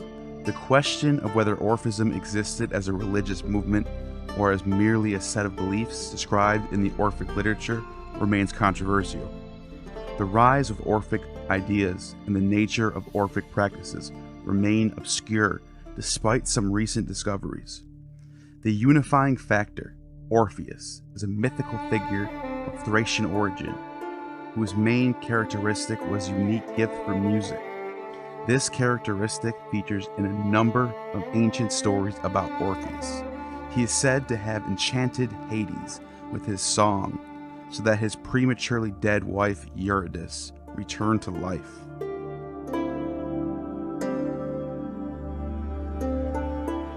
To have taken part in the Argonauts' expedition and ousting the Sirens, and to have been beheaded by Thracian women, while his head continued to sing hymns. Though his achievements, Orpheus appears as a great shaman, somebody whose spirit can affect the whole of nature. from plants and animals to souls and even gods or Hades. These achievements are often the subject of the Orphic poems, usually hymns or longer poems of theogonic or cosmogonic content, most of them now lost or only partially preserved. Such Orphic poems presumably started to circulate from the 6th century BCE to the 5th and 4th centuries. As the testimony of various authorities suggest, Plato and others. A relatively recent find, the Dervani Papyrus, which I've done a video about recently, discovered in a tomb in northern Greece and dating from the 4th century BCE, contains a commentary on an Orphic theogony and proves to such Orphic poems were in circulation already in the 5th century BCE. In the 6th century CE, Damascus, discussing the Orphic account of beginnings of the world, talks of 3 Orphic theogonies, of which he had only indirect knowledge. According to the core of Orphic cosmogony, Kronos, the primordial divinity, gives birth to Aether and Chaos, and they generate a world egg.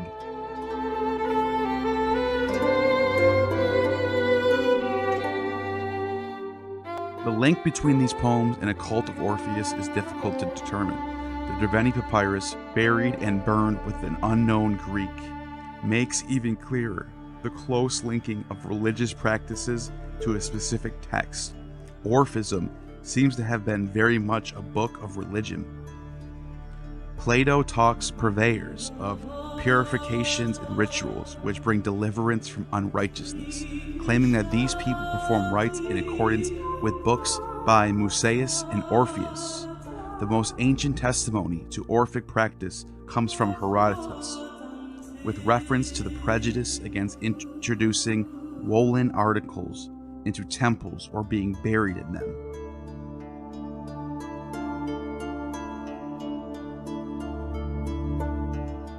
Herodotus says this is an Egyptian custom, and in this they agree with the practices which are called Orphic and Bacchic, though they are actually Egyptian and Pythagorean. Herodotus is not only one who identifies Orphic with Bacchic rites. In Euripides' Hippolytus, Theseus uses the verb Bacchuian for Orphic rites. Archaeological evidence further supports the close relation between Orphic and Bacchic rites, and Orpheus often figures in artistic depictions of predominantly Dionysiac themes. Orpheus is sometimes said to be the initiator of the cult of Dionysus, but at other times he is presented as having neglected the worship of Dionysus after his journey to Hades, instead venerating the sun, for which his punishment was his assassination by a group of Thracian women. We hear of active Orphikoi in Athens and in southern Italy in the 5th century BCE, and we know of their distinctive views. But little is certain of their rites. Ancient sources speak of Orphic rites, though without giving precise information, and also participants in these rites.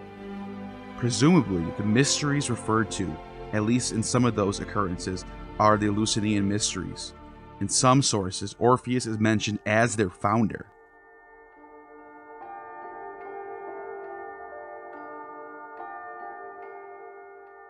And Orphic mysteries are sometimes identified with the Eleusinian mysteries, according to Pausanias. Orphic ideas indeed permeated the Eleusinian and also the Theban mysteries of the Cabiri. Orphics were particularly concerned with the purity of the soul, which was deemed to be imprisoned in the body. This purity was sought through an ascetic way of life, with strict rules, especially about diet, such as abstinence from meat, but also from eggs, beans, and wine. Orphics believed in an afterlife and the transmigration of the soul, similar to reincarnation, a feature which brings Orphism closer to the Pythagorean ideas rather than Eleusinian mysteries. There is a certain common ground between Orphism and Pythagoreanism, and perhaps some rivalry between them.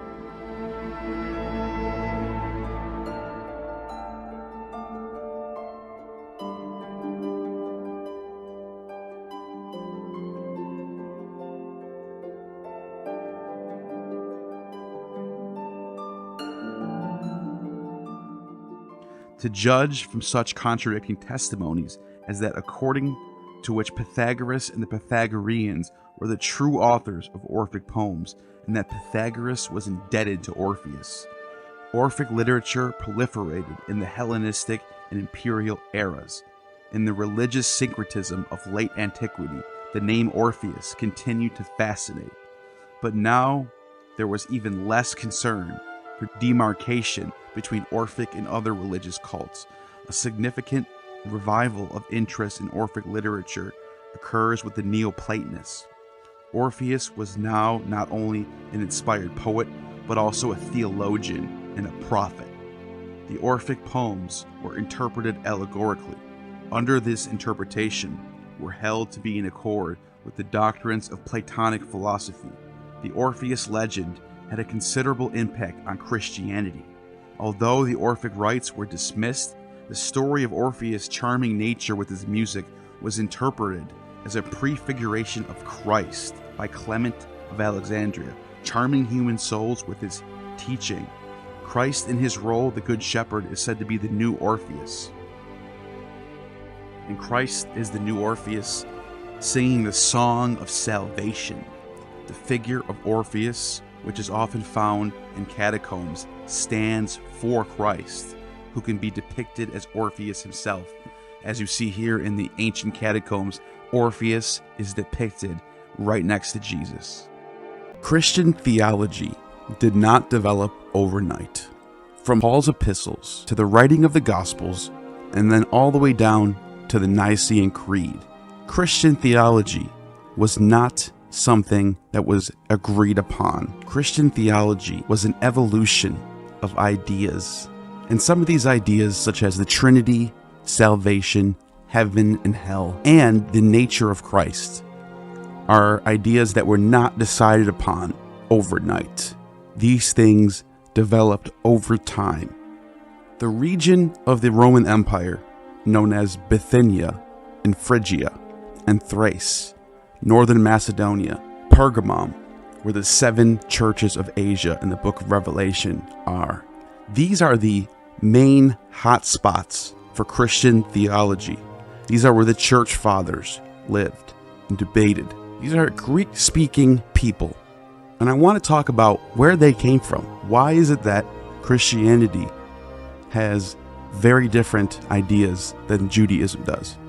Could it be that the Greek world has just as much influence on Christianity as the Jewish world does?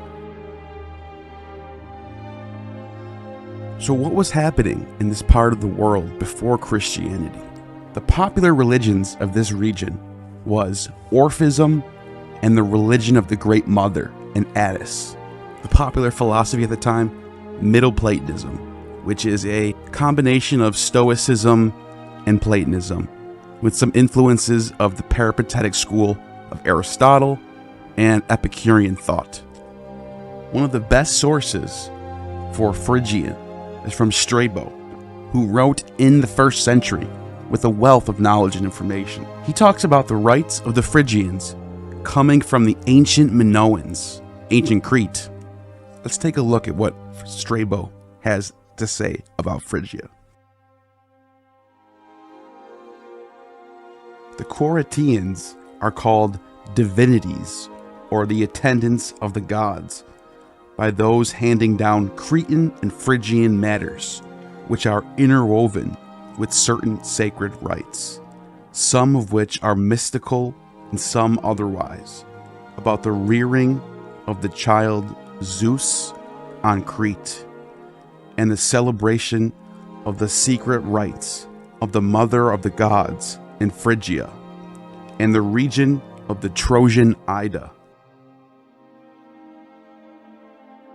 The variation in these accounts is such that some show the Corinthians to be the same as the Corybantes or the Cabieri, and the Idaean dactyls, the hand of Sabazios. Speaking in general, for the most part, they are all inspired and Bacchic, with martial dances, uproar, noise, cymbals, drums, and arms, as well as the flute and cries.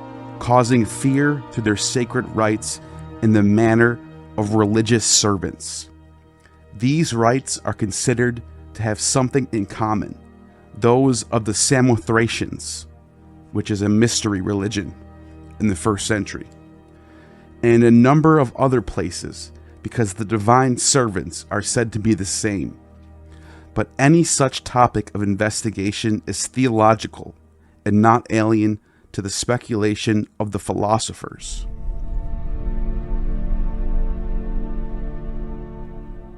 Plato, in his Phaedon 61, and the Pythagoreans called philosophy music, and they say that the cosmos is constructed according to harmony, assuming that every form of music is the work of the gods. Thus, the Muses are goddesses. Apollo is the leader of the Muses, and everything poetic is properly praised. Similarly, they attribute to music the building of character, as everything that improves the mind is near to the gods. Most of the Hellenes attribute to Dionysos, Apollo, Hecate, the Muses, and by Zeus to Demeter everything pertaining to secret rites, Bacchic or choral, as well as mystic initiations. They call both Dionysus and the divine leader of the mysteries of Demeter, Iacchos. The carrying of branches, choral dances, and initiations are common with these gods. The Muses are set over the choruses, and Apollo over both these divination. But all educated people, especially musicians, are servants of the Muses. And these, as well as those connected with divination, belong to Apollo. The initiated, torchbearers, and hierophants belong to Demeter. The Silenoi, satyrs, and Bacchants, as well as those called Lenai, Thyiae, Mimilones, Naiads, and Nymphs, belong to Dionysos. These ceremonies, especially those sacred to Zeus, were performed on the island of Crete, with secret rites such as servants as those who are around Dionysus, the satyrs. These were called chorites, young men who exhibited martial movements along with dancing, presenting the myth of the origin of Zeus, introducing Kronos as being accustomed to swallow his children immediately after birth, and Rhea attempting to keep her labor pains secret. For this, she took the chorites as helpers, with drums and other such sounds, and the noisy martial dance protected the goddess and would create panic in Kronos, secretly stealing the child away so that he would be given over to them to be carefully raised. Thus, the chorites, because they were young men doing this service, or because they raised the young Zeus, it is said both ways, were believed worthy of this name.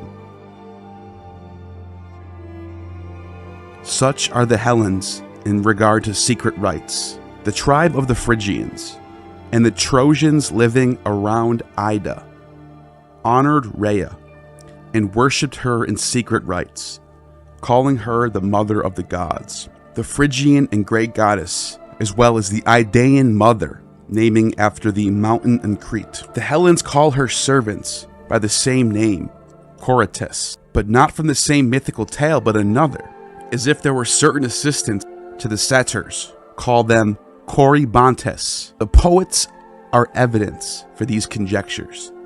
Pindar, in his Dithyramb, that begins, "Formerly there walked the song of the Dithyramb, moving straight ahead," records the hymns about Dionysus, both the ancient and latter ones, and passing on from these he says, "The august and great mother, the whirling of the cymbals, begins among the loud exultation of the rattles and the torch kindled in the yellow pines."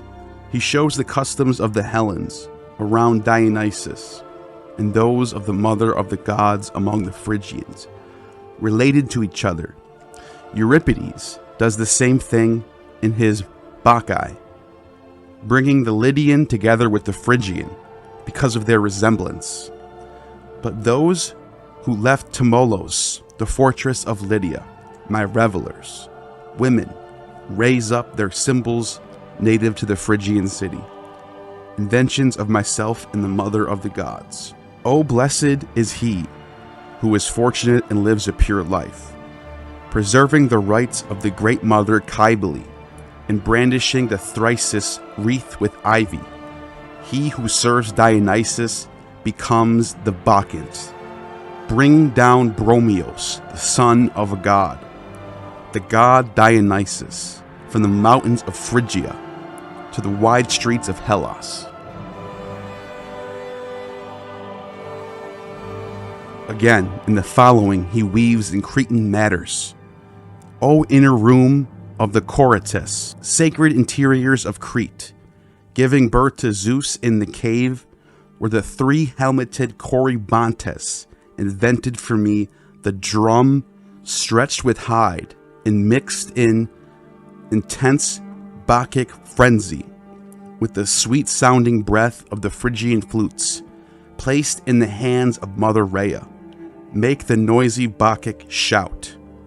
Maddened satyrs obtained from the Mother Rhea and added them the third-year dances that praised Dionysos.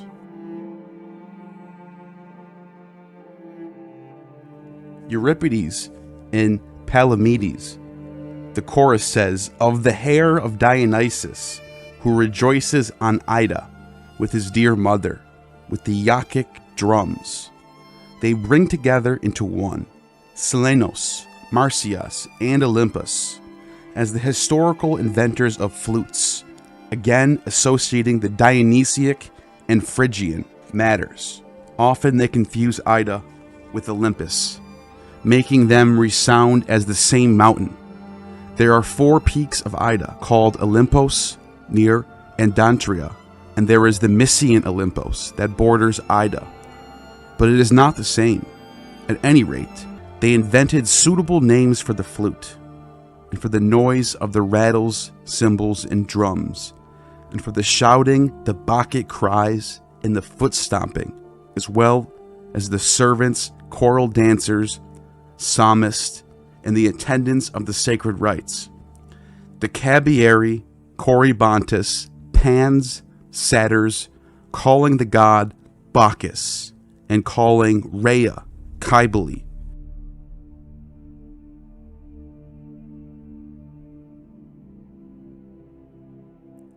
Sabazios is also Phrygian, in a way the child of the mother, as he too transmitted Dionysiac matters.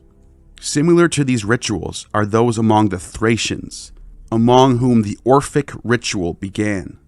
The Athenians, just as they continue to be hospitable to other foreign ways, are so in regard to the gods.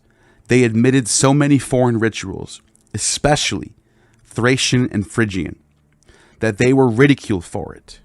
Plato records the Bendaean and Demosthenes on the crown. The Phrygian, when he attacks the mother of Aeschines, and the man himself for being with his mother during her initiations, joining her in leading the revels, and often calling out, Iwa, Iwa, Sabao, Sabao, and Hais, Attis, which belong to the Sabazia and the mother, always adding myth to their accounts. It is not easy to solve accurately all the enigmas, but if their greater numbers of myths are near to divine inspiration, rituals, and prophecy, in such a way also is enthusiasm for the arts, especially the Dionysiac and Orphic rites.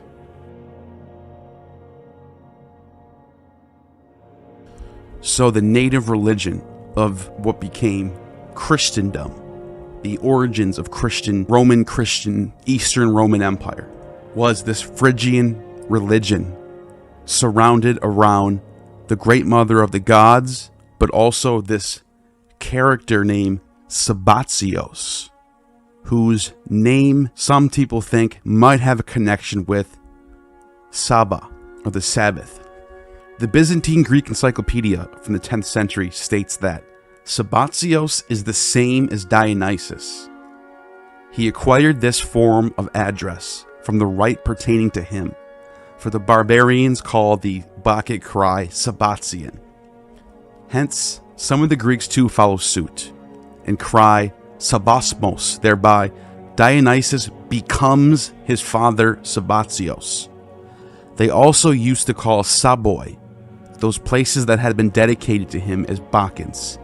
Demosthenes, Athenian orator, in his speech on behalf of Tisiphon, mentions them. Some say that this Saboi is the term for those who are dedicated to Sabazios, that is, to Dionysus, just as those dedicated to Bacchus are Bacchoi. They say that Dionysus and Sabazios are the same. Thus, some also say that the Greeks called Bacchoi Saboi.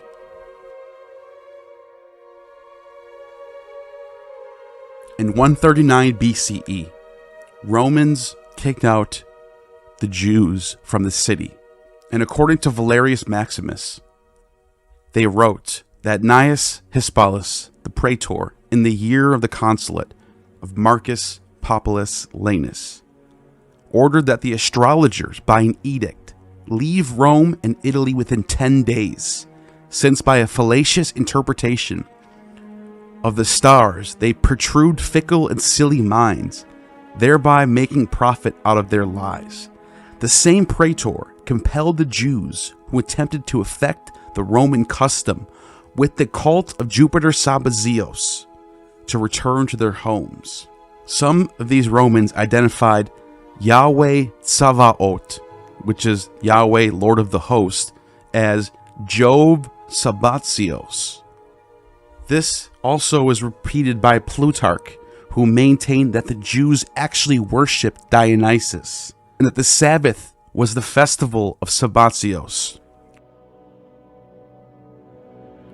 Now, even if this isn't true, some of this might have influenced later Greek monotheists known as the Hypsisterians. These Hypsisterians inhabited the same lands as the Christians and worshippers in Orphics were, which was the Anatolia and Thrace region. And they believed in a God Most High, Theos Hypsistos. And it turns out that this cult may have formed from the native Cappadocian cult of Zeus Sabazios, with integration of Jewish ideals. However, these strict monotheists, who also fraternized with the Jews and heavily borrowed from the Greek Septuagint, also considered themselves free from the laws of Moses, something that lines up with the writings of Paul. Could it be that the people who Paul are writing to in these letters are in fact worshippers of Theos Hypsistos, the God Most High? Clement of Alexandria, in his famous Protrepticus, wrote that he had been informed that the secret mysteries of Sabazios, as practiced among the Romans, involved a serpent, chthonic creature, unconnected with the mountain god of Phrygia, Sabazios. And he says that God in the bosom is a countersign of the mysteries of Sabazios to the adepts. He said that this is a snake passed through the bosom of the initiates. Now, why is that so profound? Because the term God in the bosom from the Gospel of John in chapter 1, verse 18, it says that no man hath seen God at any time. The only begotten Son, which is in the bosom of the Father, he hath declared him. This would turn out to be one of the most important verses in the Bible for Trinitarian theology. The Father is in the Son, and the Son is in the Father.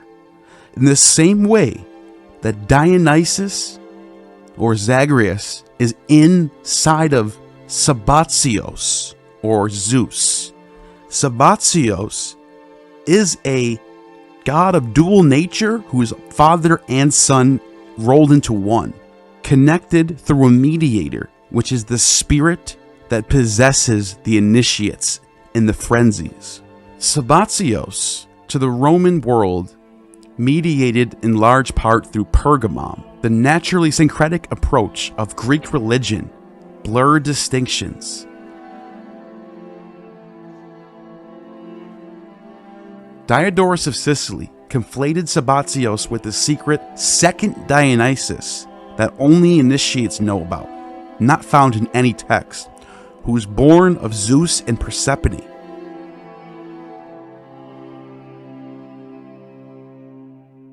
The idea of a trinity, usually a god of dual nature, connected by a third spiritual nature that mediates in between them.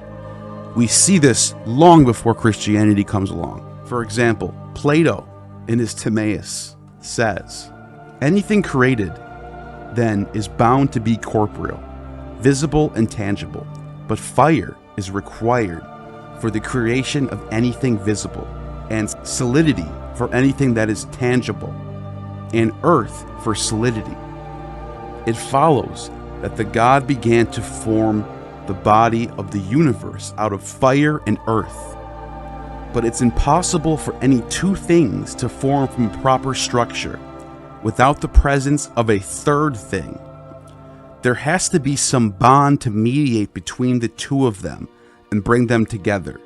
The best bond is the one that most effectively unifies itself and the things it is joining, and nothing does this better than correspondence. For whenever among three numbers, the matter, three solids, or three powers, one is a mean, such as the first in the series stands to be the mean, so the mean stands to the final number of the series, or conversely, as the final number stands to the mean, so the mean stands to the first. Then the mean can also be treated as first or last, or alternatively, the first and last terms can be treated as means. And so all of them will, out of necessity, turn out to be identical. And since they are identical, they are all three one. The Greek Jewish writer Philo expands upon Platonism through the Jewish lens in his book titled, Who is the Divine Heir of All Things? He says, but there are three kinds of life. The first life to God, the second with respect to the creature, and the third is on the borders of both, being compounded of the two others. For since the soul is spoken of in two ways, first of all as whole, secondly as the dominant part of it, which to speak properly is the soul of the soul, just as the eye is both the whole orb and also the most important part of that orb, that namely by which we see it seemed good to the lawgiver that the essence of the soul should be likewise twofold, blood being the essence of the entire soul, and the divine spirit being the essence of the dominant part of it. Accordingly, the soul of all flesh is the blood thereof. The creator of the universe breathed into his face the breath of life, and man became a living soul, who also, it is recorded, who fashioned after the image of the creator. So the race of mankind is also twofold, the one being the race and those who live by the divine spirit and reason, formed of the earth, but that other is an accurate copy of the divine image. He then later on says, the body to fit it for its appropriate stationary conditions or motions is invisible, spermatic, technical, and divine logos, which shall most properly be dedicated to the Father. Apportion cold and heat, and summer and spring, the different seasons of the year, divided by this dividing logos. For thus God allotted 3 days to eternity, before the appearance of the sun. Those which came after the sun, he allotted to time, the sun being the imitation of eternity, and time being the two primary powers of the living God. The one, his beneficent power, in accordance which he made the world and is called God, and the other, the chastening power, according to which he rules and governs what he has created, in respect which he further denominated Lord. And these two he here states to be divided in the middle by him, standing above them both. For he says, I will speak to you from above the mercy seat, in the midst between the two cherubims, that he might show the most ancient powers of the living God are equal, that is, his beneficent and chastising power being both divided by the same dividing logos.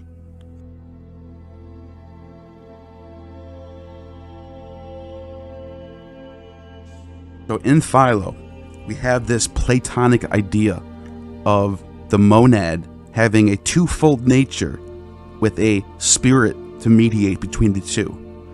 This, to me, is what later is adopted as Trinitarian theology.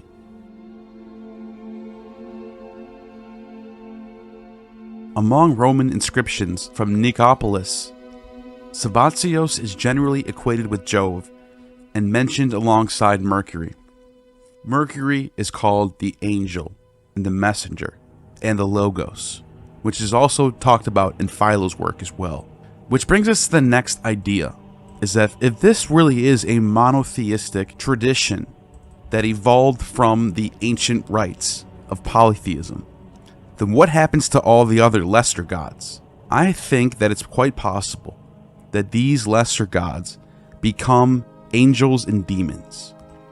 As in, we know for sure that Mercury, Athena, Nike, as well as others like Diana, are titled as angelos, angels, messengers. And the other lesser deities, sometimes called daemons. That term daemon, which didn't necessarily mean evil deity, certainly became that way.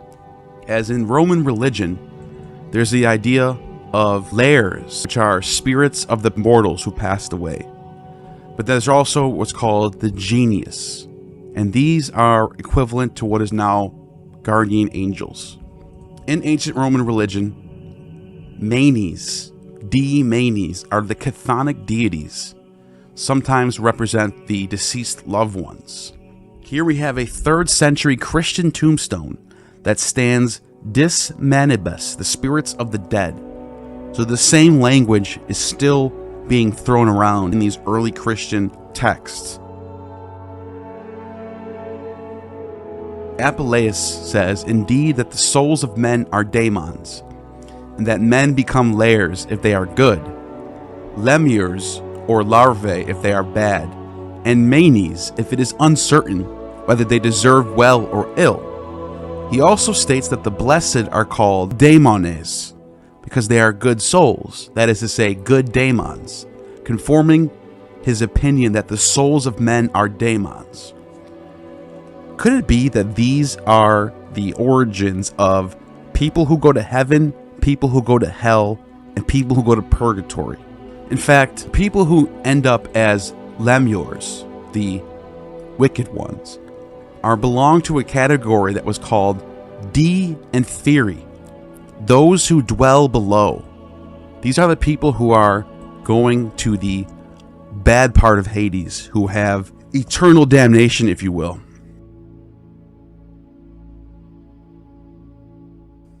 In Horace, a 1st century BC writer, you can see these ideas are already reflected in their common thought, where in his Ode to Mercury, he says, I call upon you, Mercury.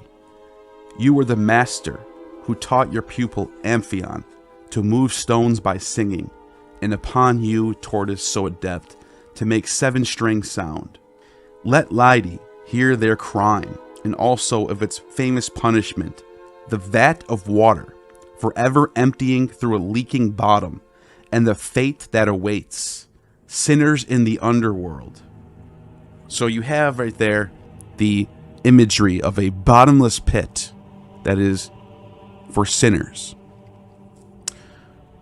When Julius Caesar died, it was said that Venus came down from the heavens and brought his body up with her. The idea of the good rising upwards and the bad going down was part of Roman religion during the Augustan age. Augustus, on his death, the same thing happened. People said they saw Augustus rise up out of his grave and go up into the sky. And then, as well, for Claudius, a similar story occurs in which Claudius is seen flying up into the sky. Well, as a result of this, it became a common thing that people wanted to go up into heaven instead of going down into Hades, which was the common norm for everybody. By the time you get to the 3rd century, it's pretty much universal that heaven is up and hell is down. This becomes central to Christian theology, which these ideas are found nowhere in the Old Testament or in Judaism. I also find it interesting that when Pliny the Younger is talking about the Christians in the 2nd century, he describes them as a group of people from Bithynia who are getting up at dawn every morning and singing hymns to Jesus.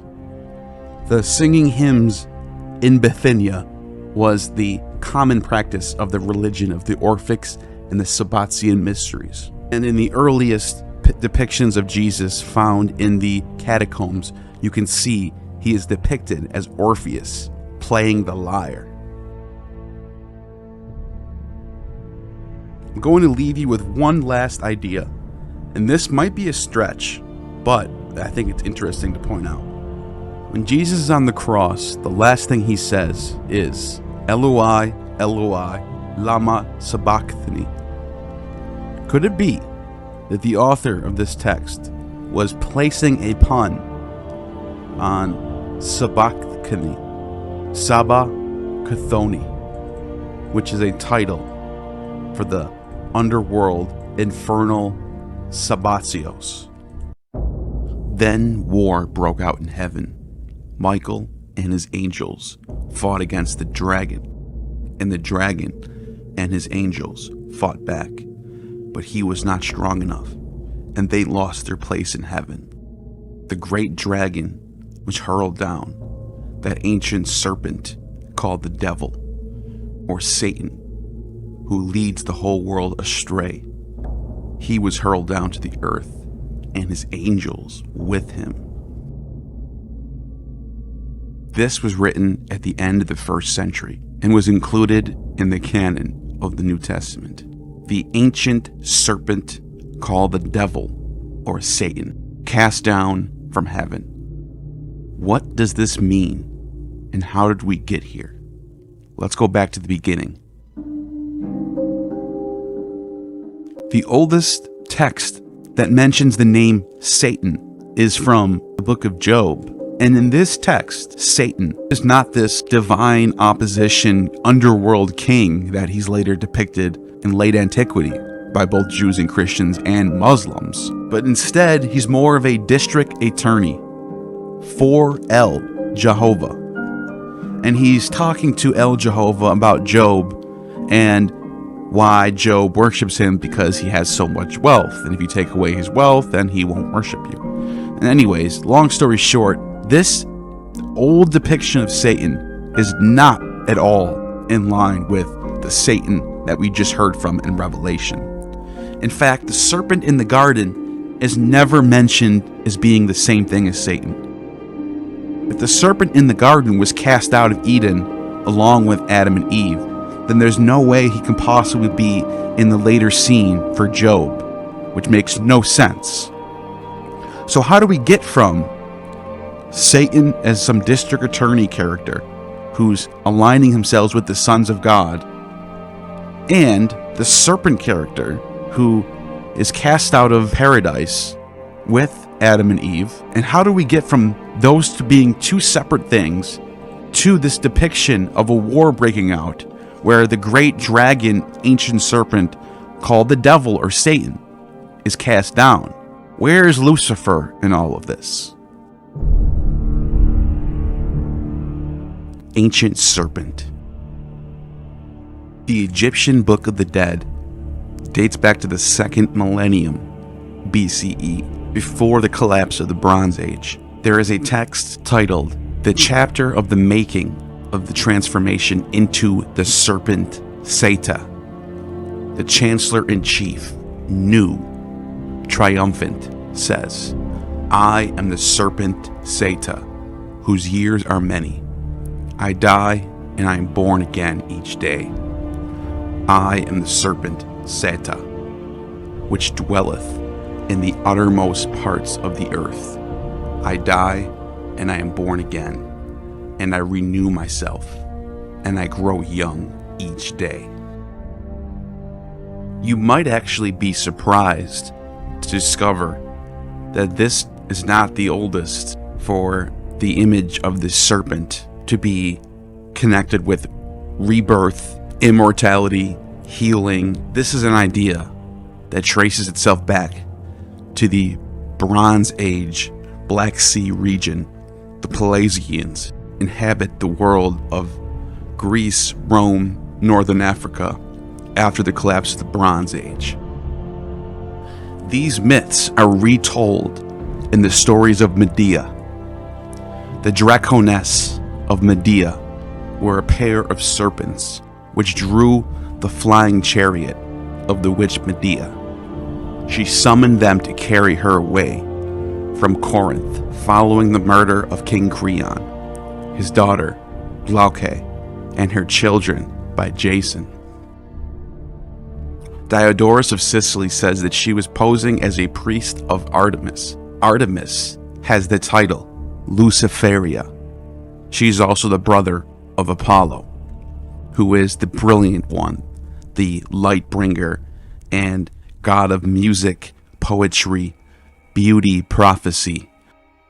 Diodorus says, she, Medea, posing as a priestess of Artemis, declared to King Pelias that Artemis, riding through the air upon a chariot drawn by Dracones, had flown in the air over many parts of the inhabited earth, and had chosen the realm of the most pious king in all the world for the establishment of her own worship and for honors, which she be forever and ever. By means of certain drugs, Medea caused shapes of Dracones to appear, which she declared had brought the goddess through the air from the Hyperboreans to make her stay with Pelias.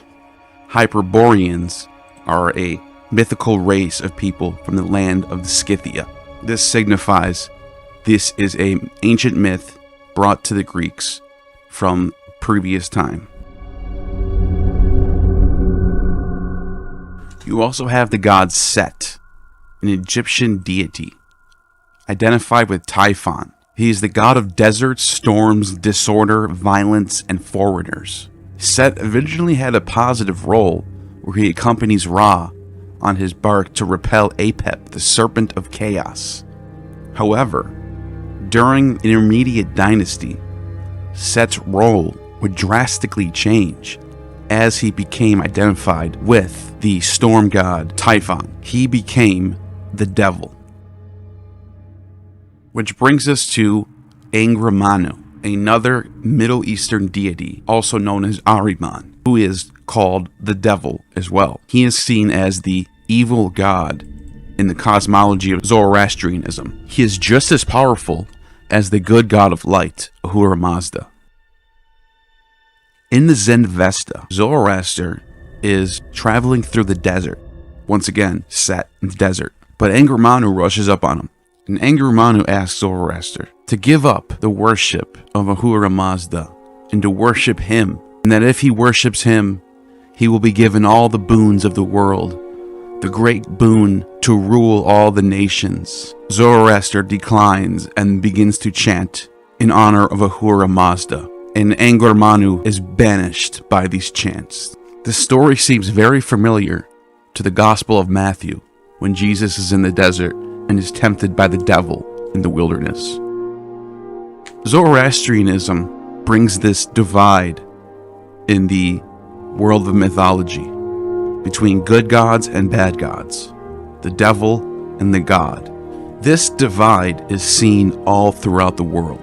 In Hinduism, you have the Devas and the Asuras. In Greek mythology, you have Olympians and Titans, which brings us to Saturn. These ideas go back to the Sumerians, with Enlil and Enki. Enlil, who wants to flood the world, he's tired of human beings, is betrayed by Enki, who rather tells humans how to survive the wrath of Enlil. This story is reflected in both Noah's Ark, but also Deucalion being told by Prometheus to build an ark because Zeus is going to flood the world.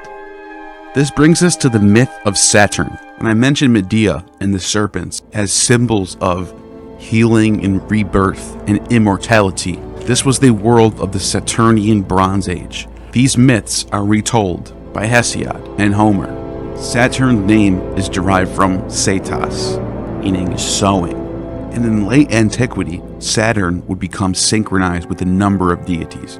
Cicero says that Saturn represents the power which maintains the cyclic course of times and seasons. This is the sense that the Greek name of the god bears, for he is called Cronus, which is the same as Chronos or time. Saturn, for his part, got his name because he was sated with years. He is the son of heaven who kills his father Aranos to take on the throne and become the king of the universe. After being told by an oracle that his son would usurp him the same way he usurps his father, he begins to eat his children so that none of them could ever usurp him.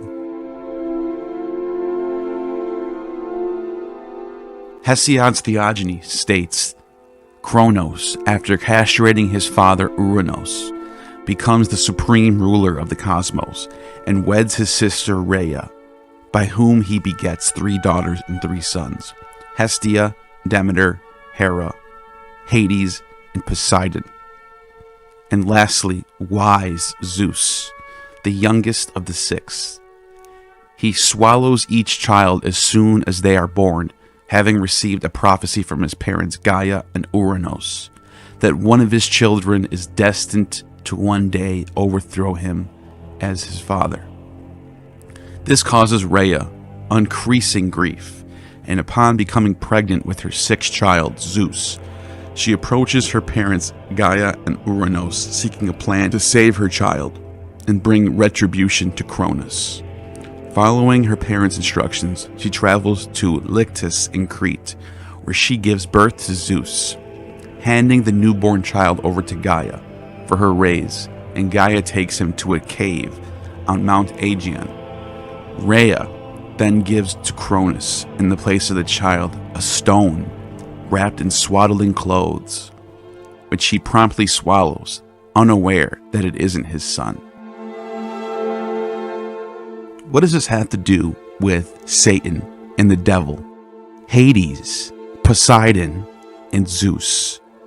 All 3 of them would become rulers of a certain realm.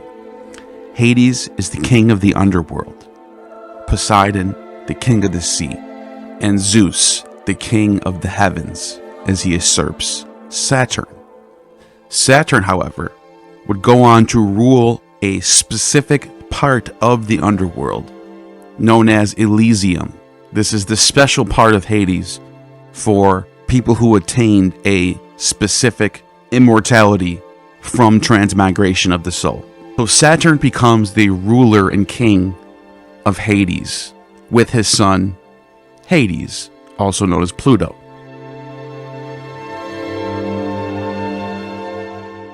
In the religion of Orphism, these gods are heavily invoked in the hymns. Revelation 20:13 says, "And I saw the dead, great and small, standing before the throne. And there were open books, and one of them was the book of life. And the dead were judged according to their deeds, as recorded in the books. Then the sea gave up its dead, and then death and Hades gave up their dead. Then death and Hades were thrown into the lake of fire." These are pagan gods that are invoked in the Orphic hymns, being casted into the lake of fire in Revelation, the same book that mentions the great serpent Satan being cast down as well. This is there for a reason. Hades, or Pluto, the Greek underworld god, as I've mentioned, often conflated with Plutos, the god of wealth. Perhaps this is the reason why Satan in the desert is always offering wealth, always tempting with wealth. However, the god Dis Pater, the Roman underworld god equivalent of Pluto, who's often synced with Bacchus, father of the riches, Cicero calls him. He has the power to possess and give spirits to those who drink the wine in the ceremonies. In Dante's Divine Comedy, there is a location known as the City of Dis, which comprises Lower Hell. This is a play on the father Dis Pater. He is also associated with Jupiter. This underworld god is the king of all the pagan gods. Father Liber in the Roman religion, the free father, the god of wine, male fertility, and freedom, is the Roman equivalent of Dionysus and Bacchus. And after the spread of Hellenism, in fact, their mythologies would become one and the same. As Hellenism was spreading west, the conservatives from the old Etruscan religion rejected Bacchus. There was a decree laid out in the Senate, the suppression of Bacchus worship in 186 BCE. Shortly after the end of the Second Punic War, Livy tells us that a Bacchanalia's introduction by a foreign soothsayer, a Greek mean condition, a low operator of sacrifices. The cult spread in secret, like a plague. The lower classes, plebs, women, the young, morally weak and effeminate males, are particularly susceptible.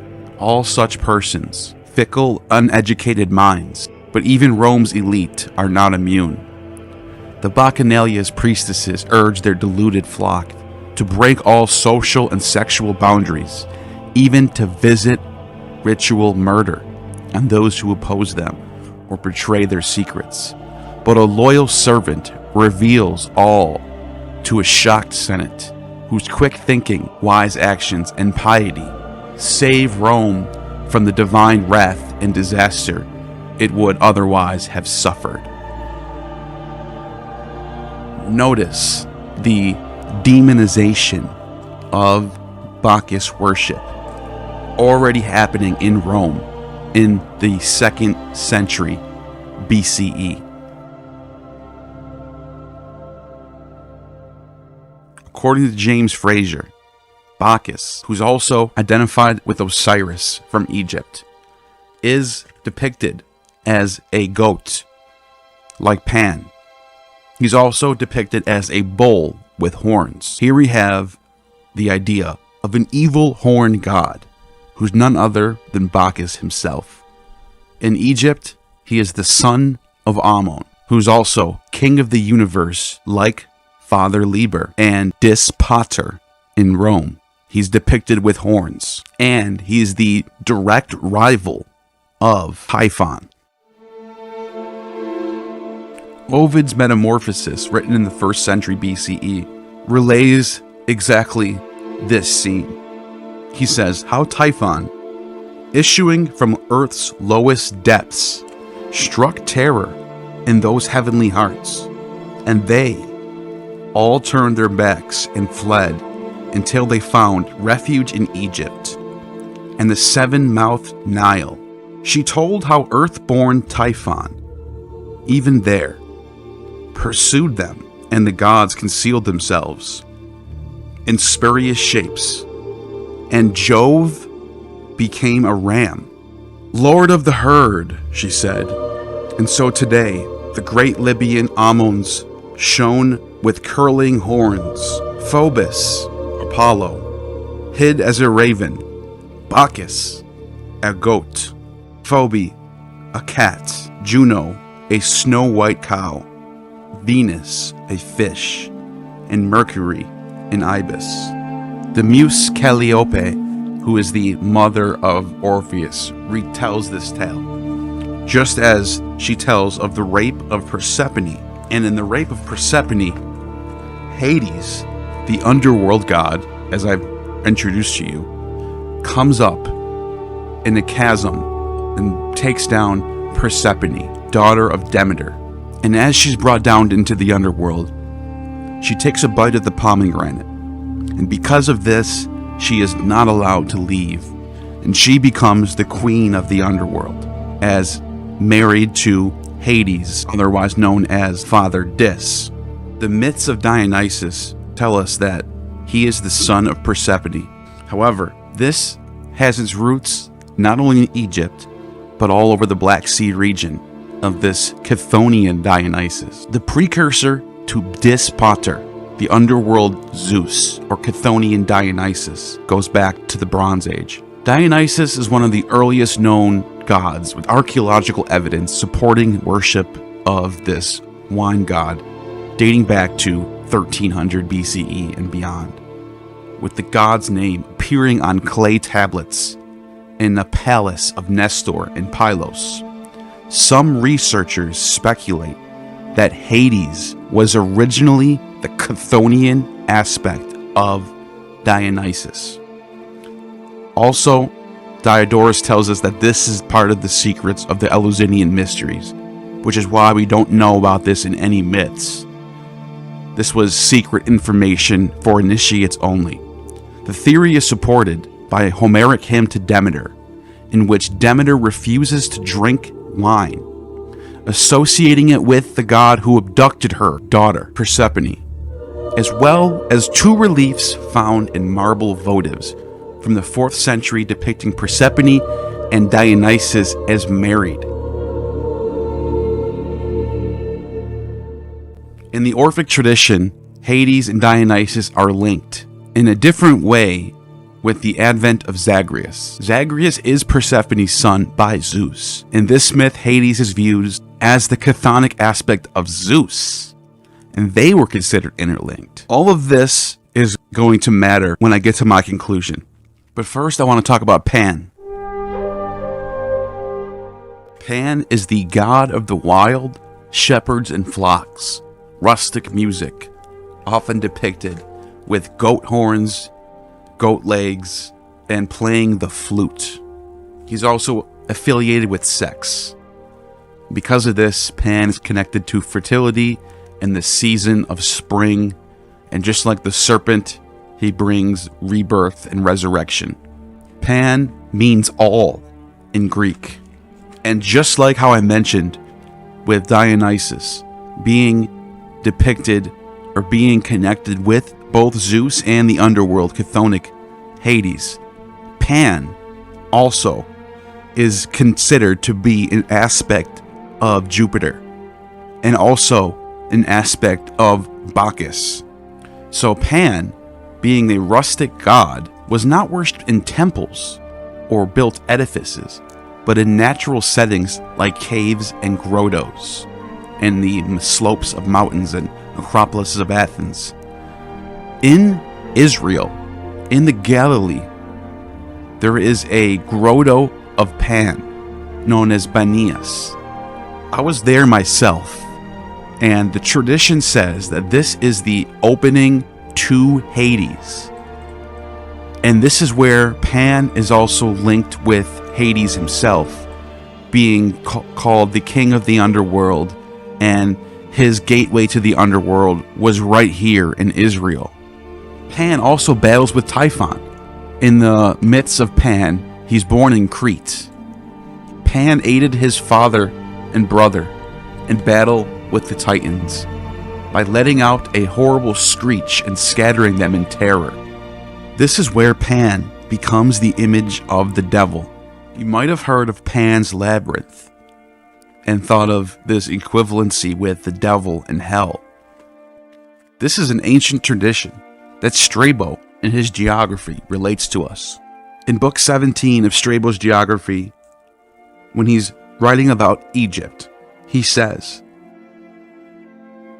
as far as Cyane and Elephantine, there are the Thebes guard station and the canal that leads to Tanis, and then Lyconopolis, Aphrodite's, and the city of Pan, an old settlement of linen and stone workers. He then later on says in the next paragraph, there is also a well that lies at a great depth, so that one goes down to it, a monolithic curved vaults of outstanding size and workmanship. There is a canal that leads to the place from the great river, and around the canal is the grove of the Egyptian Acanthus, sacred to Apollo. Abydos, to have been a great city at one time, second only to Thebes. Today, it is a small settlement. If, as they say, Memnon is called Ismendes by the Egyptians, the labyrinth would also be Memnonion, and a work of the same person as those in Abydos and in Thebes. For they say there are certain Memnonia there. Beyond Abydos is the first of the three previously mentioned, the oasis of Ammon in Libya, which is 7 days' distance through the desert. In this settlement there is an abundance of water and wine.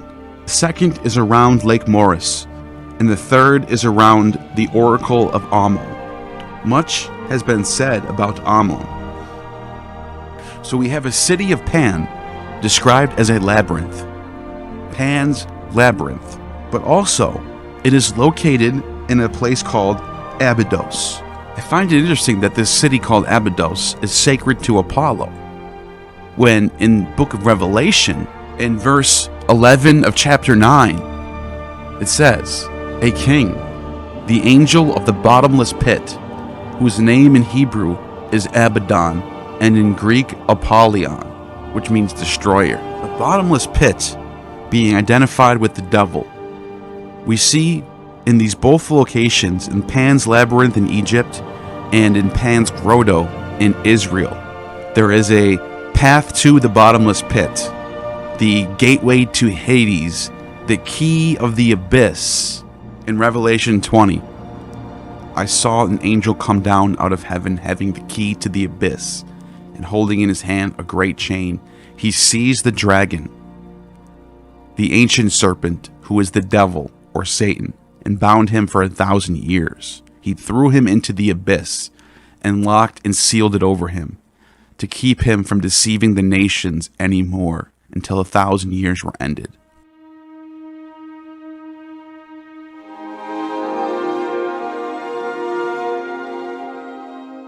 Pan is also very much linked with Apollo, as the Strabo relates to us.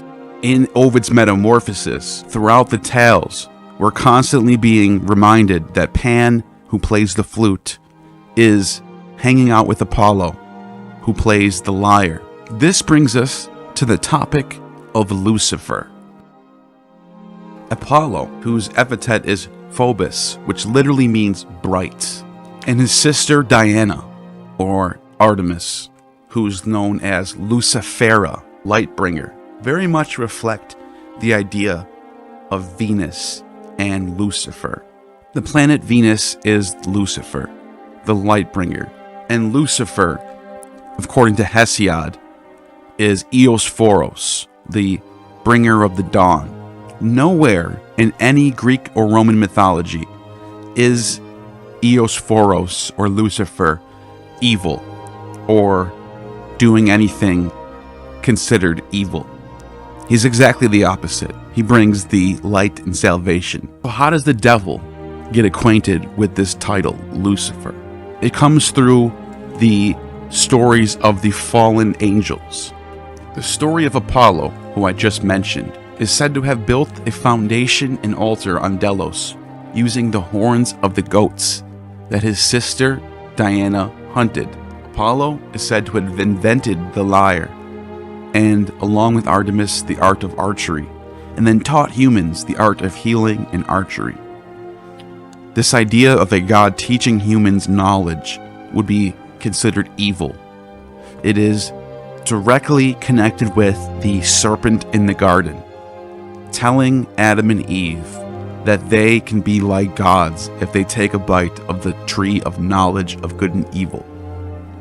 In the book of Enoch, angels fallen from heaven teach mankind the arts of metal making, healing, root cutting, etc. You might be surprised to know that there is no Satan in Enoch.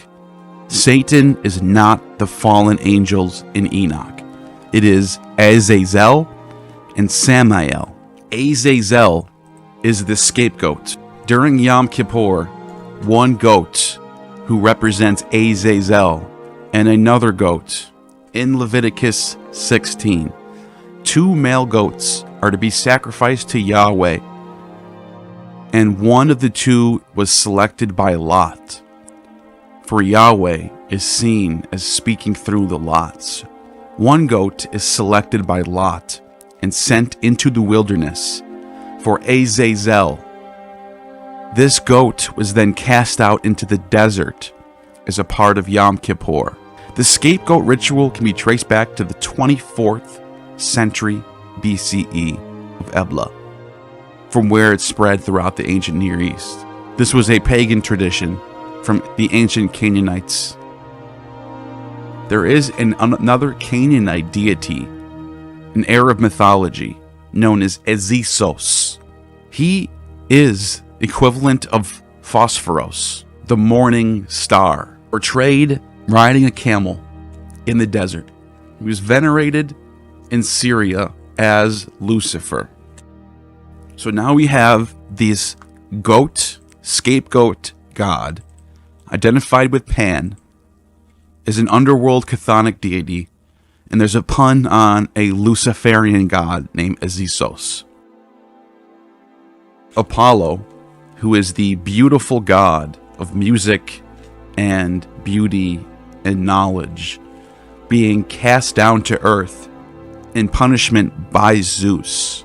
This is what is later borrowed for the story of Lucifer, especially in Islam. You also have, as I mentioned, with Enki and Enlil, you have the story of Prometheus, who tells mankind and humans how to build fires and how to be like the gods. He is also punished and chained to a rock. These stories of rebel gods who want to tell humans how to be like gods are what shapes the myth of Lucifer. There is no myth of Lucifer falling from heaven in any Judeo-Christian text ever. This is a later memory, if you will. It's a later collective memory that people put onto Lucifer through these other myths like Prometheus and Apollo and Diana Luciferia. You might be saying, but what about Isaiah? In Isaiah 14:12, how have you fallen from heaven, morning star, son of dawn? In some translations it says Lucifer. You have been cast down to earth. You who once laid low the nations, you said in your heart, I will ascend to the heavens. I will raise my throne above the stars of God. I will sit enthroned on the mount of assembly, on the utmost heights of Mount Zaphon. I will ascend above the clouds. I will make myself the most high. But you are brought down to the realm of the dead, to the depths of the pit.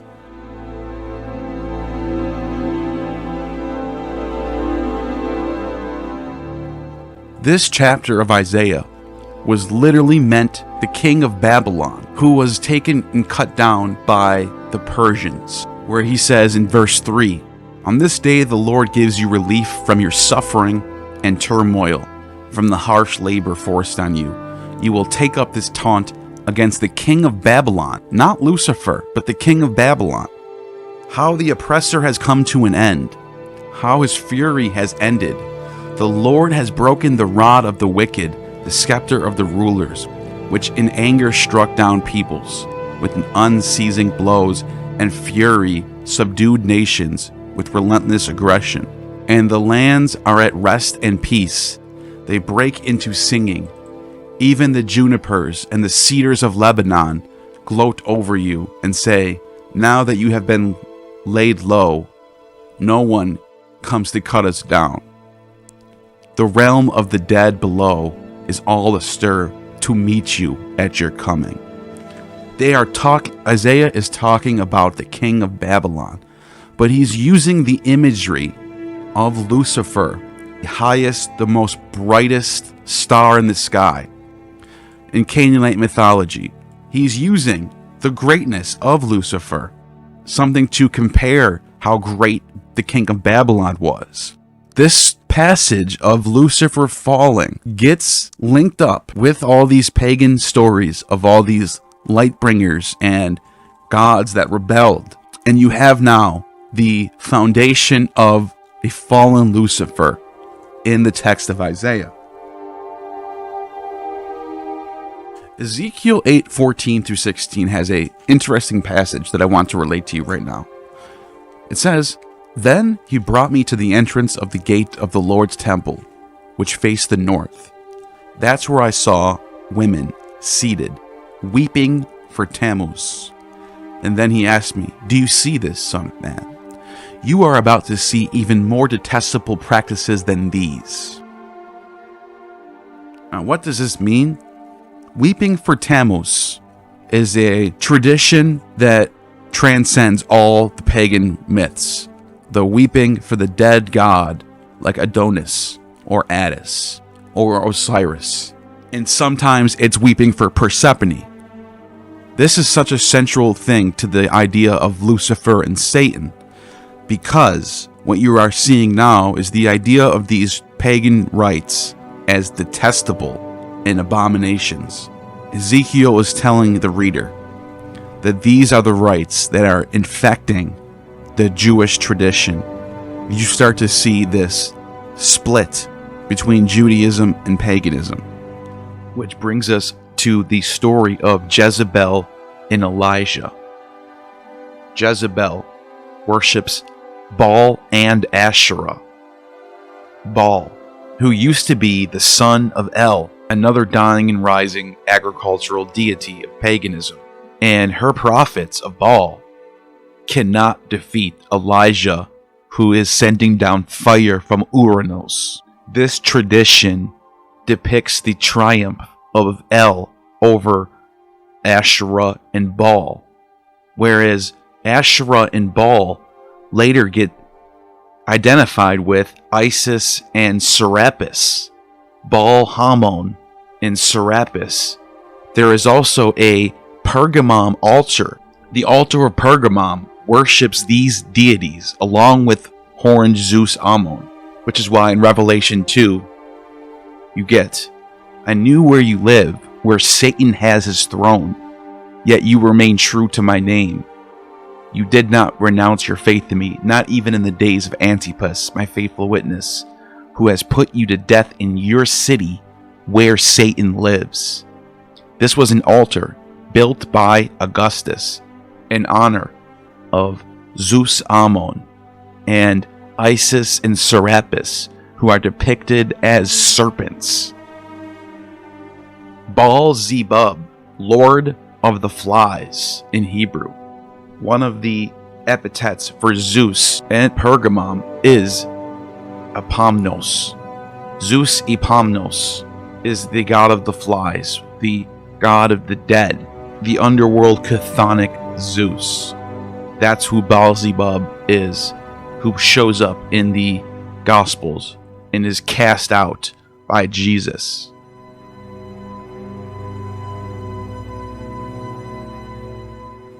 Which brings us back to Christianity and Enoch. Enoch's fallen angels, a monotheistic retelling of the pagan traditions as fallen angels. This brings us to the author of Revelation, borrowing heavily from the Enochic tradition. The great serpent, or Satan, as in Revelation 12 tells us, is literally paganism incarnate. He is the light bringer, like Apollo and Diana, who also are cast down from heaven. He is the rebel, like Prometheus, who teaches mankind knowledge. He is the serpent in the garden, who tells you that you can be like gods if you take a bite. He is Bacchus, the spirit that possesses one. He is the Chthonian Hades, the king of the underworld. He is the Saturn king, who eats his children. And most of all, he is the image of Pan, the goat god, who lives in the labyrinth in the underworld. And he is Venus, Lucifer, the morning star.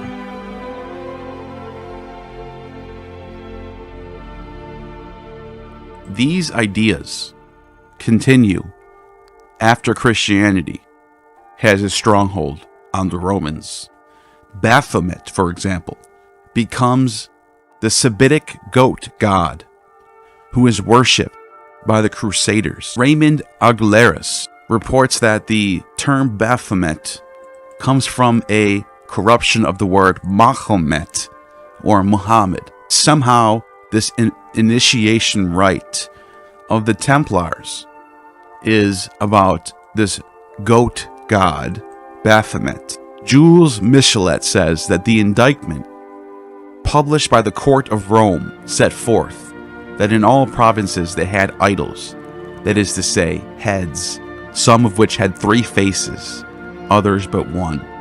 Sometimes it was a human skull, that in their assemblies they had, especially in their grand chapters, they worshipped the idol as a god, as their savior, saying that this head could save them, that it bestowed on the order all its wealth, made the trees flower, and the plants of the earth sprout forth, which is a pagan agricultural idea. Dante in his Inferno plays off of this and also depicts Satan with 3 heads, just as Michelet describes him of Baphomet. And then when we get to Paradise Lost by John Milton, the entire image of Lucifer and Satan is put together perfectly. The fall of man, the temptation of Adam and Eve by the fallen angel Satan, who's also the serpent, and the Luciferian angel. All of it is put together in 1667 by John Milton, who later is picked up by Aleister Crowley and the painting, famous depiction of the Baphomet by Eliphas Livy, depicting this god with the staff of the serpents of Mercury and the pentagram on his head, which is a symbol of the pagan altar, the horns of the goat, the wings of the fallen angel Lucifer, and of course, he is male and female, like Venus and Lucifer. Aleister Crowley uses the Baphomet of Levi within his cosmology of Thelema, the mystical system established by Crowley in the 20th century. Baphomet features in the creed of the Gnostic Catholic Church, recited by the congregation, the Gnostic Mass, in the sentence, "And I believe in the serpent and the lion, mystery of mysteries, in his name, Baphomet." This is where we now have all of these sigils of Baphomet and Lucifer in the Satanic Temple, which is still alive today, as a direct opposition to the biblical religions that seek to suppress the human condition of fleshly desires, of seeking knowledge, of progression. So my conclusion is that Lucifer and Satan is the embodiment of the pagan tradition itself, in a direct opposition to the biblical God. And it's also a realization that you cannot unify ancient religions into one religion. You have to choose. Either you want the Messiah to come and bring in this one world submission to one God, or you reject that idea and instead put up on a throne to worship the world, human growth, and desires, which is not evil and is natural, to take care of Mother Gaia and not wait for its destruction by a Messiah.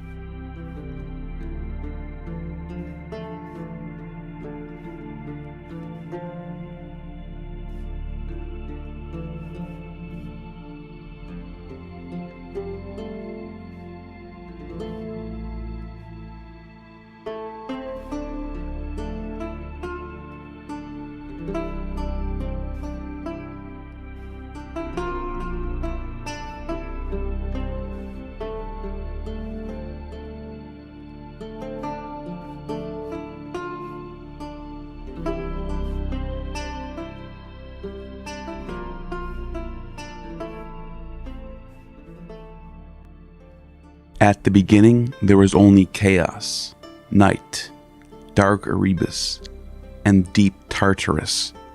Earth, the air, and heaven had no existence. Firstly, black wind night laid a germless egg in the bosom of the infinite deep of Erebus. And from this, after the revolution of long ages, sprang the graceful Eros, with his glittering golden wings. Swift as the whirlwinds of the tempest, he mated in deep Tartarus with dark chaos, winged like himself, and thus hatched forth our race, which was the first to see the light. Eros is the god of love, lust, and sex. He is also known in Latin as Cupid, desire. According to Hesiod, he was the firstborn of the gods. When most people think of Cupid or Eros, they think of a weak baby with an arrow, sidekick of Venus, an afterthought in the discussion of the gods, nothing compared to Zeus, right? Well, not really. In fact, in one of the oldest novels passed down to us, known as Daphnis and Chloe by Longus, Daphnis and Chloe tells the story of a baby boy and a baby girl who are discovered separately, 2 years apart, alone, and exposed on a Greek mountainside. Taken in by a goatherd and a shepherd and raised near the town of Mytilene, they grow to maturity, hardly aware of one another's existence, until the mischievous god of love, Eros, creates in them a sudden overpowering desire for one another. One of the characters in the story, Philetus, says to the children, Daphne and Chloe, "Love, my children, is a god, young and beautiful and winged. That's why he delights in youth and pursues beauty and gives wings to the soul. And he can do greater things than Zeus himself. He has the power over the elements. He has power over the stars. He has power over his fellow gods, far more than you have over your goats and your sheep. The flowers are all love's handiwork. These trees are his creations. He is the reason why rivers run and winds blow. I've even known a bull that fell in love and used to bellow as if he'd been stung by a gadfly. And I've known a he-goat that loved a she-goat and followed her everywhere. I'm going to argue that Eros is the mightiest of all the gods. But I'm not the only one who made this argument. In the masterpiece by Plato known as Symposium, love, or eros, is the first topic of discussion at the wine party between Socrates and Phaedrus. Here is Phaedrus' speech in front of the people at the wine party with Socrates. Let Phaedrus begin the praise of love, and good luck to him. All the company expressed their assent, and desired him to do as Socrates bade him. Aristoteles did not recollect all that was said, nor do I recollect all that he related to me, but I will tell you what I thought most worthy of remembrance, and what the chief speaker said. Phaedrus began by affirming that love is a mighty god, and wonderful among gods and men, but especially wonderful in his birth, for he is the eldest of the gods, which is an honor to him, and proof of his claim to his honor is that of his parents there is no memorial. Neither poet nor prose writer has ever affirmed that he had any. As Hesiod says, chaos came, and then broad bosom earth, the everlasting seat of all that is, and love. In other words, after chaos, the earth, and love, these two came into being. Also, Parmenides sings of generation. First, in the train of gods, he fashioned love.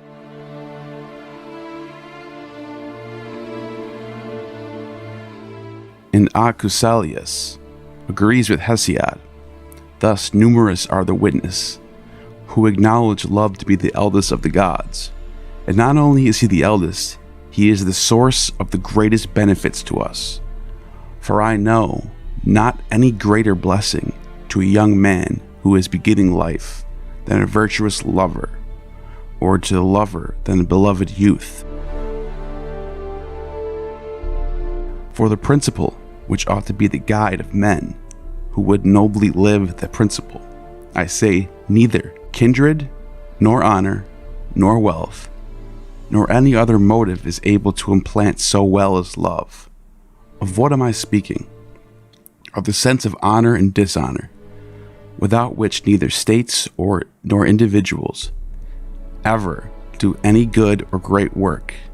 And I say that a lover who is detected in doing any dishonorable act, or submitting through cowardice when any dishonor is done to him by another, will be pained in being detected by his beloved than at being seen by his father, or by his companions, or by anyone else.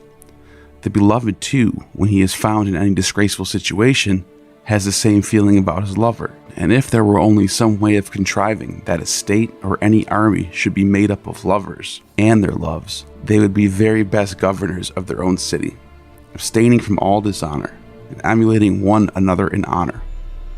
And when fighting at each other's side, although a mere handful, they would overcome the world. For what lover would not choose rather to be seen by all mankind than by his beloved?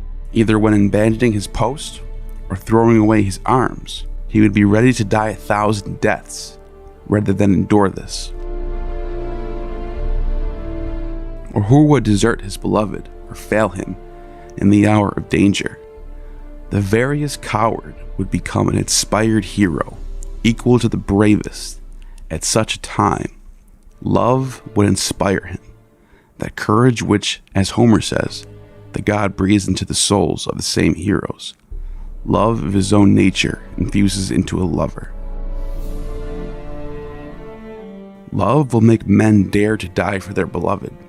Love alone, and women as well as men.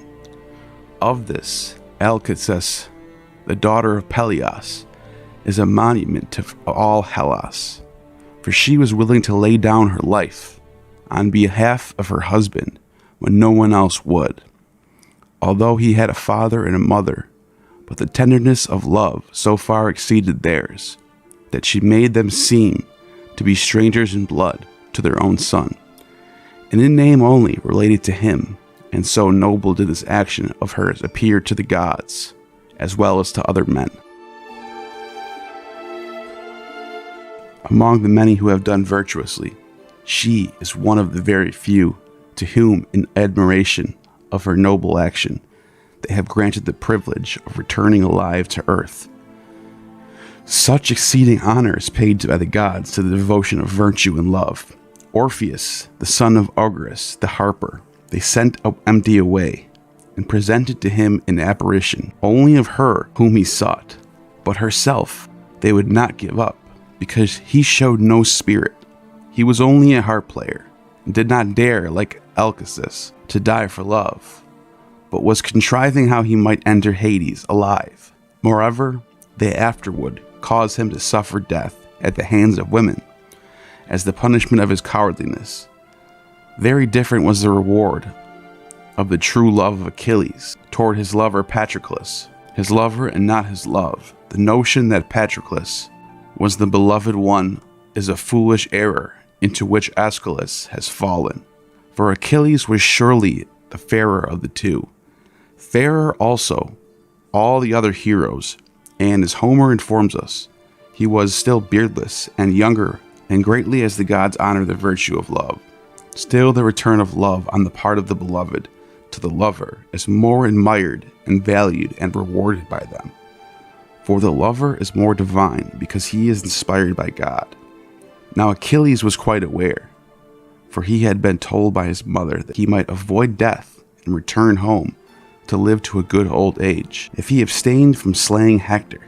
Nevertheless, he gave his life to revenge his friend and dared to die, not only in his defense, but after he was dead, wherever the gods honored him above Eleusis and sent him to the island of the blessed. These are my reasons for affirming that love is the eldest and noblest and mightiest of the gods, and chiefest author and giver of virtue in life and of happiness after death. This, or something like this, was the speech of Phaedrus.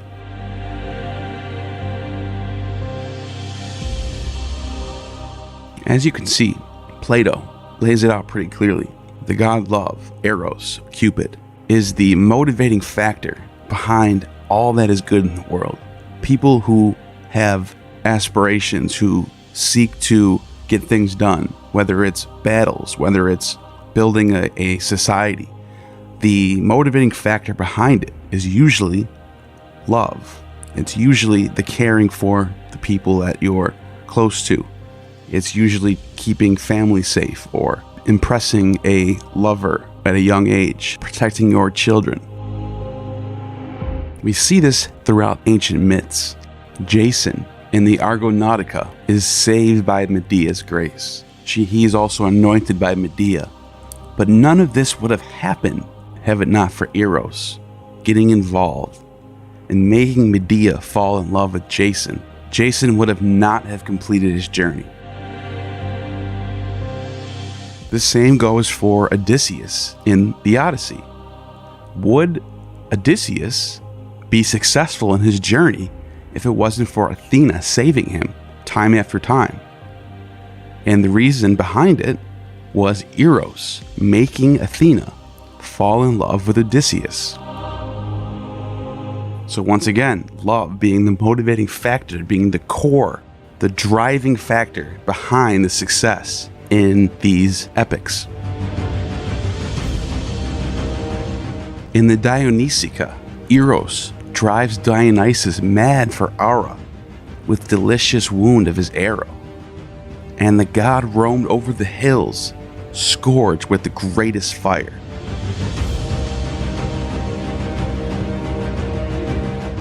In the story of Eros and Psyche, which is within the Golden Ass of Apelles, the story tells a quest for love between Eros and Psyche.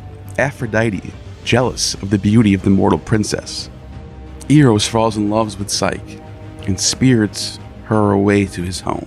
After a visit from Psyche's jealous sisters, they cause Psyche to betray love. After wandering for a long time, Psyche runs into Aphrodite and asks for help, and she gives him a series of difficult tasks. After successfully completing them, Aphrodite relents and Psyche becomes immortal to live alongside her husband Eros. The point of this is the motivating factor for love and psyche, which is the incarnate God of the human soul, is the bond of love and marriage. The sort of glue that holds together all purpose in all things is love. Eros is not just famous in Greek mythology or Roman mythology as Cupid. Christianity has a lot to owe to Eros. Let me explain why. Mark 28 through 34. When one of the teachers of the law came and heard them debating, noticing that Jesus had given them a good answer, he asked, "Of all the commandments, which is the most important?" "The most important one," answered Jesus, "is this: Hear, O Israel, the Lord our God, the Lord is one. Love the Lord your God with all your heart, and with all your soul, and with all your mind, and with all your strength. The second is this: love your neighbor as yourself. There is no commandment greater than these." "And well said, teacher," the man replied. "You are right in saying that God is one, and there is no other but him. To love him with all your heart, with all your understanding, and with all your strength. And to love your neighbor as yourself is more important than all burnt offerings and sacrifices." When Jesus saw that he had answered wisely, he said to him, "You are not far from the kingdom of God." And from then on, no one dared to ask him any more questions.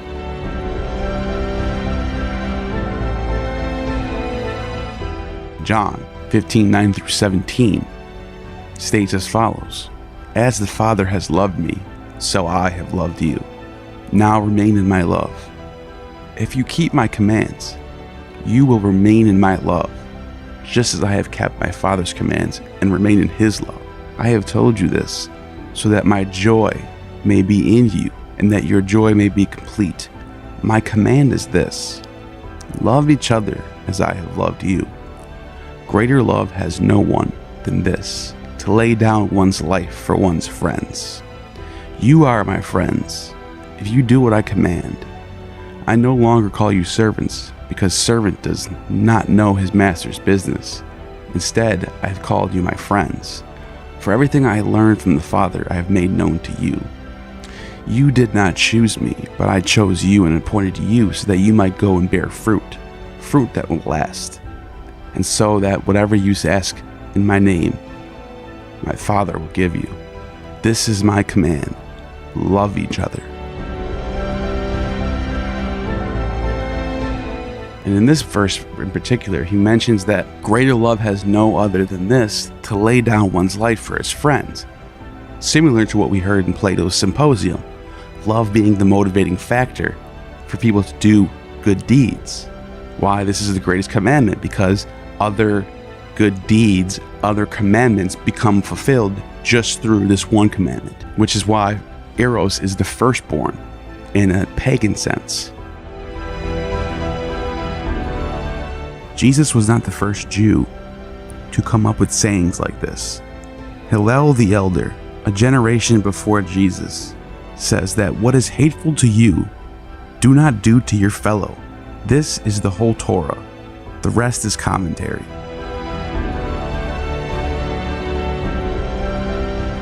The last thing I want to leave you with is from the Gnostic Nag Hammadi scriptures. There's a text known as On the Origin of the World. It's quite long, so I'm not going to read the whole thing.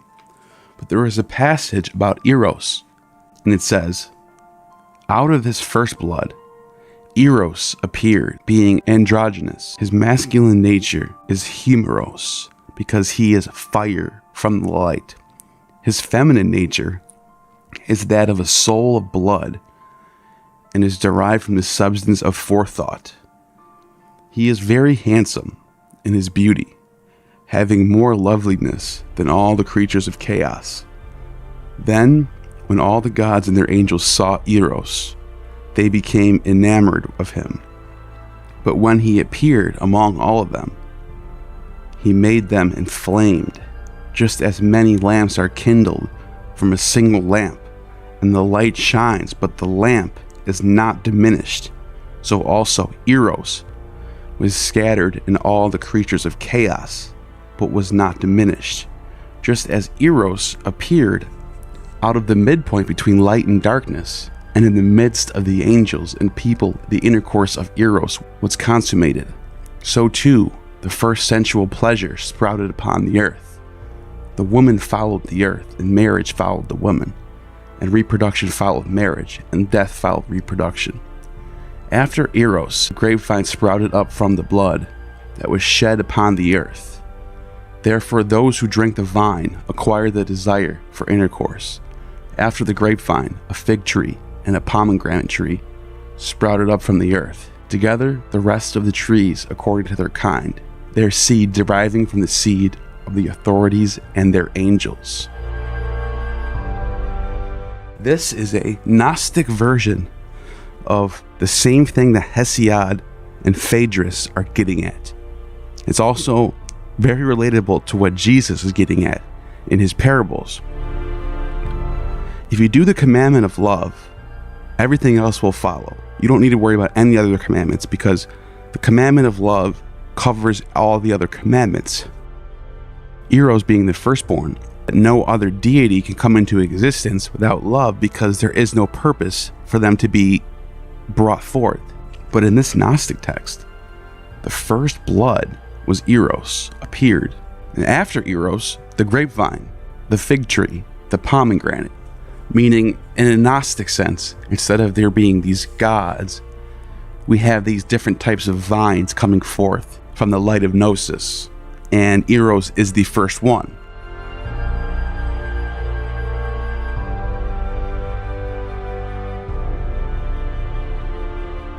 If love is the only commandment you follow, all the other commandments will be fulfilled. All these things that we do, we fight, we build armies, we protect our cities, we protect our children, we protect our loved ones. We try to do things driven by love. All these characters and all these myths, Dionysus, Aphrodite, Medea, Athena, they are the saviors in all of these myths because they're driven by love, which is why love is the mightiest of all the gods.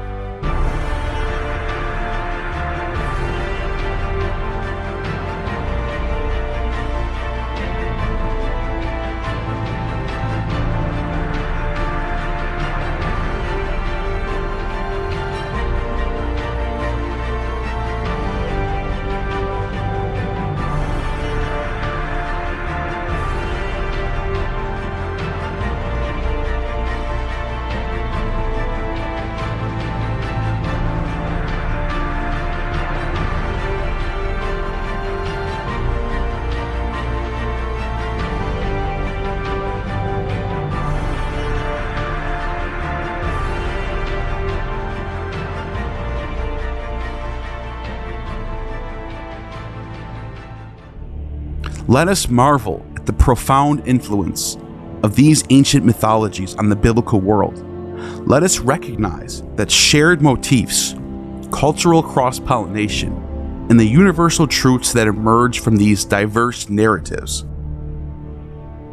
As we delve into the depths of history, we uncover not only the roots of our collective heritage, but also the timeless power of storytelling, shaping civilizations and shaping our very identities. So, dear viewers, as we bid farewell to this mythological odyssey, let us carry with us the wisdom and wonder of these ancient tales, and may we continue to explore, question, and appreciate the incredible tapestry of human imagination that binds us across time and space. Thank you for joining us on this illuminating journey. Until our paths cross again, keep seeking Gnosis and embracing the marvels of our shared human story. Stay curious, stay inspired by the muse, and keep weaving your own mythological tapestry. You have just attained true Gnosis.